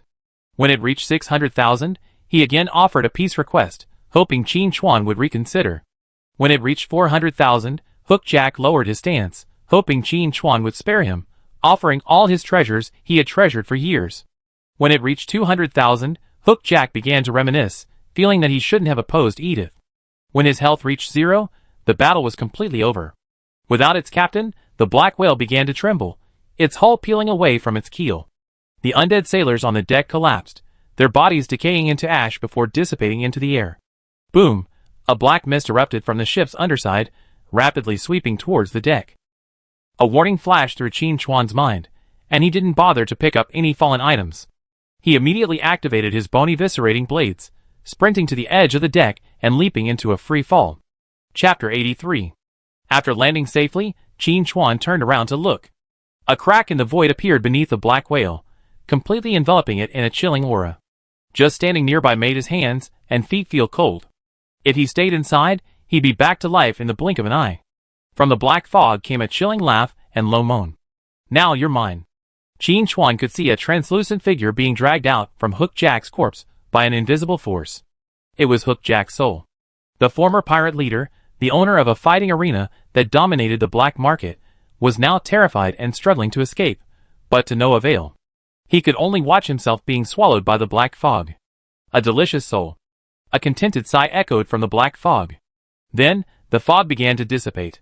Taking along the black whale, it vanished into thin air, as if it had never been there. As someone who had experienced this, Qin Chuan immediately understood what was happening. Hook Jack's current power was clearly the result of a bargain with the Deathbringer. As a condition, the Deathbringer would take his soul the moment he died. It was a shame not to pick up any of Hook Jack's drops. After all, they were gold-level loot, worth a fortune. But Qin Chuan wasn't so desperate as to snatch anything from the Deathbringer. He didn't want to face his wrath. At least not yet. While he was thinking, the game notifications began to play. Hunting time has begun. You gain 1 evolution point. Ding! You have killed Hook Jack, completing the career advancement quest. The level cap has been unlocked. Ding! You have completed the career advancement quest. Your growth value has been increased. Ding! You're the first to complete the class advancement quest. An announcement will be made shortly. Do you want to hide your nickname? No. Player Night Wanderer is the first to complete the class advancement quest. We hope all players will keep up the good work. When the server-wide announcement sounded, Longting Tianxia, who was far away in the Novice village chopping wild boars, straightened his back, a look of pride on his face. This is the power of Master Night Wanderer. They're still in the Novice village, and they already completed the class advancement quest. And Longting Tianxia had inquired, and none of the other players had accepted Master Night Wanderer's friend request. In other words, he's most likely the boss's only friend. What a privilege. Longting Tianxia gathered his team members and, looking at Xiuxua, asked, "How are the skill books coming along? We can't keep Boss Yushin waiting any longer." Xiuxua replied truthfully, not very optimistic. Player levels are too low right now. Even if a skill book drops, it'd be common. We only promise the lowest iron level skill book. Longting Tianxia waved his hand, raised the level, at least bronze. If there's a silver or higher, we take it, no matter the price. Xiaoxua nodded, I understand. I pass it on. Longting Tianxia knew Yushin's potential far exceeded this, and he would definitely become one of the strongest in Apocalypse. To maintain a friendship with such a powerful figure, one must demonstrate one's worth. The assassin on the team said, Night Wanderer must have gotten a lot of gear when he cleared the Crimson Tomb, but he didn't ask the boss for it. Either he's keeping it for himself, or he has other plans. Longtung Tianxia said solemnly, it's also possible that Night Wanderer feels we're not worthy of the gear, and our leveling progress is still too slow. There was a moment of silence. Others shared this thought, but hesitated to voice it out loud. At this moment, Longtung Tianxia's expression suddenly changed. He jumped up from the ground and roared with laughter. Boss Night Wanderer has sent a message. Xiaoxua and the others perked up. This was indeed good news. No wonder the boss had lost his composure. Longtung Tianxia glanced at the reply and said, somewhat puzzled, Night Wanderer told us to keep an eye on the guild order. Even Xiaoxua, the brains behind the message, was puzzled. Judging from Night Wanderer's style, he's a typical lone wolf player. And with his playstyle, he doesn't need teammates to help him kill bosses, so why would he need a guild order? Chapter 84. The assassin analyzed, being a lone wolf before doesn't mean he always be one. Perhaps Night Wanderer has recognized the guild's value. The archer, who had been listening, retorted, unlikely. Night Wanderer doesn't seem like someone who care about managing a guild. Longting Tianxia had a different idea. Is it possible that Night Wanderer revealed the guild token and wants to learn about its market? Xiaoxue pushed her non-existent glasses, thoughtfully saying, if that's the case, then we need to prepare in advance. If nothing unexpected happens, the first guild will definitely be notified server-wide, which is crucial for building a reputation. Longting Tianxia agreed. With a wave of his hand, he said firmly, Xiaoxue, do your best to acquire the gold. If Night Wanderer really wants to sell the guild token, no matter the price, get it. Okay, boss. The news of the guild token was revealed to Longting Tianxia, because Qin Chuan vaguely remembered that there should be news soon. The reason Longting Tian was asked to monitor this information was to spread it, to let more people know. For example, Liu Xiaoyedaizhen. In his previous life, Liu Xiaoyedaizhen had bought his first guild token by selling everything he had.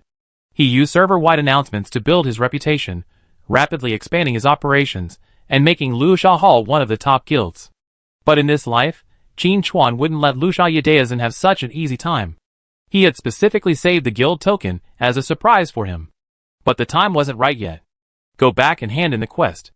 Qin Chuan left the arena without a backward glance. Someone will clean up this mess. The wild arena collapsed, but a new one will soon be built. The black market is never short of ambitious individuals. Arriving at the tavern entrance again, Qin Chuan released his stealth. He had already passed Edith's test. There was no need for such pretense. Before he could push the door open, a servant opened it from within.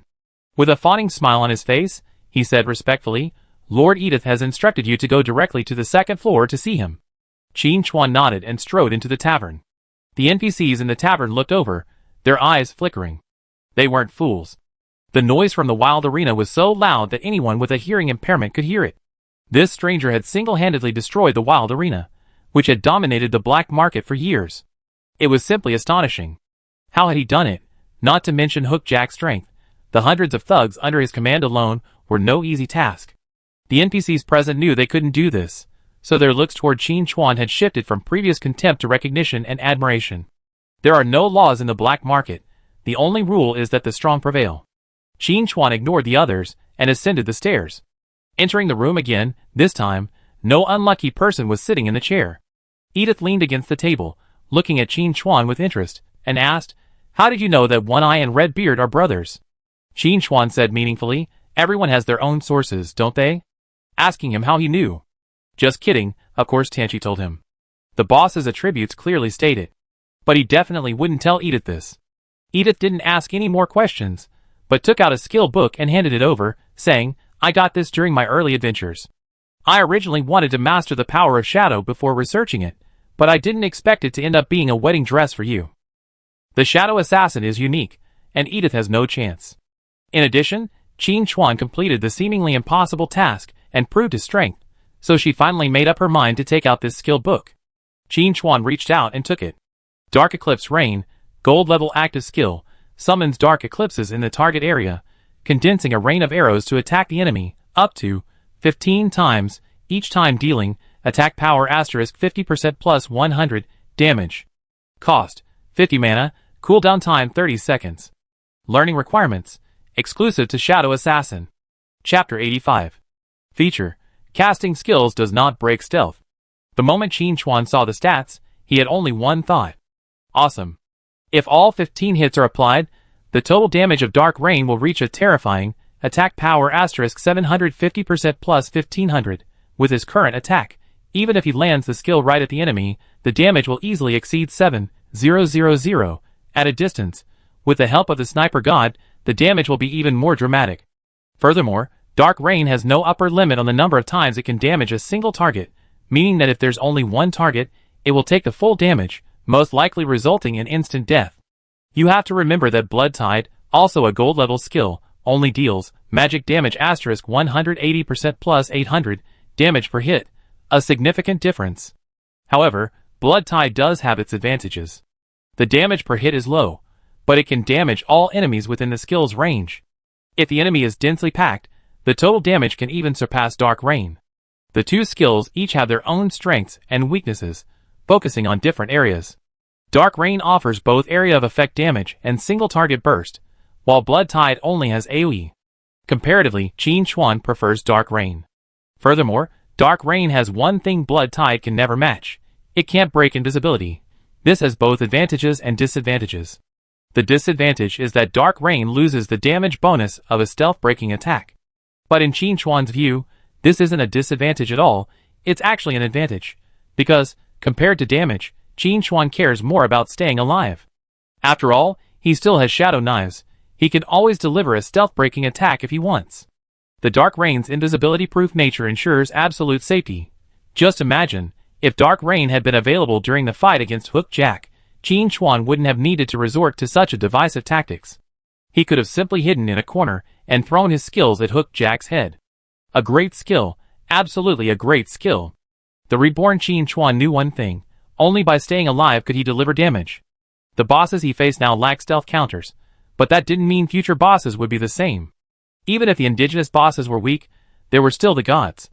In the face of those terrifying beings, a moment's weakness could be fatal. He was no longer the heavily armored warrior of his previous life, able to withstand direct damage. If the gods caught him, they would likely carry him away on sight. The appearance of Dark Rain gave Qin Chuan more combat options. If the enemy was weak, he could combine Dark Rain with Shadow Knife to eliminate them as quickly as possible. If the opponent is strong, just hide and cast Dark Rain, maxing out the skill. Dark Rain also has a hidden advantage. It has no trajectory. The enemy can't infer his position from the skill's trajectory. Shadow Dagger doesn't have this. As the level increases, the enemy can track Qin Chuan's movements from the knife's trajectory. Plus, casting Shadow Dagger breaks his invisibility, giving the enemy an opportunity to counterattack. But there's no need to worry anymore. Obtaining this skill book is worth all the hard work Qin Chuan put into fighting Hook Jack. It's absolutely worth it. Clapping his hands, he immediately learned Dark Rain. Wait a while until there's no one around, and then use skill points to enhance it. I earned 8 evolution points by killing Hook Jack, enough for Shadow Stealth to evolve further. I can still improve. Qin Chuan was very satisfied. The mission was now complete, and he could actually leave. Edith wouldn't volunteer any missions. However, Qin Chuan had another matter to attend to. That was purchasing the shops in Belly City. The funding issue was actually easy to solve. The 30 gold coins I had previously received from Lonting Qianxia could serve as a stepping stone to open the door to the main city's business manager. Subsequent purchase funds wouldn't be a problem either. 2 pieces of equipment would be enough. This plan would work in any main city. Chapter 86. But there's an easier way, so why not? The breakthrough lies with Edith.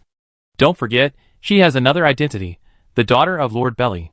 The two hadn't interacted much before, but after defeating Hook Jack, Qin Chuan had earned Edith's approval. In gaming terms, this means his favorability has increased, unlocking more options.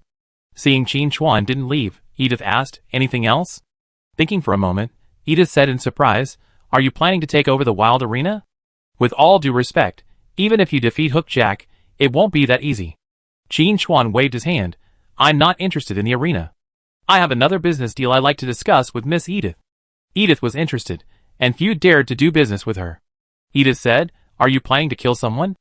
She immediately dismissed this assumption. "Probably not. After all, with your abilities, you can definitely handle it yourself." "So, the business partner you want isn't just Edith, but also the city lord's daughter. Am I right?" Qin Chuan gave a thumbs up. "Smart." Edith continued to reason. "As a stranger, you come all the way to Belly City. First and foremost, you need a place to stay. So, you need real estate in Belly City. If you go to Angus, the business director, you'll be blackmailed and have to wait for months. You definitely can't wait." After some reasoning, Qin Chuan's intentions became clear. Qin Chuan wasn't surprised. High-level NPCs like Edith are highly intelligent, even smarter than the average player.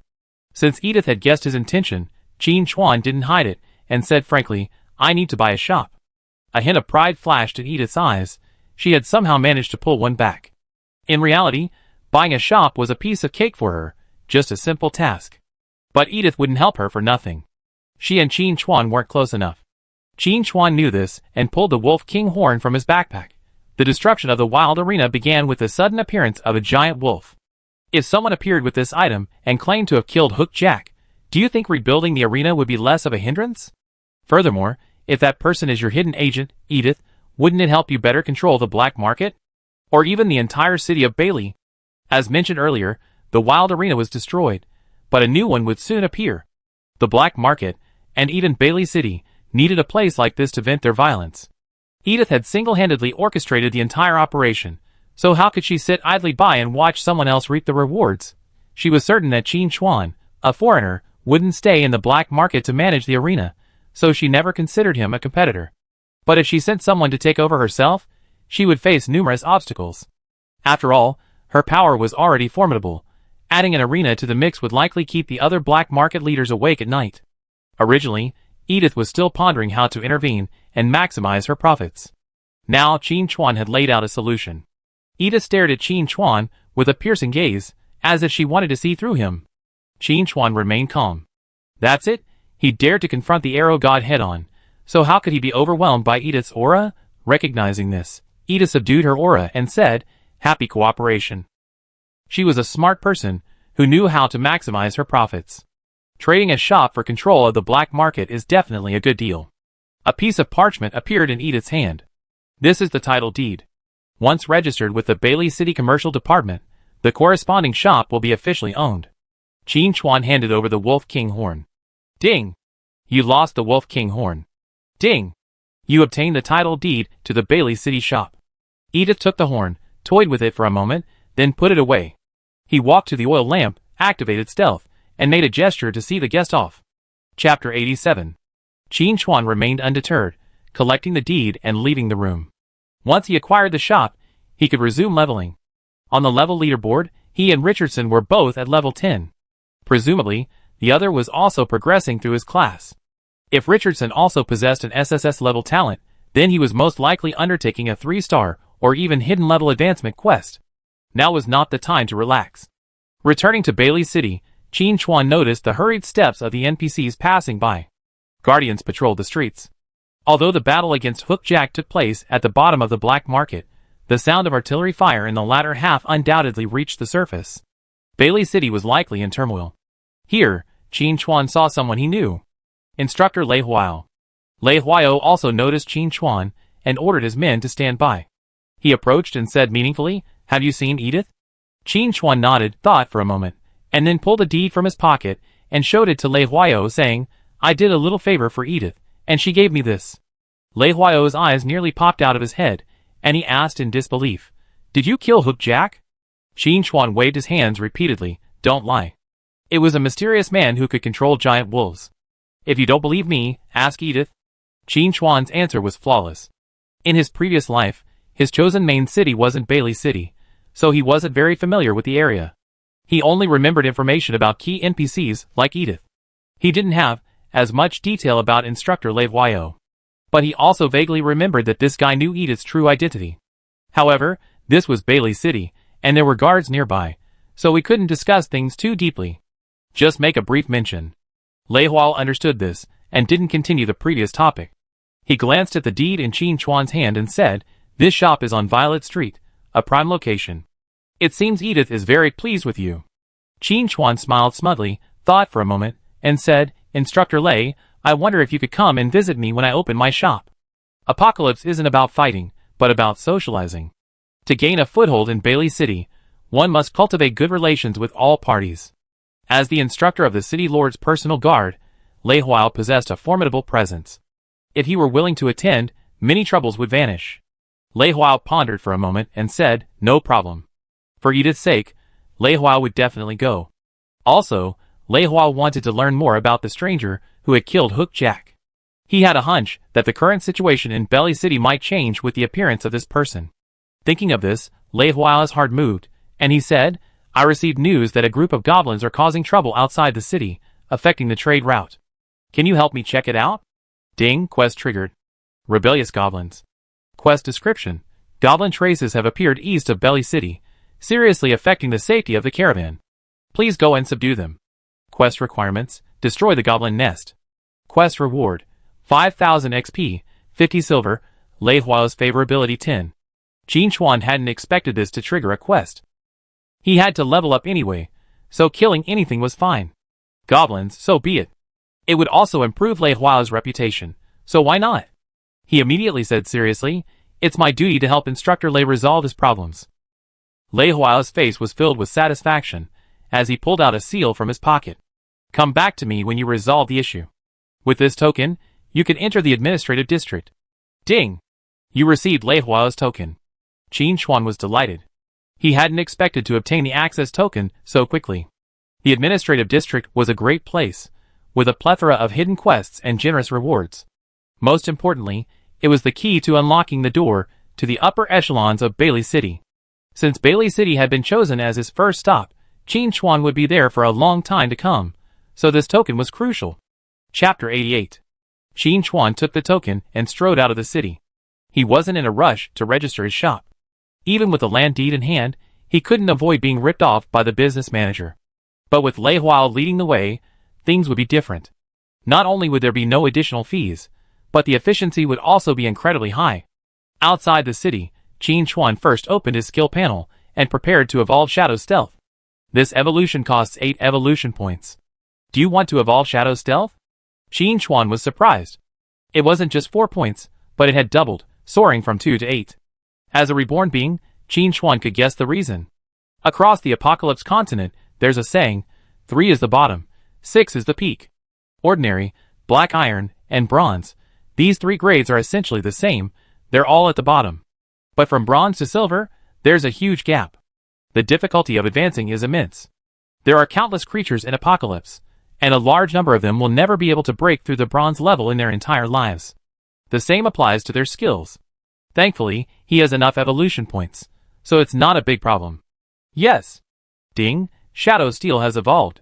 Quality upgraded, bronze to silver.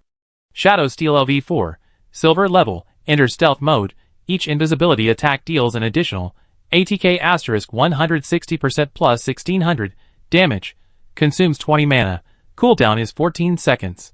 The cooldown is only 14 seconds, this means Qin Xuan's attack frequency will increase again, allowing him to deal even higher total damage. After evolving Shadow Steel, Qin Xuan faces 2 choices. He had previously earned 10 skill points from his first run through the Crimson Crypt, but hadn't used them all, so he used them all up this time. How to allocate these 10 skill points was a dilemma for Qin Xuan. If he upgraded all of them, he could raise Necrotic Rain to level 4 in one go, further increasing its damage. On the other hand, Qin Xuan also wanted to upgrade Shadow Steel, but 10 skill points weren't enough to level up twice.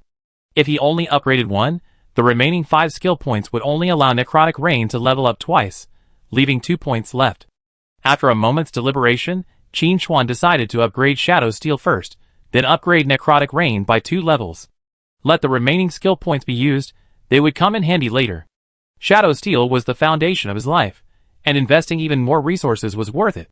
Necrotic Rain was already gold rank, with high base stats, so upgrading it by 2 levels would be a decent upgrade for its rank. Having made his decision, Qin Xuan acted decisively. Ding, Shadow Stealth level upgraded, LV4 upgraded to LV5. Shadow Stealth LV5, silver level, enter stealth mode, 1 invisibility attack deals an additional attack power asterisk 160% plus 2000 damage, consumes 20 mana, cooldown time 14 seconds. Ding, Dark Eclipse Rain level upgraded, LV1 upgraded to LV2. Ding, Dark Eclipse Rain level upgraded, LV2 upgraded to LV3.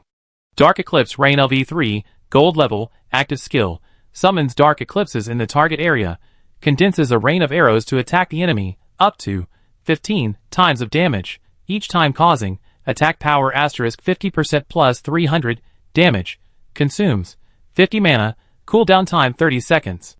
Another round of upgrades. I wonder if the goblins in the nest can withstand it, Qin Xuan said secretly. After walking along the road for a while, he could smell the faint fishy smell in the air, as well as the obscure and low roar. It's a goblin, wow. Small figures leaped from the bushes, wielding tattered weapons, and with ferocious expressions, they swarmed from different directions. Goblin bandits. Level 11. HP 3200. Attack 220. Defense 165. Skill Stun. Qin Xuan was incredibly familiar with goblins. He fought countless of them in his previous life. They were known for bullying the weak and fearing the strong. Qin Xuan would exploit this trait, locate the goblin nest, and complete the mission in one fell swoop. Raising his hand, he launched a shadowy flying knife. To lure the goblins out, Qin Xuan hadn't gone stealth. But even without the bonus damage from the invisibility breaking attack, he still dealt over 6,000 direct damage. This was the dominance of the sniper god. Chapter 89. Such heavy damage instantly emptied the goblin's health bar. The next second, a poisonous blood plague erupted, spreading to the surrounding goblins, all losing around 2,000 health points. Most of the surrounding goblins were around level 10, with health between 3 and 4,000. They couldn't withstand the 5-second poisonous blood plague. Thump thump. The continuous sound of falling to the ground announced the failure of the goblin siege. The few remaining goblins were instantly terrified, letting out strange cries, and turning to flee. This was a classic goblin tactic. Escape to lure the enemy. If you can't defeat them, run for your life. If the enemy doesn't catch up, they have a chance to survive. If the enemy does, they can lure them back to their lair, allowing the main force to siege them. Either way, they win. This tactic has been tried and tested, causing many an apocalypse native to suffer a serious setback. People like female knights and priests always fall prey to the trap in some mysterious way. Who is the prey? The fleeing goblin kept looking back, realizing the terrifying enemy was following behind. He immediately let out a series of long and short cries to alert his companions. Go to the lair and set a trap to eliminate this enemy. This was exactly what Qin Chuan wanted. He could have killed all the goblins before, but that wasn't necessary. If he killed them all, who would lead the way? The trade routes to Belly City were too long, and the surrounding terrain was complex. Finding the goblin lair on his own would be a daunting task. But with a goblin leading the way, it would be much simpler. However, there were also significant risks involved.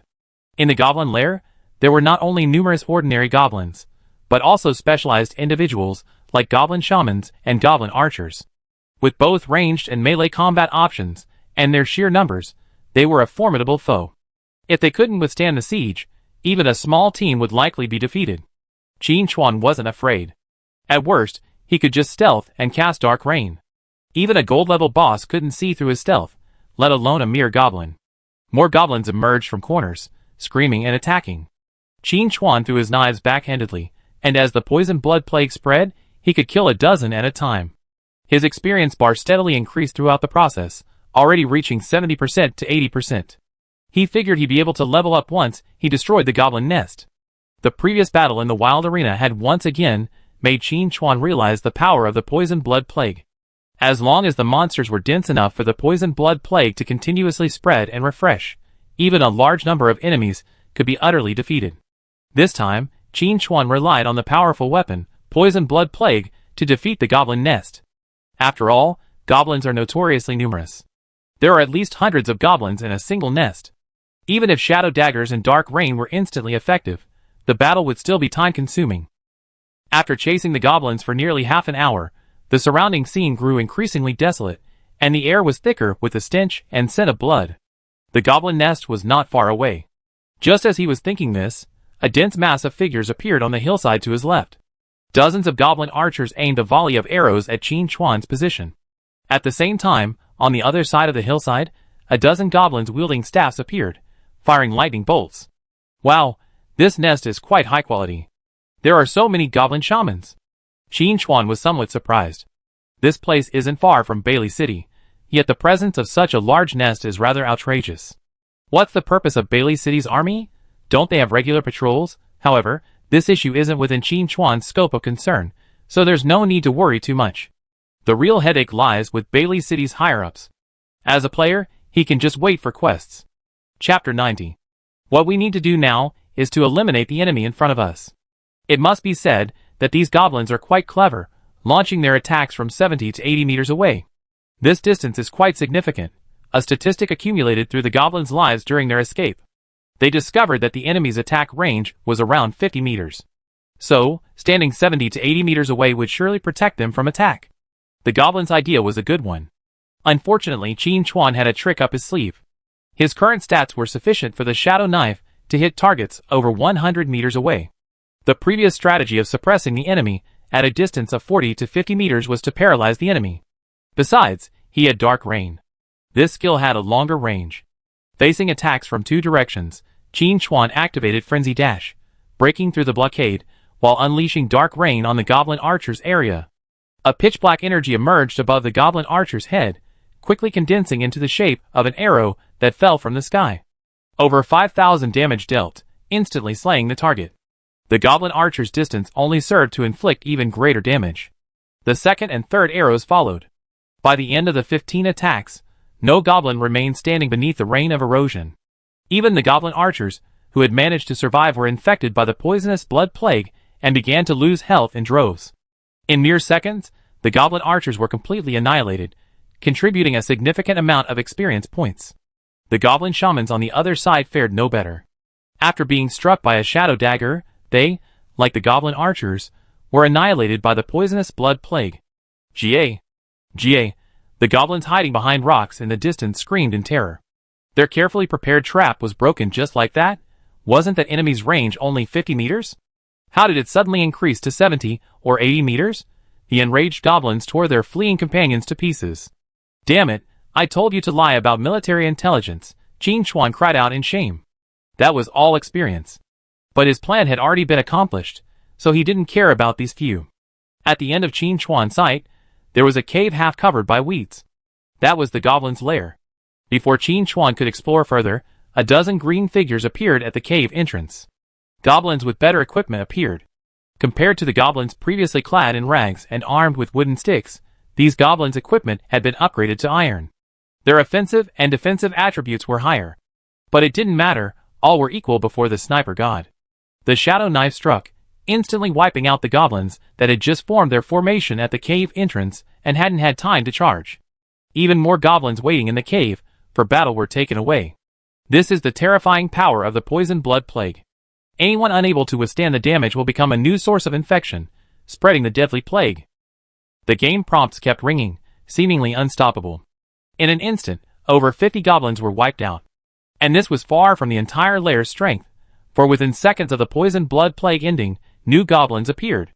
Their numbers were even greater than before. But this time, they had learned their lesson, maintaining a considerable distance between themselves. While this reduced the power of a collective charge, it was still better than being wiped out en masse. Qin Chuan was naturally prepared. He unleashed Dark Rain, easily wiping out 15 goblins. It was a shame he couldn't take them all out, but it wasn't a big deal. He just had to wait for the skill to cool down. Not only did Dark Rain have a long range, it also automatically targeted the enemy. Unless the goblins were several dozen meters apart, there was no chance of escaping annihilation. Seeing their carefully prepared tactics yield no results, the goblin leader in the lair grew furious, howling profusely and urging the goblins to fight. On one side stood the formidable enemy, and on the other, their own leader. Caught between them, the goblins were torn between the two. They could only bravely charge out of the cave, contributing wave after wave of experience points. Chapter 91. Outside the lair, Qin Chuan's mouth was practically crooked with a grin. How polite. These goblins were truly so polite. Worried that he wouldn't level up quickly, they come in a group to give him experience. You reached level 11. You gain 5 free attribute points. The power of shadows is gathering. You gain an additional 5 free attribute points. Blessing of the exotic beasts has activated. You gain an additional 5 free attribute points. Hunting time has activated. You gain 1 evolution point. Hunting time has activated. You gain 1 evolution point. In just a few minutes, over 200 goblins were killed, not only allowing Qin Chuan to level up on the spot, but also successfully accumulating 2 evolution points. What surprised Qin Chuan even more was that more goblins emerged from the cave. A few more, just let me level up straight to level 20. Qin Chuan's brows lit up, and his gaze towards the goblins softened a bit. This wasn't just a hideous goblin, it was clearly a boy bringing fortune. No matter how large the goblin lair was, it couldn't support the experience Qin Chuan needed to reach level 20. Unless he found the underground goblin kingdom. In fact, after Qin Chuan reached level 11, the number of goblins that appeared had significantly decreased. The previous battle had killed at least half of the goblins in the lair. Even the goblin leader's cries had become much more subdued. In fact, at this moment, the goblin leader really wanted to know which had brought back the killer from outside. This wasn't prey, it was clearly a well-prepared hunter. Now it was too late. The lair had only one exit. The only way to survive was to rush out and kill the enemy. Woo! A dull horn blared from deep within the cave, followed by the sound of orderly footsteps. Boom, boom, boom. Amid the sound of war drums, a group of burly goblins appeared at the cave entrance. They were powerfully built, each nearly 2 meters tall. These were no ordinary goblins, but evolved giant goblins, their basic stats high, reaching elite level. They were also well equipped, not only fully armored but even equipped with crossbows. Judging from the specifications, These weren't crudely made wares, rather, they resembled military equipment. Qin Chuan was somewhat surprised. The goblins' appearance outside of Belly City didn't seem accidental. It seemed more like someone had deliberately deployed them there. As for their purpose, besides disrupting Belly City's commercial activities, they were likely targeting certain nobles. You have to understand that the southern part of Belly City is the true commercial district, and the trade routes run there. The eastern part is home to the nobles' businesses, and the traffic is dominated by noble caravans. The goblins couldn't have appeared anywhere else, but in the east. That's quite telling. Interesting. Qin Chuan felt drawn into the internal strife of Belly City. But if it went well, not only could he reap considerable profits, it would also help him gain a firm foothold in Belly City. While he was pondering, new goblins appeared behind the large goblin formation. A dozen goblins grunted and carried a comically shaped sedan chair. Atop it sat a nearly 3-meter-tall goblin, wearing an iron crown. And unlike the typical green-skinned goblins, this one had reddish-brown skin. Goblin leader, bronze level 15. HP, 300, 000/300, 000. Attack, 1500. Defense, 1200. Skills, Play Dead, Inspiring Roar, Trap Master, Boomerang Throw. Description, a leader among goblins, cunning and formidable. On the Apocalypse continent, ordinary goblins are considered low-level monsters, their only advantage being their sheer numbers. After evolving into a big goblin, they become formidable. If they are lucky enough to evolve into a goblin leader, their strength increases significantly, rivaling even mid-level races. Further up, there are even incredibly powerful individuals, like goblin heroes, capable of slaying dragons with ease. Of course, in Qin Chuan's eyes, there's no difference. It's just a matter of using a few more skills. The goblin leader and his men have now come out in full force, which is exactly what Qin Chuan wants. Chapter 92. If they were all hiding in their dens, Qin Chuan would have had to go deeper, slowly killing them one step at a time. Now that they're all gathered together, there's nothing to say. Just take them down in one wave. Erosion Rain, Shadow Dagger. Using both skills simultaneously, he easily took out over a dozen goblins. Even if they had evolved to the elite level, they still couldn't withstand Qin Chuan's heavy damage. But before the poison blood plague could spread, the surrounding goblins retreated, leaving the skill's range. Roar! Roar! The goblin leader roared, and the surrounding goblins' eyes instantly turned red. Their fighting spirit soared, their fear completely vanishing. They raised their crossbows and began to attack, their arrows raining down like raindrops. Qin Chuan dodged and observed, noticing no sign of the rain stopping. Looking again, Qin Chuan couldn't help but curse. Fuck! A repeating crossbow! Qin Chuan was speechless. Who on earth is reselling arms? They're actually selling repeating crossbows? How audacious! The technical complexity of a repeating crossbow is far superior to that of a crossbow. It's a rarity even among regular troops. Now it's in the hands of goblins. It's simply outrageous. Qin Chuan wouldn't believe there wasn't some conspiracy. And this, in turn, made him excited. He could already smell a hidden mission. Let's destroy this nest first, and wait for Lei Huayo's follow-up mission. Qin Chuan pondered secretly. Since Lei Huayo had sent him here, Qin Chuan had reason to believe he uncovered some clues. All he had to do was complete the mission at hand, and wait for the next one. Elsewhere, the goblin leader saw that even the crossbow attacks couldn't take Qin Chuan down, and coupled with the insurmountable poisonous blood plague, panic set in his eyes. After so much effort evolving to this point, was he going to perish here? Impossible. To save his life, the goblin leader leaped from his sedan chair, hurling a massive boomerang in his hand, and hurtled towards Qin Chuan. Under the hail of arrows, Qin Chuan's movement was restricted. Facing the boomerang attacks, he could only dodge with a frenzied dash while returning the blows with shadow knives, then lurk in the shadows, waiting for an opportunity. The attacks were too intense, and without mobility, they were a struggle. The crossbows were a major problem, as dozens of goblins unleashed a barrage of fire. While waiting for Frenzy Dash to cool down, Qin Chuan also worked tirelessly. A single dark rain of erosion killed over a dozen large goblins. Even if they dispersed and prevented the spread of the poisonous blood plague, their own destruction was inevitable. The dark rain's invisibility meant Qin Chuan didn't have to worry about counterattacks. The goblin leader grew increasingly horrified. It's common knowledge that stealth fighters must exit stealth when attacking. But why didn't this enemy break stealth? What's the principle? Why would such a powerful being go toe-to-toe with these goblins? Does he still have any sense of strength? With that kind of power, go for the Dragon Master. The goblin leader's inner grief and indignation couldn't be expressed in words. It could only be condensed into a roar. Then he turned and ran. You're kidding. It's not a fool. If it can't defeat them, why doesn't it run? Is it just going to stay and die? Qin Chuan was anxious. If he let this thing escape, his mission would definitely not be completed to the best of its ability, and it would inevitably affect the triggering of subsequent missions. Even the quest chain might be broken. With this in mind, Qin Chuan decisively accelerated forward and aimed a flying knife at the goblin leader, dealing massive damage.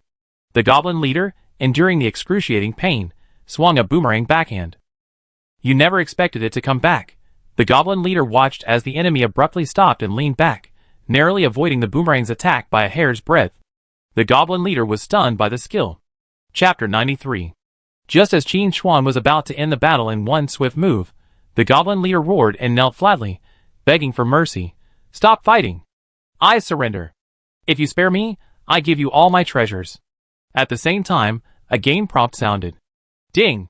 You triggered a decision quest. Please choose carefully. Option 1. Spare the goblin leader. Reward, all the treasures in the goblin lair, equivalent to 1,000 gold coins. Option 2. Kill the goblin leader. Reward, increase instructor Lei Huao's favorability by 5. After evolving to the leader level, even the lowest level goblin possesses a considerable degree of intelligence. Speaking the common language of the Apocalypse continent is no problem. To save his life, the goblin leader offered a generous offer. 1,000 gold coins is no small sum. Based on the current acquisition prices of major guilds, it's roughly equivalent to 40 to 50 million Yenhua currency. If Qin Chuan had been focused on gold farming in his previous life, he would have likely let the goblin leader go, taken the money, and retired. But now, that option held no appeal for Qin Chuan. He still had several pieces of gold-level equipment and a gold-level skill book on hand, worth far more than 1,000 gold coins. Is he short of money? In Qin Chuan's eyes, Lei Huao's 5 points of favorability were more valuable, as they would impact the subsequent quest chain. Qin Chuan looked at the goblin leader with a kind smile, jokingly saying, even if I kill you, the treasure is still mine. The goblin leader's expression froze.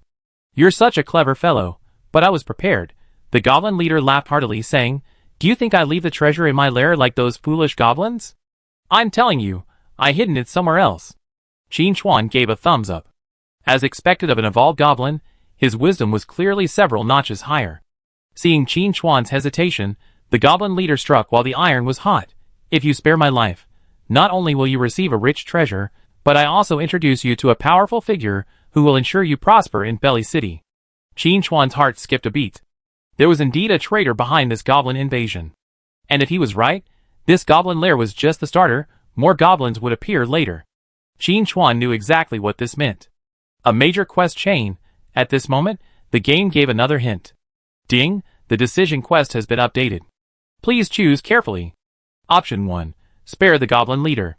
Reward, all the treasures in the goblin lair, equivalent to 1,000 gold coins, disguiser's cloak, were to attend the secret organization gathering in Belly City. Option 2. Kill the goblin leader. Reward, increase instructor Lei Huao's favorability by 10.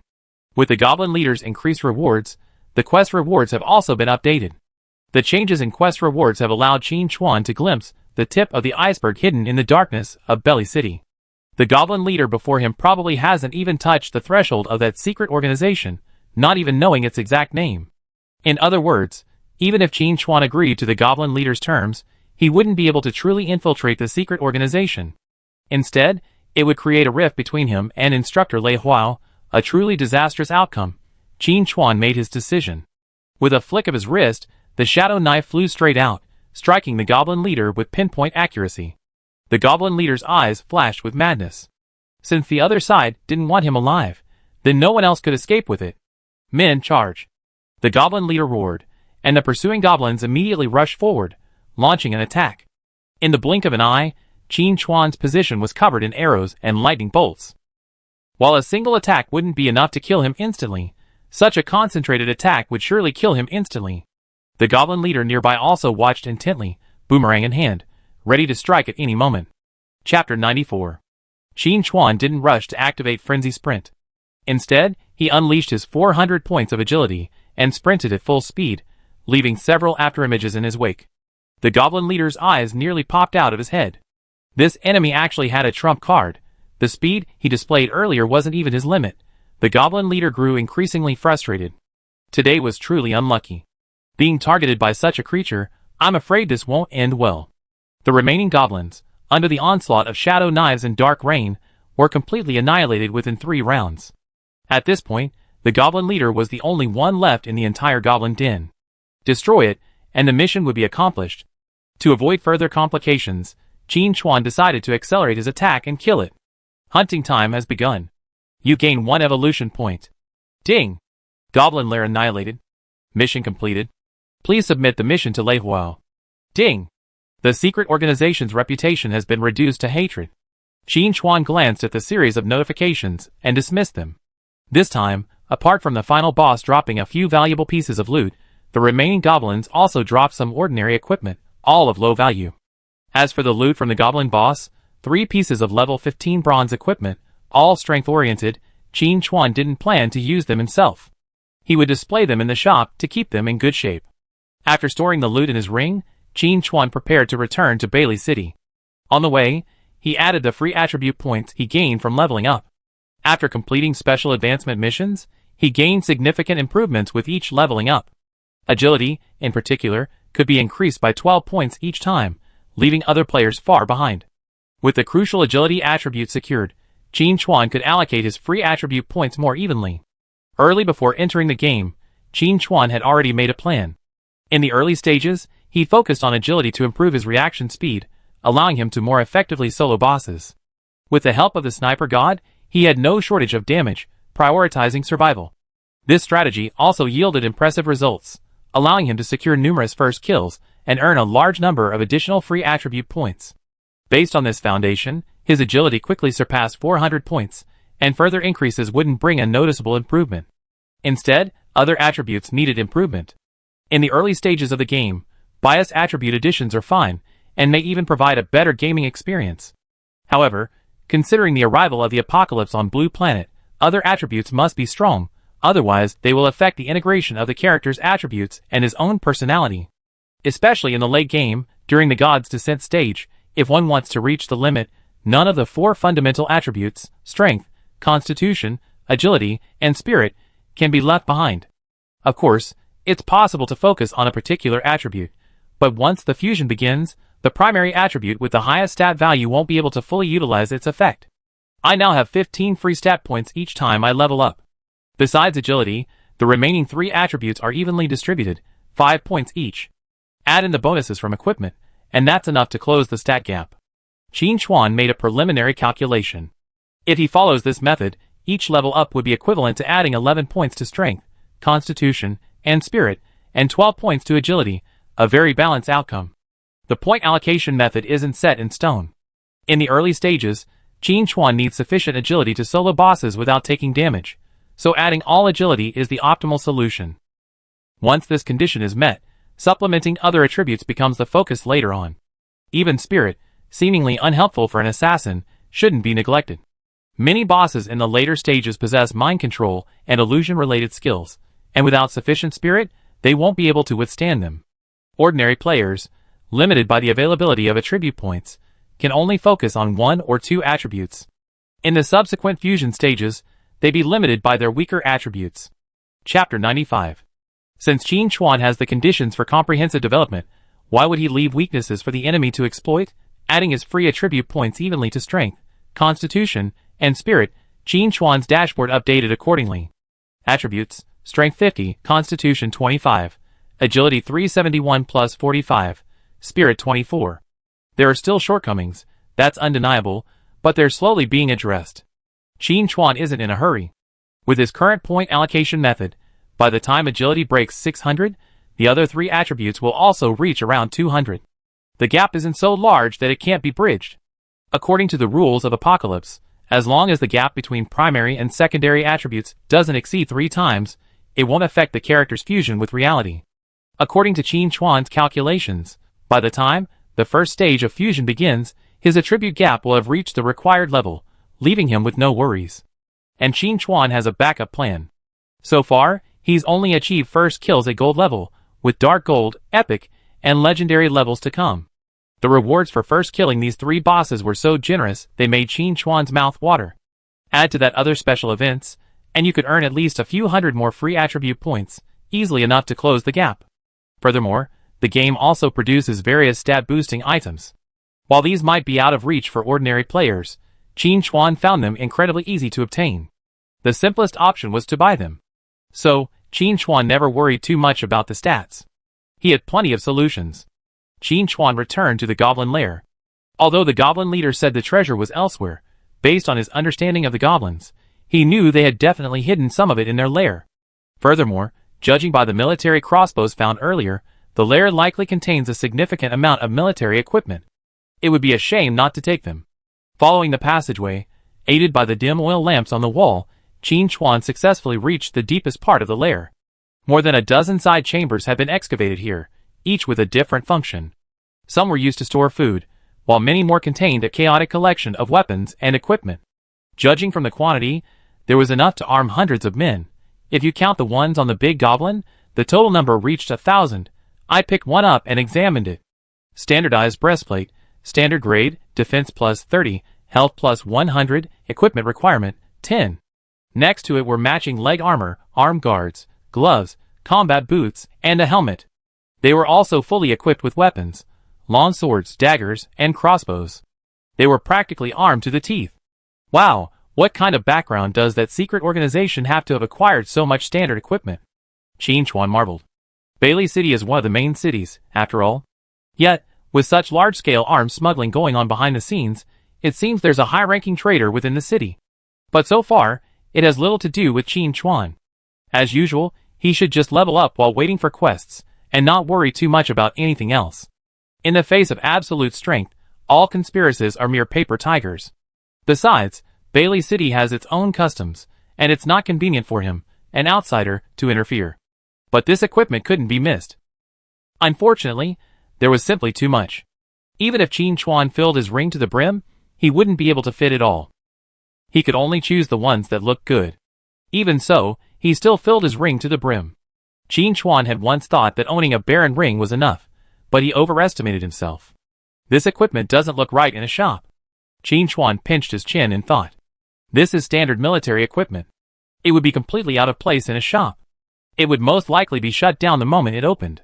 While it's true that in-game shops are player property, the main city officials have the right to seal them. While the title deeds won't be revoked, it's still a significant loss. If a shop can't be opened, it's no different from cabbage. Qin Chuan wouldn't make such a naive mistake. He already had a plan. He immediately opened his friends list, and was about to send a message to Lungting Qinxia, but the other person's message arrived first. Chapter 96. Night Walker, I received a skill book. Along with the information, there are also related attributes. Flash, bronze active skill, flash in the target direction, maximum distance, 15 meters, consumes 30 mana, cooldown time 60 seconds. Good guy, Qin Chuan exclaimed. The displacement skill he had been looking for so hard actually appeared without any preparation. And it was a flash. This is a rare universal displacement skill.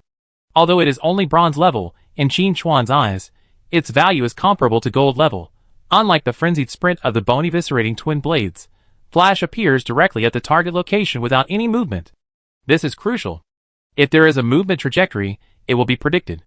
If you can't stop, you will crash into the enemy's attack. The final result is that I killed myself. But flash is different. Unless the enemy predicts the landing position, there is no way to intercept it midway. If I have to say, the only flaw is that the displacement distance is too short, and the cooldown time is too long. In Qin Chuan's eyes, this wasn't a big deal. At most, it would just be 2 more evolutions. While he was pondering, Longtung Tianxia sent another message. Boss, which main city are you in?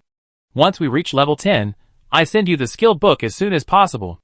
Longtung Tianxia didn't mention how much he paid for this skill book. Because there was no need. What was the point of saying it? Was he expecting Yushin to do him a favor? That would only backfire. Don't forget, he pre-ordered 2 pieces of silver level equipment. He'd been promised 2 skill books, and now he only gotten 1. To be honest, it's actually their inefficiency.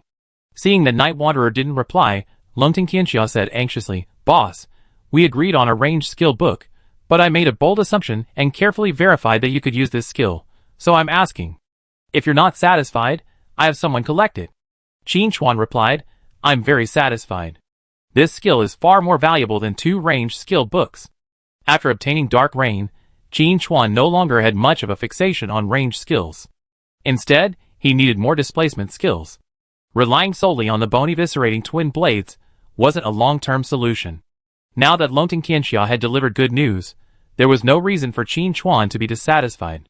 With the other parties so eager, Qin Chuan couldn't afford to be stingy. He sent another message. Which novice village is this skill book in? I go get it myself. As for the previous requirements, this skill book already meets them, so there's no need to look for a ranged skill book. Of course, if you have any extra, I take it at market price. Speaking of which, I just happen to need you. I have some level 10 equipment here. They're all ordinary, with average stats. If you need them, take them, and I give you a 20% discount. The string of replies made Longting Qianxia even more delighted. See what a boss's generosity is. Not only did he give him a skill book for free, he also gave him equipment. He couldn't use the ordinary equipment, but with so many members in the guild, there was always someone who needed it. The drop rate in this game is so low, many players are still wearing their 3-piece beginner set. Looking at the screenshots Qin Chuan sent, Longting Qianxia was speechless with shock. You call this backpack of nearly 100 pieces of equipment a bit? As expected of a big shot, his concept of quantity is truly unique. In Dragon World's mind, the equipment Night Wanderer mentioned was, at most, a dozen or so. But the screenshots he sent were packed to the brim. A rough estimate puts it at least 70 or 80 pieces. Dragon World was curious. Is a bit really the right word to describe this quantity? Also, what kind of backpack is this? How can it hold so much? Don't everyone starting backpacks have 10 slots? Dragon World fell into deep thought. The assassin teammate next to him asked curiously, Boss, what's with that expression on your face? Is Night Wanderer unhappy with his blink skill? Chapter 97. Xiaoxue shook her head and said, No, every player needs movement skills, and Night Wanderer should be no exception.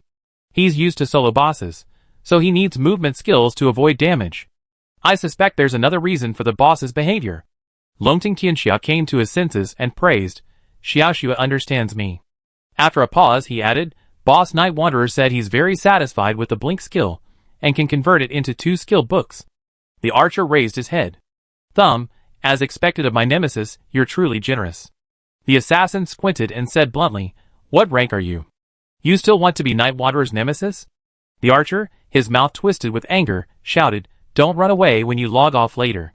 I show you how I deal with you. Longting Qianxia waved his hand, quelling the bickering. He then added, Night Wanderer has some equipment he wants to give me. The assassin quickly asked, Is there anything I can use? Longting Qianxia's expression froze. He didn't really ask further. The assassin immediately burst into tears and screamed, Well, you heartless man. Have you forgotten all the years we've been together? The archer added, Haha, Night Wanderer is an assassin. How could he have any extra gear for you? Boss, do you have any archer gear? Longting Qianxia remained silent. The archer also burst into tears, hugging the assassin and weeping. It was over. They had fallen from grace. Longting Qianxia could only bite the bullet and send a message to Qin Chuan. Hey boss, do you have equipment for assassins and marksmen? Speaking of this, Qin Chuan remembered that he had 2 weapons he had replaced. A level 5 rabbit-tooth dagger, and a level 10 bloodthirster blade. I originally planned to put them up in the shop, but since Longting Qianxia had asked, I decided to just give them to him. I immediately replied, No marksman's weapons, but 2 assassins. He then said the relevant attributes. Longting Qianxia looked at the assassin with a hint of envy. What a bargain this guy has. Why isn't Night Wanderer a warrior? The assassin saw Longting Qianxia's expression, rubbed his hands excitedly, and asked, Is there any good news? Longting Qianxia posted the equipment attributes in the team chat, and the assassin explained, It's a good thing I was smart enough to choose the assassin. From now on, I'd be able to take off just by picking up Night Wanderer's discarded equipment. The assassin continued, Is Night Wanderer and I using the same equipment? It's like I'm Night Wanderer, so I'm evenly matched with him. The whole team gave him a thumbs up. You're a real genius, kid. After their banter, Longting Qianxia messaged Qin Chuan, asking, Boss, will it be difficult for you to get back to the novice village from the main city? The skill book wasn't in his possession, it had been received by his vice chairman, and it wasn't in a novice village. Yushin said he'd go get it himself, and Longting Qianxia felt a little bad for putting the boss through so much trouble. Qin Chuan didn't really care about this. Teleporting costs money, but compared to the Blink skill book, it's nothing. The main issue was that if Longting Tianxia and the others reached level 10 before heading to the main city, they have to wait a day or two, too long. After finding out the location of the skill book, Qin Chuan decisively left the goblin lair. He ultimately didn't find the goblin leader's treasure. That guy really kept his word and put the treasure somewhere else. He was a clever goblin. But getting a backpack full of equipment was quite valuable. Qin Chuan planned to return to Bailey City to find Lei Huao and complete the quest. He would then teleport to Novice Village 10086 to obtain the skill book, and then teleport to Novice Village 9527 to give the equipment in his bag to Longting Tianxia. This would be a good time for Longting Tianxia to collect the gold. Back in Bailey City, peace had returned. The previous commotion in the black market hadn't spread, and the NPCs in the city weren't paying much attention. In any case, in their memory, explosions were heard every now and then in the black market. Chapter 98. As long as there's no ultimate crisis in Bailey City, they don't bother to care.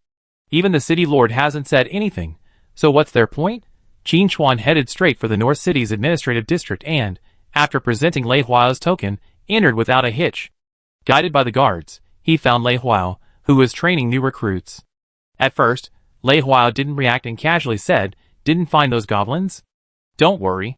My men have been searching for days, but haven't made much progress." Qin Chuan retrieved the goblin leader's head, along with its boomerang weapon, and said, "Thank goodness, we fulfilled our mission and destroyed the nest." Lei Huao's words died in his throat. Yes, he thought this stranger was quite capable.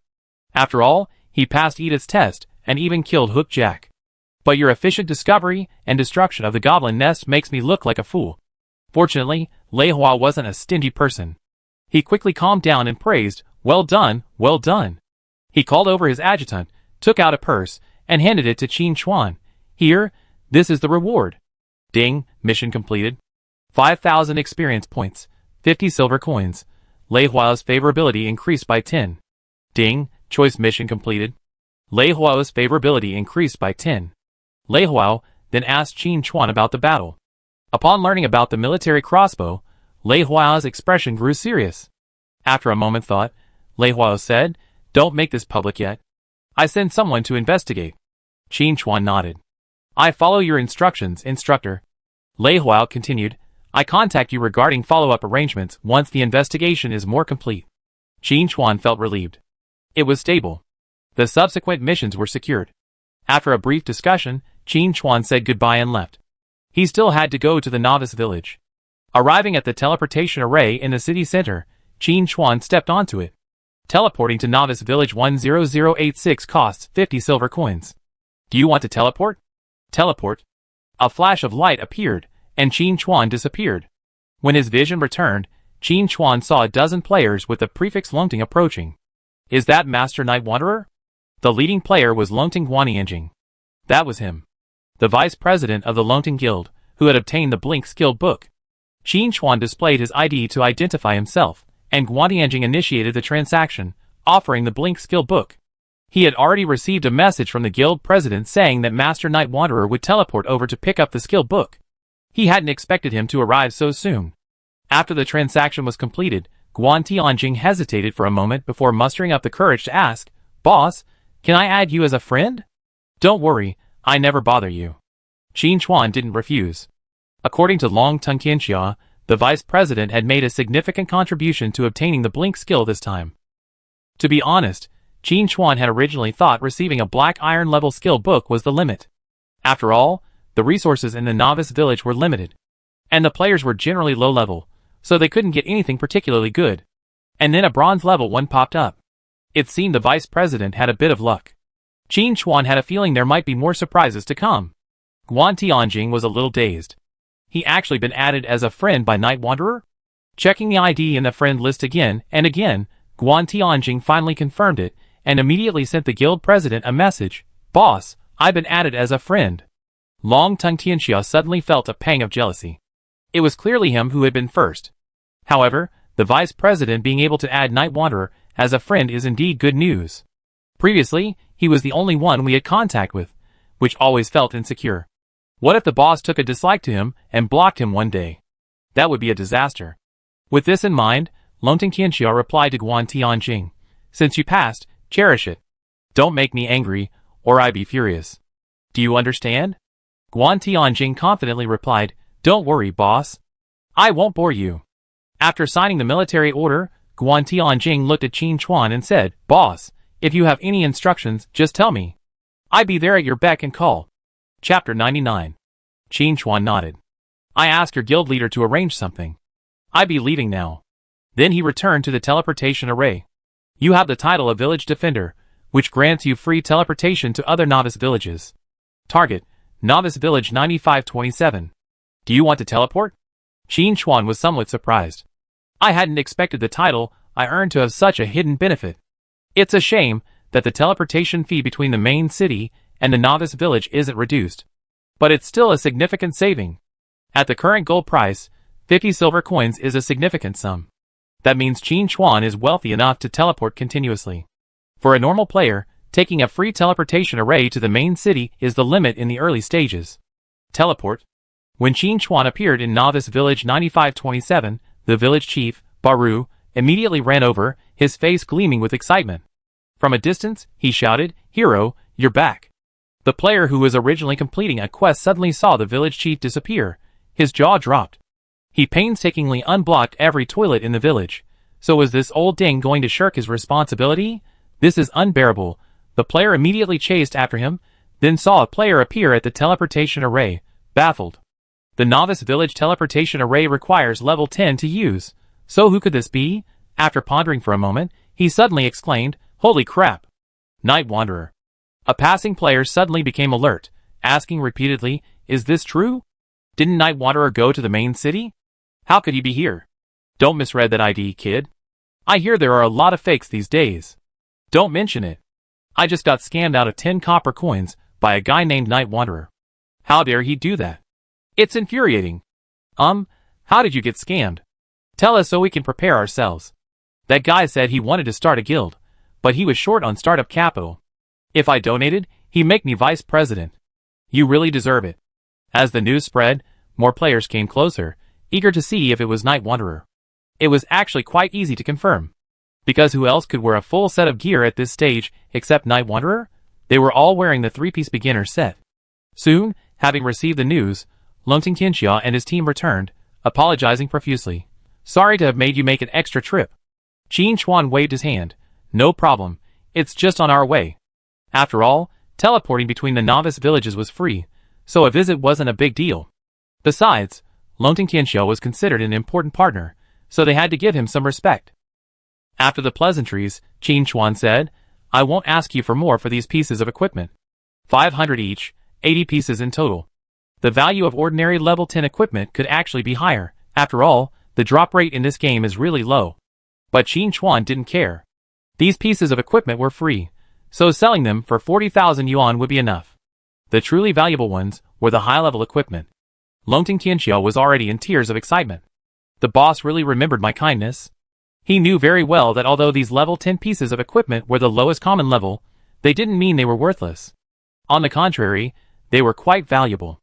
When players reached level 10, facing monsters with explosive stats, an extra piece of equipment would allow them to level up faster, bringing in far more than 500 yuan. With these 80 pieces of equipment, Longting Qianxia could, by filling in any gaps, equip 4 or 5 elite teams, and then obtain more equipment to equip other guild members. With this virtuous cycle, the Dragon Dynasty's strength will soar.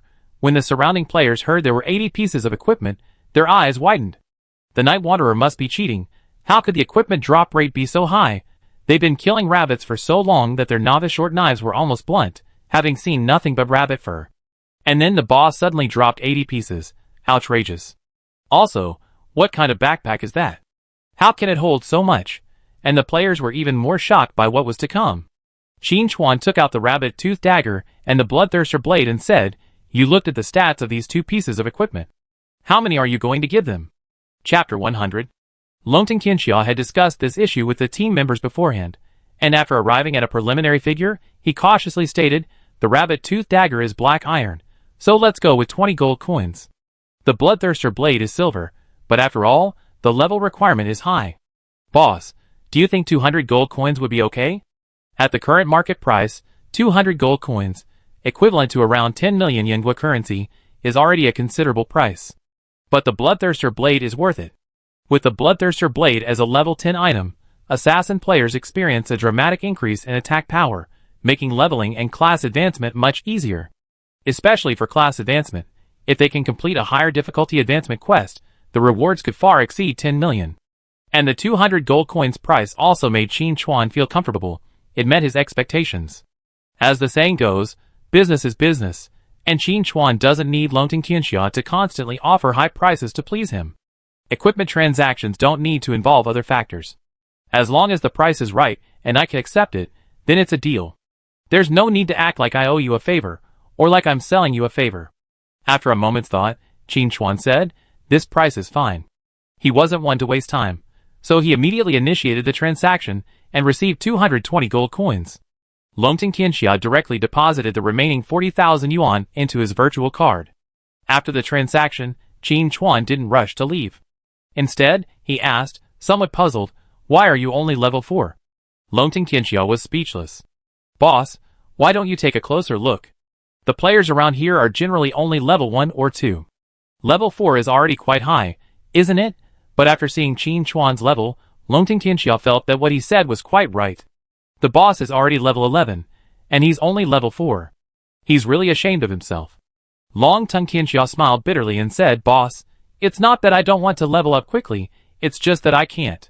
I can't even wear the level 5 equipment you gave me, and I'm too slow at killing monsters." Qin Chuan pondered, and it seemed to make sense. Considering that the subsequent plans would require Longting Tianxia's assistance, Qin Chuan decided to lend him a hand. Of course, it wasn't for free. "I help you level up in the next hour. How high you can go depends on your luck. 500,000 per person, that's reasonable, right?" Longting Tianxia blinked, thinking he misheard.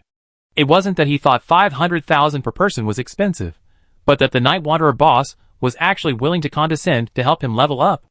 Longting Tianxia looked at the assassin and muttered, "Pinch me? I'm not dreaming, am I?" The assassin was very honest and pinched him hard, nearly sending Longting Tianxia flying in pain. This, in turn, reassured him that he heard correctly. The boss is really willing to spend an hour leveling him up. Longting Tianxia quickly said, "Makes sense, absolutely. Boss, I need 4 people. Do you want cash or gold?" He wasn't one to eat alone, so upon hearing this good news, he immediately thought of his old teammates. Mainly, leveling up alone wouldn't be very effective. He wasn't the Night Wanderer. Without teammates, even leveling up wouldn't be very effective. On the contrary, leveling up with teammates would be much faster. As long as they reached level 5, their team would be able to upgrade to several pieces of equipment, a true upgrade. Even without the boss to help them level up, their efficiency would be several times higher than it is now. If they reached level 10 and upgraded to the silver level equipment they had acquired earlier, their efficiency would be like a cow taking a flight. Incredible. Of course, that was still a far cry from the true boss, the Night Wanderer. Qin Chuan wasn't surprised by Longting Tianxia's choice. His current team of 4 had fought together through thick and thin, and they had a deep bond. Even when the apocalypse arrived, they continued to fight side by side. After a moment's thought, Qin Chuan said, "Let's just pay with cash." Including the gold coins he collected this time, he had 250 gold coins on hand, a very delicate number, more than enough for the time being. Any more wouldn't be of much use. Chapter 101. Originally, buying a shop would have required a considerable amount of gold, but through his deal with Edith, he achieved his goal at a minimal cost, saving a considerable amount of gold. Why not take some Yen country currency, log off, and buy a house? Wouldn't that be wonderful? The surrounding players were stunned. 500,000 per person, that's 2 million for 4 people. And such a high price is just for Night Wanderer to level up for an hour. In other words, 2 million an hour? What is the world of the rich always so extravagant? One player counted on his fingers. "I make 3,000 yuan a month now, and I can get a boss to lead me for 21.6 seconds. If that's the case, then I'm much better. I can get a boss to lead me for 30 seconds. I just wanted to ask, can a boss lead me for 10 seconds? Did I speak for 5 seconds? Good boy, I'm saying this. What kind of shady factory are you working as a screwdriver in? That's too bad. You're a bunch of scum. How can a boss lead me for 2 minutes? You make 16,000 yuan a month, and you're a master. I used to think so, but now I feel like a pauper. Zhao, can you please stop talking about this? It's exhausting. Your time is extremely valuable. Let's calculate how long you can get Night Wanderer to lead you. I want to be a boss too. I want a 2,000 yuan hourly wage. Go to sleep. While the players were calculating how many seconds they were worth per month, Qin Chuan led the Longting team out of the Novice village and headed for the Wild Wolf Plains. It's not that the wild boar is too weak to fight, but rather that the wild wolf is more cost-effective. Although the Wolf King was just killed, the wolf pack is very resilient and will continue to fight. With the level of the Dragon World team, as soon as they entered the Wild Wolf Plains, they would be a shining beacon in the darkness. They wouldn't even need to attract monsters. They could just wait for the wolves to arrive. And this was exactly what Qin Chuan wanted. All he had to do was throw a flying knife and wait for the poison blood plague to unfold. Player Dragon World invites you to join the team. Do you agree? Agree. Player Night Wanderer has joined the team. As soon as he joined the team, Qin Chuan received a warm welcome. Wow, you're the boss. I'm going to take a screenshot and post it on the forum to make those nagging idiots choke. Mom, Night Wanderer and I are teaming up. I made it. Qin Chuan actually knew all three of Dragon World's core teammates, but that was in his previous life. Since he had no basic knowledge at the moment, he didn't rush into conversation. He simply said, "You're all too polite. I'm just an ordinary player." Xiu smiled wryly. If anyone else said that, I think they were pretentious, but since the boss spoke so calmly, I think he really believed it. The assassin said, "Boss, you're too modest. If you were an ordinary player, wouldn't we all be living in the sewers?" The shooter, half expectant, half panicked, and half nervous, asked, "Boss, excuse me, do you shoot in real life?" Qin Chuan casually replied, "No." The shooter breathed a sigh of relief. Well, in real-life shooting, he was definitely better than Night Wanderer, so he and Night Wanderer were still evenly matched. Seeing Night Wanderer chatting and laughing with his teammates, Longting Tianxia breathed a sigh of relief. He was truly worried that these guys wouldn't be so careful with their words. If they pissed off the boss, it would be a disaster. Fortunately, the boss didn't seem to be putting on airs. Instead, he was down to earth. The group chatted and laughed, and soon arrived at the Wild Wolf Plains. Wolf, wolf, the howls of wolves echoed in all directions. It was only then that Longting Tianxia realized an important question. The Night Wanderer boss had high attack power, easily able to dispatch monsters instantly, but his attack timeframe seemed long, and his skills were all single-target damage. Would this be enough? It wasn't that they were worried about wasting the 2 million, but what if the boss failed to help them level up?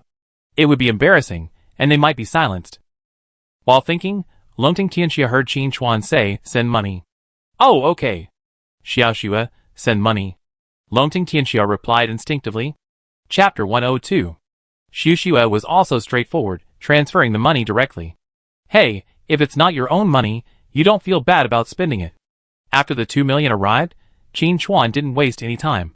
He raised his hand and aimed a shadow flying knife at the wild wolf 30 meters away. Minus 3,757. Weakness attack. Qin Chuan wasn't in stealth, so he couldn't deal a single strike that would break invisibility. But over 3,000 damage was more than enough to kill the wild wolf instantly. Great. Longting Tianxia cheered loudly and applauded. Just as he was about to say a few words to warm up the atmosphere, he saw a dark green blood mist erupt from the wild wolf's corpse, drifting on the wind and onto several nearby wild wolves. The next second, the damage numbers all floated up. In the blink of an eye, the wild wolves also died on the spot. A familiar scene appeared. The green blood mist erupted, spreading to the new wild wolf. The wild wolf died suddenly, and the blood mist continued to erupt. Before Longting Tianxia could recover, the blood mist erupted 70 or 80 meters away. He glanced again. At least 100 game prompts were frantically flashing across the screen. At the same time, his experience bar leaped forward significantly. At this rate, they reached level 5 in less than 2 minutes. Just as he was thinking this, Longting Tianxia's body trembled. As more blood mist erupted in the distance, he had leveled up. Longting Tianxia fell into deep thought. The assassin, the marksman, and the priest, Xiaoxue, also fell into deep thought. What on earth was going on? Longting Tianxia had never imagined leveling up could be so easy. Before this, they, the master and the apprentice. No, their team of 4, had fought through hardships and battled wild boars all the way, finally reaching level 4.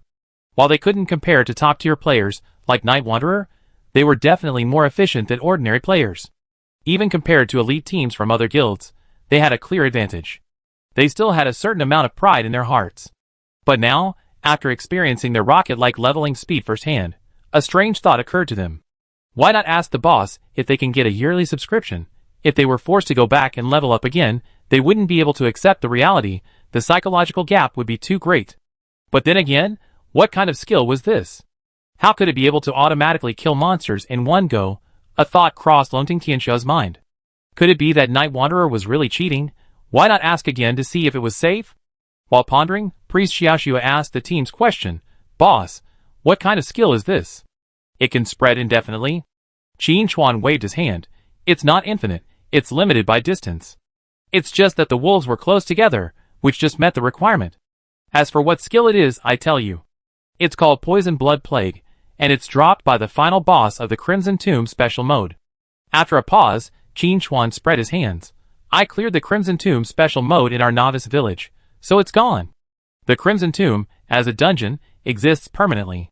But the special mode only occurs once, or more precisely, once in each Novice village. The vampires aren't wealthy enough to deploy more barons to the Crimson Tomb. Unlike regular games, many monsters in Apocalypse are disposable, especially named bosses like the Vampire Baron, who become increasingly rare with each kill. This, in turn, makes the Poison Blood Plague skill exceptionally rare. In his previous life, Qin Chuan, one of the world's top 10 masters, had never learned this skill, demonstrating its rarity. There was no other way. The requirements for acquiring this skill were too demanding. First, one had to clear the Nightmare difficulty special mode of the Crimson Crypt. As a Novice village dungeon, the Crimson Crypt's entry-level cap was only level 10.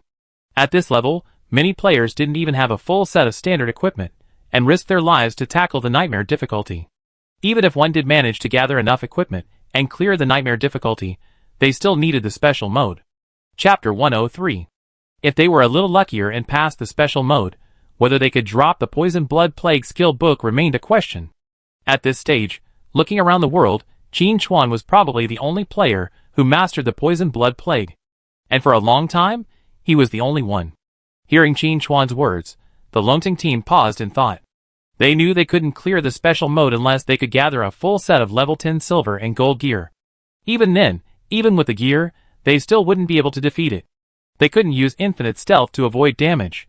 So, they could only envy him inwardly. They couldn't imitate the Night Wanderer's tactics.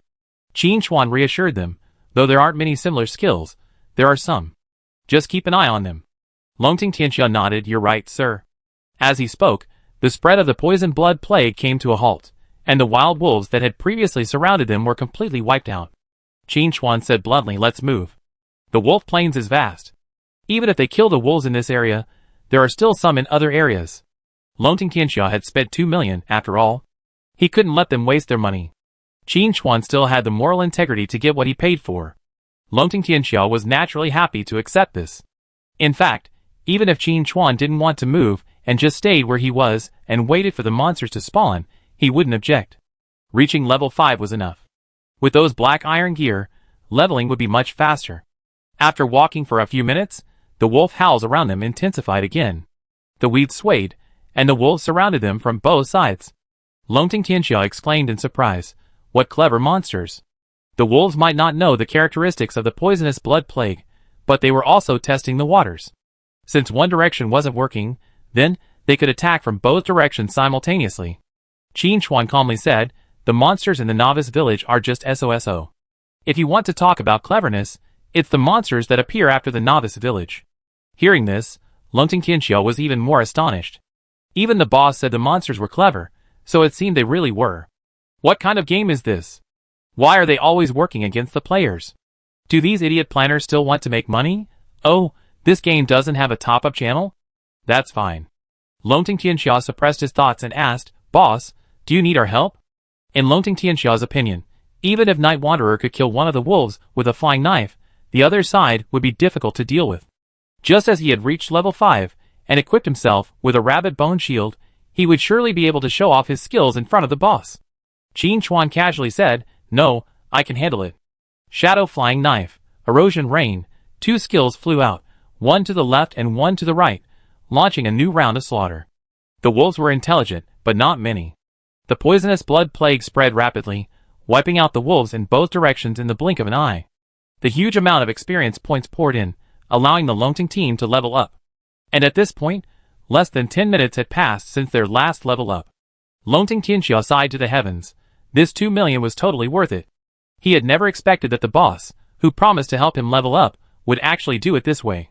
This wasn't even an upgrade, it was pure ascension. The 3 teammates were also in a daze. With the boss's help, leveling up was so easy, it felt like all their previous suffering had been for nothing. Longting Tianxia was about to speak when he received a series of private messages. They were all from familiar guild leaders. Long Tongue, you're cheating? How did you go from level 4 to 6 in the blink of an eye? Honestly, did you ask Night Wanderer for a cheat? He's got me one too. You old bastard, I'm reporting you for cheating. Brother, have you found the location of the bug? Share it, and you be rewarded handsomely. At the same time, players in various novice villages noticed 4 names constantly jumping up the level leaderboards. So fast, they almost wondered if they were seeing things. Did I see that right? Did someone just level up twice in a row? Chapter 104. I think I saw it too, and not just 1, but 4. The name Longting Tianxia sounds familiar. Is he the guild leader of Longting Dynasty? Yes, that's him. The other 3 are core members of his guild. The question is, how did he do that? The last person to level up that fast was Yushin. Okay, case solved. Longting Tianxia bought cheats from Yushin. You don't share cheats, you're a jerk with a power drill. I'm reporting Longting Tianxia for cheating. Longting Tianxia wasn't entirely aware of the other players' discussions. He had just finished responding to inquiries from other guild leaders, and he was incredibly proud. Just look at what it means to be cared for by a big boss. Yushin personally helping you level up. Do you get that kind of treatment? Back then, if I hadn't mustered up the courage to request a friend status, I probably wouldn't be where I am today. It seems like this game just launched today, never mind. After all, his current achievements were all thanks to his own hard work. He still has a few 100 million in capital. It was great to have the boss level up, but Long Tongue Tianxia was still a little worried and asked, Boss, will leveling us up interfere with your own leveling? Long Tongue Tianxia added, I mean, that guy named Richardson is also level 10 now. He might catch up soon. His team was already level 6, and with their new gear, hunting wild boars would be a breeze. Spending 2 million to level up twice was completely worth it. He couldn't let the boss get surpassed. Qin Chuan casually said, searching for any missed targets, don't worry, I know a leveling spot. I'd be there soon. For Qin Chuan, leveling up wasn't a big deal. And his leveling up with Longting Tianxia wasn't entirely without reward. Not to mention the 2 million yuan in leveling fees, he had already earned 3 more skill points from killing monsters in just 10 minutes. Adding the previous points, that totaled 6.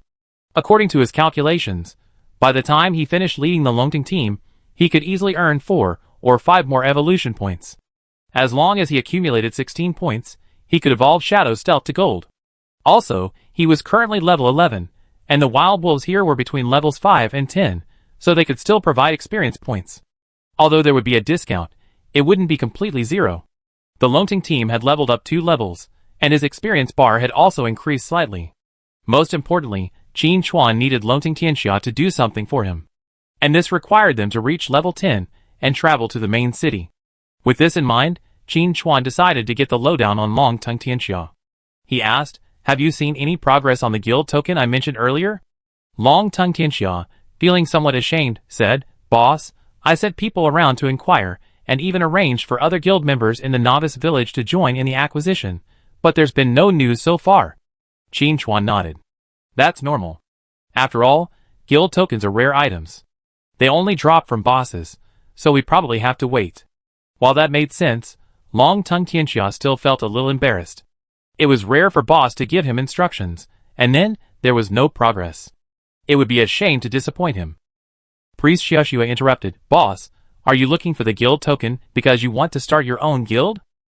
Qin Chuan said noncommittally, I haven't decided yet. This was the truth. One reason was that Qin Chuan didn't have the heart for management, and the other was that he was developing too quickly, and without S-level talent, it would be impossible to keep up. Throughout Apocalypse, those with S-level talent are rare.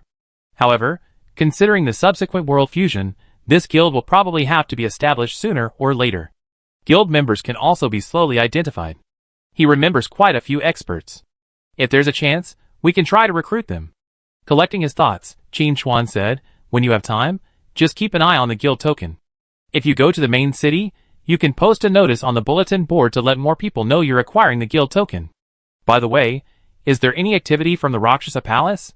Chapter 105. Go to the main city and put up the notice board.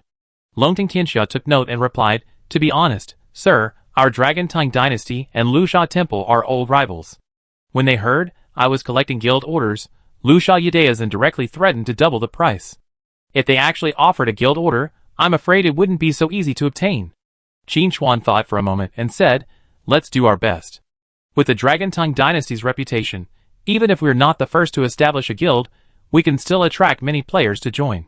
Lusha Yudaizan had already been tricked. The next step was to wait.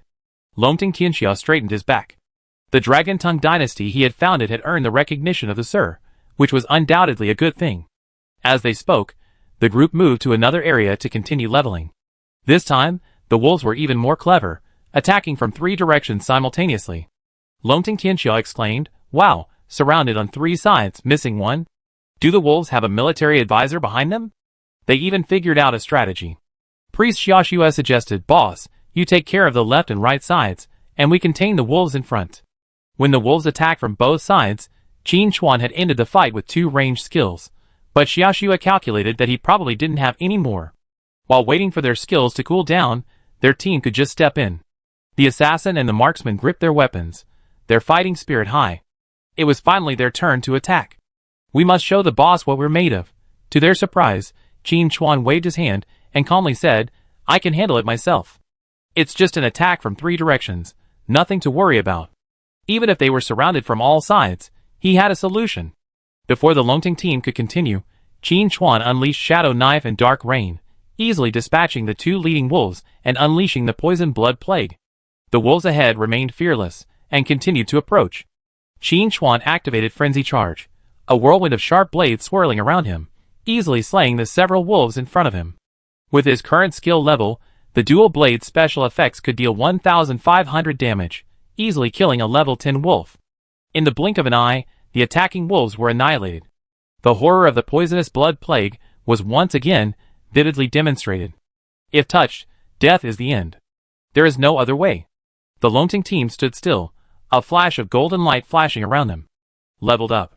Qin Chuan also successfully gained 2 evolution points, plus some experience points. The only regret was that after killing hundreds of wolves, nothing of value dropped, just a few ordinary level equipment. Qin Chuan naturally disdained them, and asked Longting Tianxia to take them all for 500 yuan each. This drop rate made Longting Tianxia grumble. I played so many games, but this is the first time I encountered such a low drop rate. Qin Chuan said calmly, you get used to it. He had previously destroyed a goblin nest, killing 200 or 300 goblins, but still found nothing. Perhaps because he killed too many goblins, Qin Chuan could clearly feel the number of wild wolves dwindling for the next half hour. By the end of the hour, the Longting team's level had finally settled at just over halfway to level 8. Qin Chuan's gains were considerable. He had already reached 10 evolution points, and his experience bar had accumulated by a third. As for the ordinary equipment that had dropped along the way, he had sold it for over 20,000. The Longting team had now upgraded their equipment, each member possessing a set of equipment. Although they were all ordinary level items, their combined stats were not to be underestimated, more than doubling their overall combat power. Let them kill a level 5 boar in the blink of an eye. Longting Tianxia sighed, Master, this move has saved us at least a day. Xiaoxua calculated in her mind for a moment and added, not only that, but we're already halfway to level 8, and with new equipment, we can reach level 10 in 3 hours at most and head to the main city to begin the career advancement quest. By then, our strength will be significantly increased, putting us well ahead of the main group. Chapter 106. Longting Tianxia understood this principle well, and looked at Qin Chuan with gratitude. Although he had spent 2 million to get the boss to help him level up, others had no way to spend that money. After leading the Longting team, Qin Chuan prepared to return to Bailey City. He had gained a lot from this trip. Over 200 gold coins, plus over 2 million in cash. He had gained confidence both inside and outside the game. Longting Tianxia was a tactful person. He didn't waste any words, but said seriously, Boss, if you need me in the future, just ask. Longting Dynasty will fully support you. Qin Chuan nodded. I contact you if anything matters. I'm leaving now. After exchanging a few words with Priest Xiaoxua and the others, Qin Chuan returned to the Novice village. However, Before he could even reach the teleportation array, he was surrounded. Several guild leaders approached, their voices etched with anticipation. "Boss, are you still helping with leveling? Don't worry, the price is guaranteed to satisfy you. I heard you charge 500,000 an hour for Dragon Soaring World. I paid double." "Me too. Boss, we're all from the same newbie village, you can't be partial. I'd love to level up 4 times in an hour too. I just hope you give me a chance. I've been wandering for half my life, only regretting never finding a wise leader.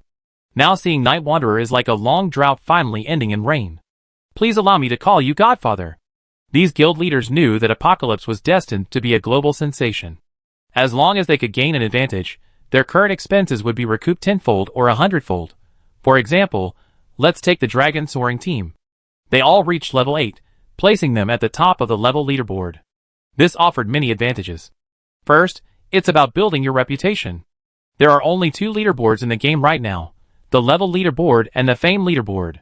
Appearing on either one will be visible to countless players, significantly boosting your reputation.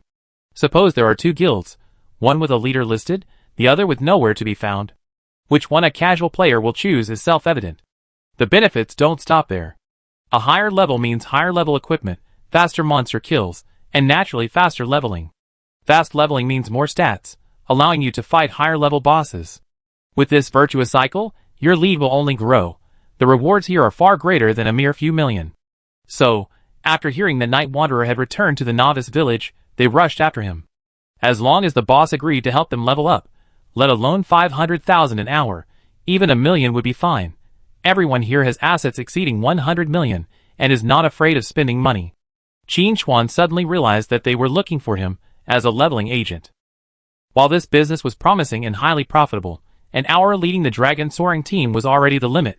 It was no longer necessary. Besides, he was leading Dragon Soaring World only to better trap Lu Xiaodaozhen, not out of idleness.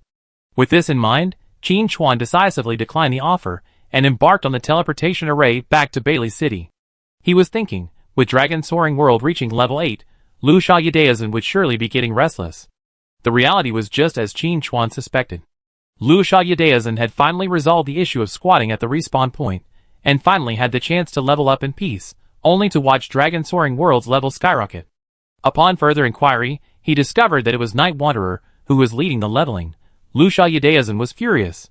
He hadn't yet redeemed himself for being instantly defeated by Night Wanderer, and now his mortal enemy, Dragon Soaring World, had surpassed him in level again.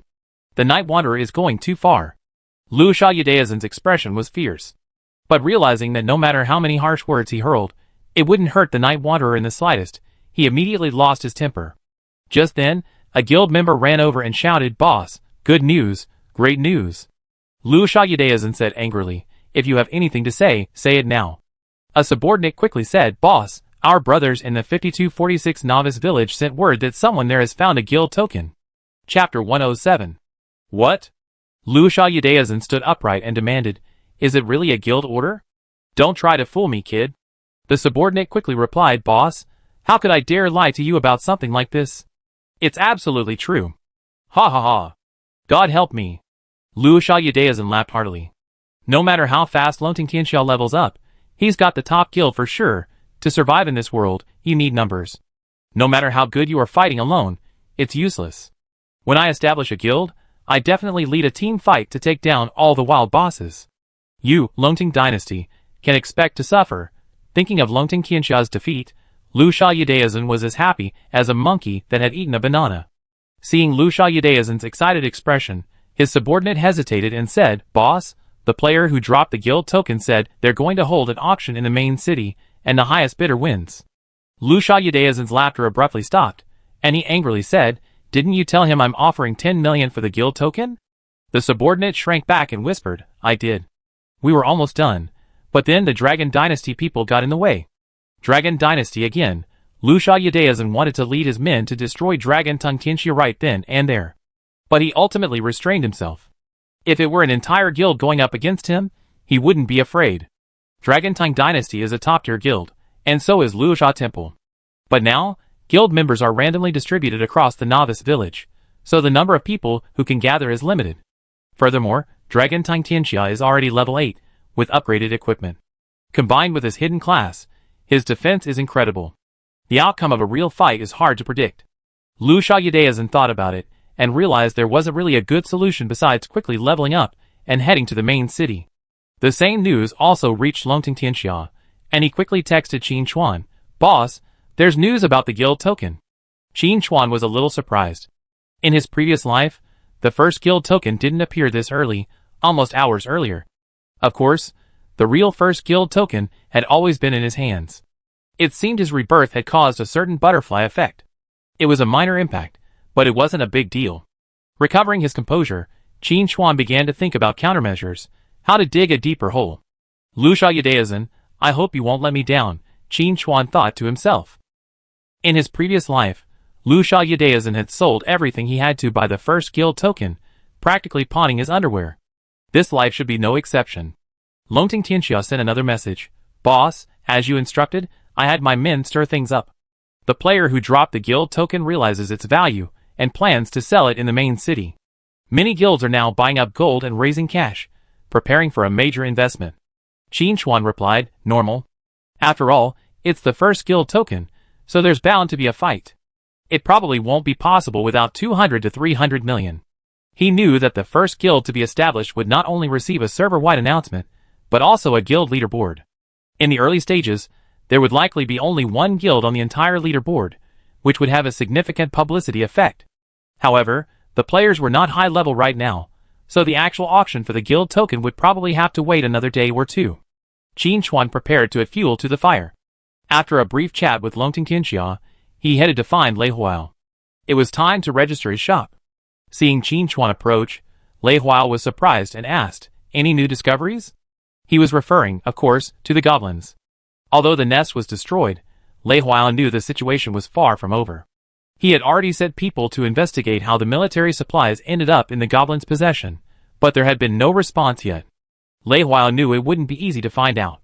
Those were brand new military supplies, and his men had barely even equipped themselves with them, yet the goblins had already used them first. Chapter 108. It's outrageous. It's hard to imagine how much darkness lies within. Qin Chuan shook his head and replied, "No, those people are very secretive. I'm sorry we haven't been able to find more information, Instructor Lei." Qin Chuan wasn't sure if there was any information. It wasn't like he went looking for the goblins, but rather returned to the Novice village to get the Blink skill book, earning a few million along the way. But since Lei Huao asked, he just gave a casual answer. In fact, his answer wasn't wrong, because according to Qin Chuan's calculations at this point, the incident hadn't progressed far enough, so there was no way to find out anything. Lei Huao waved his hand, saying, "No problem." Then he asked, "What's the matter with you?" Qin Chuan replied, "Instructor Lei, I'm planning to register the shop under my name, but I'm new here and don't know the rules, so I came to ask for advice." Lei Huao suddenly realized that it was this matter, something he had overlooked. To truly own a shop in Bailey City, besides obtaining a title deed, one must also register with the Ministry of Commerce. There are many tricks involved. Not only would it be difficult for a stranger, but even a Bailey City resident might not be able to get through. Remembering how Qin Chuan had helped him clear out the goblin nest and brought back important clues, Lei Huao felt obliged to lend a hand and immediately said, "I'm free right now, so I take you there." Qin Chuan quickly said, "Thank you, Instructor Lei." Lei Huao summoned several guards and took Qin Chuan to the Ministry of Commerce. The Bailey City Ministry of Commerce wasn't far away, and it only took about 10 minutes to walk. Many passing NPCs looked surprised upon seeing Qin Chuan. This stranger actually came with Instructor Lei. He had to stay and see what was going on. Under Lei Huao's guidance, Qin Chuan arrived at the registration office without any problems. Normally, players who want to register a shop have to pay the head of the commercial department a substantial amount of benefits in addition to the title deed and normal fees. Otherwise, they have to wait. The apocalypse is so real. Under Lei Huao's supervision, the registration process went more smoothly than ever before. Soon, Qin Chuan received an in-game notification. Ding! You officially acquired a shop in Bailey City. This is the first time a player has acquired an in-game property. An announcement will be made soon. You may attach a message of up to 30 words. Unlike regular server-wide announcements, shop announcements allow for a single advertisement. As for what to say, Qin Chuan naturally had a plan in mind. Player Night Wanderer has acquired a shop in Bailey City, located at 5 Violet Street. The following is a message from Player Night Wanderer. The shop is now open. Several pieces of gold-level equipment are available. Purchases are welcome. An auction space is also available. 2 prompts in a row shocked the players. What? You can even buy a shop in the game? Can you open the top-up channel? They want to buy a house too. And, did they hear correctly? Gold-level equipment? Big guys are big guys. They haven't even gotten regular-level equipment, and big guys are already selling gold-level equipment. Instantly, millions more players requested to be Qin Chuan's friend. Lonting Tianxiao also sent a message. Big guy, when did you get the gold-level equipment? Qin Chuan replied, I got 2 magic-type items from the Crimson Tomb. I don't have any use for them, so I just put them up for sale. Lonting Tianxiao was speechless. After a moment's thought, he sent a message. Big guy, can you keep those 2 items for now while I raise some funds? Gold-level magic-level equipment would be perfect for Xiaoxue. As a hidden class, the Divine Fire Priest, her advancement would help the entire team become stronger. Of course, Lonting Tianxiao also knew that acquiring the gold-tier equipment this time would be a steep price to pay. Other guilds, upon hearing this news, would certainly not sit idly by. Especially those whose guild leaders were mages themselves, would undoubtedly spend a fortune. Most importantly, Lonting Tianxiao understood that since Night Wanderer had chosen to advertise in the server-wide announcement, it meant he was trying to attract more buyers. Chapter 109. So he wouldn't ask Night Wanderer to give him the equipment directly. Instead, he would choose to charge more gold and acquire the equipment through his own strength. While thinking, Lonting Tianxiao saw another message from Qin Chuan. The word count in my ad was limited, and there's one thing I didn't mention. I have a gold-level magic skill book. Lonting Tianxiao was silent for a long time, then slowly typed 4 words. Big boss, awesome! He had never expected Night Wanderer to possess such a remarkable item. In comparison, the Blink skill book they found was nothing. Gold-level skills, how powerful would that be? With these top-notch items on display, Big Boss's shop would surely become the talk of the town. Bailey City would also become the most popular main city for players. Even if they couldn't afford gold-level equipment, it would be worth a visit. After a few casual chats, Qin Chuan asked, what's the name of the player who dropped the guild token? After such an advertisement, if the other party still didn't get the point, then there was nothing he could say. Lonting Tianxiao replied, his name is Snow Swordsman. I heard from my guildmates that he seems to have a hidden class, and his talent level is probably quite high. He got this guild token when he soloed the Wild Boar King in the starter village. Qin Chuan thought back. He seemed to have heard of this name in his previous life. He was certainly powerful at first, but he had no memory of it afterwards. He clearly didn't make it to the God's Descent stage. In his previous life, after the apocalypse merged with reality, many top players suddenly vanished. Besides those who were killed by monsters in the gutter or eliminated by special items, a large number of them were killed by solo players offline. This was also the reason why Qin Chuan was planning to move. His rental apartment in the urban village was truly unsafe. Now that he had a name, Qin Chuan opened a friend request and quickly found Swordsman in the Snow and accepted it. At the same time, Swordsman in the Snow, who was far away in the Novice village slashing wild boars, also received a notification and opened his friend list to send a message. Boss, I long heard of you. Qin Chuan said modestly, you're welcome. It's just a name. What are you going to do with your guild token? Swordsman in the Snow replied, of course, I use your space to sell it for a high price. You specifically mentioned the auction in the server-wide announcement, so I guess that's what you're planning. Qin Chuan was very satisfied. Talking to smart people is easy. He immediately replied, I can reserve space for you in my shop, and I won't charge you any fees. I have only one request. You can't sell your guild token in advance. For Swordsman in the Snow, selling the guild token in advance offered no benefit. At first, he wasn't sure of the item's value.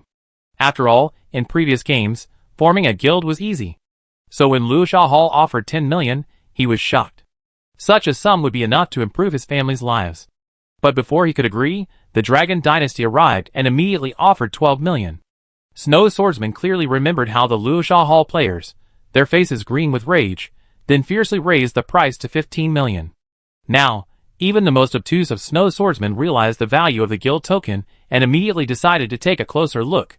2 guilds had already raised the price to 15 million, and the person present wasn't even their guild leader.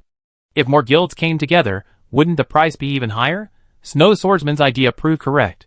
Several more guilds subsequently approached him, attempting to acquire his guild tokens, each offering ever higher prices, all the way up to 30 million.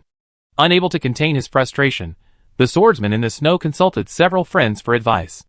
Ultimately, they all agreed that they should wait and see, at least until the top players had all arrived in the main city, and all the major guilds had gathered, before they could determine the true value of the guild order.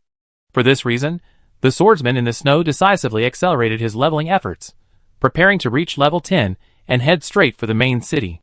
Chapter 110. Even before he reached level 10, the server-wide announcement arrived.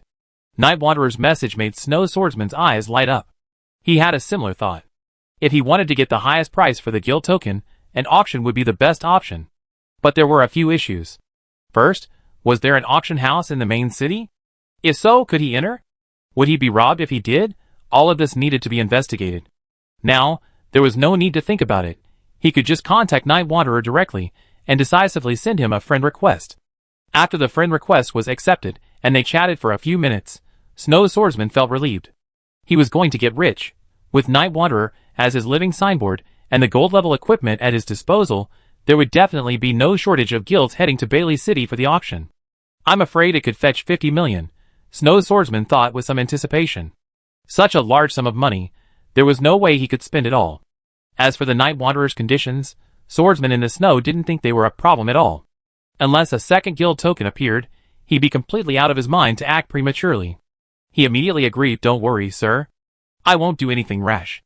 However, Swordsman in the Snow had his concerns. After a moment's thought, he sent a message, "Sir, let me be clear. If someone drops another guild token and wants to take it early, I can't hold back." Qin Chuan replied, "Of course." Qin Chuan wasn't worried about that, because guild tokens had a very unpredictable drop rate. Except for the one he had in his hand. In his previous life, the first guild token appeared a few hours later than this time, but it still happened on the server launch day. The second guild token didn't drop until 3 days after the server launch. By then, the first tier had already gathered in the main city, and there were more bosses to defeat, so the second token only just dropped. This demonstrates the rarity of guild tokens. Thus, the concerns of the swordsman in the snow weren't a big deal. After concluding the discussion, Qin Chuan closed the chat, looked at Lei Huayo, and said, "Thank you, Instructor Lei." Lei Huayo waved his hand, dismissing the idea. He asked, "When will your shop officially open so I can prepare?" Qin Chuan calculated and said, "The day after tomorrow morning. Given the players' enthusiasm for leveling, the first tier will reach level 10 starting tomorrow. The day after tomorrow morning is about the right time for the opening." Lei Huayo nodded, "Okay, I'd definitely be there." He had a feeling this goblin incident was far from over, and that there would be many areas where this stranger's help would be needed. It was always a good idea to build a good relationship first. Besides, the other party had passed Edith's test, making him worthy of attention. Qin Chuan naturally wouldn't refuse. With Lei Hua on his side, the ruffians of Bailey City would have to think twice before causing trouble, and even the nobles of Bailey City would have to think twice. With the shop registered and the advertisement out, things were basically done. Next, all that mattered was leveling up. I could also defeat a few bosses, update my equipment, and stock up more inventory for the shop. After careful consideration, there was actually a lot to do. After bidding farewell to Lei Hua, Qin Chuan left Bailey City through the east gate. It didn't matter where I leveled up, there were still many leveling spots outside Bailey City. However, there were goblins to the east. If I could find any clues, I could easily trigger the quest, killing 2 birds with 1 stone. After walking for more than 10 minutes, Qin Chuan had a thought. Just walking on my own was a bit slow. I had to find a chance to get a mount to speed up. These type bosses have a small chance of dropping corresponding mounts. Just take them down if you encounter one. Qin Chuan thought to himself. After obtaining Dark Rain, soloing bosses can be described as effortless and enjoyable. If the bosses aren't threatening, just use Shadow Knife and Dark Rain. If they're threatening, just hide and use Dark Rain. However, this also made Qin Chuan realize a problem. He still didn't have enough range skills. Chapter 111. Especially after learning Blink, he had more room to attack. Shadow Daggers and Dark Rain alone weren't enough. He needed to keep working hard. Defeat a few more bosses to get some general skill books. I need to find time to go to the black market and complete a few quests to improve Edith's favorability. I have to rely on her for future class-specific skills. Those NPCs in the tavern also have a lot of quests to explore. While he was thinking, several goblins appeared from the distance, roaring and attacking. Dark Rain. The goblins died instantly. The goblins' appearance confirmed Qin Chuan's suspicions. There must be a massive goblin lair, or even a settlement, in the wilderness east of Belly City. If he could find it, and unleash a blood plague inside, his experience points would skyrocket. Thinking of this, Qin Chuan simply gave up stealth and walked openly. Given the goblins' nature, they were definitely coming.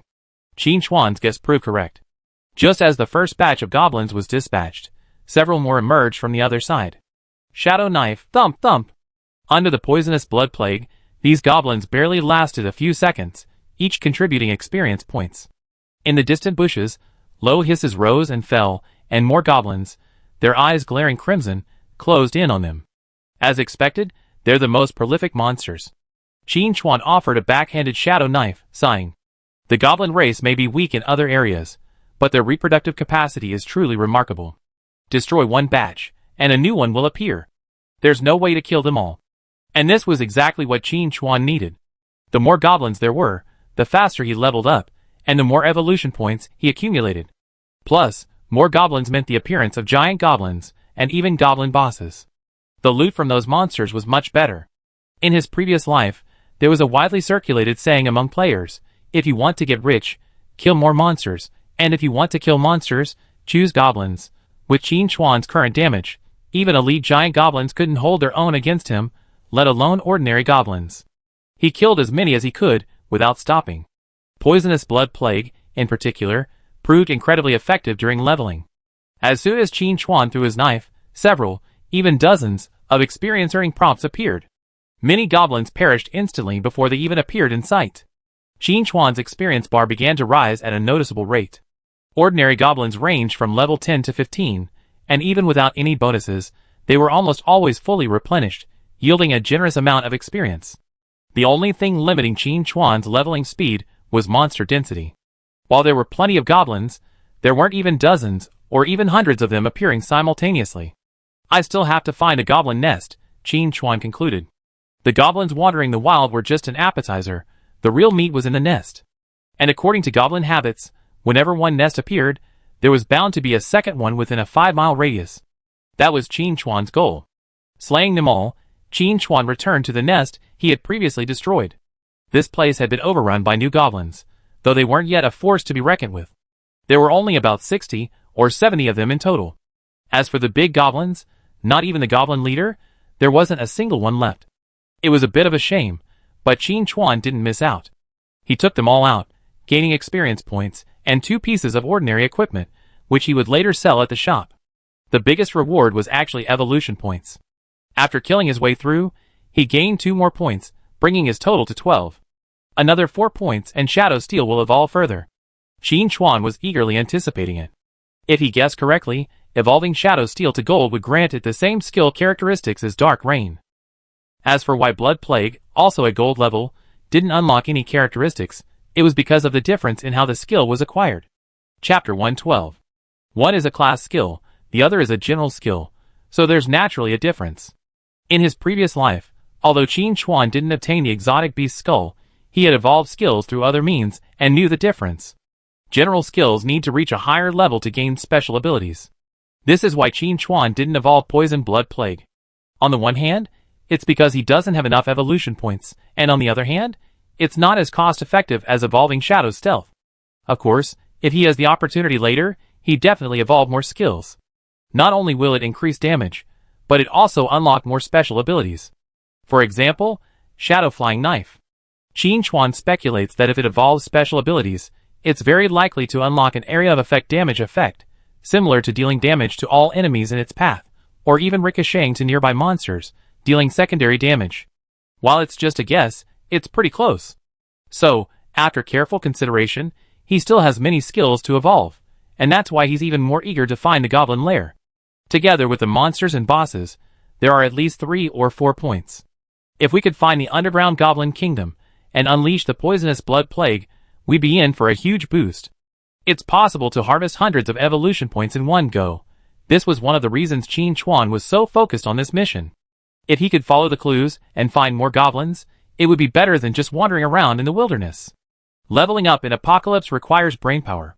A fireball, trailing flames, streaked across dozens of meters, hurtling towards Qin Chuan. Thanks to his exceptional agility, Qin Chuan easily dodged without needing to move, countering with a flying shadow knife. It had been over half an hour since he began searching for goblins. The number of goblins had increased, and even mutants like the fire goblin had appeared. Qin Chuan knew exactly what this meant. There was a high probability of a goblin nest nearby. Ah! Ah! The dying howls of goblins echoed through the wilderness, and more goblins began to appear. There were goblin bandits charging with sticks, goblin archers firing arrows, and goblin shamans skilled in lightning bolts. Adding the fire goblins to the mix, Qin Chuan had reason to believe this nest was even larger than the previous one. Who dares to invade my territory? A roar echoed from afar, and a fiery red goblin appeared, flanked by his minions. Fire Demon Goblin, Bronze Level. Level 15. HP 400, 000/400, 000. Attack 1350. Defense 1250. Skills: Fireball Stream, Flame Shockwave, Earthfire Surge, Flame Lance. Description: a goblin mutant that has mastered fire magic. Next to the Fire Demon Goblin, there are a few particularly conspicuous goblins. Goblin Shaman Iron, Level 12. Mighty Goblin Iron, Level 13. Hammer Goblin Iron, Level 13. Wow! Qin Chuan exclaimed. I hit the jackpot, for boss-level goblins appeared at once, and as for the elite-level giant goblins, there were over 60 or 70 of them. The ordinary goblins below were endless, at least 300 or more. The average player would probably be paralyzed by this sight. Normally, to defeat a goblin army of this size, at least 2 or 3 regiments would be needed to share the firepower. 1 or 2 main tanks alone would be completely unable to hold their own. But for Qin Chuan, it made no difference. He raised his hand and flung a shadow knife to declare his position, then immediately engaged shadow stealth and fled. A single second of hesitation would be disrespectful to his life. Boom! Boom! Dozens of fireballs descended, blasting a half-meter deep crater in the ground. At the same time, countless arrows blanketed an area over 10 meters in radius. Had he moved slower, he would have either been killed by the fireballs or pierced like a hedgehog. If it had been before, Qin Chuan might have chosen to hide in the shadows and use dark rain to wear down the goblins. Chapter 113. But now, with blink at hand, he could attack boldly. He launched a dark rain, instantly killing 15 ordinary goblins, while also spreading the poison blood plague. Quack! Quack! Chick! The fire goblin roared, and the surrounding goblins immediately scattered, spacing them more than 10 meters apart, rendering the poison blood plague useless. Qin Chuan remained calm. He had been mentally prepared. The poison blood plague's weaknesses were obvious. With careful observation, one could always find a way to counter them. Having evolved to the bronze level, the fire goblin's intelligence was no less than that of an ordinary human. When shadow stealth cooled down, Qin Chuan decisively attacked, hurling a shadow knife at the iron-level goblin shaman. Minus 45,555. Weak point attack. The terrifying damage figures floated up, instantly reducing the goblin shaman's health bar by nearly a quarter. At the same time, rend and poison blood plague took effect, knocking off another 10,000 HP. In one strike, he slashed through over 30% of the goblin shaman's health. This was a black iron rank boss, no ordinary monster. Even so, Qin Chuan was no match for it. 2 more strikes and the goblin shaman would be dead. Having suffered heavy damage, the goblin shaman's face showed obvious panic. The fire goblin was also a little shocked. They had thought it was just an ordinary battle, but they hadn't expected to encounter such a tough opponent. Where did this guy come from? And how could he deal such ridiculous damage? The fire goblin had no idea where the enemy had come from, but it knew that only one of them would escape alive today. After Qin Chuan's attack broke through the stealth, it also condensed and threw a fireball, commanding its minions to close in. Flash. Qin Chuan was well prepared. He activated Flash after 2 steps, successfully escaping the fire zone. And thanks to Flash's skill form, he didn't have to worry about being hit head-on by a skill, making it much safer. The sudden displacement caught the fire goblin off guard, and all its attacks were foiled. Qin Chuan also slipped back into stealth, looking for his next opportunity to strike. I still don't have enough skills, Qin Chuan thought to himself. If he had a dozen ranged skills, he could easily find an opportunity to dish out damage before sneaking, perhaps even killing the goblin shaman outright. But now, he could only wait for his skills to cool down. While waiting, Qin Chuan wasn't idle either. After finding a safe location, he opened his friends list and sent a message to Lungting Tianxia, Please keep an eye out for the ranged skill book. You can barter for it, or buy it for gold or cash. When Qin Chuan had previously obtained the flash skill book, he had considered it 2 ranged skill books, and the 2 parties had written it off. Now, if you want skill books, you have to pay more. Longting Tianxia naturally wouldn't refuse this request. Although their guild also needed them, since the boss asked, they had to get it done. Longting Tianxia readily agreed. Don't worry, boss. I keep an eye out. I ask the guild leaders I know, and if I find a suitable skill book, I help you get it. Qin Chuan replied, sure. If I get one, I give you 2 pieces of equipment. For Qin Chuan, obtaining equipment was no big deal. Forget about anything else. Just the bronze and iron goblin boss combo alone would yield at least 10 pieces of loot, so finding 1 or 2 warrior-grade items wouldn't be difficult. Longting Tianxia replied, you're too polite. No need to give them away.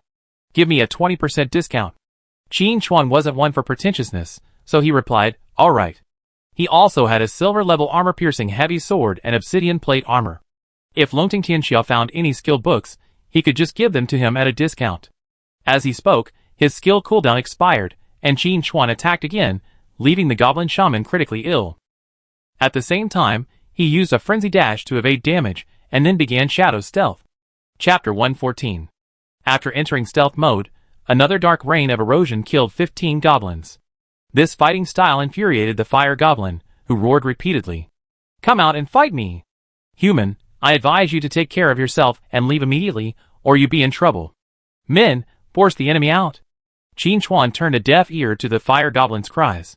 But inwardly he wondered, why does this guy even have an accent? Quack! The goblin shaman's health bar emptied, and he fell to the ground, dead with resentment and resentment. It didn't understand. There were hundreds of goblins present, including several boss-level ones, so why were they targeting it? Is there any law? As the saying goes, if there's one, there's another. Soon, the other 2 iron-level goblins followed the goblin shaman's lead, falling to the ground motionless. Meanwhile, the ordinary goblins weren't faring any better either, being slain one by the rain of dark erosion, and showing signs of collapse.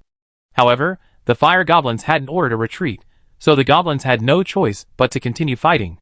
Qin Chuan glanced from a distance, and saw that 3 iron-level goblins had dropped 8 pieces of loot, but none of them were above their previous level. They were all iron level. A bit shabby, but not a big deal. Because Qin Chuan had already collected some interest, in the form of evolution points. After 3 bosses, and the ordinary goblins he had slain, Qin Chuan had 16 evolution points, enough to evolve Shadow Stealth to gold. Finding a safe place to hide, Qin Chuan decisively initiated the evolution.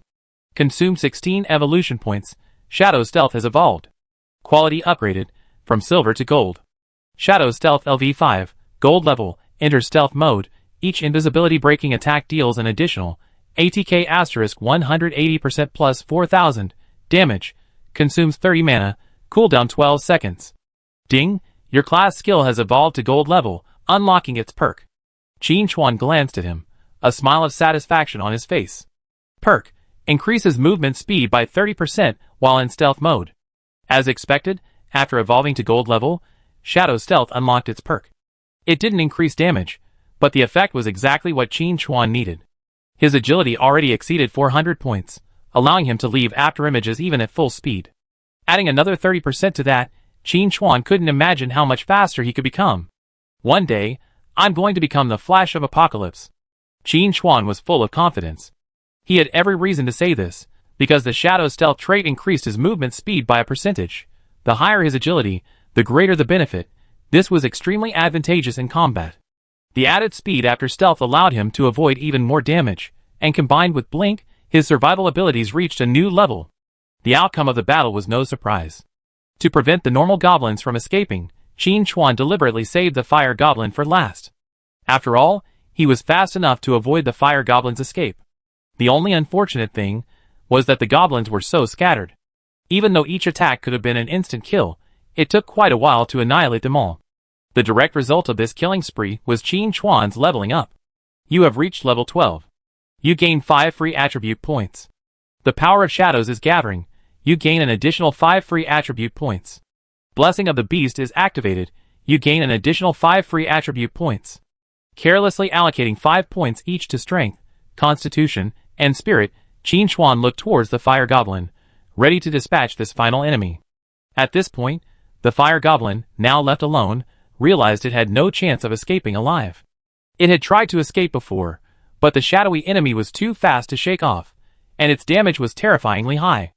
After 2 skills, its health bar plummeted like a floodgate. The fire goblin immediately made a decision that defied all its ancestors. It would fight to the bitter end. Chapter 115. We couldn't let this boss be cannon fodder, sacrificing the lives of the ordinary goblins. That wouldn't be appropriate. At least let those weaker fellows die before us. Now all our companions were dead, leaving only us. But the fire goblin didn't panic. It still had a final resort. Amidst a series of chirping cries, the ground glowed with a dark red light. Guided by an invisible force, the goblin's blood flowed across the surface, eventually forming a magic circle. Death, dead, I pray for your power. When you can't defeat someone, call for help. This is a universal principle, even in Apocalypse. The fire goblin knew it couldn't defeat the lurker enemy. Even when all the troops in the lair were present, they couldn't do anything to him, let alone now that he was alone. But to die in such a miserable state was a bit unacceptable. Determined, the fire goblin decided to join the Deathbringer. Although this would cost it its soul, the reward would be unprecedented and terrifying power. As long as the enemy is defeated, it's worth it. And I heard the Deathbringer is a man of few words, and won't charge interest until he dies. Gain power to kill the invaders, then recruit more goblins to rebuild the lair. The fire goblin's calculations were clattering. It had even greater goals. If it could defeat the enemy, it wouldn't just rebuild the lair, it could even establish a settlement. I heard the Deathbringer loves souls the most. Wage more wars, and sacrifice more souls when you return, and you definitely receive greater rewards. The title of Goblin King sounds quite impressive. The fire goblin grew increasingly excited as he thought about it. His fear of the Deathbringer completely vanished, replaced by euphoria. The ground began to tremble, and thick black mist emerged from the magic circle. A terrifying, icy breath drifted across the area. I smell death, goblin. Are you summoning me? The voice from the black mist overjoyed the fire goblin, who quickly cried out, It's me, venerable Deathbringer. I summon you. The black mist condensed, formless, a pair of emotionless eyes staring down at the fire goblin. Offer your soul, and I will grant you power. The fire goblin didn't hesitate, biting his finger and dripping blood onto the magic circle. Very well, I accept your soul. Now, accept this gift. The eyes within the black mist vanished. Unrestrained, the black mist flowed through the fire goblin's ears and mouth, merging into its body. The fire goblin roared in pain, as if small snakes were slithering beneath its skin, finally converging on its forehead. A pitch-black mark appeared on its forehead, then quickly vanished. The fire goblin's skin was originally dark red, but after absorbing the black mist, it began to turn black. Qin Chuan watched from the sidelines, not taking action. The Deathbringer was not so easy to deal with. With his current strength, if he rashly interfered with the contract, he would probably suffer backlash, which would be a disaster. It wouldn't be too late to take action after the fire goblin completed the contract and the Deathbringer left. He knew that the Deathbringer was very busy, and would not linger after completing a contract. He would simply leave. He would only reappear after the contracted party died. In the distance, the black mist began to dissipate. The goblin corpses that had been scattered on the ground had disappeared without a trace. If it weren't for the scattered loot, one would have doubted whether there had even been hundreds of goblins here. When the black fog completely dissipated, the fire goblin reappeared in a completely new form. The flames on its body had transformed from their original red color to the current black mist, with a few wisps of flame flickering in and out, and howling skeletons drifted around it. Chapter 116. Death Flame Goblin Silver. Level 15. HP 600, 000/600, 000. Attack 2500. Defense 2200. Skills: Fiery String, Death Blast, Soul Devouring Flame, Deathly Surround. Description: a goblin that sacrifices its soul to the Deathbringer to gain immense power. Beware of its flames, which will burn your soul. The fire goblin's health had already dropped by a third, but the sacrifice not only restored it to full health, but also gained an additional 200, 000. Qin Chuan wasn't too concerned. It was just a small amount of health. It could just be a matter of a few more shadow daggers. The fire goblin was indeed at full health, but it had also advanced to silver, dropping significantly better loot. On a closer look, the advantages clearly outweighed the disadvantages. The Deathbringer had just been here, and he wouldn't be returning anytime soon. This meant that after Qin Chuan defeated the Death Flame Goblin, he had time to collect the loot, rather than returning empty-handed like he had done with Hook Jack. The biggest difference was the rank. A silver rank Death Flame Goblin wasn't enough for the Deathbringer to worry about. He was so busy, how could he have the time to monitor the status of every trade partner? Intruder, come out and experience my newfound power. The Death Flame Goblin, feeling himself stronger, roared provocatively. But it was clearly unaware of Qin Chuan's past achievements. Even a gold rank boss, like Hook Jack, had perished, let alone a silver rank one. Raising his hand, he unleashed a shadow dagger. Minus 70,121. Weak point attack. After Shadow's stealth evolved to gold rank, the damage of its invisibility breaking attack increased significantly. Even though the Death Flame Goblin boasted 600,000 HP, its health bar still plummeted significantly. Adding the ongoing damage from Rend and Poisonous Blood Plague, the total damage exceeded 80,000. Such damage startled the Death Flame Goblin. However, now that it had advanced to silver rank, its reaction speed was much faster. As Qin Chuan attacked, the Death Flame Goblin's fireballs arrived simultaneously, bombarding the ground with a barrage of fire, leaving it in ruins. Furthermore, the black flames not only didn't extinguish after landing, but instead, they used the soil as fuel, seemingly burning ever more fiercely. Some trees, touched by the black flames, were reduced to ash in the blink of an eye. Qin Chuan, naturally, had no interest in pushing his limits. Facing the incoming fireballs, he decisively engaged stealth and fled. With the help of his new trait, he easily gained a safe distance. He didn't even need to blink. This made the rest of the battle much less stressful. A single attack of Dark Rain filled all 15 damage charges, dealing 50,000 damage. Combined with Rend and Poisonous Blood Plague, the total damage was over 60,000. In just a few seconds, with just these two skills, the Death Flame Goblin had lost over 100,000 health points. This left the Death Flame Goblin bewildered. It had gone to great lengths to sacrifice its soul to the Deathbringer, and this was the result? It didn't seem any better than before. In fact, it was even worse. The thought of the horror of having its soul harvested by the Deathbringer made the Death Flame Goblin want to cry. This wasn't how the story was supposed to go. Qin Chuan didn't care what the Death Flame Goblin storyline said. After waiting for his skills to cool down, he attacked again.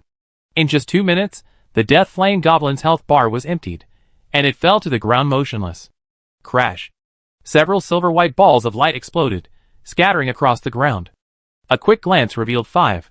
The 3 previous iron-level goblin bosses had dropped 8 pieces of equipment, but this time, the silver-level Death Flame Goblin had dropped 5. This disparity left Qin Chuan at a loss for words about his luck. Is it good, or bad? But regardless, it was imperative to quickly collect the loot before the Deathbringer arrived. He quickly stepped forward and put all the loot into his backpack. Before he could even examine it, he felt a familiar presence loom. Chapter 117. The Death Messenger has arrived again. A black mist emerged, and the Death Flame Goblin's soul was forcibly yanked from its body. This time, however, the Death Messenger didn't rush to leave. Instead, he stared at Qin Chuan for more than 10 seconds before disappearing. He left behind a single sentence. Shadow power? It seems I haven't seen it in ages. Interesting. The Death Messenger's words plunged Qin Chuan into deep thought. It seemed there was still much to be learned about his Shadow Assassin class. Both Edith and the Death Messenger mentioned a single word, shadow power. According to the rules of Apocalypse, anyone bearing this title represents a deity, potentially even an entire pantheon. The problem was, Qin Chuan had survived the God's Descent stage in his previous life, yet he had never heard of any shadow gods. Of course, it's also possible that they hadn't descended when he died. After all, he hadn't fully survived the God's Descent stage. But no matter what, this matter must be kept in mind. I have to ask Edith about it later. When Edith brought out the Dark Rain, she mentioned that it was something she had acquired during her early adventures. At the time, Edith was dedicated to obtaining the inheritance of the shadow power, but Qin Chuan ultimately got there first. If I want to learn more about the shadow power, Edith is the right person to turn to. But thinking about Edith's personality, Qin Chuan felt a bit overwhelmed. That assassin mentor doesn't care about friendship. Whatever you gain comes at a price. If Qin Chuan wants to get information about the shadow power from Edith, he have to help her complete at least one more difficult task. There's always a way out. We talk about it once we have a clue. Qin Chuan's thoughts cleared, and he set the question aside. Let's first take a look at the gains from this battle. This battle involved killing one silver-level boss, 3 iron level bosses, and around 500 goblins in total. In addition to the abundant experience points, I also gained a number of evolution points. Besides that, I had a backpack full of equipment. 23 pieces of common level equipment. The drop rate has increased. 8 pieces of iron level equipment, including both equipment and items with stat bonuses. The only unfortunate thing is that there are no skill books. Fine iron warhammer, iron level two-handed hammer, plus 100 attack damage, plus 10 strength, equipment requirement, 10. Bloodstained wooden stick, iron level staff, plus 100 spell power, plus 10 spirit, equipment requirement, 10. These 2 weapons were dropped by hammer goblins and goblin shamans. For players who just left the novice village, they're practically divine artifacts. For DPS classes, they can go without any armor, but they absolutely cannot be without weapons. If I auction them off in the shop later, they definitely fetch a high price. Below are some armor and equipment. Smelly apron, black iron grade, defense plus 50, mana plus 100, spirit plus 10, equipment requirement, 10. This was dropped by a goblin shaman. Judging by its design, it's the rag it wears around its waist. Given that goblins don't wear underwear, Qin Chuan wouldn't want this piece of equipment even if he gave it to him.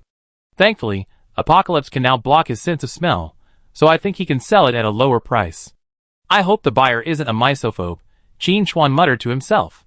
Ripped cloak, black iron, defense plus 20, health plus 100, agility plus 10, equipment requirement, 10. It was just one cloak, but Qin Chuan already had the Wolf King cloak, whose stats far outweighed this rag, so he had no choice but to pack it up and throw it away in the shop. After failing to use 4 pieces of equipment in a row, Qin Chuan felt a little frustrated. But he didn't take it too seriously. Boss fighting is like that. The battle itself is one thing, the loot drops are another. With luck, you can finish your equipment after just 2 bosses. With bad luck, you might not find any even after grinding for eternity. Just take it easy.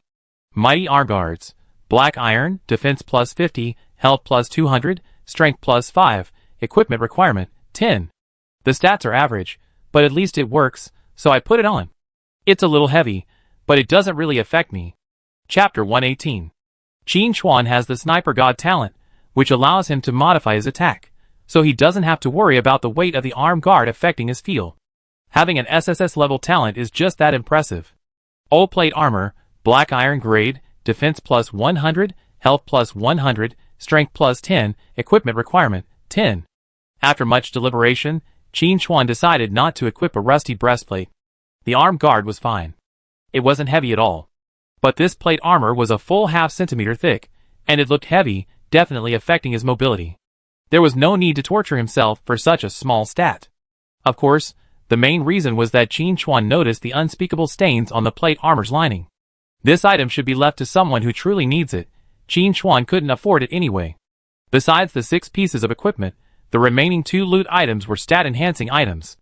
Shaman's Ingenuity, black iron grade, permanently increases spirit by 10 upon use. Goblin Training Manual, iron rated. Use permanently increases strength by 10. Nothing much to say, just use it. These 8 iron rated loot items are just appetizers. The real goodies will come from the Deathflame Goblins. That's a silver rated item. A quick glance. Jeweled wooden staff, silver rated. Increases spell power by 450, spirit by 30. Equipment requirement, 15. Magic equipment dropped by a magic boss is quite reasonable. Put it in my ring, and then put it up for sale in the shop. Deathflame Mask, silver rated. Increases defense by 20, health by 500, spirit resistance by 20%. Equipment requirement, none. Qin Chuan let out a small exclamation, somewhat surprised. Unexpectedly, equipment that increases mental resistance dropped, quite rare. In Apocalypse, mental resistance is a very useful stat, effectively blocking various mental attacks like charm, mind control, and fear. Not only that, this Deathflame Mask is a rare, unranked item, meaning Qin Chuan can use it right now. No need to say anything, just put it on. Despite the flame in its name, the Deathflame Mask didn't feel hot, instead, it felt icy and cool, clearing my mind. I'm afraid I won't be able to get through security right now, because my will is as strong as steel. Qin Chuan muttered a cold joke, looking at the 3rd item.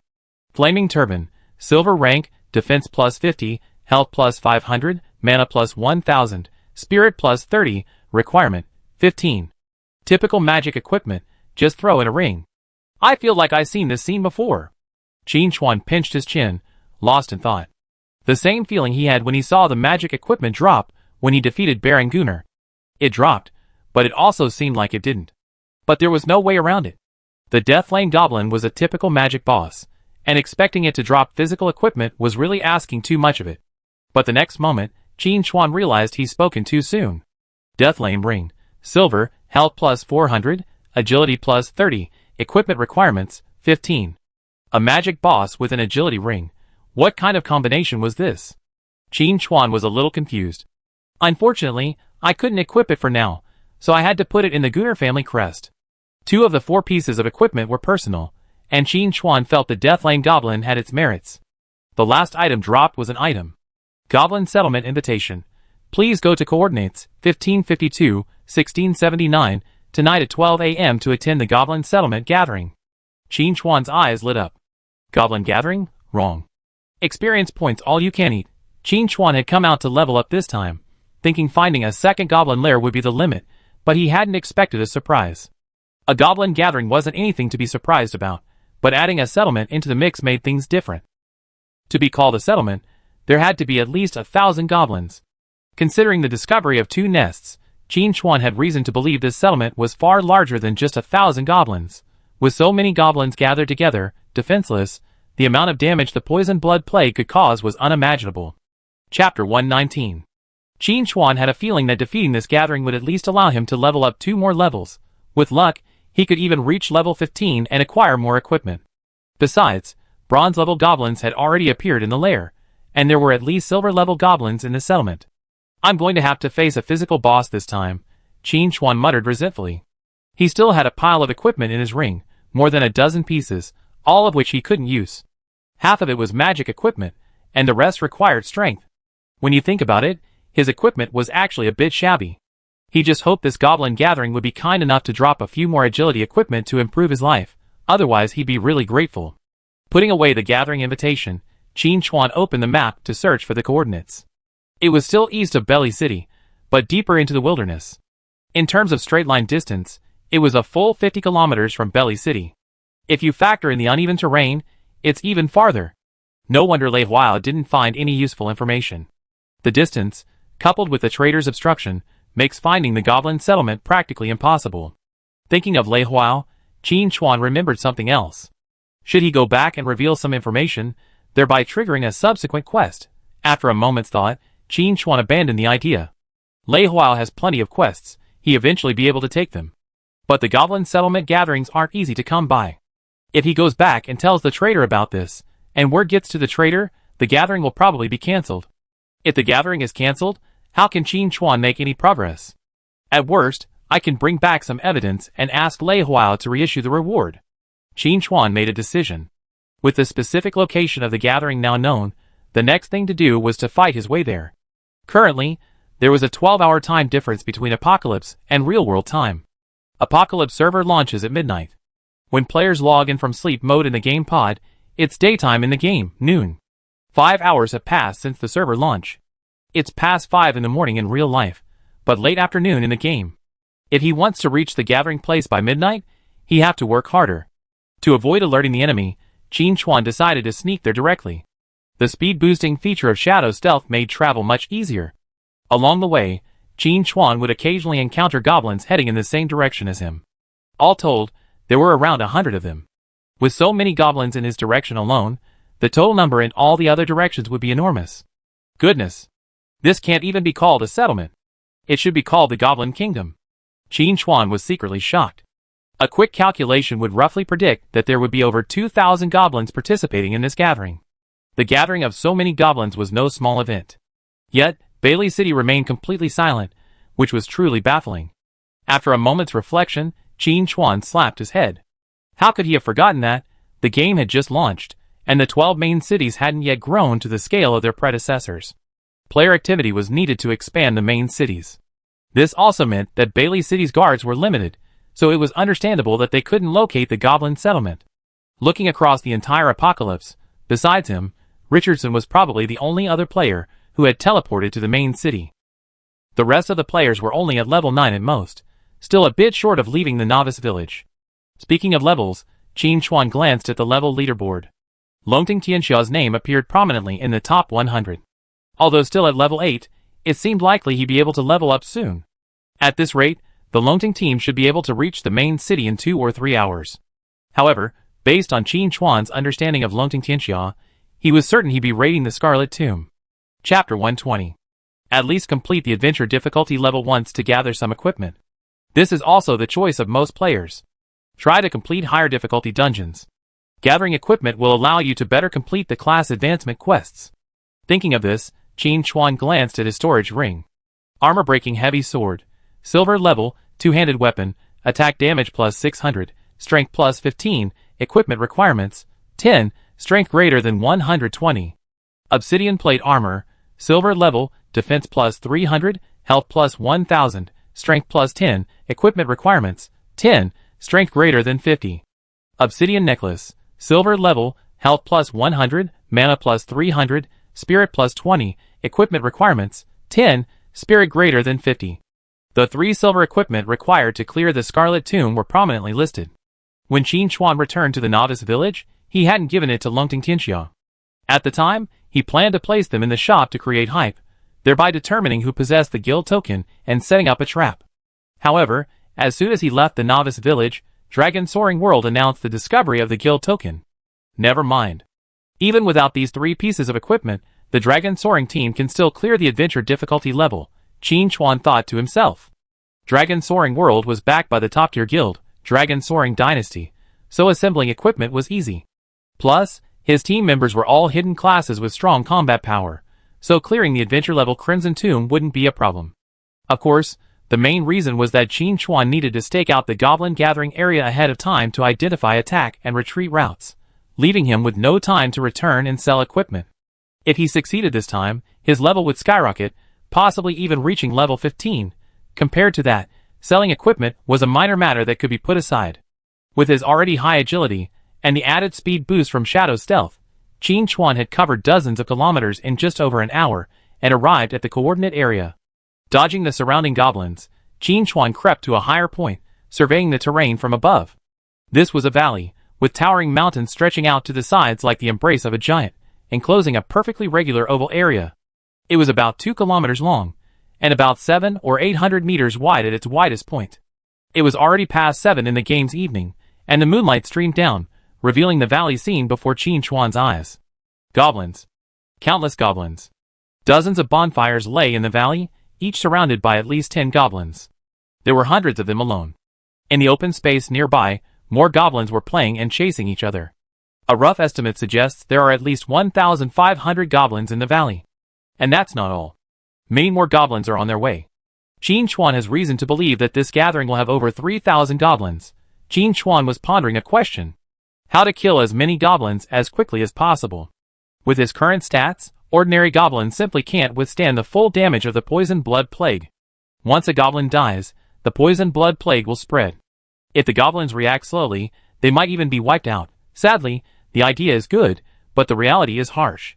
Based on Qin Chuan's understanding of goblins, these timid monsters will instinctively flee when their companions die in large numbers. If they were in a lair, with the leader's restrictions, the fleeing would be slightly less severe. But this time was different. This was a goblin gathering, and judging from the direction the goblins were coming from, they came from different lair. Once chaos ensues, the underlings will be unable to find their bosses, and the bosses will be unable to find their underlings, and they will likely flee in separate directions. The poisonous blood plague has a spread of 10 meters. With goblin speed, they can escape in the blink of an eye. Faced with death, goblins unleash their full potential, transforming into sprinters. This means it will be difficult for Qin Chuan to wipe out all the goblins present. Given this, the only way to maximize their effectiveness is to find a way. Find the most densely populated area of goblins, and attack them by surprise. We could probably kill a few hundred in one fell swoop, and then halt the spread. Chapter 121. Qin Chuan began planning the battle sequence. After the initial panic, the remaining goblins will launch a charge attack. This will be the second outbreak point of the poison blood plague. However, after this outbreak, the remaining goblins probably won't have the courage to advance further. At this time, the boss-level goblins will join the battle, gathering the goblins on the verge of collapse. This will be the last chance for the poison blood plague to erupt. 3 outbreaks will kill at least 70% of the goblins, roughly 2,000. With such heavy casualties, the ordinary goblins will lose their most powerful forces. Afterward, his courage completely collapsed. But my battle goal has been basically achieved. 2,000 goblins, even if they were just ordinary monsters, would provide enough experience points for me to continuously level up, not to mention the large number of evolution points. Add to that those boss-level goblins. After completing this operation, my evolution points will even exceed 30 in one fell swoop, enough to complete the evolution of a gold-level skill. Or perhaps evolve a class skill directly to gold level, unlocking its specialization. Just the thought of it made Qin Chuan's blood boil, and he wanted to charge into the valley immediately. But he knew that the time was not yet. To maximize his benefits, he had to wait patiently. Wait for more goblins to fall into this death trap. At this thought, Qin Chuan's heart moved. A gathering of this size would most likely include more than just silver-level goblins, and there was a high probability that gold-level goblins would appear. After a large number of their kind died, if they summoned death messengers and sacrificed many souls, they could easily advance to dark gold level. If he could defeat a boss of this caliber, the rewards would be so bountiful it would make Qin Chuan's heart race. Dark gold grade equipment, every piece boasts explosive stats. If he were lucky enough to find a skill book or rare item, it would be priceless. It's a pity the server has only been open for so long, so it's hard to find skill books. Otherwise, I have to learn a dozen ranged skills and wipe out all those goblins. Qin Chuan felt a little helpless. He had already commissioned Lonting Tianxia to collect skill books, but there had been no news. It's not that Lonting Tianxia isn't capable, but that these things are simply too hard to find. Furthermore, most players who could find skill books would first use them themselves, leaving even fewer in circulation. This problem wouldn't ease even in the middle and late stages of Apocalypse. It might even get worse. After all, by then, every extra skill meant an extra layer of survival, so no one would hesitate to take action. The waiting time was undoubtedly tedious. Qin Chuan was so bored he even counted the hairs on the goblin next to him. Yes, there was a goblin 3 meters to Qin Chuan's right. It looked like it was keeping watch. Besides this goblin, traces of goblins could be seen on various high points in the distance. It was clear that the goblin who organized this gathering had some sense and knew to take precautions. Unfortunately, it would never have imagined that a player would possess gold-level stealth skills at this time of year. These ordinary goblins would have no idea someone was hiding here. While waiting, Qin Chuan wasn't completely idle. He contacted Lonting Tianxia and inquired about any more guild orders. This was crucial to his ability to inflict a bloody blow on Lu Sha, so he needed to ensure absolute certainty. What reassured him was that, apart from the guild order held by the swordsman in the snow, no other guild orders had appeared. However, just in case, Qin Chuan asked Lonting Tianxia to keep an eye on things and communicate promptly if there was any news. Lonting Tianxia readily agreed. After concluding their conversation, Qin Chuan continued to wait, trying to recall the initial development path of the main city. Although he had experienced this once in a previous life, it was still too long ago. Chapter 122.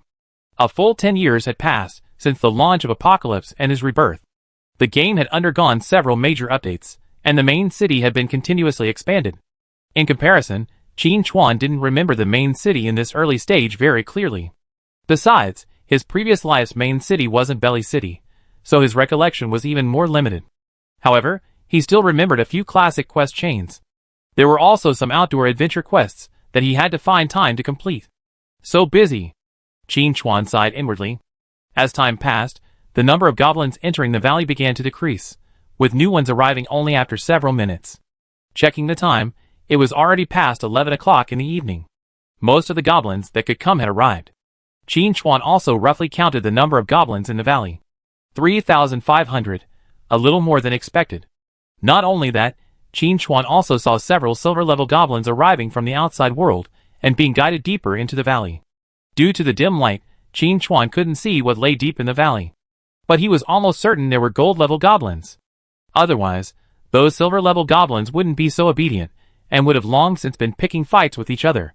As silver-level bosses, neither was willing to yield. To control the situation, one had to be at least gold level. As Qin Chuan continued to observe secretly, cheers erupted from the valley. More and more goblins joined in, converging into a deafening wave of sound that shook the ground. Boom, boom! The war drum sounded, and hundreds of goblins carrying shackles emerged from the shadows, their chains connected to a chariot made of bones. Atop the chariot stood a massive goblin, over 4 meters tall, clad in heavy armor and wielding a warhammer. Wow! What a massive goblin! Qin Chuan glanced around, taking in the boss's entire panel. Bonebreaker God, gold rank. Level, 20. HP, 1900, 000/1900, 000. Attack, 6000. Defense, 4500. Skills, Earthshatter, Heroic Leap, Charge, Thunderstomp, Bone Crusher, Inspiring Aura. Description: a warrior of the Goblin clan, seasoned in countless battles, possessing the potential to transcend the limits of their bloodline. Qin Chuan's face was solemn. This was a goblin with a charge skill. Heroic Leap, commonly known as the Big Jump, was a skill he was all too familiar with. In his previous life, he had defeated the Arrow God with this skill. With the help of his equipment and skill bonuses, he could perform Heroic Leap 7 times in a row. Combined with a triple charge, he was able to close the distance and eliminate the Arrow God. Qin Chuan was well aware that Heroic Leap not only allowed for extreme speed, but also created a shockwave upon landing, dealing damage to surrounding enemies. Furthermore, this Bonebreaker God not only had Heroic Leap, but also a charge. This meant it could perform a double dash, launching a chain of attacks on its target. Given the Bonebreaker's attributes, Qin Chuan wouldn't be able to withstand a single blow. The margin for error in this battle was 0. If touched, they would be instantly returned to their resurrection point, with no chance of recovery. Although Qin Chuan had a substitute strawman, it was unnecessary in this situation. Minimize the chances of attack. Qin Chuan made a decision. His battle plan remained unchanged. Launch a surprise attack first, killing as many ordinary goblins as possible. But the situation would depend on the situation afterwards. He had to maintain sufficient distance from the Bone Crusher before attacking. After the first wave of damage is dealt, find an opportunity to test the Bone Crusher's charge limit. Qin Chuan decided to take a slight risk. There were simply too many goblins here, and the attraction was too great. If he abandoned his original plan because of a single Bone Crusher, he might as well go home and sleep. He had fought countless battles in his previous life, facing countless enemies more formidable than the Bone Crusher. How could he retreat at this moment? Chapter 123. Since the goblins hadn't fully assembled yet, Qin Chuan decided to continue observing the situation. As soon as the Bone Crusher appeared, the goblins in the valley immediately became agitated, raising their weapons high and emitting incomprehensible, strange cries. Bang! The Bone Crusher's hammer slammed down, sending bone fragments flying from the chariot. One unlucky goblin, struck by 2 of the fragments, died instantly. But this didn't cause the other goblins to panic. Instead, it only intensified their excitement. Power, unrivaled power, the ultimate power of their goblin clan. Looking at the Bone Crusher, the goblins below seemed to see their future selves. They too wanted to become such powerful men, and the goblins pulling the chariot felt their fatigue vanish. It was their honor to serve such a powerful being. In the frenzied atmosphere, several silver-level goblins pushed aside the goblins blocking their path, and arrived before the chariot. Bonebreaker's voice echoed through the valley. Roar! Do you think you can challenge my position? Naturally, these silver-level goblins didn't have the nerve to do that. Even individually, even if they attacked together, they were no match for Bonebreaker. So, after a brief hesitation, the silver-level goblins simply lowered their heads, their voices respectful. We dare not. We honor you as our king, Lord Bonebreaker. Bonebreaker laughed wildly. It had summoned the nearby lairs not to show off, but to establish a small goblin kingdom based on them. Then, it would be able to advance further and gain even greater power. Quack! Well said. I reward you. Bring up your prey. The Bonebreaker waved his hand, and a group of goblins, carrying wooden poles, stepped forward. Hanging from the poles were terrified humans. Of course, these humans weren't players, but natives of Apocalypse. Qin Chuan wasn't surprised. Goblins are omnivores, their diets encompassing not only berry beasts, but also humans.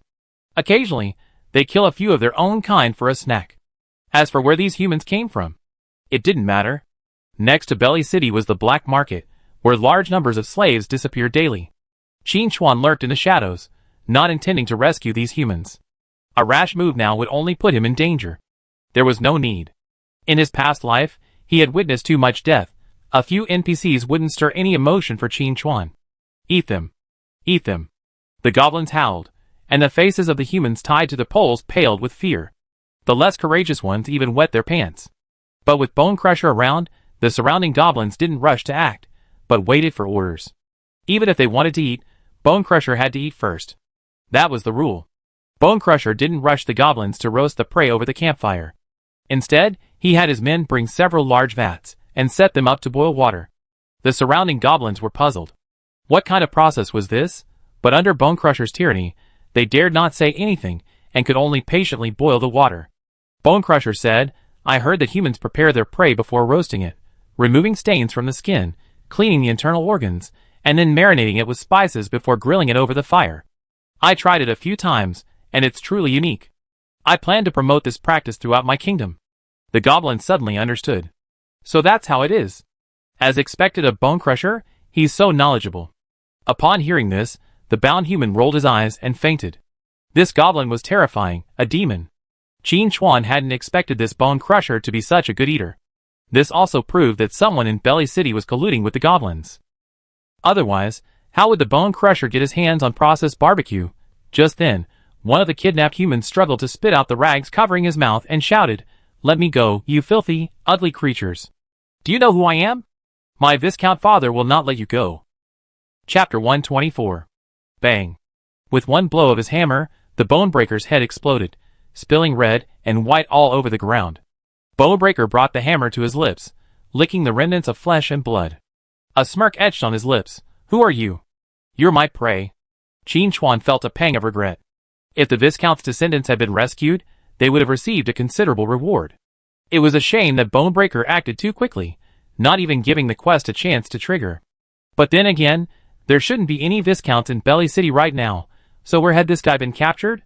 What bad luck. In the valley, Bonebreaker saw the headless corpse on the ground and waved his hand. "Your reward."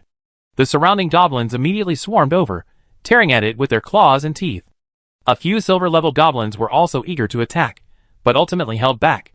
How could they, at their level, compete with ordinary goblins for food?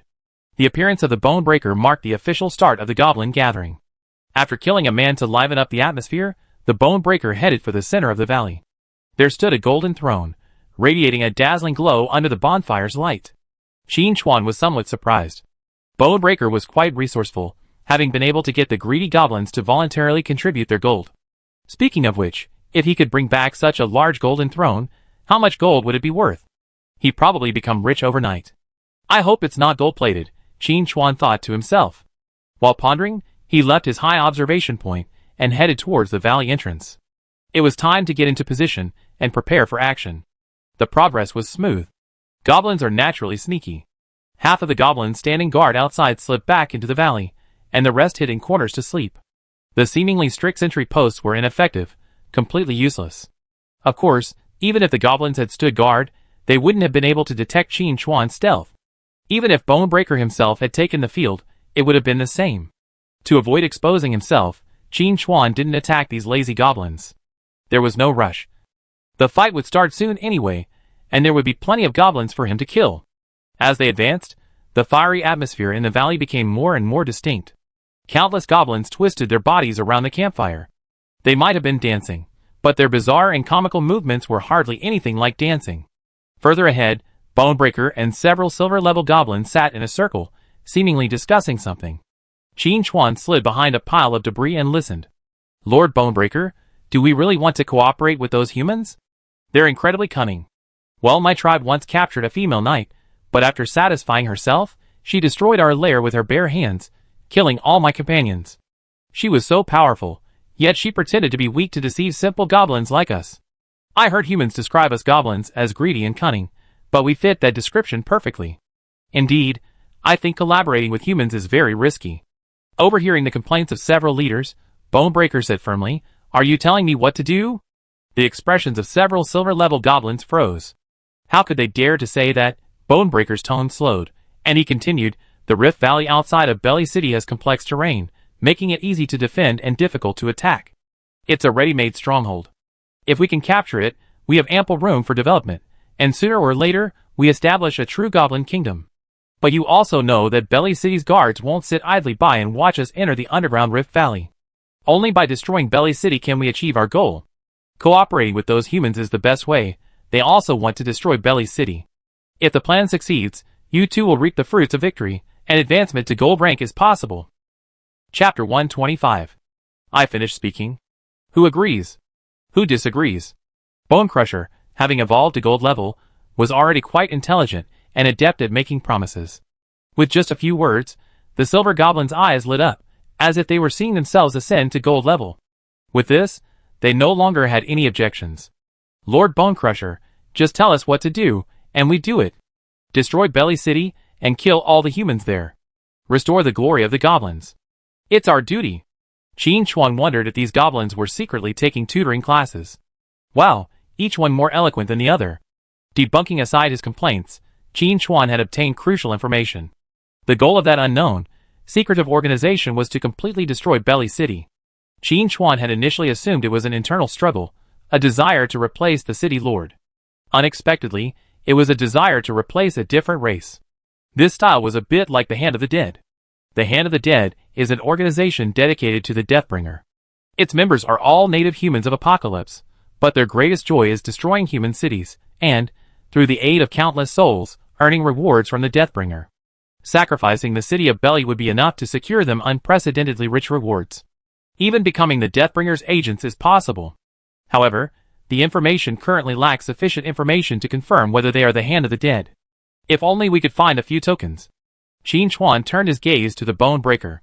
If nothing unexpected happened, this guy must have some kind of secret letter or other item that could trigger a hidden quest. The Bone Breaker frowned, a sense of alarm rising in his heart. He said in a deep voice, "It seems someone is watching from the shadows." Qin Chuan's heart trembled. This guy had such a terrifying intuition, he quickly averted his gaze. Several silver-level goblins looked around but didn't notice anything amiss. Thinking Bonebreaker was overthinking, they tactfully said, "Lord Bonebreaker, there are sentries posted outside. It's impossible for someone to sneak in unnoticed." Inwardly he wondered, for all his fame, why was Bonebreaker so timid? Even if someone was lurking in the dark, they could just kill them. Why make such a fuss? Bonebreaker, however, was well aware of the nature of his own kind and never considered those sentries to be effective. But the strange feeling he had just felt lasted only a moment, as if it were an illusion. Seeing the suspicion in the eyes of several silver goblins, Bonebreaker knew that his words had instilled a certain contempt in him. He immediately shouted, "Humph, even if there are intruders, so what? I will tear them to pieces." With that, he slammed his fist into the ground, sending several silver goblins flying back. The silver goblins' doubts instantly vanished. Who could possibly rival such overwhelming power? The scene returned to its former bustle. The ordinary goblins around him didn't know what was happening, but Bonebreaker's display of power only intensified their excitement. A moment later, a goblin ran over and shouted, "Master Bonebreaker, the water is boiling." Bonebreaker waved his hand, cleaned the prey, sprinkled them with spices, and prepared to roast. A wailing sound echoed, and the captured humans were dead in the blink of an eye. Qin Chuan didn't make a move. It wasn't time for the goblins to gather yet. The best time to strike is when they gather around the campfire. Judging by their progress, half an hour at most. Instead of waiting for the goblins to start their meal, he received news from Dragon World. "Boss, I'm already level 10. If you hadn't helped me level up, it would have taken hours longer. By the way, is that okay with you, boss? I see your level hasn't moved in a while." Qin Chuan arrived in the valley a little after 7 in the evening, and it was now almost midnight. In all those hours, he hadn't even leveled up. Only then did he realize that there were already several level 10 players on the leaderboard. Richardson, who was ranked second, had also reached level 11, temporarily matching him. Chapter 126. It seems he's completed his class advancement quest, and has begun leveling up again. Qin Chuan wasn't panicking at all. He'd soon be earning countless experience points, widening the level gap once again. Glancing at his surroundings, Qin Chuan replied, "I'm busy right now. I talk to you when I'm done." Long Tengtianxia replied, "Boss, I'm busy now. I won't bother you anymore." Closing the dialogue box, Qin Chuan began to move stealthily. The goblins were ready for the feast. Gurgle. The goblin's stomach rumbled. The sound was like a signal gun, triggering a thunderous protest of hunger from hundreds, even thousands of goblins. Bonebreaker stood up, reached out, and tore off a thigh, setting an example. "Eat, my people." At his command, the hungry goblins immediately pounced, tearing into the barbecue feast on the bonfire. Qin Chuan moved quietly, searching for the best position to strike. Even while observing from above, he had memorized the distribution of the bonfires. Combining this with the range of the poisonous blood plague, he calculated the most suitable location for the first outbreak. The bonfires were arranged in a circular pattern, from the inside out, one ring within another. The density of bonfires was greatest in the center of the gathering, closest to the Bonebreaker. The farther out the bonfires were, the greater the distances between them, often reaching over 10 or 20 meters, making it impossible for the poisonous blood plague to spread. So, this first attack had to be carried out under the Bonebreaker's watchful eye. The risk was enormous. After all, the Bonebreaker had a powerful leap and charge, and being a gold-level boss, he was incredibly fast. A single misstep could lead to a complete collapse. But it was worth a try. Qin Chuan retreated several dozen meters, targeting 2 goblins intent on their battle, unleashing Shadow Dagger and Dark Rain simultaneously. Deduct 70,610. Weak point attack.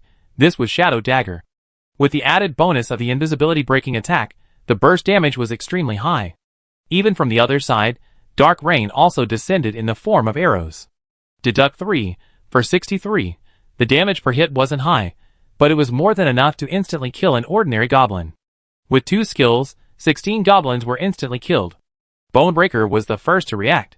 He threw the half-gnawed leg bone at Qin Chuan, then grabbed the warhammer at his feet. With a powerful kick from his legs, he transformed into a cannonball, leaping dozens of meters towards Qin Chuan. It claimed someone was lurking behind them, but those idiots wouldn't believe it. I finished them all off when I get back. Bonebreaker didn't need such foolish subordinates. While locking eyes with Qin Chuan, the Bonebreaker glanced at the scene on the ground, nearly falling from the air in shock. 16 goblins were instantly slain, but it didn't care. These weak fellows, if they died, they would be replenished soon anyway. But the problem was that the goblins' death seemed to have opened the gates to the underworld, rapidly spreading the aura of death to the surrounding goblins. The Bonebreaker clearly saw dark green blood splattering, landing on nearby goblins, causing terrible damage. When the goblin stained with green blood died, new green blood splattered, spreading to more goblins. In the blink of an eye, hundreds of goblins turned green, their health bars plummeting like an avalanche. And this was just the beginning. This is the power of the vampires. The Bonebreaker's heart burned with rage. Those vampires had always maintained a condescending attitude, looking down on the goblins. Now they're even trying to disrupt their gathering. This is truly despicable. No, this is too much. I can't tolerate this. But soon, Bonebreaker noticed something was wrong. There was no set of vampires in the air. Bonebreaker reacted. It was the strangers. Only those creatures could master vampire abilities without becoming vampires. Damn it! How did the strangers discover their gathering? Didn't those guys from Belly City try to stop them? Humans are truly untrustworthy. Bonebreaker, filled with resentment, plummeted from the sky, slamming heavily to the ground. Then, his leg muscles bulged, unleashing a fierce, unbridled force. His body transformed into black lightning, charging forward. Chapter 127. A goblin accidentally stepped onto the path, and was immediately smashed into flying pieces. What a stroke of luck. Qin Chuan had already retreated at full speed the moment he attacked. He didn't rush to stealth, intending to test the Bonebreaker's charge speed to determine a safe distance. The Bonebreaker was incredibly fast. Empowered by his supreme strength, his heroic leap was incredibly effective, making it difficult for him to escape the skill's range on his own. Without hesitation, Qin Chuan activated his bone eviscerating blades, a whirlwind of blades swirling around him. He retreated another 10 meters, out of heroic leap's range. The Bonebreaker wasn't surprised at all. If this stranger hadn't had some confidence, he wouldn't have dared to attack. But he had a backup plan. The Bonebreaker landed and immediately launched a second attack. The fall from midair hadn't affected it at all. Charge, swish. The nearly 4-meter-tall burly figure didn't lose the Bone Crusher's speed. Instead, it increased its momentum. Like a dump truck at full throttle, it rumbled towards Qin Chuan. Flash. Qin Chuan's figure flashed, appearing in another direction. Bone Crusher hurriedly changed direction, but the inertia was too great, and he was ultimately slow. Having obtained the data he needed, Qin Chuan immediately activated Shadow Stealth and moved at full speed. Bang! Bone Crusher smashed down with his hammer, and a dense web of cracks appeared on the ground. The rocks beneath the soil were shattered, turning into spikes protruding from the ground. A single blow from this would surely deplete his health bar. From the shadows, Qin Chuan stared at the Bone Crusher with a sharp gaze. This fellow was indeed formidable. A huge leap and a charge closed the distance, and Earth Shatter dealt tons of AoE damage, enough to instantly decimate an entire fully armed squad. If Qin Chuan hadn't acquired the blink skill beforehand, coupled with the displacement of his bone eviscerating blades and his own high speed, he would have been defeated within a second of the fight. The biggest hidden danger of this battle had been eliminated, and now it was time to reap the rewards. The previous exchange had taken place in a split second. It wasn't until Qin Chuan slipped into stealth again that the silver-level goblins reacted and rushed to his aid, shouting, but it was doomed to fail. Bonebreaker's face was as gloomy as water. He scanned the surroundings and said coldly, "Open your eyes. Find that intruder." A series of commands flew from his mouth. Goblin archers, fire freely, aim at every open space. Break up these bonfires and spread the wood. I don't believe that stealth can ignore the flames. It must be said that Bonebreaker's combat instincts were strong.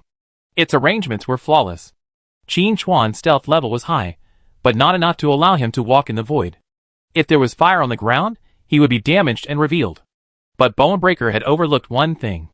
No matter how good the plan, it still needs execution. A silver-level goblin cried out in horror, "Master Bonebreaker, look!" Looking in the direction he was heading, Bonebreaker's heart sank. Over 500 goblins had perished in that last wave of attack. That splattered dark green blood was enough to kill anyone who touched it. Disperse. Before he could utter the word disperse, Bonebreaker saw a flying knife flash in the distance, soaring towards the supporting goblin group. Perhaps as a sign of loyalty, shortly after the chaos began, hundreds of unaffected goblins spontaneously organized themselves to support Bonebreaker. But this, in turn, pushed these goblins into the abyss of death. Minus 70,610. Weak point attack, the shadow dagger flashed by, easily dispatching the goblins in the group. Then, a poisonous blood plague erupted, instantly sweeping through the hundreds of goblins. In the blink of an eye, nearly 1,000 goblins perished. Ding! Killed a level 11 goblin. Gained 110 experience points. Ding! Killed a level 13 goblin. Gained 130 experience points. Killed a higher level goblin. Gained an additional 13 experience points. Ding! Killed a level 14 goblin. Gained 140 experience points. Killed a higher level goblin. Gained an additional 28 experience points. Chapter 128. Ding! Ding! Hunting time has activated, you gain 1 evolution point.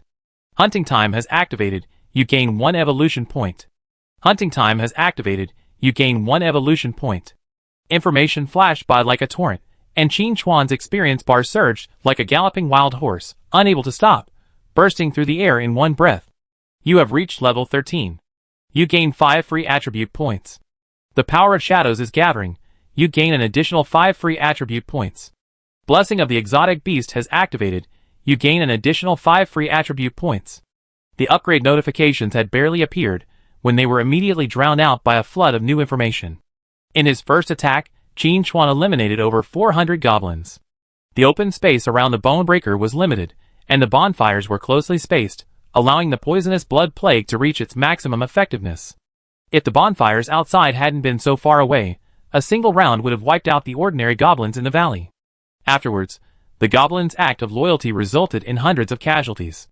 In just 2 attacks, nearly 1,000 goblins were killed, providing a massive amount of experience points. By the time the second poisonous blood plague subsided, and the notification stopped refreshing, Qin Chuan's experience points had already reached nearly half. The goblins here were generally high level, and with the additional bonuses, the gains were exceptionally impressive. If he could kill all the remaining goblins, he could level up at least 2 more levels. After evenly allocating his attribute points, Qin Chuan shifted positions, searching for an opportunity to strike. By this time, the Bonebreaker's face was gloomy enough to drip with water. It had never expected that this enemy would be so formidable. Not only did they possess exceptional stealth abilities, they even mastered the power of the vampires, inflicting horrific casualties with a single strike. If they were allowed to attack recklessly, not a single goblin present would be able to escape. A silver-rank goblin, realizing this, approached Bonebreaker and asked, "Lord Bonebreaker, should we retreat?" Its intentions were good. While ordinary goblins, like weeds, could easily spread across a mountaintop, it would still take time. If all 3,000 goblins were slain, their power would be severely weakened, potentially leaving them without any troops. Without their subordinates, what kind of leader would they be? But Bonebreaker didn't see it that way. Where would they stand if they retreated? They were determined to establish a goblin kingdom. How could they win over their followers if they retreated at the slightest setback? Most importantly, this time the enemy would be stealthy. If they couldn't defeat them, their retreat would be fraught with death. From the brief encounter, Bonebreaker had already realized the enemy's immense speed. It wasn't certain it could escape the pursuit, let alone the other goblins. Retreating would only lead to a quicker death. We had to keep fighting. A bold idea emerged in Bonebreaker's mind. Perhaps it could use its fellow goblins present as bait to lure out the enemy. Bonebreaker roared, "Don't panic. Split up in small groups, be vigilant, and find the enemy." A few silver-level goblins were reluctant, but after seeing Bonebreaker's crimson eyes, they swallowed their objections. If they objected now, they would be torn to pieces by Bonebreaker. Don't let that happen, as they might be killed by their own people instead of by the enemy. That would be a real bummer. The ordinary goblins in the valley were already terrified and ready to flee, but after hearing Bonebreaker's roar, they had no choice but to grit their teeth and continue fighting. Fortunately, they had implemented countermeasures, placing each team at a considerable distance from each other. This way, even if one team was attacked, it wouldn't affect the others. And as soon as the intruder appeared, countless arrows would be unleashed, a saturation attack. Chapter 129. They refused to believe that the remaining 2,000 or so goblins couldn't defeat a mere stalker. Qin Chuan saw the goblins' response clearly from the shadows. He knew Bonebreaker's intention was simply to use the ordinary goblins as bait to keep him in the valley. At the slightest opportunity, Bonebreaker would launch a fierce attack. This was a hunter's game. Whoever showed a flaw first would die. Would Qin Chuan retreat? Not at all. On the contrary, this played right into his hands. He wasn't afraid of Bonebreaker fighting to the death, but he was afraid the ordinary goblins would be frightened and flee, and then he would have waited for hours in vain. Bonebreaker wanted to find a chance to kill him, but he also wanted to wipe out all the goblins present. Shadow Knife, Erosion Rain. The battle in the valley continued, but there was a slight deviation from the original battle plan. The main reason was Bonebreaker's quick reaction, finding the right countermeasure in an instant.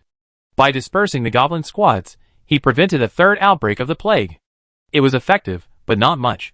While Qin Chuan couldn't wipe out the remaining goblins in one go, he was able to wipe out several squads with each attack, and his experience points continued to steadily increase. The most impressive performance in the current tug-of-war was undoubtedly Dark Rain. This skill deals damage 15 times, and has a wide range. Each use can instantly kill goblins from several squads, spreading the poisonous blood plague. Of course, the battle wasn't easy. On the contrary, it was fraught with danger. This was mainly due to Bonebreaker's rapid leap and charge. Fortunately, with his bone-eviscerating twin blades and blink, Qin Chuan was able to escape danger each time, dispatching dozens of goblins with a counterattack, leaving the Bonebreaker screaming in anger. Almost 15 minutes had passed since the battle began, and Qin Chuan had already leveled up again, successfully reaching level 14. This had already caused an uproar. Players habitually glanced at the level leaderboard while leveling. Originally, Night Wanderer was in first place, but Richardson had caught up, causing many Yin Nation players to become nervous. What was Night Wanderer doing? Why hadn't he leveled up in so long? Had he fallen asleep? If Richardson overtook them, then don't blame them for turning against them. On the other hand, the Gale Nation players were beaming with joy. They always said it. How could they possibly lose to Yin Nation? Look, that Night Wanderer is already showing signs of decline, while their ace player, Richardson, is making rapid progress. It won't be long before he takes the top spot on the ranking list. Jailing Nation wasn't the only player with this thought. In the 95-27 Novice Village, Lu Sha Yudaizhen looked at the ranking list with a look of foresight. I knew Night Wanderer wasn't going anywhere. Look, what's the point of leaving the Novice Village first? What's the point of reaching level 12? He's still stuck. It's been 4 or 5 hours, and there's no progress at all. The surrounding Lu Sha Hall members nodded in agreement. Before Lu Sha Yudaizhen could finish his words, he saw Night Wanderer's level drop to 13. Lu Sha Yudaizhen's mouth twitched, but he remained calm as he explained, he's been at level 12 for several hours. Even if he's been leveling slowly, he should have reached it. The Lu Sha Hall members nodded again. The president was right. Not long after, Lu Sha Yudaizhen, who was leveling, heard a cry of surprise from his teammates. Holy shit! How did Night Wanderer level up again? Hearing his teammates' words, Lu Sha Yudaizhen was stunned. He quickly opened the level leaderboard and saw a scene that made him feel bad. Night Wanderer, ranked first, had reached level 13 and then leveled up again in just a quarter of an hour. Lu Sha Yudaizhen thought he was seeing things. What was going on with Night Wanderer? Either he didn't level up for hours, or he went from level 12 to level 14 in one go. Chapter 130. This is outrageous. He knew that leveling up after level 10 required several times more experience points than before. Add to that the increased monster stats, and leveling efficiency should have decreased. How come Night Wanderer wasn't affected at all, and even progressed faster? One Rakshasa Hall member speculated, since Night Wanderer hadn't leveled up before, he was probably looking for a leveling point, like a monster lair. It must be said that this player was quite clever, and was very close to the truth. The other Rakshasa Hall members in his group agreed. Hey, now that you mention it, it's possible. Instead of searching the world for monsters to fight, why not find a lair and farm them? I heard Night Wanderer has an automatic skill that allows him to kill large numbers of monsters super quickly. He used that skill when he was leveling up Dragon World. It was incredibly efficient. It's a shame I don't know what that skill is. Otherwise, we could try farming it too. Maybe we could catch up with Night Wanderer. Could it be a reward for a class advancement quest? That guy named Richardson was bragging on the forums about completing a hidden 4-star quest and getting a complete set of silver level equipment. Holy crap, a set? How much would that be worth? I want to do the advancement quests too. Go to sleep. You haven't even reached level 5 yet. Try to find a way to get out of the Novice village first. The chatter in his ears annoyed Luosha Yudaesan. He shouted, "Shut up." Several members of the Luosha Hall immediately shut up. But their expressions were filled with indignation. Do they have any freedom of speech left? Luosha Yudaesan's tone slowed down, and he said, instead of wasting time here, why not kill a few more monsters? Lonting Tianxia is already level 10, and I can't fall behind him. If that old guy teleports to the 5246 Novice village and secretly buys the guild order, it will be a huge loss. He wasn't originally so good-tempered. But ever since the player with the level 3 flare was poached, he decided to tone it down a bit. Thinking of this, Luosha Yudaesan felt a surge of anger. Damn Lonting Tianxia, always against him. Several members of Luosha Hall grew nervous. Luosha Yudaesan had said that if you were the first to create a guild, everyone would get a reward. If someone else snatched it away, you get nothing. Thinking of this, several players closed the level leaderboard. What's with the Night Wanderer? No matter how fast he levels up, can he give them red envelopes? Elsewhere, Longtang Tianxia, who had just donned new gear and begun the Crimson Tomb adventure difficulty, paused and exclaimed, as expected of Night Wanderer, Master. Leveling up is as easy as drinking water. Priest Xiaoxua said, Night Wanderer leveled up twice in a row. He must have killed at least 1,000 or 2 monsters. Where did he find that? The archer said, that's something you have to ask the master himself. The assassin, stroking his bloodthirster blade, said, I really like to know if you traded in your old gear after leveling up. I can't wait to take over. Long Tongue Tianxia said unhappily, I know you're talking about the equipment, but I just feel something's wrong. The archer solemnly declared, I don't know this guy. Priest Xiaoxua also took 2 steps to the side. I hadn't realized this guy had such a habit. The assassin jumped up and down, angrily saying, What are you looking at me with? Do I look like a potential successor? The others exclaimed in unison. Like. It wasn't just Luosha Yudaesan and Longting Tianxia, nor was it limited to the Yen Nation players. Every player who followed the rankings shared a question. How exactly did Night Wanderer level up? Either he didn't attack, or when he did, he shocked the crowd. At the same moment, Richardson, who had just vanquished a dozen wild monsters, casually opened the rankings and was petrified on the spot. Rubbing his eyes to make sure he was seeing correctly, Richardson let out a sharp cry, Gift Crab. The last time he checked the rankings, he was level 11 and Night Wanderer was level 12. It hadn't changed in a long time. Perhaps he was having trouble leveling. Chapter 131. His chance to overtake has arrived. How did the opponent reach level 13 in the blink of an eye? Is this the legendary Yen Nation speed? Isn't it ridiculous? As the second player to reach level 11, Richardson knew full well that leveling up after level 10 was a whole other level of difficulty. Even for him, it took considerable effort. How could Night Wanderer have it so easy? Before Richardson could figure it out, he saw Night Wanderer's level change again, instantly hitting level 14. That cunning Yen Nation player must be cheating. Richardson thought viciously. I'm going to report Night Wanderer. Unmask him. But then, Richardson had a problem. This crappy game doesn't even have customer service. It's said to be run entirely by some supercomputer. In other words, there was nowhere he could report. Richardson was stunned. This was truly a completely new version of the game he had never experienced before. Qin Chuan was oblivious to the commotion outside. He only wanted to kill the goblins present. After a ferocious slaughter, the number of goblins in the valley had dwindled significantly, creating more open space for them to disperse. The effectiveness of the dark rain had also diminished somewhat, making it impossible to wipe out several groups at once. But that wasn't a big problem. For the Bonebreaker had completely lost his mind, his eyes bloodshot. Some ordinary goblins, terrified, tried to escape the valley, only to be crushed to pulp by the Bonebreaker. No one will retreat until that lurker is dead. The Bonebreaker issued a death order. Several silver-level goblins groaned inwardly. Most of the minions they had brought with them had already perished, and even killing the lurker wouldn't undo the losses. The Bonebreakers were relatively easy to deal with. Their reputation was there, and building another settlement wouldn't be difficult. But they wouldn't have it so easy. But given the Bonebreakers' current state, if they dared say no, they wouldn't even see the light of day. The silver goblins had a single thought in their minds. Regret, deep regret. If they had known earlier, they wouldn't have come to this lousy gathering. Why build a goblin kingdom? Being a lair leader would have been much better. But now that things have come to this, there's no point in saying anything else. The only thing left to do is to defeat the enemy. Time slipped slowly. After painstakingly defeating the first boss, Longtingtianxia wiped the sweat from his forehead and was about to check what equipment had been dropped when he heard the assassin player exclaim, "Oh my god!" A sudden inspiration struck Longtingtianxia, and he immediately opened the level leaderboard. Number 1, Night Wanderer, level 15. Fuck. Longtingtianxia cursed as well. The Night Walker's level is still rising? Qin Chuan's original plan was to kill at most 70%, or about 2,000 goblins. After Bonebreaker's swift response, his expectations dropped to 1,500. But then, there was a reversal. Bonebreaker, fooled to the point of losing his mind, ordered the goblins to fight to the death.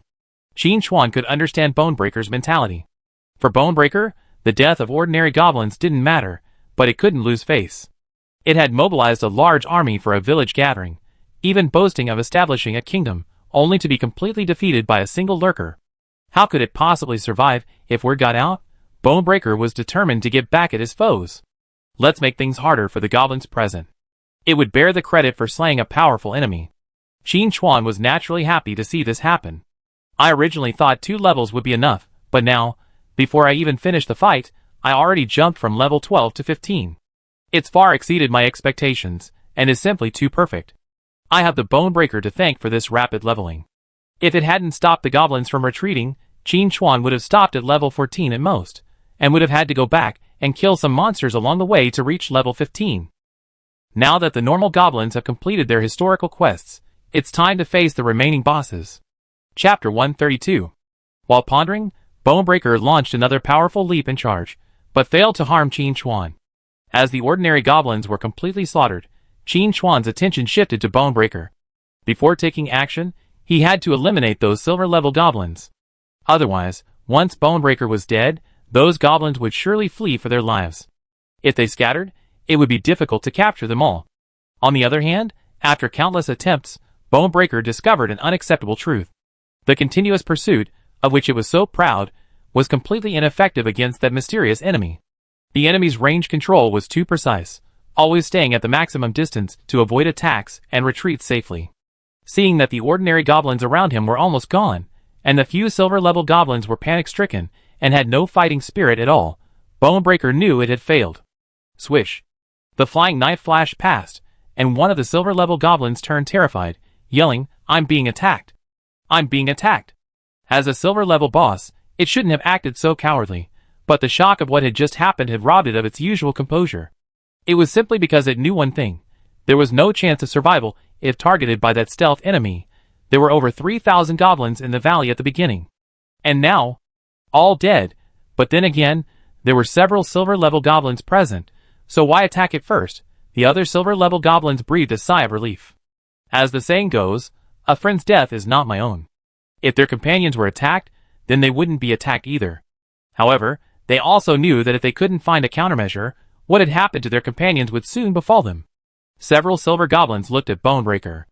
It had organized the gathering, so naturally, it was its job to deal with the enemy. Bonebreaker's expression became uneasy under the stare. What were they looking at? Did something go wrong on its face? Thump. The first silver goblin fell. Without the ordinary goblins to disperse its fire, it experienced firsthand the devastating effects of a damage explosion, but it was too late. Bonebreaker's expression darkened. A silver goblin, wielding 2 machetes, shouted, "I'm leaving. Staying here means death." It was already a commendable feat for having stayed this long. It harbored a glimmer of hope, suspecting that Bonebreaker might have some ultimate weapon it hadn't yet unleashed. But it wasn't until the death of the Silver Goblin that it realized its fate had been erroneous. Bonebreaker was at a loss. In that case, don't blame it for trying to find its own way. The Dual Blade Goblin's words resonated with the other silver-level goblins. They weren't mindless goblins. They knew to seek good fortune and avoid misfortune. Since they couldn't kill that enemy, why bother fighting here? Having stayed with the Bone Crusher until now was already the most they could do. The goblin bosses exchanged glances, then turned and fled in unison. Even if they were to be dealt with by the Bone Crusher after tonight, it didn't matter. Survival came first. And they didn't think the Bone Crusher could survive. As long as the lurkers started attacking the Bone Crusher, they would have enough time to escape. I figured the Bone Crusher, with his strength, could hold them off for a long time. Hold. Don't run. Bone Crusher roared furiously, then leaped down in front of several silver goblins. His glare was fierce, and he slammed his hammer down on the ground, saying fiercely, "If you want to escape, ask my hammer first." The silver goblins were shocked and furious. Bone Crusher was absolutely insane. It actually wanted to drag them down with it. The Dual Blade Goblin yelled, "Bone Crusher, are you crazy? Get out of the way!" The other silver goblins also glared fiercely. Bone Crusher was powerful, but they were no pushovers. Chapter 133. At worst, we fight to the death. The situation was already heading towards an internal conflict. In the shadows, Qin Chuan watched calmly. It would be best if these goblins fought, but if they didn't, it didn't matter. At worst, I could just let them go. It didn't matter if the other bosses escaped. As long as I killed the Bone Crusher, the harvest would definitely be good. The Bone Crusher understood this principle. So, it couldn't let these silver-level goblins escape. A thought swirled in the Bone Crusher's mind. I must sacrifice myself immediately. Ever since the beginning of the battle, the Bone Crusher had harbored the idea of seeking the Deathbringer's help to eliminate the invaders. Now, this idea had reached its peak. Gripping his hammer tightly, the Bone Crusher charged forward, and with a few blows, he laid waste to all the silver-level goblins. This reversal caught Qin Chuan off guard. Bonebreaker, a man with thick eyebrows and big eyes, actually tried to deceive and sneak attack those poor goblins. How brutal.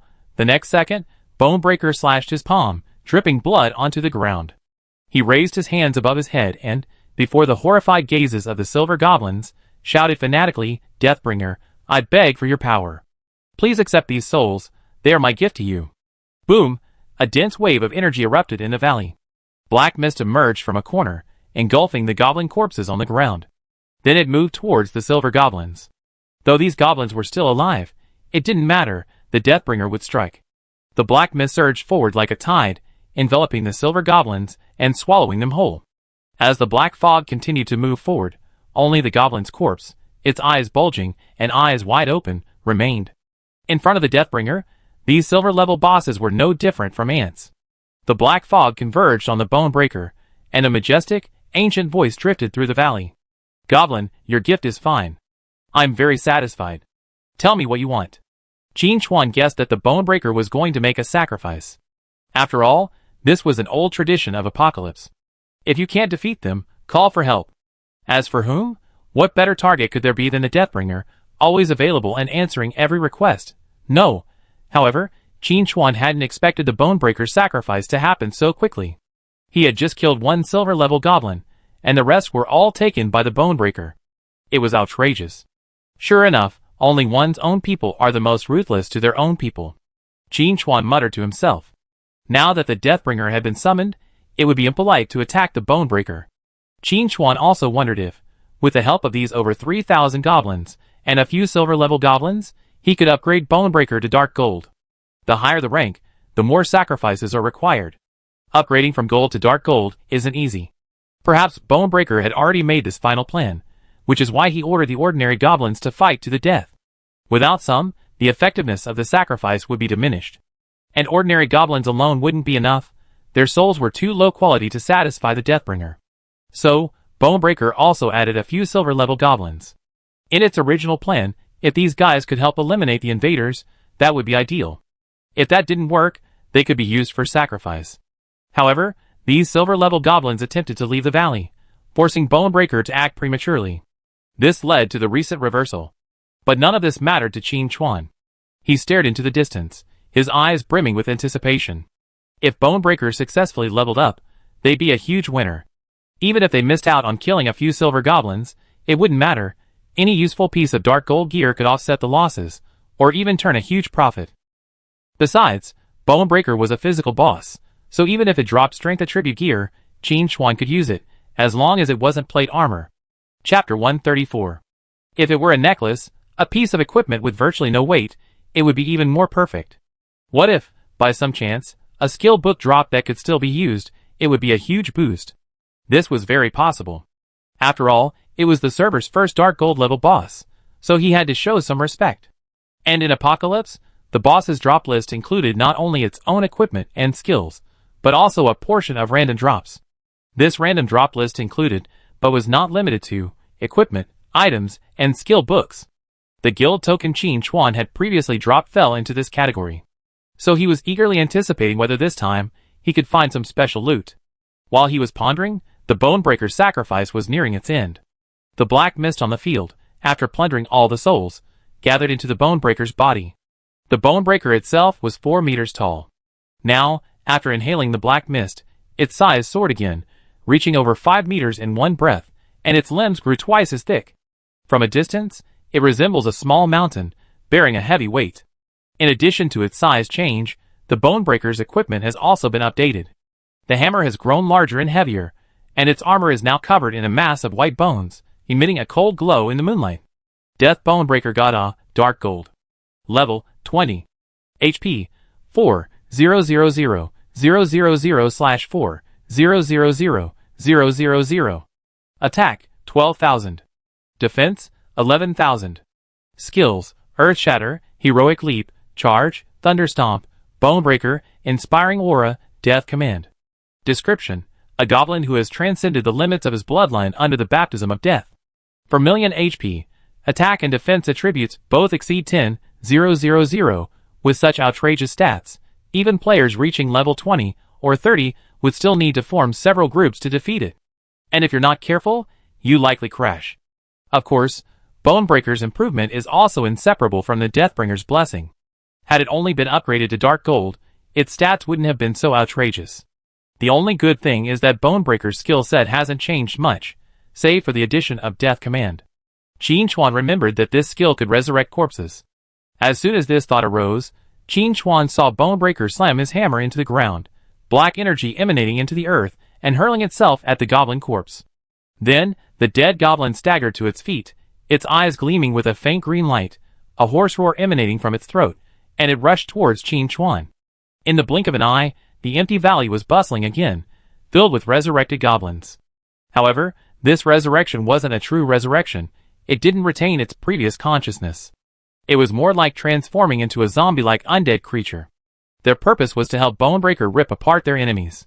Qin Chuan was well prepared, unleashing a barrage of shadow knives and dark rain. After being resurrected, the goblins had lost their rationality and charged forward, ignoring the area of the poison blood plague. This, in turn, led them to a second death. But soon, Bonebreaker unleashed another death order, pulling the goblins back to their feet. Qin Chuan wasn't shy, sending another barrage of shadow knives and dark rain. Then, the dead goblins went through a cycle of resurrection, death, resurrection, and death again, finally crumbling to pieces, leaving no trace of a complete goblin. Their fragile bodies simply couldn't withstand such a constant influx of energy, and collapse was inevitable. Even the bodies of silver-level goblins couldn't withstand it, crumbling into fragments, their original form unrecognizable. Useless piece of shit. In life and dead. Bonebreaker spat, raising his hammer and preparing to strike. Its power was now at its peak. I have to torture the enemy later. Bonebreaker laughed wildly. Cowardly stalker, your death has come. Boom! Bonebreaker soared into the sky like a cannonball, leaping dozens of meters in an instant to appear above Qin Chuan's head. Chapter 135. Its expression was ferocious yet confident. It had been observing the previous battle, and had already figured out the enemy's attack range. Originally, it was powerless, unable to close even with heroic leap and charge. However, after reaching dark gold, its base stats soared, and the range of heroic leap and charge also expanded, allowing it to approach the rogue. Bonebreaker wondered how the fragile rogue would withstand its hammer. But the more likely scenario was that one blow would instantly reduce the enemy to pulp. Perhaps I should hold back a bit, and not kill him immediately. Otherwise, How can I torture him? Bonebreaker thought. Just as it was debating how much force it should use to injure Qin Chuan without killing him, it suddenly felt as if its eyes flashed. The intruder's speed had suddenly increased by 30%, and it had managed to escape Heroic Leap's range. The Bone Crusher showed no sign of panic. This was within its grasp. It landed and charged immediately. Now, let's see how the rogue can withstand it. Can Qin Chuan block it? Of course he can. With a frantic dash and a flash, he easily escaped attack range. Then, he waved at the Bone Crusher and effortlessly slipped into stealth. The Bone Crusher was calculating his stats, and so was he. The Bone Crusher's face turned grim after his pursuit failed. It had guessed the enemy might hold back, but it hadn't expected so much. The two displacement abilities were fine, nothing changed. But the running speed was drastically different. That guy had been moving at around 70% speed. Wasn't he afraid of being torn to pieces by over 3,000 goblins? But it didn't matter. This rogue's attack range was limited, so it still had a chance. Then Bonebreaker saw a figure emerge 100 meters away. Immediately, a sharp pain tingled through his body, and his health bar plummeted. Minus 143,374. Weak point attack rash. Careless. That rogue even hit his attack range. Long before the battle began, Qin Chuan had predicted every possible scenario. This included Bonebreaker's sacrifice to complete his rank upgrade. Going from gold to dark gold represents a significant leap in life, with extremely high stats. So, he couldn't play all his cards right away. He had to keep a few tricks up his sleeve. Limited by his limited skills, Qin Chuan had to look elsewhere. First, attack range. With his current stats, he could easily hit enemies with Shadow Knife from 100 meters away. But Qin Chuan didn't do so. From the outset, he maintained a distance of 50 or 60 meters. Before Bone Crusher's upgrade, this distance was quite extreme, but it allowed him to safely dodge attacks. Secondly, Qin Chuan suppressed his movement speed. Now that Bone Crusher had reached dark gold, the range of Heroic Leap and Charge increased, allowing Qin Chuan to unleash his trump card. With a single stride, he left a shadow, making Bone Crusher's confident attack miss. Then, from 100 meters away, he swung a flying knife, not only placing himself in an absolutely safe position, but also doubling his damage. Increasing from 50 to 100 meters, the Sniper God's bonus doubled, dealing a total of 140,000 damage. Such an outrageous amount of damage was enough to make Bone Crusher almost unable to withstand it. Furthermore, with the increased range, the damage of Poisonous Blood Plague also doubled, dealing over 20,000 damage in 5 seconds. Bone Crusher's eyes nearly popped out of his head. Who was this enemy this time? This was the first time it had seen a stealth fighter with such a long range. It had thought it had the enemy's details figured out, but it hadn't expected them to be so well hidden. Bonebreaker wanted to say, with such a long range, why are you a stealth fighter? Wouldn't it be better to be a marksman? Chapter 136. With this talent, he'd definitely become a top marksman. Thinking back, the Bonebreaker understood the enemy's intentions. If the enemy, this time, was a marksman, then it could easily lock onto the target and chase him, definitely catching up and killing him. It still had some confidence. With these two legs, it's incredibly powerful when running. But the enemy was a stealth fighter, who could easily stealthily adjust his position after attacking, running to a safe location before striking again. Unable to see through the enemy's stealth, it naturally couldn't pursue, and could only passively take the beating. Even running wouldn't help. The enemy was in the dark, while we were in the light, so any movement would be futile. If it ran in the opposite direction, it would actually help the enemy gain a safe distance. How cunning! The Bonebreaker sighed to the sky. It had never imagined such an unconventional fighting method could exist. Now it had two choices. First, fight to the death, and then be fooled to death by the enemy. Second, he run away with the bucket, only to be pursued and killed. Damn, it was death anyway. Bonebreaker's mind collapsed. Qin Chuan, however, didn't care what Bonebreaker thought. He simply unleashed Dark Rain, and then slipped into stealth. Minus 7145, minus 7145. Damage figures kept floating above Bonebreaker's head. Dark Rain doesn't benefit from the invisibility break bonus, so its single hit damage isn't high, but it attacks frequently. By the time 15 attacks were over, the total damage had exceeded 100,000. Add to that the 20,000 damage from Poisonous Blood Plague. 2 attacks, and 300,000 damage, and Bonebreaker only had 4,000 health points. It would take 5 minutes at most. Qin Chuan was a bit dazed. Defeating a Dark Gold level boss in 5 minutes, even at level 20, was still an outrageous feat. In his previous life, he'd been level 50 or about to solo a dark gold level boss. And that required a full set of top-tier gear and countless consumables. Now, he could do it at level 10. And it was surprisingly easy. The combination of assassin and sniper was far more effective than he expected. As expected, assassins should be ranged, not melee. Bonebreaker experienced to spare firsthand. Its attacks couldn't reach the enemy, yet every attack dealt it heavy damage. In the blink of an eye, its life was gone, like a candle in the wind. "Stop!" Bonebreaker roared. "If you kill me, the Hand of the Dead won't let you go." Qin Chuan suddenly realized. Wow, this incident was indeed being secretly driven by the Hand of the Dead. As expected of the first version's main villain, he's active in every unexpected corner. I had originally thought the goblin invasion of Belly City was a fight between nobles, but I didn't expect to reel in a big fish. As for the threat posed by the Bonebreaker, Qin Chuan didn't take it seriously at all. Would the Hand of the Dead let him go if he let the Bonebreaker go? Impossible. He had annihilated the goblins in the valley, disrupting the Hand of the Dead's plans, and would undoubtedly bear a grudge against him. And Qin Chuan wasn't afraid of the Hand of the Dead. "If you're brave enough, come and try the shadow flying knife." Qin Chuan made his stance clear with his actions.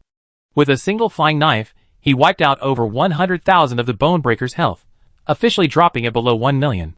3 more rounds of attacks, and the Bonebreaker would be dead. The Bonebreaker was stunned. This stranger wasn't afraid of the Hand of the Dead. Don't those people boast of their notoriety? They're sure to scare people to death if they tell anyone about it. It's pure bullshit, completely useless. Humans are truly cunning, making their lies sound so convincing, deceiving a goblin like me. Bonebreaker thought. It was so naive, believing those human lies, and bringing its men here, intending to seize a position. It regretted it so much. Seeing that even invoking the name of the Hand of the Dead wouldn't scare the enemy, Bonebreaker decisively used its ultimate tactic. "Stop fighting. I surrender." Chapter 137. Bonecrusher dropped his hammer and raised his hands in a white flag. At the same time, Qin Chuan also received a game notification. Ding, you have triggered a decision quest. Please choose carefully. Option 1. Spare the Bonecrusher. Reward, Bonecrusher's treasure. Option 2. Kill the Bonecrusher and bring its head to Lei Huao. Reward, plus 20 Lei Huao favorability, plus 100 Belly City reputation. Does Qin Chuan need the Bonecrusher's treasure? Yes, but also no. Bonecrusher's treasure is undoubtedly priceless, but now that it has been upgraded to the dark gold level, the equipment it drops is equally valuable. Why would Qin Chuan go so far? What if the Bonecrusher refuses to pay? It would be better to just kill it peacefully and reap the rich loot. Besides, the rewards for the first dark gold kill are also very generous. Not only free attribute points, but also skill points. All of which Qin Chuan needs.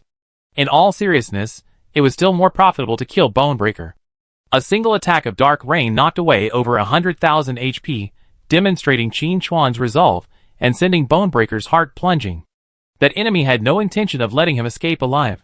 Bonebreaker lifted his foot, kicked his hammer into the air, and clenched it tightly.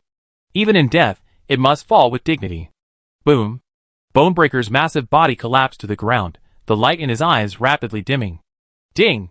Kill the level 20 Dark Gold boss, Death Bonebreaker Gada, and gain 50,000 experience points. Killing a boss 5 levels higher will earn an additional 25,000 experience points. A total of 75,000 experience points was earned, causing Qin Chuan's experience bar to jump forward. Although it wasn't enough to reach level 16, it wasn't a big deal. Reaching level 15 this time had already exceeded the target, so what was there to complain about? This kill is a server-wide first, rewarding 200 free attribute points, 20 skill points, and 200 reputation points. A server-wide announcement will be made soon. Do you want to hide your nickname? No. Player Night Wanderer achieved the first kill of the Dark Gold level boss, Death Bonebreaker. Let us remember his heroic deeds. The rewards for killing a Dark Gold level boss are incredibly generous. 200 free attribute points, even if evenly distributed across the 4 basic attributes, would yield 50 points each. Even if Qin Chuan completed the hidden level class advancement quest, his growth potential far exceeded that of ordinary players. This amount of attribute gains would be equivalent to him reaching level 4 or 5. Not only that, he also gained 20 skill points, which is also a great bonus. Adding the remaining points, Qin Chuan now has 22 skill points, which allows him to upgrade another wave of skills. His gains were far greater than these. In this battle, Over 3,000 goblins in the valley were completely annihilated. The skulls of the beasts were a real treat, earning over 30 evolution points in one fell swoop. Either evolving Shadow Stealth to Dark Gold or evolving a single skill to Gold would bring significant improvements. And that's not even counting the drops from the Bonebreaker itself.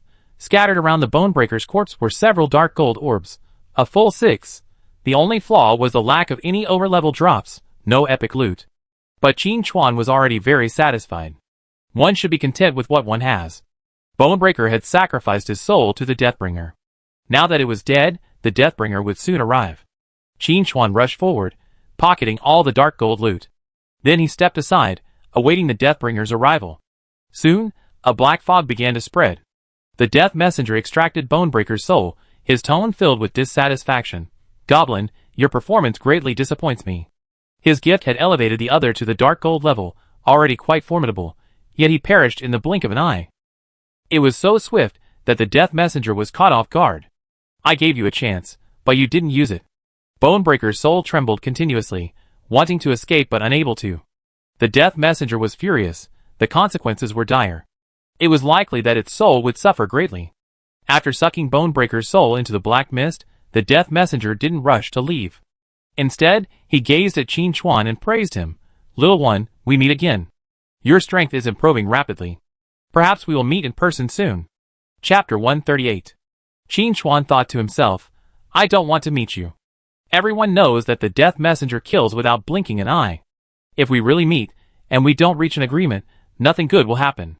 But he remained respectful on the surface. "I'm looking forward to it." The Death Messenger didn't respond, and after a moment, he spoke again. "To speed up the meeting, I decided to give you a gift." Qin Chuan's heart skipped a beat. He's either a traitor or a thief when he's being nice. What is the Death Messenger up to? Speaking of which, in my previous life, I never heard the Death Messenger be so active. Every time he appeared, it was either to accept sacrifices or to harvest souls. Why now, from his tone, it sounded like he was meeting someone online. With a hint of anticipation? Outrageous. As he pondered, black mist surged, pushing an exquisitely shaped box in front of Qin Chuan. Qin Chuan couldn't help but ask, "What is this?" The Deathbringer didn't answer, leaving behind him in a cloud of black mist. Faintly, Qin Chuan could hear the Bonebreaker's wails lingering in the air. Its suffering had only just begun. Qin Chuan kicked the box on the ground with his toes, bracing himself for a return to the resurrection point. The expected explosion didn't occur, and the box lay quietly on the ground. Since that was the case, Qin Chuan didn't hesitate and took the box in his hands. With the Deathbringer's strength, if he wanted to pull off a trick, he wouldn't have to go through so much trouble. If it wasn't a bomb, then it truly was a gift. Opening the box, he saw a crystal, radiating a divine glow. Talent Upgrade Stone, a legendary item that increases talent levels. Huh? Qin Chuan had never expected his first legendary item to arrive so suddenly, so unexpectedly, catching him completely off guard. His sniper talent had always been at level 1. It wasn't that Qin Chuan didn't want to upgrade, but it was simply too difficult. The Talent Upgrade Stone was a legendary item, so where could he find one? And yet, the Death Messenger unexpectedly gifted him one. This left Qin Chuan somewhat bewildered. This gift was truly priceless. He had to consider the Death Messenger's intentions. But after much thought, he couldn't figure it out.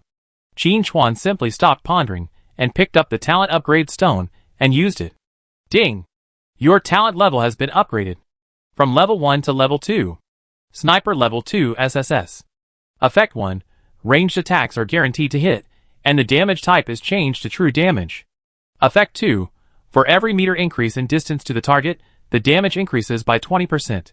As Qin Chuan had initially expected, the damage bonus would increase after the sniper level was upgraded. If I upgrade the sniper god to level 10, wouldn't that mean my damage will be multiplied by the distance between me and the target? Qin Chuan gasped. You have to understand that in the late apocalypse, God's descent stage, when player attributes reach high 4 or even 5 digits, attack range is measured in kilometers. With the blessing of a level 10 sniper god, Qin Chuan's damage at a distance of 1,000 meters will increase 1,000-fold. 10,000 meters is 10,000 times. Such an exaggerated increase suddenly made Qin Chuan realize something. Is the archer god's talent truly that of a sniper god? If he truly possessed the sniper god talent, then his past self probably wouldn't have had a chance of defeating him. So what if he had 7 long jumps? He'd be shot down the moment he took off. He wouldn't even be given a chance to close the distance. Even though Qin Chuan was already one of the world's top 10 masters at the time, he couldn't withstand this kind of damage. So where did the sniper god talent come from? Qin Chuan pondered. It's probably related to the arrow god, but it's not entirely his fault. He vaguely felt that his rebirth involved a deeper conflict. Perhaps he could delve deeper into the power of shadows. But that's a matter for the future. There's no point in overthinking it now, and probing oneself is the only way forward. Otherwise, even if he had more speculations, they wouldn't be verifiable. Qin Chuan quickly relaxed. Chapter 139. He didn't rush to clean up the battlefield, but instead prepared to see what the dark gold loot had dropped. At first glance, Qin Chuan's heart pounded. It was this thing, Certificate of the Overlord dark gold item. Effect: reduces the level requirement for wearing equipment by 10. Simply place it in your backpack to activate. The description was simple, but the effect was incredibly powerful. The equipment requirement was reduced by 10 levels, meaning Qin Chuan was now level 15, capable of wearing up to level 25 equipment. With his current strength, soloing bosses was no problem. So what if it was a level 25 boss? He could still defeat it. Obtaining the Certificate of the Overlord meant that if the Bonebreaker dropped equipment Qin Chuan could use, he could equip it now, without having to wait until level 20. The difference was significant. It could be said that this item largely solved Qin Chuan's pressing need. His soloing abilities were too strong, but the bosses were generally higher levels, so the equipment he dropped was either unusable or unwearable, which was a real pain. But now, with the Overlord Certificate, I no longer have to worry about this issue. I can just fight bosses with confidence. Even in the middle and late stages of Apocalypse, the Overlord Certificate will still be useful. You could even say that its value increases the further you progress. Having found the Overlord Certificate on his first play, Qin Chuan felt like he was going to get rich. He had a bunch of unused gear in his backpack. He'd have to try his luck this time. If nothing else, as a physical boss, the Bonebreaker had a much lower chance of dropping magical equipment. After storing the Overlord Certificate in the Baron's ring, Qin Chuan happily examined his second piece of loot. Earth Dragon Lining, Dark Gold, Defense plus 300, Health plus 3000, Strength plus 80, Level Requirement, 20. Special Effect 1, Buffer, reduces physical damage taken by 20%. Special Effect 2, Dragon Blood, increases all stats by 20. Starting at gold level, equipment gains additional stats. At dark gold level, the number of additional stats rises to 2. The effects vary. Some simply increase stats, while others add special effects. Some dark gold equipment even comes with built-in skills. The variety is truly extraordinary. In my past life, a player amassed a full set of equipment with special drop effects. The moment a battle began, a shower of meteorites, hail, and lightning descended upon them, a truly spectacular sight. This Earth Dragon Lining, with its first special effect, provides a percentage-based reduction in physical damage, making it a truly exceptional tank item. Even though it's leather armor and lacks the same defense as plate armor, equipment shouldn't be judged solely by its surface stats. Its actual effectiveness must be considered. The damage reduction provided by the buffer not only makes up for the slight difference in defense, but also provides increased tankiness. And once the apocalypse arrives and player equipment restrictions are lifted, this lining can be worn under plate armor.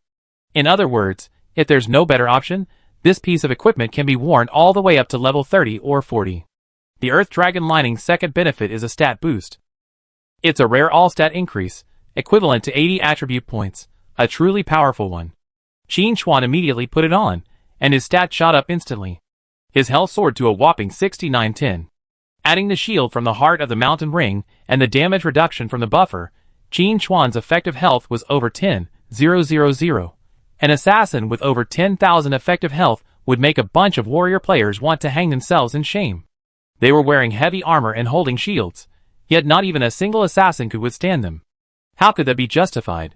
A Certificate of Overlord and an Earth Dragon Lining made Qin Chuan even happier. Finally, the hard work is paid off. Having so much magic equipment drop before was a bit of a bummer. Qin Chuan struck while the iron was hot, and looked at the third piece of loot. Bone Crusher, Dark Gold, two-handed weapon, attack damage plus 2000, strength plus 100, level requirement, 20, strength greater than 300. Special Effect 1, Armor Break, attacks ignore 30% of the target's defense. Special Effect 2, Critical Attack, if the target's strength is lower than yours, deal an additional 15% damage. Chapter 140. A weapon actually dropped. Not only does it have incredibly high stats, but 2 special effects also provide a significant damage boost. Armor break increases damage, and critical hit increases damage even more. With these 2 effects stacked together, the final damage becomes incredibly powerful. Qin Chuan can honestly say that this weapon will remain useful even at level 30 or even 40. You have to remember that ordinary players don't have access to dark gold equipment. Forget dark gold, even silver is a stretch. A level 300 silver weapon stats are definitely inferior to a level 20 dark gold weapon. Not to mention those 2 top-tier attributes. It's a shame that this equipment, while great, Qin Chuan can't use it. Of course, if he stacked strength, he could actually reach 300 points. But there was no need. He wasn't short of damage. And at this stage, the displacement effect of the Eviscerate Twin Blades was irreplaceable, unless he could acquire a second displacement skill. Forget it, I just put it in the shop as a treasure. Qin Chuan thought to himself. It's foreseeable that once this piece of equipment is gone, those strength class players will have sleepless nights. I want it, but I can't afford it. I'm so frustrated. It's a shame to lose a piece of equipment I can't use, but Qin Chuan didn't mind it. The Bonebreaker dropped a full 6 pieces of loot, and he only looked at 3. Putting the Bonebreaker hammer down, Qin Chuan moved on to the next piece of loot. Conclusion first. It works. Goblin Warrior Medal, Dark Gold level accessory, Strength plus 100, Constitution plus 100, level requirement, 20. Special effect 1, Heroic, increases damage dealt by 15%. Special effect 2, Fearless, reduces incoming damage by 15%. Increasing both damage and defense is a remarkable feat. Qin Chuan's expression was a bit strange. He suddenly felt that Bone Crusher's death was a bit unfair. The Earth Dragon Lining reduced physical damage by 20%, and the Warrior's Medal reduced it by another 15%. With these 2 pieces of equipment, Bone Crusher was destined to be a weakling. And yet, it happened to encounter Qin Chuan, a man with true damage. Bone Crusher's vaunted defense was rendered useless by the Sniper God talent, completely ineffective.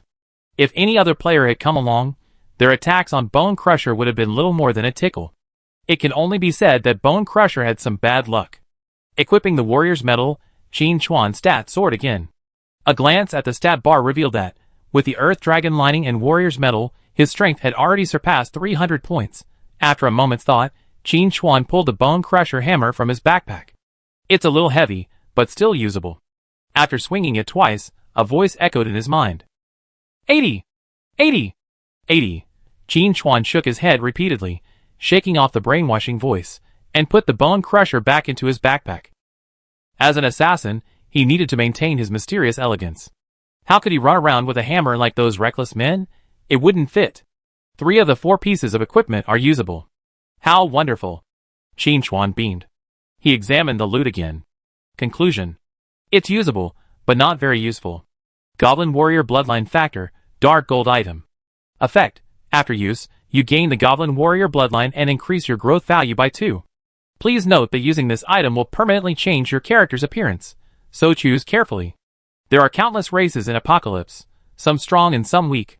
The most intuitive way to judge strength is to look at the strength of your bloodline. The bloodline strength of ordinary goblins is extremely low, ranking last in Apocalypse. But after advancing to the Goblin Warrior, they become quite powerful, roughly mid-level across the continent. Players can absorb bloodline factors to gain corresponding strength. However, this also comes with its own set of effects. For example, after consuming the Goblin Warrior Bloodline factor, a person's entire appearance will transform into a goblin. If more factors are fused, they can even become a full-fledged Goblin Warrior. The Vampire Baron Qin Chuan encountered in the Novice village previously provided vampire factors through his quests. Chapter 141. Every player must find a way to acquire Bloodline, as it directly impacts combat effectiveness. But one can't just choose randomly. Qin Chuan doesn't want to become a goblin. Ugly rejection. Even if he could interact with a female knight, it wouldn't be enough to offset the negative effects of becoming a goblin. And with his strength, he could definitely acquire higher-level bloodline factors. For example, dragons. Or perhaps some legendary races. Let's save this goblin bloodline factor for those destined to be with him. Putting the Goblin Warrior bloodline factor into his backpack, Qin Chuan looked at his last piece of loot. A crystal. Skill upgrade stone. Dark gold, which upgrades gold level skills to dark gold. In Apocalypse, players' skills aren't fixed, They can upgrade not only their level but also their rank. Relatively speaking, leveling up is relatively simple. Even without skill points, you can increase your proficiency through repeated use, ultimately raising your level. But upgrading rank is much more complex. The exotic beast skull is one of them. But the problem is that this item is unique. Qin Chuan's possession of the exotic beast skull immediately cuts off other players' chances of obtaining it. Throughout Apocalypse, there are only a handful of items with similar functions. To upgrade a skill, players primarily rely on skill upgrade stones of various grades. Although the grades of skill upgrade stones vary, they share one commonality. They can only upgrade skills one grade lower. For example, a black iron grade skill upgrade stone can only upgrade normal level skills. A silver grade skill upgrade stone upgrades black iron level skills. And so on. This also means that players who want to upgrade a skill to a higher grade need to prepare skill upgrade stones of various grades. It's quite time-consuming and labor-intensive. It also depends a lot on luck. To be honest, if it weren't for the exotic beast skull, Qin Chuan would have been troubled by this dark gold skill upgrade stone. Aside from Shadow Steel, the only gold level skill he had was Poison Blood Plague. But now, it couldn't be better. Originally, Qin Chuan was debating how to use his 30-odd evolution points. Should he continue upgrading Shadow Steel, find a skill to evolve to gold, or even evolve Dark Rain? All three options offer significant improvements. It was a difficult decision. Now, there's no need to worry at all. Use the upgrade stone to upgrade Shadow Steel to Dark Gold, and then use the evolution points to upgrade Shadow Knife to Gold. As for Poison Blood Plague, since it's a general-purpose skill and has a relatively low priority, Qin Chuan decided to put it aside for now. With his current stats, gold-level Poison Blood Plague is already enough to clear out ordinary monsters. When fighting bosses, it's just the icing on the cake. The real mainstays are Shadow Dagger and Dark Rain. Dark Rain is already gold tier, and even with its unlocked perks, the upgrade to Dark Gold isn't that significant. It would be better to upgrade Shadow Dagger and unlock its perks to increase damage. Furthermore, Shadow Dagger has a shorter cooldown, allowing for higher total damage. As for the initial skill, Shadow Strike. A ranged assassin like him doesn't need a melee skill. He hasn't used it once since the server launch, and upgrading Ren won't improve this skill. The cost effectiveness is too low. Gathering his thoughts, Qin Chuan took the upgrade stone and used it directly. Ding! Shadow Steel has evolved. Quality upgraded from gold to dark gold. Shadow Steel LV5, Dark Gold enters stealth mode.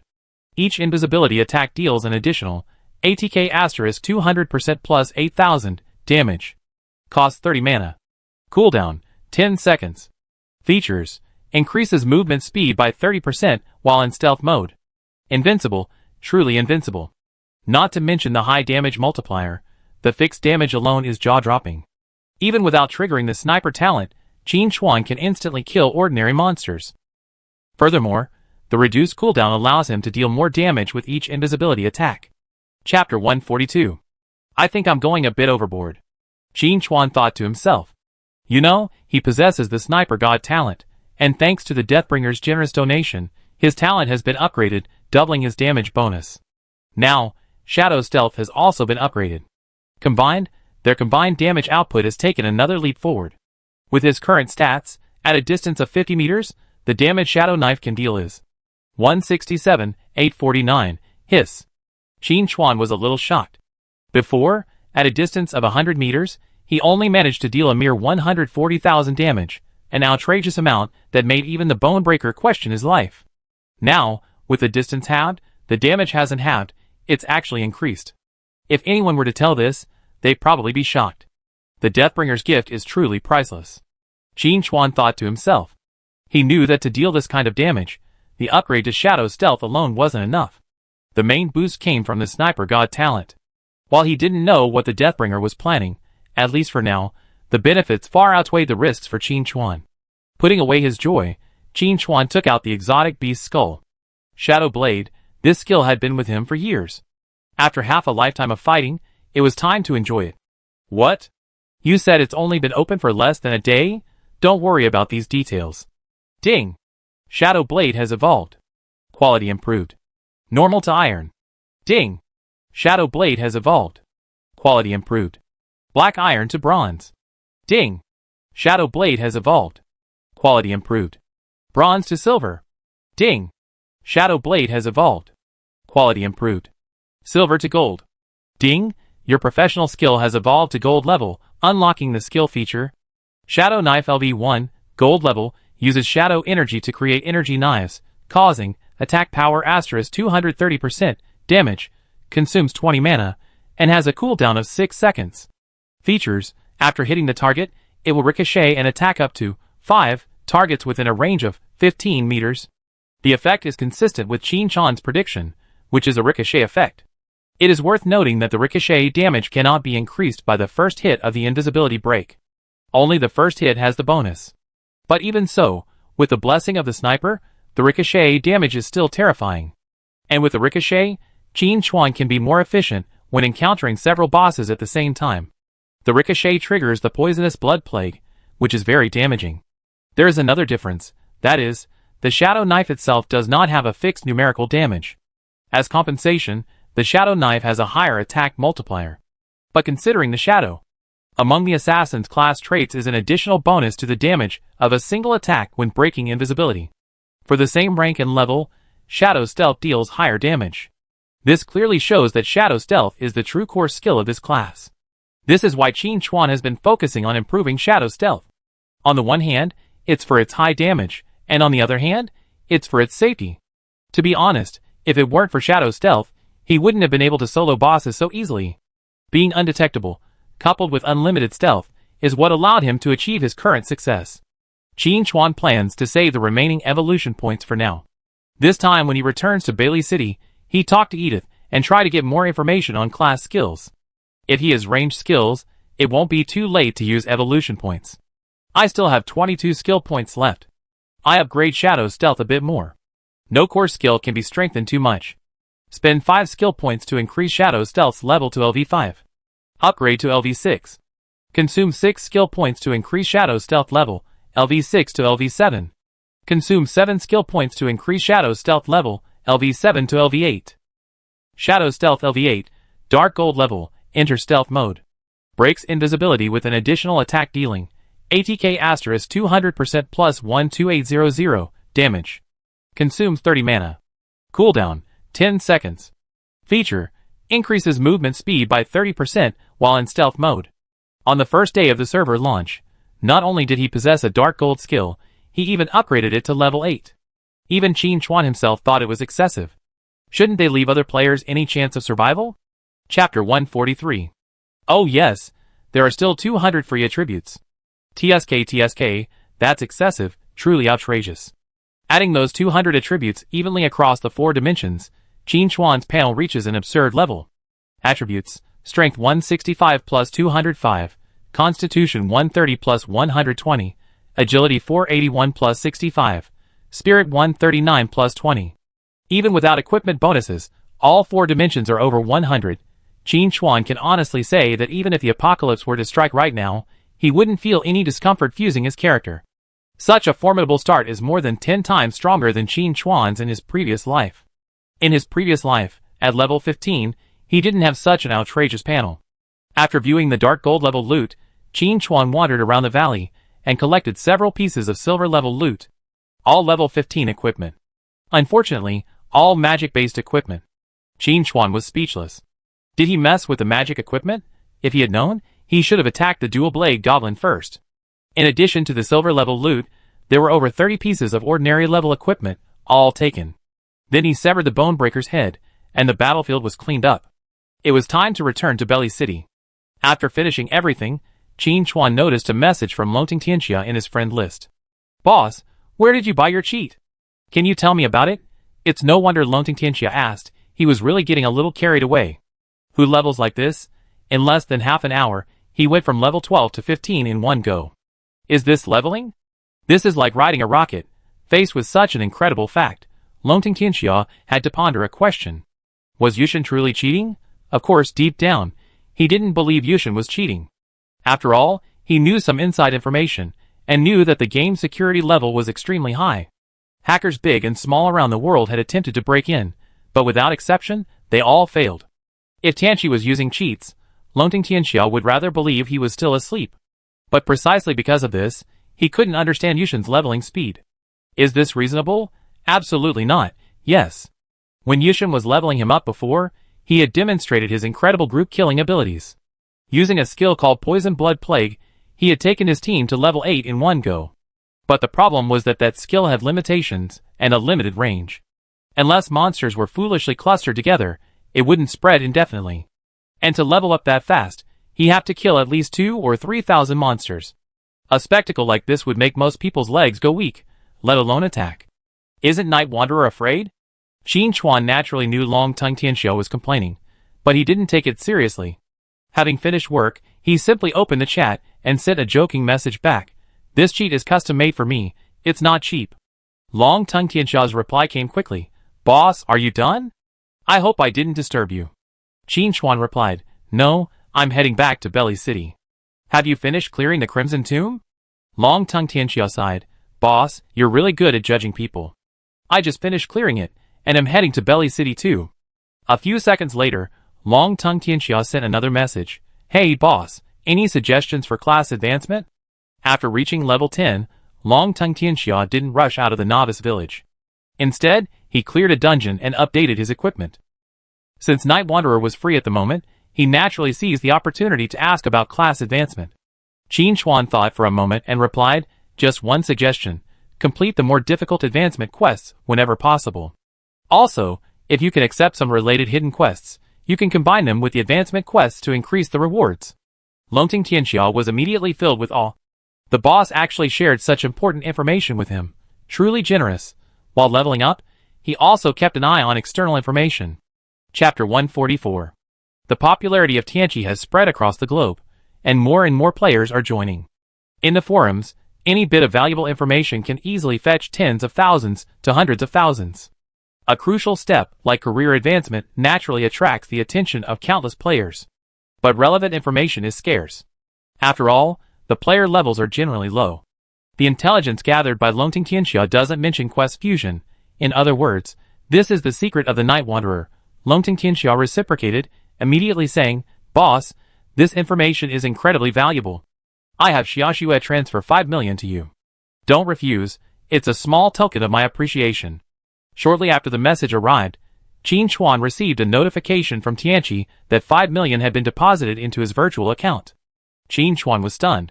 He didn't seem to have said anything, so why did he receive 5 million? Soon, Qin Chuan realized. What he had just casually mentioned was information he was used to in his previous life. After all, by that time, the relevant information on class advancement had been thoroughly researched, and a complete process had already been established.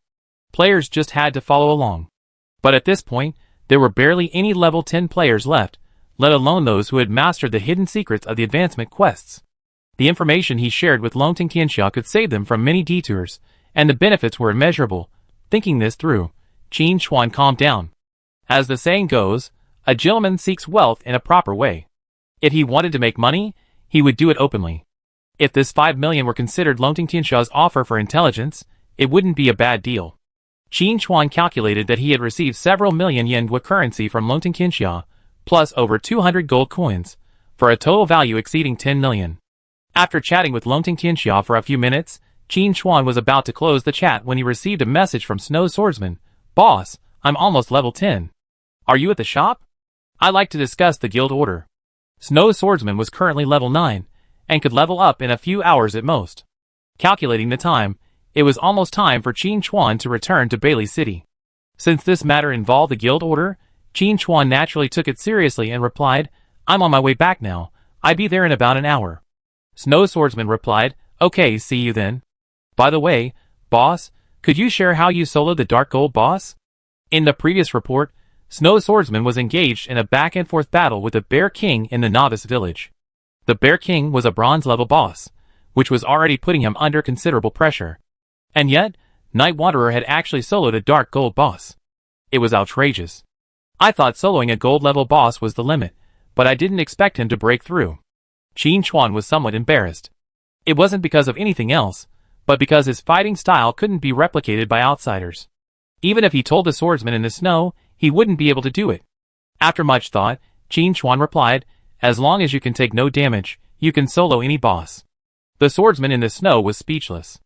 Listening to your words is like listening to your words. Everyone knows this truth. But actually achieving it is incredibly difficult. The boss's stats are not for show. Not only are its attack, defense, and health incredibly high, but its attack speed and movement speed are also incredibly fast. For the average person, taking fewer than 2 hits is already the limit, so how can they achieve this without taking any damage? The swordsman in the snow had a sudden realization. Perhaps this is why a big boss is a big boss. The swordsman in the snow didn't dwell on the question any further. After a few pleasantries, he returned to his leveling project. Qin Chuan waited a moment, confirming there were no new messages. He decisively closed the chat and headed quickly towards Belly City. One wondered what Lei Huao's expression would be upon seeing the Bone Crusher's head. The return journey was smooth. The only problem was the distance. Even with the extra speed boost from stealth, the distance was dozens of kilometers, and it still took over an hour to even approach Belly City.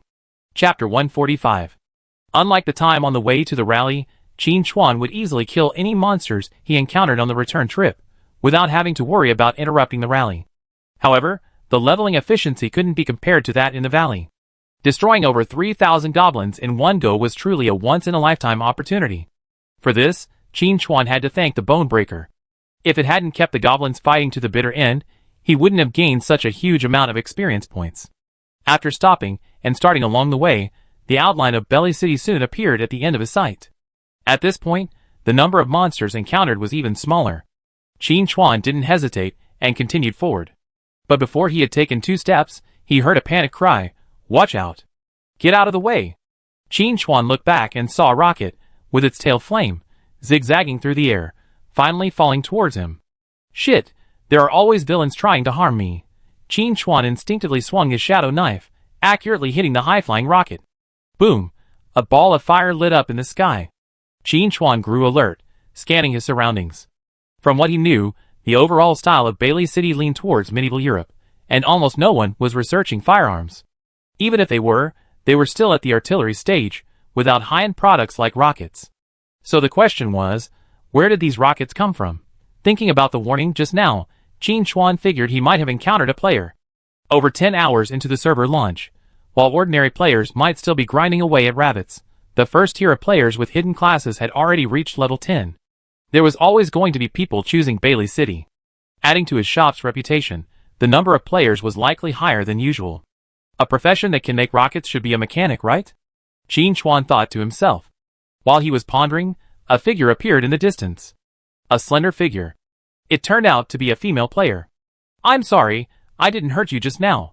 The other person was very polite, bowing politely as she approached. Qin Chuan suspected she hadn't intentionally attacked him. He glanced at the nickname above her head, Ji Xing. He seemed to have some recollection of it, but couldn't place it for a moment. Recovering his composure, Qin Chuan said, "I'm fine." He was about to leave when the other person stopped him. The girl looked Qin Chuan up and down, tilting her head in thought for a moment. A hint of surprise crossed her face, and she asked uncertainly, "Night Wanderer, are you Night Wanderer?" Qin Chuan became alert. He hadn't revealed his character's nickname, so how had the other person recognized him? Could it be that this girl was specifically stalking him? Prepared to sneak in at any moment, Qin Chuan replied calmly, "Yes, I'm the Night Wanderer." As soon as he finished speaking, a scream echoed in his ears. "Idol, I finally meet you." Ji Xing's eyes sparkled, and she looked like a real fangirl. Qin Chuan tentatively asked, "Do you know me?" As soon as he said it, he felt like he said something unnecessary. With so many first kill announcements, even players who had just entered the game had probably heard of him. Since Ji Xing had reached level 10 at this point, he must have been one of the first players to enter the game. There was no reason he wouldn't know him. Ji Xing didn't think much of it, and quickly said, "Your reputation is so great, of course I know you." After saying this, he felt a little embarrassed, drawing circles on the ground with his toes, and asked expectantly, "Boss, can you add me as a friend?" Qin Chuan thought for a moment and replied, "Sure." He remembered who this player was. In her previous life, Ji Xing, ranked 27th among the world's top 100 experts, the #1 mechanic, and renowned for her mechanical ascension skills, was a legend. If it were her, then hand-rolling rockets wouldn't be surprising.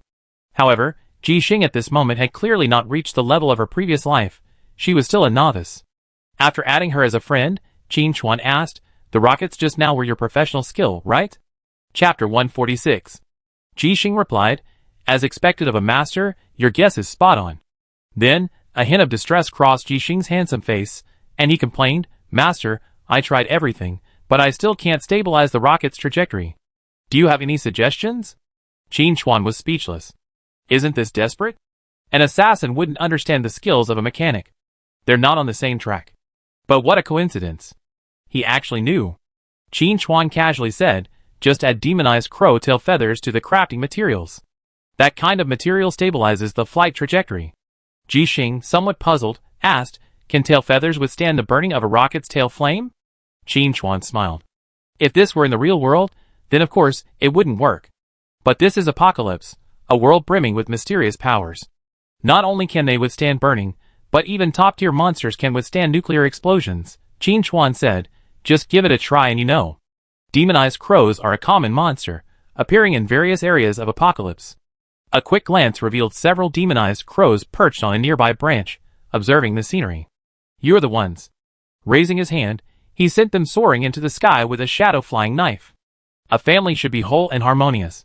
Stepping forward, he plucked a tail feather and handed it to Ji Xing. Try it.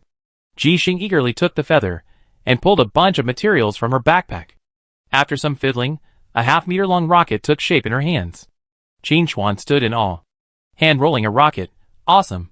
A moment later, the rocket was fully formed. Ji Xing continued her work, hand-rolling a launcher. Qin Chuan immediately retreated with a tactical move. Oh my god! RPG, whoosh!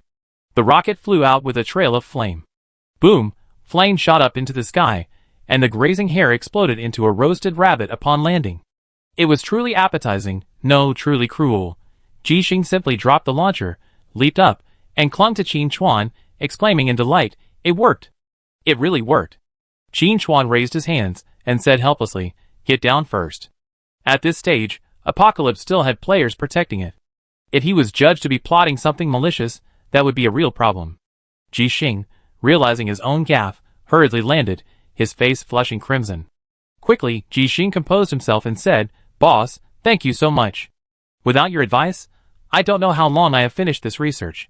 Qin Chuan waved his hand. I saw an NPC doing the same thing. Don't take it too seriously. Ji Xing, however, disagreed. A boss is a boss too modest. After a brief chat, Ji Xing suddenly screamed, oh no! I still have to complete my career advancement quests. With that, he ran off without looking back, leaving only his words lingering in the air. Boss, I see you when I'm done. Qin Chuan was puzzled.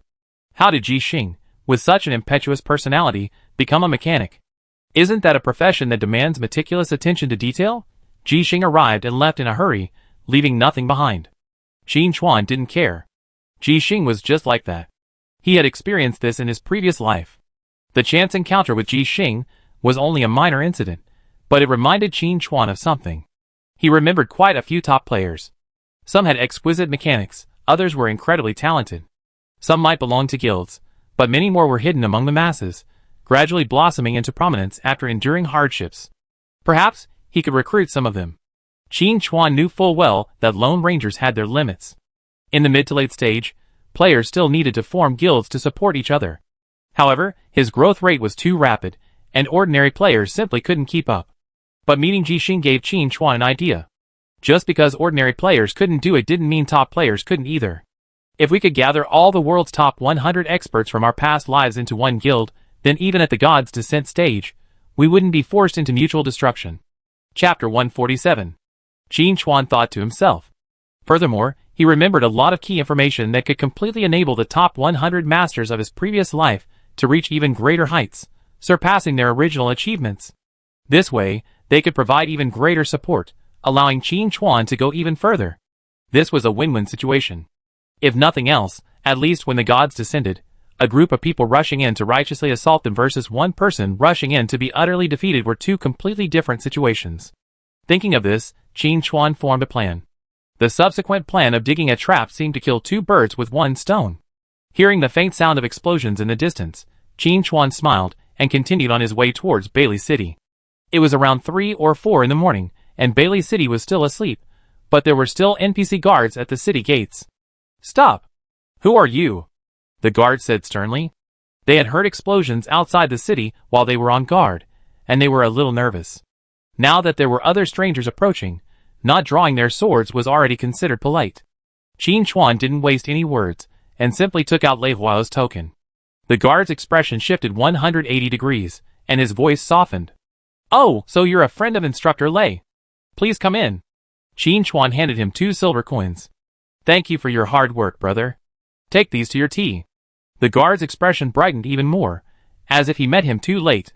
Ding, Guard A's favorability increased by 10. Ding, Guard B's favorability increased by 10. The 2 notifications popped up, and Qin Chuan glanced at them before paying any more attention. Next time he entered the city, if these same 2 guards were around, he wouldn't even need to take out his token. After a moment's thought, Qin Chuan asked, "Is Instructor Lei Huao in the city?" He had the Bone Crusher's head in his bag, and he had to hurry to submit the mission. Guard A replied, "Your Excellency, Instructor Lei is in the city. However, he should have been resting at this hour." Qin Chuan's expression shifted to a serious tone, and he lowered his voice. "I have something important to report to Instructor Lei. It concerns the safety of Belly City. I'm leaving the city this time on Instructor Lei's secret orders." He didn't care if Lei Hua slept or not, he had to trigger the mission for me today. Garda suddenly grew nervous. This was even happening. He hurriedly said, "Sir, please follow me. I take you to Instructor Lei." Lei Hua's sleep was restless. Increasing evidence indicated that the number of goblins outside the city exceeded the normal warning level. Combined with the information brought back by the stranger, he had reason to believe that a conspiracy against Belly City was unfolding. After finally lying down, the blanket barely warmed up when the butler's voice echoed outside the door. "Sir, a guard has arrived with a stranger, reporting an emergency." Lei Hua sat up quickly, hurriedly dressed, pushed open the door, and said to the butler, "Quickly take him to the study." Soon, Lei Hua met Qin Chuan in the study. Qin Chuan got straight to the point, pulling the Bone Crusher's head from his backpack. "Instructor Lei, please have a look." A normal person would have gone limp at the sight. Warning someone from their bed in the middle of the night, without even a word of greeting, just to pull out a head. What kind of maneuver? However, Lei Hua had experienced many storms before, so he wasn't frightened. He stared at the head for a moment, his expression slightly horrified. Even though he was dead, the fierce expression on the Bone Crusher's face still weighed on Lei Hua. This was definitely a formidable enemy. Judging from the size of this head, its owner must have been about 4 or 5 meters tall. A creature of this size must have been incredibly powerful. A closer look shocked Lei Hua even more. It was actually a goblin's head, a goblin 4 or 5 meters tall. Lei Hua was shaken, and a name escaped his lips, his voice raspy and distorted. Bonebreaker. Could this be the Bonebreaker? He had just received news that day that a formidable goblin was heading towards Belly City. Chapter 148. It said that this was a famous warrior of the Goblin clan, known as the Bone Crusher, who loved to make wine glasses out of his enemies' skulls. And then, turning around, he saw its head that night. Qin Chuan asked curiously, "Instructor Lei, have you seen the Bone Crusher before?" This was tantamount to admitting that the head in his hand was indeed from the Bone Crusher. Lei Hua shook his head and said, "I haven't seen it. Or rather, I haven't had time to see it yet. I just received the relevant information this morning, and was planning to talk to you about it, but you weren't in town." Qin Chuan thought to himself, what a coincidence. Since Lei Hua knew about the Bone Crusher, it would be easy. He had to get the quest reward. Who said you couldn't claim the quest reward if you didn't receive the quest? Qin Chuan immediately recounted the battle in the valley in vivid detail, emphasizing the process, and how he had turned the tide, and defeated the upgraded Bone Crusher. Wait. Lei Hua rubbed his brow. He seemed to have heard something incredible. You mean, Bonebreaker performed a death sacrifice, and completed the upgrade? Lei Hua's expression was fantastic. He expected this stranger to be strong, but not this strong. Bonebreaker had reached Dark Gold level after the upgrade, even he wouldn't have been a match.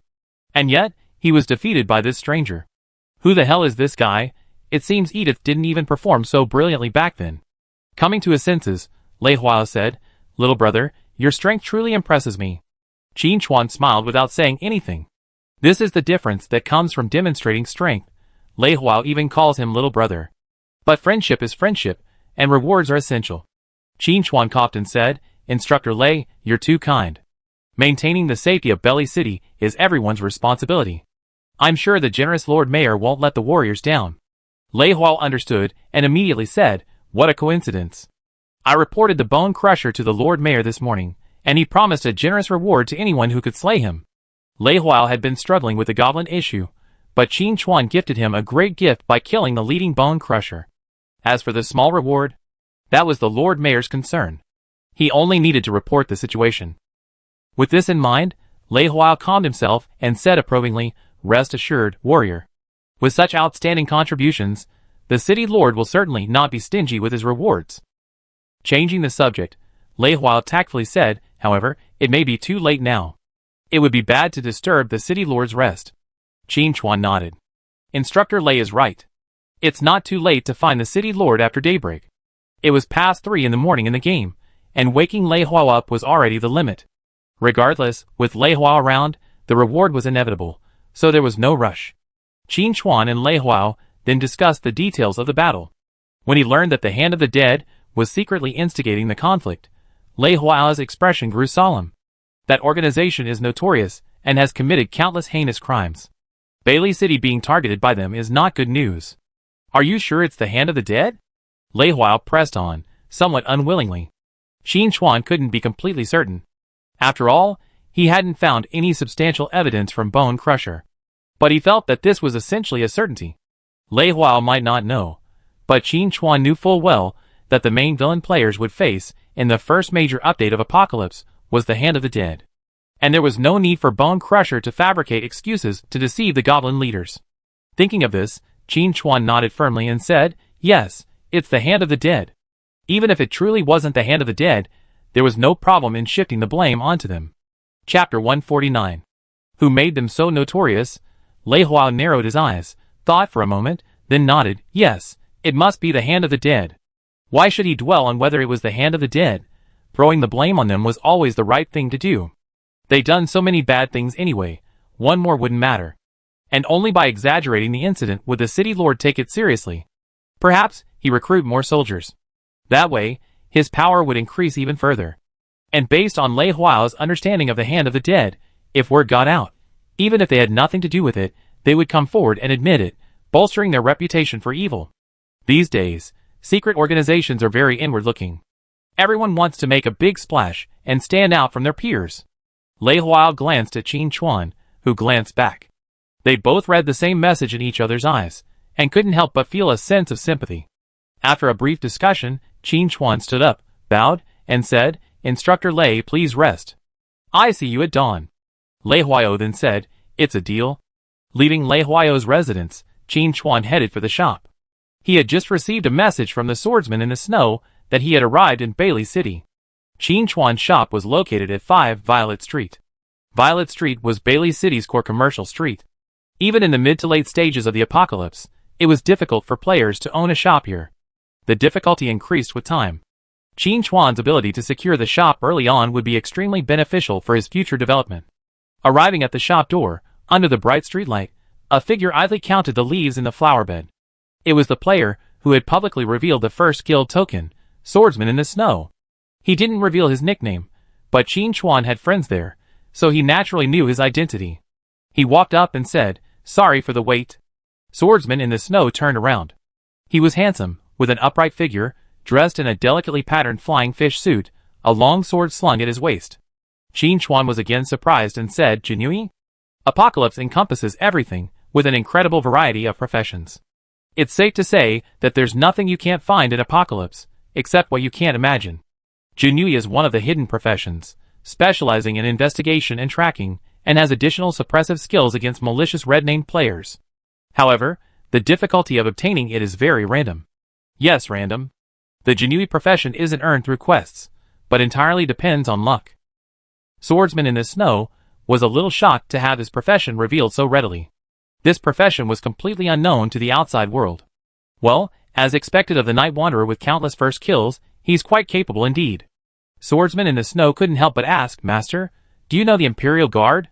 Qin Chuan casually replied, "I know a little. An NPC in the Novice village mentioned it to me before."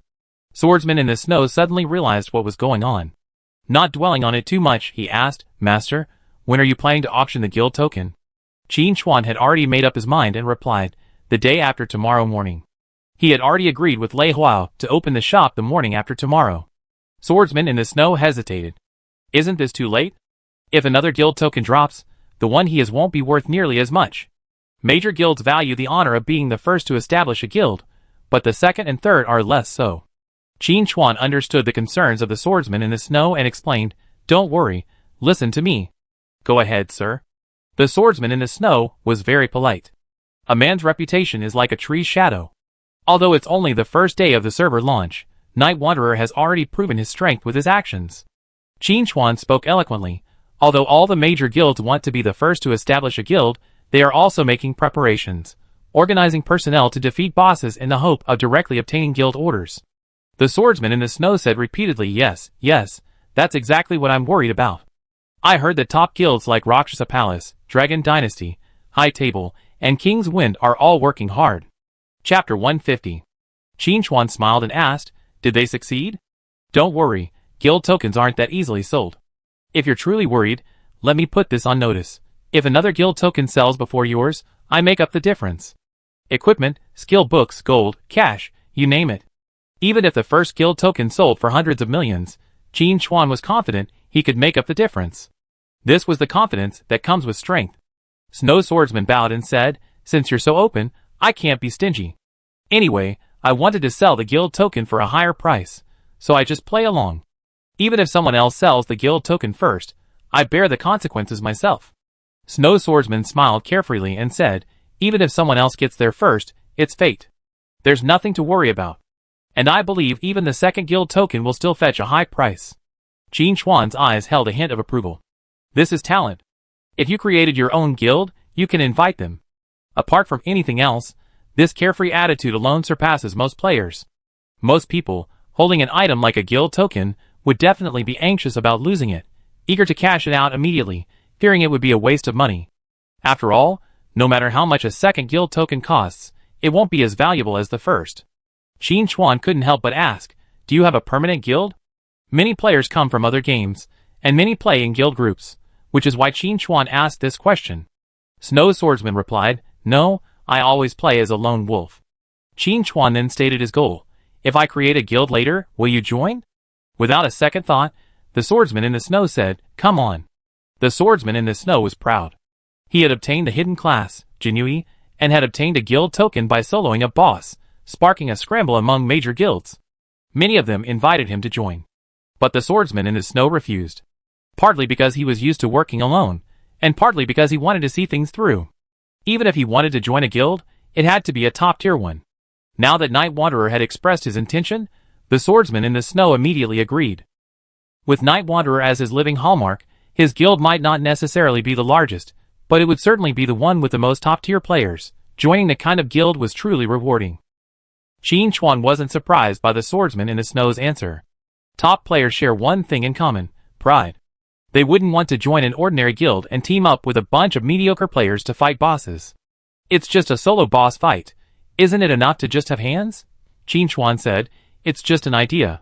We see when the time is right." The swordsman in the snow, unsuspecting, waved his arm and said, "Boss, it's settled. I'm off to do my class advancement quests." Qin Chuan nodded. "I have some things to do." The two said goodbye. Qin Chuan wasn't being polite. He truly had things to do. But it was getting dark, and the NPCs in Bailey City were still asleep, so there was no rush. While he was pondering, the game notification sounded. "Ding, you've been playing for 16 consecutive hours. Please be aware of fatigue." Qin Chuan pondered. Since the NPCs hadn't appeared yet, there was no point in going out to level up. He simply logged off for a while, and grabbed a bite to replenish his energy. Although the game cabin had a function for replenishing energy, lying down all the time wasn't an option. He called up the menu, and chose to log out. The hatch of the game cabin slid open, and Qin Chuan slowly sat up straight, shaking his head as he exited the cabin. After stretching his legs for a while, Qin Chuan pulled out his bank card and left the rental apartment. First, he'd go downstairs to finish his noodles, and then buy a room. Downstairs, the owner of the noodle shop was busy working alone. Seeing Qin Chuan approach, he asked curiously, "Huh? Are you leaving get off work so early today?" Qin Chuan was quite familiar with the owner, so he replied, "No, I quit." Chapter 151. The boss, without further questioning, expertly served a bowl of noodles topped with 2 poached eggs, reassuring him, "If I'm not welcome here, I find another place. Young man, you're kind and will surely find a good job." Qin Chuan smiled and said, "Thank you for your kind words, uncle." After a satisfying meal, Qin Chuan strolled down the street, glancing around and quickly spotted a real estate agency. He now had over 7 million yuan in cash on his card, giving him plenty of options. Qin Chuan had only one requirement: the residential complex must be highly secure. Before the apocalypse arrived, he was just an ordinary person, without the ability to fuse game characters to achieve super high attributes, so he had to be cautious. The agent was very professional and offered several options. After comparing them, Qin Chuan quickly made a decision. Then it was time to sign the contract and make the payment. With his financial resources, the agent was incredibly enthusiastic and arranged everything perfectly, leaving Qin Chuan with nothing to do but sit back and relax. To Qin Chuan at this moment, these were merely trivial matters. He had moved so he could play Apocalypse better and more safely. After receiving the keys, Qin Chuan declined the agent's invitation to dinner. The woman was indeed quite attractive, but so what? In his previous life, as one of the world's top 10 masters, Qin Chuan had a host of female confidants, all of whom were top-notch in both figure and appearance. Furthermore, after Apocalypse merged with reality, the NPCs in the game also arrived on Blue Planet, including some elves with exceptional looks. How could a vulgar woman possibly move him? Women would only slow down my sword-drawing speed. Now that the house was purchased, the next step was to move the game cabin over. This wasn't a difficult task. By the time everything was done, it was already past 7 in the evening. Shower time to play. It was a little after 7 in the morning, and the sky was already bright when Qin Chuan appeared on Violet Street. Let's go find Lei Huao first and collect the quest reward, Qin Chuan thought to himself. But before he could leave, he heard a familiar voice. Boss, what a coincidence. Looking back, it was Long-Tongue Tianxia. His 3 teammates were there. Qin Chuan smiled. Have you been waiting long? Long-Tongue Tianxia waved his hand. No, we just finished the class advancement quest. At this point, Long-Tongue Tianxia's face lit up with excitement, and he kept saying, Boss, your advice is so helpful. Before I left the Novice village, I took a hidden quest from the blacksmith, and it actually merged with the advancement quest, giving me this reward. As he spoke, Long-Tongue Tianxia patted the long sword at his waist. It was beautifully crafted, gleaming with an emerald green sheen. Qin Chuan blurted out, the growth weapon, Quelser's glory?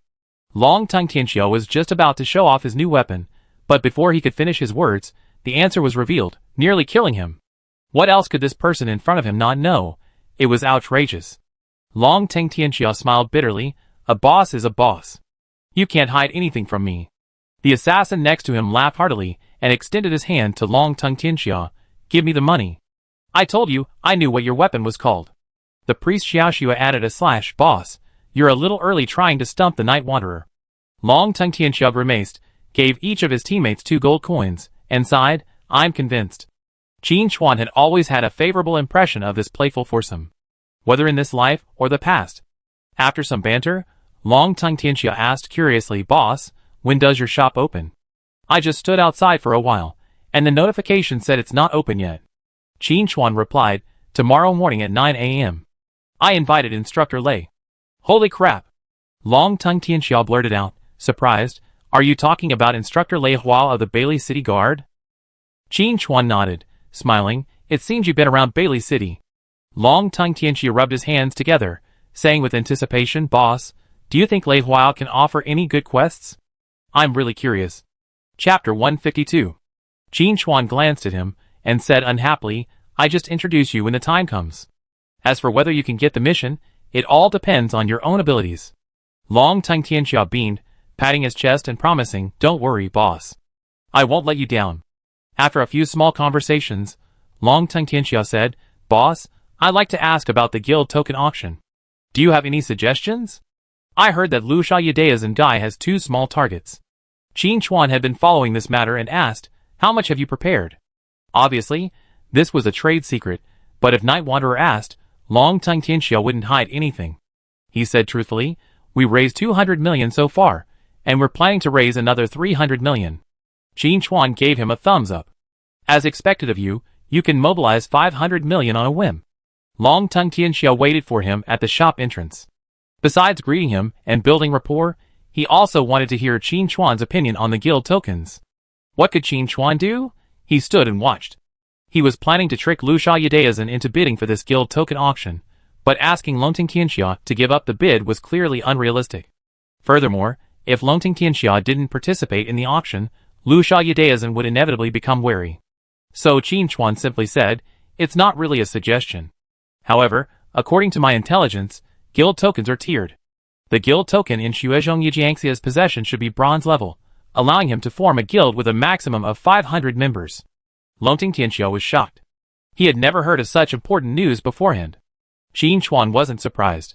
The swordsman in the snow certainly wouldn't reveal the full attributes of the guild token to outsiders. Longting Tianxiao also realized this, rubbing his chin in thought. If, as Boss Yushin had said, guild tokens were divided into different levels, and bronze-level guilds could only form 500-member guilds, then his strategy would have to change. The Longting dynasty he had founded was enormous, with far more than 500 members, perhaps even 2,000. And that was just counting the key members.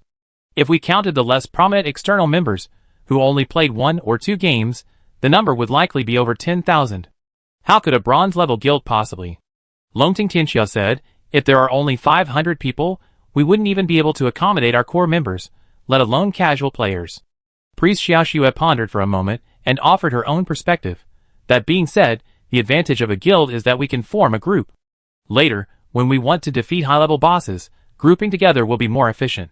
If we split up into small teams, if we encounter competition from other guilds, it will be difficult to secure 50% of the critical damage, which will inevitably lead to complications.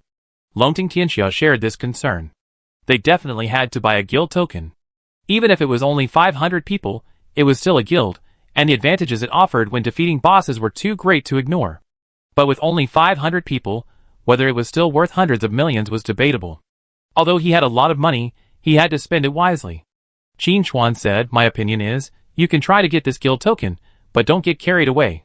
Qin Chuan displayed several pieces of gold-level equipment. If you run out of funds, you miss out on these items. Longting Tianxiao suddenly remembered that Boss Yushin had previously revealed that he had gold-level magic equipment and a gold-level skill book. He had even been raising funds to buy equipment for Xiaoxue and improve the team's overall strength. If all the funds were spent on guild tokens, they would be wasted on equipment. It would be better to allocate some funds to buy high-level equipment. As long as you can defeat more bosses, you eventually get guild tokens. This isn't the only item. Thinking of this, Longting Tianxiao calmed down a bit and nodded, saying, "Boss, you're right. We try our best to get this guild token. If the price is too high, forget it." Chapter 153. Qin Chuan's eyes were filled with approval. This young man is teachable. He casually sent the attributes of the Dark Gold Bone Crusher to Longting Tianxiao. Fuck. Longting Tianxiao jumped up, his eyes wide open. He grabbed Qin Chuan's arm and repeatedly said, "Boss, you must keep this weapon for me. You must keep it." Although he was a heavily armored warrior class focused on defense, what warrior wouldn't want such a top-notch weapon? Even if he didn't use it himself, he could buy it for a trusted member. Several of his vice presidents also had hidden warrior classes. If they could be equipped with this hammer, their combat power would likely double or triple. Qin Chuan smiled but said nothing. His goal had been achieved. With so many attractive items, Longting Tianxiao certainly wouldn't bid for the guild token. But he also wouldn't let Lu Xiaodaozhen take the first guild token so easily. These two guilds are old rivals, and tomorrow's auction is sure to see a fierce battle. The ultimate winner will likely be Lu Xiaodaozhen, but he soon regrets spending all his money on the guild token. "I'm really looking forward to it," Qin Chuan thought to himself. After a brief chat with Longting Tianxiao and the others, they parted ways. Qin Chuan was going to find Lei Huao, then go to the city lord to claim the reward for killing Bone Crusher. Longting Tianxiao was going to log off and rest. He'd been fighting for nearly 20 hours straight, and even with the game pod, he was still feeling a bit exhausted. Lei Huao was in good spirits, completely different from the man Qin Chuan had dragged out of bed yesterday morning. "Warrior, you're here." Lei Huao's address changed again. It was clear that Qin Chuan's killing of the Bone Crusher had earned him another point in Lei Huao's favor. Qin Chuan exchanged a few polite words and asked, "Shall we go to the city lord to claim the reward now?" Lei Huao was also forthright, nodding and replying, "I already informed the city lord. We can go directly to the city lord's mansion." Qin Chuan was eagerly anticipating the reward. How could a reward personally bestowed by the city lord be any less? Forget dark gold, at least gold. Lei Huao, eager to make further acquaintances with this stranger, revealed another piece of information. "Because you brought back additional information on the Hand of the Dead, the city lord is taking you to the treasury to select your reward." City lord's treasure house. Qin Chuan's eyes lit up. Among the 12 major cities, Belly City was relatively wealthy, ranking somewhere between 3rd and 4th in economic level. Belly City's city lord possessed untold wealth. Even a few of them would be enough to propel Qin Chuan's current fortunes to new heights. Under Lei Huao's guidance, Qin Chuan successfully entered the city lord's mansion and met the city lord. At this point in time, the city lord of Bailey City had not yet been replaced, Edith's biological father, Barrick Brady. He was probably in his 40s, but his long-term indulgence had drained his body and weakened his will. Even his finery couldn't mask the bleak, lifeless look in his eyes. Qin Chuan bowed and said, "Greetings, city lord." Although city lord Barrick was addicted to pleasure, he was still the city lord, and he still had to maintain some semblance of respect. Barrick yawned and waved his hand. No need for formalities. "I heard from Instructor Lei that you killed the Bone Crusher?" Lei Huao replied, "Lord Bing, indeed. This is the Bone Crusher's head. Please examine it." He then handed the Bone Crusher's head to the officer, who placed it on a red cloth-covered plate and presented it to Barrick. Barrick sat up straight and exclaimed joyfully, "It's indeed the Bone Breaker's head. Warrior, you truly done me a great service." In reality, Barrick had no idea whether it was actually the Bone Breaker. But it didn't matter. A goblin head this large must have been a formidable force in life, surely a monster on the same level as the Bone Breaker. Barrick struggled to his feet with the help of his maid. His chest heaved violently as he gasped for breath, his voice like a bellows. After a moment's pause, he spoke, "In recognition of your contribution, I permit you to choose a treasure from my treasury." Chapter 154. Although the city lord's reward of only one item might seem stingy, there are no restrictions. This means that even the most valuable item in the treasury is within Qin Chuan's reach, and this is precisely what he excels at. Having spent 10 years chopping wood in Apocalypse in his previous life, he has long since developed a keen eye for gold, never missing out on any top-quality equipment. Furthermore, Qin Chuan believes that even Barrick himself probably doesn't know the true extent of his own treasury. This is the vast wealth accumulated by successive generations of city lords of Belly. Perhaps there's a truly exceptional bargain to be found among them. And the chances are very high. Thinking of this, Qin Chuan quickly bowed his hands in gratitude. "Thank you, city lord." Barrick yawned, his spirits growing dispirited. He said weakly, "I won't go to the treasury. Let my daughter Orisa accompany you." As he spoke, a slender figure stepped out from the side. Tall and slender, her face covered with a silk scarf. Yet, her delicate, doll-like features could still be seen. The visitor was Edith. But now, she was the city lord's daughter, known by another name, Alyssa Brady. She wasn't dressed like an assassin, revealing only her eyes, but rather the attire of a standard noblewoman. Qin Chuan treated her as if he were meeting Edith for the first time and politely said, "Then I have to trouble you, Miss Orlysa." Edith, or rather Orlysa, smiled and said meaningfully, "I heard you killed the Bone Breaker. That's truly impressive." Qin Chuan felt a chill. He knew Edith's notoriety. When she said impressed, she wasn't just being polite, she was actually going to gouge out his eyes. It was simply too brutal. However, there was no hatred between them. On the contrary, they had enjoyed a happy collaboration, so Qin Chuan didn't have to worry about his eyes for the time being. City Lord Barrick, supported by his maid, left the room, leaving the space for Qin Chuan and the others. Lei Huao took the opportunity to say, "Thank you, Lady Orisa, for leading the way." Edith's identity was top secret, and he was a little worried about whether this stranger would reveal his true identity. At least in this city lord's mansion, Orisa's second identity couldn't be revealed to a fourth person. Qin Chuan naturally had no objection. He understood Lei Huao's concerns, but they were clearly overblown. Qin Chuan had no interest in, and no need to, reveal Edith's true identity. This woman was an assassin mentor. How could he accept missions if he offended her? Without missions, how could he improve? Maintaining an eerie silence, the three of them left the reception hall and headed for the city lord's mansion's back garden. Although it was a back garden, it was heavily guarded. Qin Chuan also sensed a number of hidden guards tucked away in the corners. This was clearly unusual. But considering the location of the Belly City treasury, it wasn't surprising. In front of a rockery, Orisa paused and said, "We're here." She then took out a key and fiddled with it. Rumble. The sound of a mechanism shifting came from beneath her feet, and the rockery slid, revealing a dark passage. "Remember, you can only choose one," Orisa reiterated. Qin Chuan nodded. "I know my limits." Orisa shook her head. Many people have said so before, but they all got lost after entering the treasury. After a pause, Orisa said suggestively, "Do you want to know what happened next?" Qin Chuan shook his head repeatedly. "No." What's so hard to guess? It's just that he'd be killed by this top assassin. Orisa looked disappointed. It was obvious that she longed to share the joy of the slaughter with others. The three of them walked down the passage a few steps before Qin Chuan asked, "Is anyone else here?" Orisa, understanding Qin Chuan's meaning, shook her head. "There are guards outside the vault, but no one is allowed inside." Qin Chuan glanced around, and Lei Hua nodded quietly. Qin Chuan decisively asked his own question, "Are there any items related to the power of shadow in the vault?" Chapter 155. This was the point he wanted to confirm most. Orisa, also known as Edith, couldn't have sought the power of shadows for no apparent reason. She must have received information or guidance from somewhere. After much thought, the most likely place in the entire city of Belly was the city lord's treasury. As the city lord's daughter, Edith must have frequented the treasury as a child. A flicker of approval flashed in Edith's eyes. "You haven't disappointed me. I can assure you there is." Bingo! Win the jackpot. In his previous life, Qin Chuan was a warrior, but he also undertook similar quests, ultimately obtaining a professional item in the main city treasury, further enhancing his strength.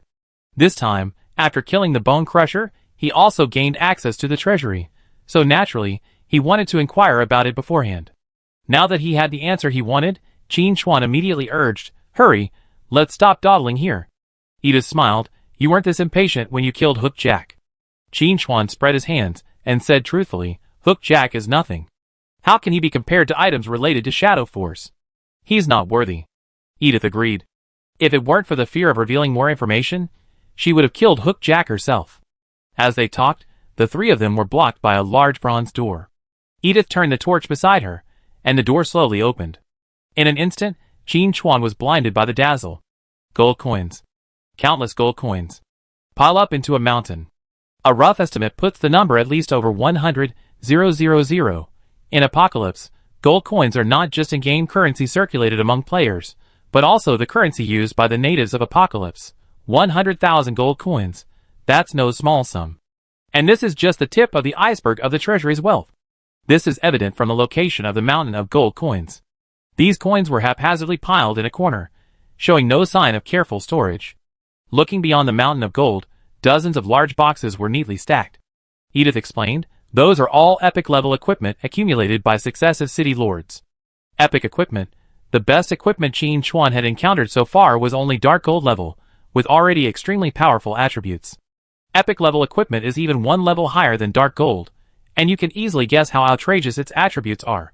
But Qin Chuan's goal wasn't just this. Furthermore, these epic-level equipment weren't even the top treasures of this treasury. There were even more valuable ones to come. To save time, Qin Chuan asked directly, "Where is it?" Since Edith said there were items related to the power of shadow, she must know where it was. Edith was not the type to waste time. He walked out into the depths of the treasure house with his long legs, leaving a message behind. "Follow me." Qin Chuan quickly followed. Lei Hua did not come in, but stood guard at the entrance of the treasure house. Under Edith's leadership, Qin Chuan stood in an inconspicuous corner. On a shelf covered with a thin layer of dust, there was an ancient book. Shadow Prism, gold level passive skill. Shadow power flows on the body surface, automatically creates a prism when encountering an attack, deflecting all types of damage once, cooldown time 30 seconds. Features: Recharge. Shadow Prism will automatically fill the number of uses, the maximum number of layers, 5. Qin Chuan believed that there must be more things about shadow power in the treasure house than just this skill book. But he also understood a truth. Be content with what you have. The most important thing was that the city lord only offered one reward this time. Even if there were other items related to shadow power, he couldn't take them, or he would be wanted by Belly City. Since Edith had placed this skill book before him, she must have had a purpose. If nothing unexpected happened, there should be a mission for him. But not as Orisa, but as Edith. After leaving the city lord's mansion, Qin Chuan planned to go to the black market to meet Edith. Another point, Apocalypse had just launched, and the treasuries of the major cities hadn't yet reached the peak state they would reach in later generations. Chapter 156. The quantity and quality of the treasures haven't arrived yet. Perhaps this skill book truly is the only item in this treasure house that wields the power of shadow. Recovering his composure, Qin Chuan took the Shadow Prism skill book and said, "I chosen." Orisa nodded, "Let's go." Seeing the two emerge from the treasure house, Lei Hua, standing at the doorway, didn't question them. He simply looked at Qin Chuan and said, Let's go. I take you out. He knew the city lord's character well. Since he had entrusted the task of leading the way to Orisa, it meant he didn't want to inquire further. There was no need to take Qin Chuan back to express his gratitude. Thinking of this, Lei Huao felt a little helpless. There was a time when the city lord was full of vigor and enthusiasm, actively handling various affairs. But now, he had lost his former ambition, and was only focused on pleasure. However, as a subordinate, he could only keep his thoughts to himself.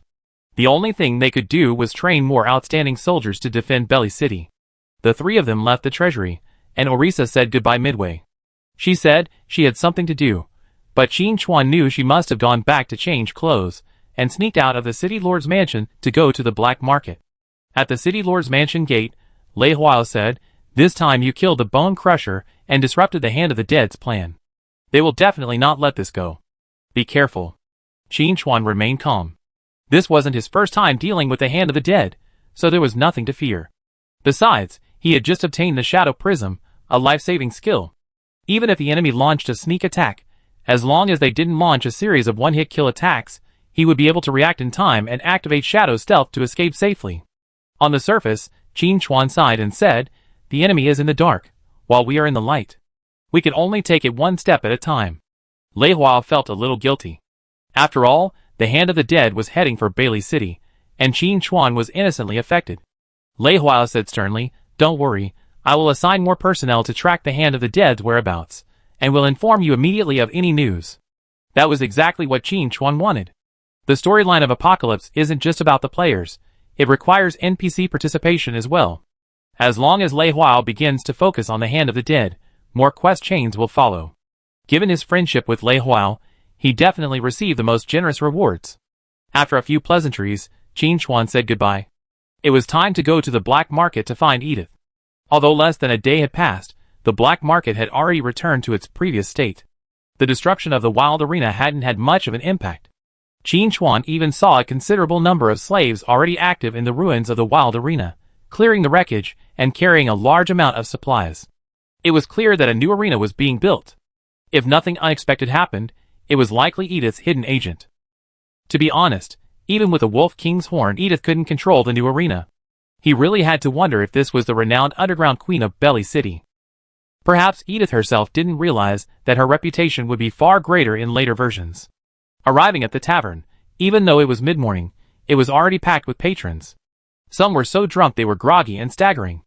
Unsurprisingly, Qin Chuan, led by his attendant, headed straight for the second floor. Entering the room, Edith was already seated at the table, a gleaming dagger in hand, trimming her nails. Noticing Qin Chuan's entrance, Edith said without even looking up, "I have some information about the power of shadows. Interested?" Qin Chuan didn't hesitate, saying, "Tell me who you want to kill." Edith's eyes flashed with satisfaction. "Excellent. I like straightforwardness. But this time, you don't need to kill anyone. I give you this information for free." Qin Chuan expressed strong doubts. Could Edith be so kind? Chapter 157. Seemingly sensing Qin Chuan's distrust, Edith explained simply, "A shipment of my goods was stolen by the Bone Crusher. You killed it, doing me a favor. In return, I give you a piece of information for free. It makes perfect sense, right?" Qin Chuan suddenly realized. So that's how it is. This is a pleasant surprise. He then realized. Originally, this was supposed to be a quest, but after discovering the gathering invitation, he didn't return to Belly City, but went directly to the coordinates, thus missing Edith's quest. And with that, the original quest reward was gone. But Edith was honest enough to give a reward even without a quest.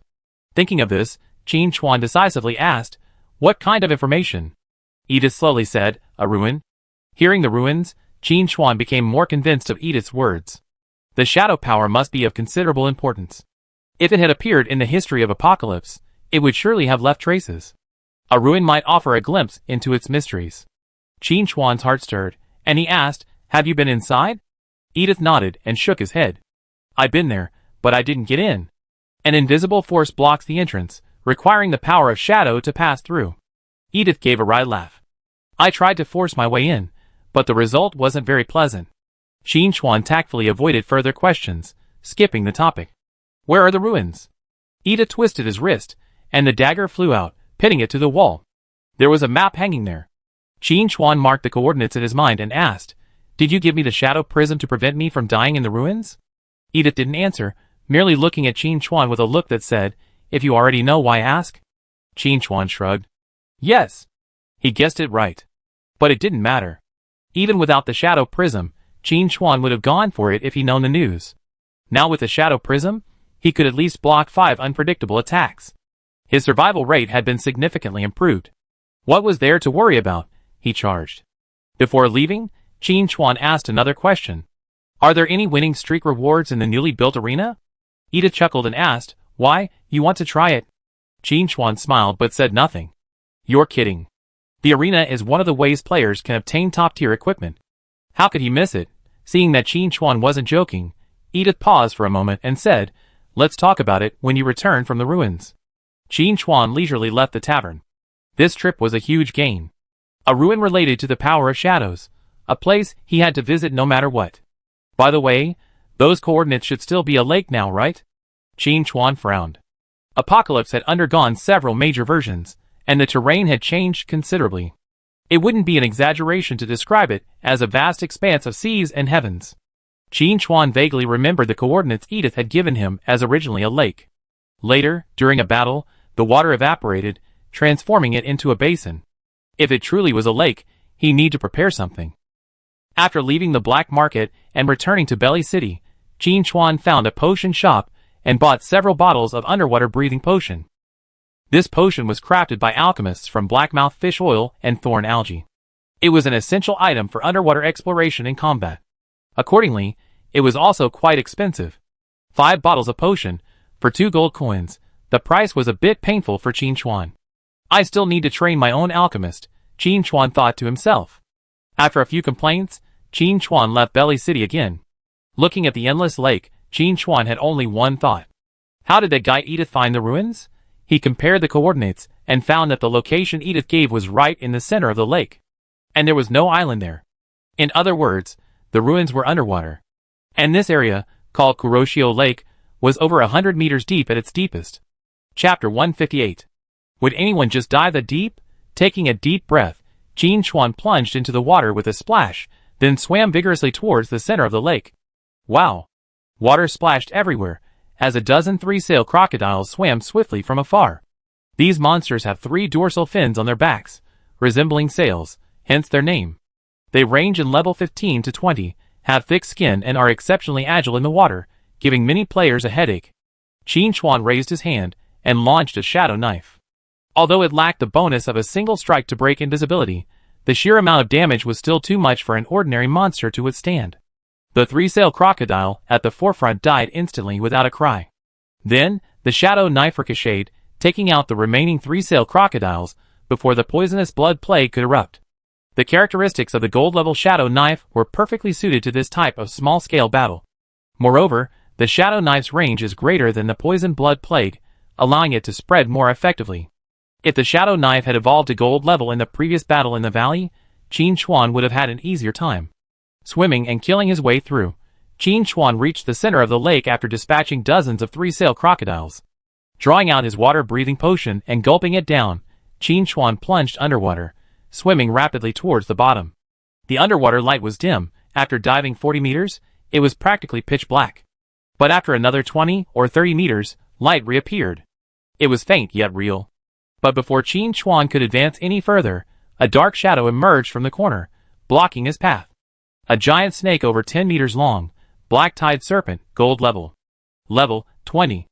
HP, 1800, 000/1800, 000. Attack, 6000. Defense, 3500. Skills, Shadow Blast, Whirlpool Strangulation, Deep Water Shield, Thick Scales, Venomous Fangs. Description: influenced by an unknown force, it grew from a small water snake to its current size. Wow! Qin Chuan exclaimed. Edith really doesn't consider herself an outsider. She didn't tell him about this big surprise earlier. However, upon seeing the black-tide serpent, Qin Chuan was completely certain that the ruins here were indeed connected to the power of shadow. Otherwise, how could an ordinary small water snake grow to its current size of over 10 meters? Even taking a power pill wouldn't help. And the black-tide serpent's skill set includes Shadow Blast. It doesn't seem like it could master it on its own. The only answer was that the shadow power within the ruins had escaped and been absorbed by the Black Tide Serpent. I didn't expect I could even collect a few pieces of equipment before entering the ruins. Not bad. Qin Chuan's face lit up with joy as he flashed away from his position and activated Shadow Stealth. The moment he dodged, a black shadow passed by. Using the swirling current, Qin Chuan drifted dozens of meters away. Although his Shadow Stealth had reached dark gold, it wasn't completely invisible. If he swam, the shifting currents would surely trigger the Black Tide Serpent's attack. The only way to break free was to use the snake's moving current to drift away, attacking from a safe distance. He was currently about 50 meters away from the Black Tide Serpent, not far, but enough. If possible, he liked to increase the distance to 100 meters, but the current wasn't strong enough, so this was the only option. Thinking, Qin Chuan decisively attacked, unleashing Dark Erosion Rain. This skill doesn't break stealth, and it will be incredibly effective in this battle. Minus 9654, minus 9654.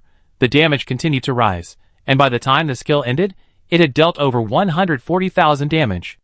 Adding the over 20,000 damage from the Poison Blood Plague, the total reached 170,000.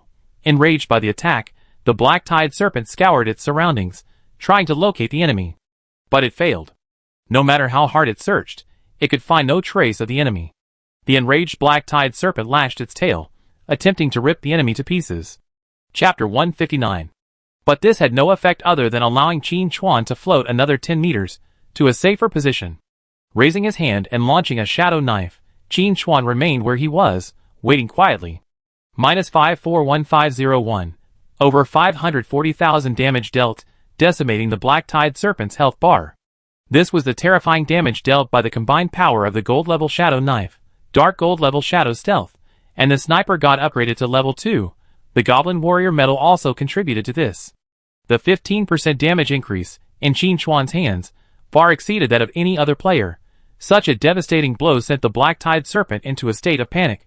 Thankfully, it had also spotted the enemy's tracks, lashing its tail as it charged forward with unstoppable force. The Black Tide Serpent's eyes gleamed with a bloodthirsty glint. The enemy froze. Had it given up resistance? Or was it overwhelmed by its imposing presence and forgotten to flee? Whatever the reason, it didn't matter to the Black Tide Serpent. With its strength, it only needed to rush in close, not even needing a primary attack. The sheer force of the impact would have been enough to dispatch the tiny foe. Bang! The sound of impact erupted underwater. The Black Tide Serpent had successfully collided with its foe, but to its surprise, a dark purple mirror emerged from its body, absorbing the entire impact. The foe itself, using the kinetic energy of the collision, retreated rapidly. Then, the foe disappeared. The Black Tide Serpent tried to pursue in the same direction, but to no avail. The foe had long since hidden itself in the swirling current, retreating to a safe distance. The Black Tide Serpent was filled with uncertainty. What power could actually block a direct hit? It could have smashed through underwater boulders headfirst, yet it was stopped by a tiny mirror. The Black Tide Serpent faintly caught a familiar scent. The scent on the mirror was identical to the underwater ruins. Using the Black Tide Serpent's impact, Qin Chuan successfully gained sufficient distance and retreated into the shadows again. And his confidence stemmed from the Shadow Prism. The apocalypse was real. The Shadow Prism could certainly deflect the damage, but the impact was difficult to dissipate, and Qin Chuan's strength wasn't enough to withstand a head-on blow against the Black Tide Serpent. Being knocked back was inevitable. And that wasn't a bad thing, at least not in this fight. Watching the exasperated Black Tide Serpent in the distance, Qin Chuan felt at ease. This giant snake boss, formidable in the water and capable of wiping out dozens of players, was about to fall under his slash. Ding! Killed a level 20 gold boss, the Black Tide Serpent. Gained 15,000 experience. Killing at 5 levels higher than the previous level grants an additional 7,500 experience. Hunting Hour has activated. You gain 1 evolution point. You have reached level 16. You gain 5 free attribute points. The power of shadows is gathering. You gain an additional 5 free attribute points. Blessing of the Exotic Beast has activated. You gain an additional 5 free attribute points. As the Black Tide Serpent fell, Qin Chuan successfully leveled up. He had already accumulated a considerable amount of experience in the valley, and then accumulated more on the journey back to Belly City. Adding this to the crocodile he killed during the swim, and the Black Tide Serpent, he successfully reached level 16. This further solidified his lead on the level leaderboard. Qin Chuan clicked on the level leaderboard. Number 1, Night Wanderer, level 16.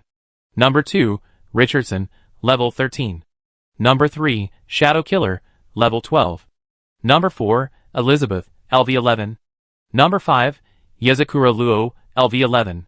From the 4th place onward, the levels were all level 11, and this continued all the way to the 100th place.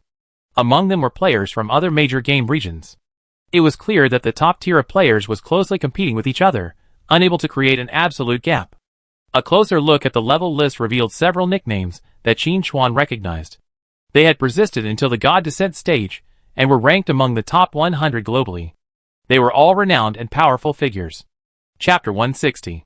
Seeing so many familiar faces, Qin Chuan was very moved. At the same time, a stronger fighting spirit rose in his heart. Everyone is making progress. He can't rest on his laurels. Calming down, Qin Chuan swam forward and collected all the spoils. The black-tide serpent was huge, and its drops were quite rich. A total of 4 gold level spoils. Black-tide poison blade, gold level, attack power plus 1200, agility plus 60, level requirement, 20. Special effect, attack with 200 points of poison damage. Qin Chuan was quite distressed by happiness. Losing a dagger is a good thing. And the attributes are very good. The panel attack power is higher than the combined attack power of the Bone Eviscerator. You know, even if the Bone Eviscerator triggers the set effect to increase the attack power, the panel attack power is only 800. This does not take into account the attribute decay of the offhand, and the actual attack power is only 710 points. The Black-Tide Poison Blade alone boasts a massive 1,200 attack damage, plus 60 points of agility and additional damage. Its attributes completely overwhelm the Eviscerator Blades. But the Eviscerator Blades also come with the displacement ability of Frenzy Dash, which is currently irreplaceable. Blink alone isn't enough. Qin Chuan has been collecting other displacement skills, but unfortunately, his progress is slow, so he can only wait. Just because the Black-Tide Poison Blade isn't usable right now doesn't mean it's useless. Qin Chuan's answer is that he wants them all. He usually uses the Eviscerator Blades first, as he's not lacking in damage anyway. When Frenzy Dash runs out, he switched to the Black-Tide Poison Blade during its cooldown. I hope this trip to the ruins will yield some results. Qin Chuan thought to himself. Then he checked the next piece of equipment. Black-Tide Gloves, Gold Grade, Defense plus 200, Health plus 2,500, Agility plus 60, Level Requirement, 20.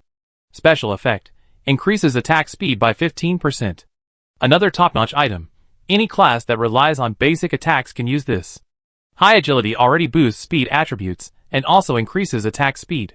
Paired with the Black-Tide Poison Blade, it can continuously deal additional poison damage, greatly increasing damage output. These two pieces of equipment would be enough to make assassins scramble for them in the wild. However, for a ranged assassin like Qin Chuan, they're a bit of a mismatch.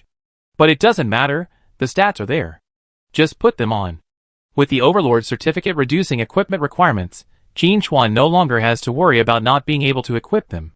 Unless he's fighting a boss more than 10 levels higher. Half of the 4 pieces of equipment are usable, which is a pretty good probability. On to the third piece. Black-Tide Shoulder Pads, Gold Grade, Defense plus 200, Health plus 2,500, Agility plus 60, Level Requirement, 20. Special Effect, increases attack speed by 15%. Wow! Qin Chuan exclaimed. Apocalypse is still as lazy as ever. Aside from the name and the different equipment parts, this piece of equipment is practically identical to the Black-Tide Gloves. But then again, it's a shame that several pieces of equipment with such a common naming convention aren't considered a set. A gold grade set, the additional benefits are absolutely explosive. Putting on the Black-Tide shoulder pads, Qin Chuan's stats soared again. Then, Qin Chuan examined the last piece of loot with anticipation. A question crossed his mind. What if another usable piece of equipment with similar stats to the Black-Tide Gloves came along? How would he react? Black-Tide Belt, Gold Grade, Defense plus 200, Health plus 2,500, Agility plus 60, Level Requirement, 20. Special Effect, attack speed increased by 15%. Qin Chuan was speechless. Whatever he thought, he got. Aside from the names, the 3 pieces of equipment have identical stats. If you didn't know better, you think they were bought from a wholesale market. That's outrageous. But getting 3 Black-Tide series items at once, all leather armor at that, definitely proves Qin Chuan's luck. As for the previous boss battles, it was just bad luck. The bosses he encountered were either magic or strength type. Putting the Black Tide poison blade in his backpack for backup, Qin Chuan took a look at his stats. Stats: Strength 176 plus 205, Constitution 141 plus 120, Agility 493 plus 245, Spirit 150 plus 20.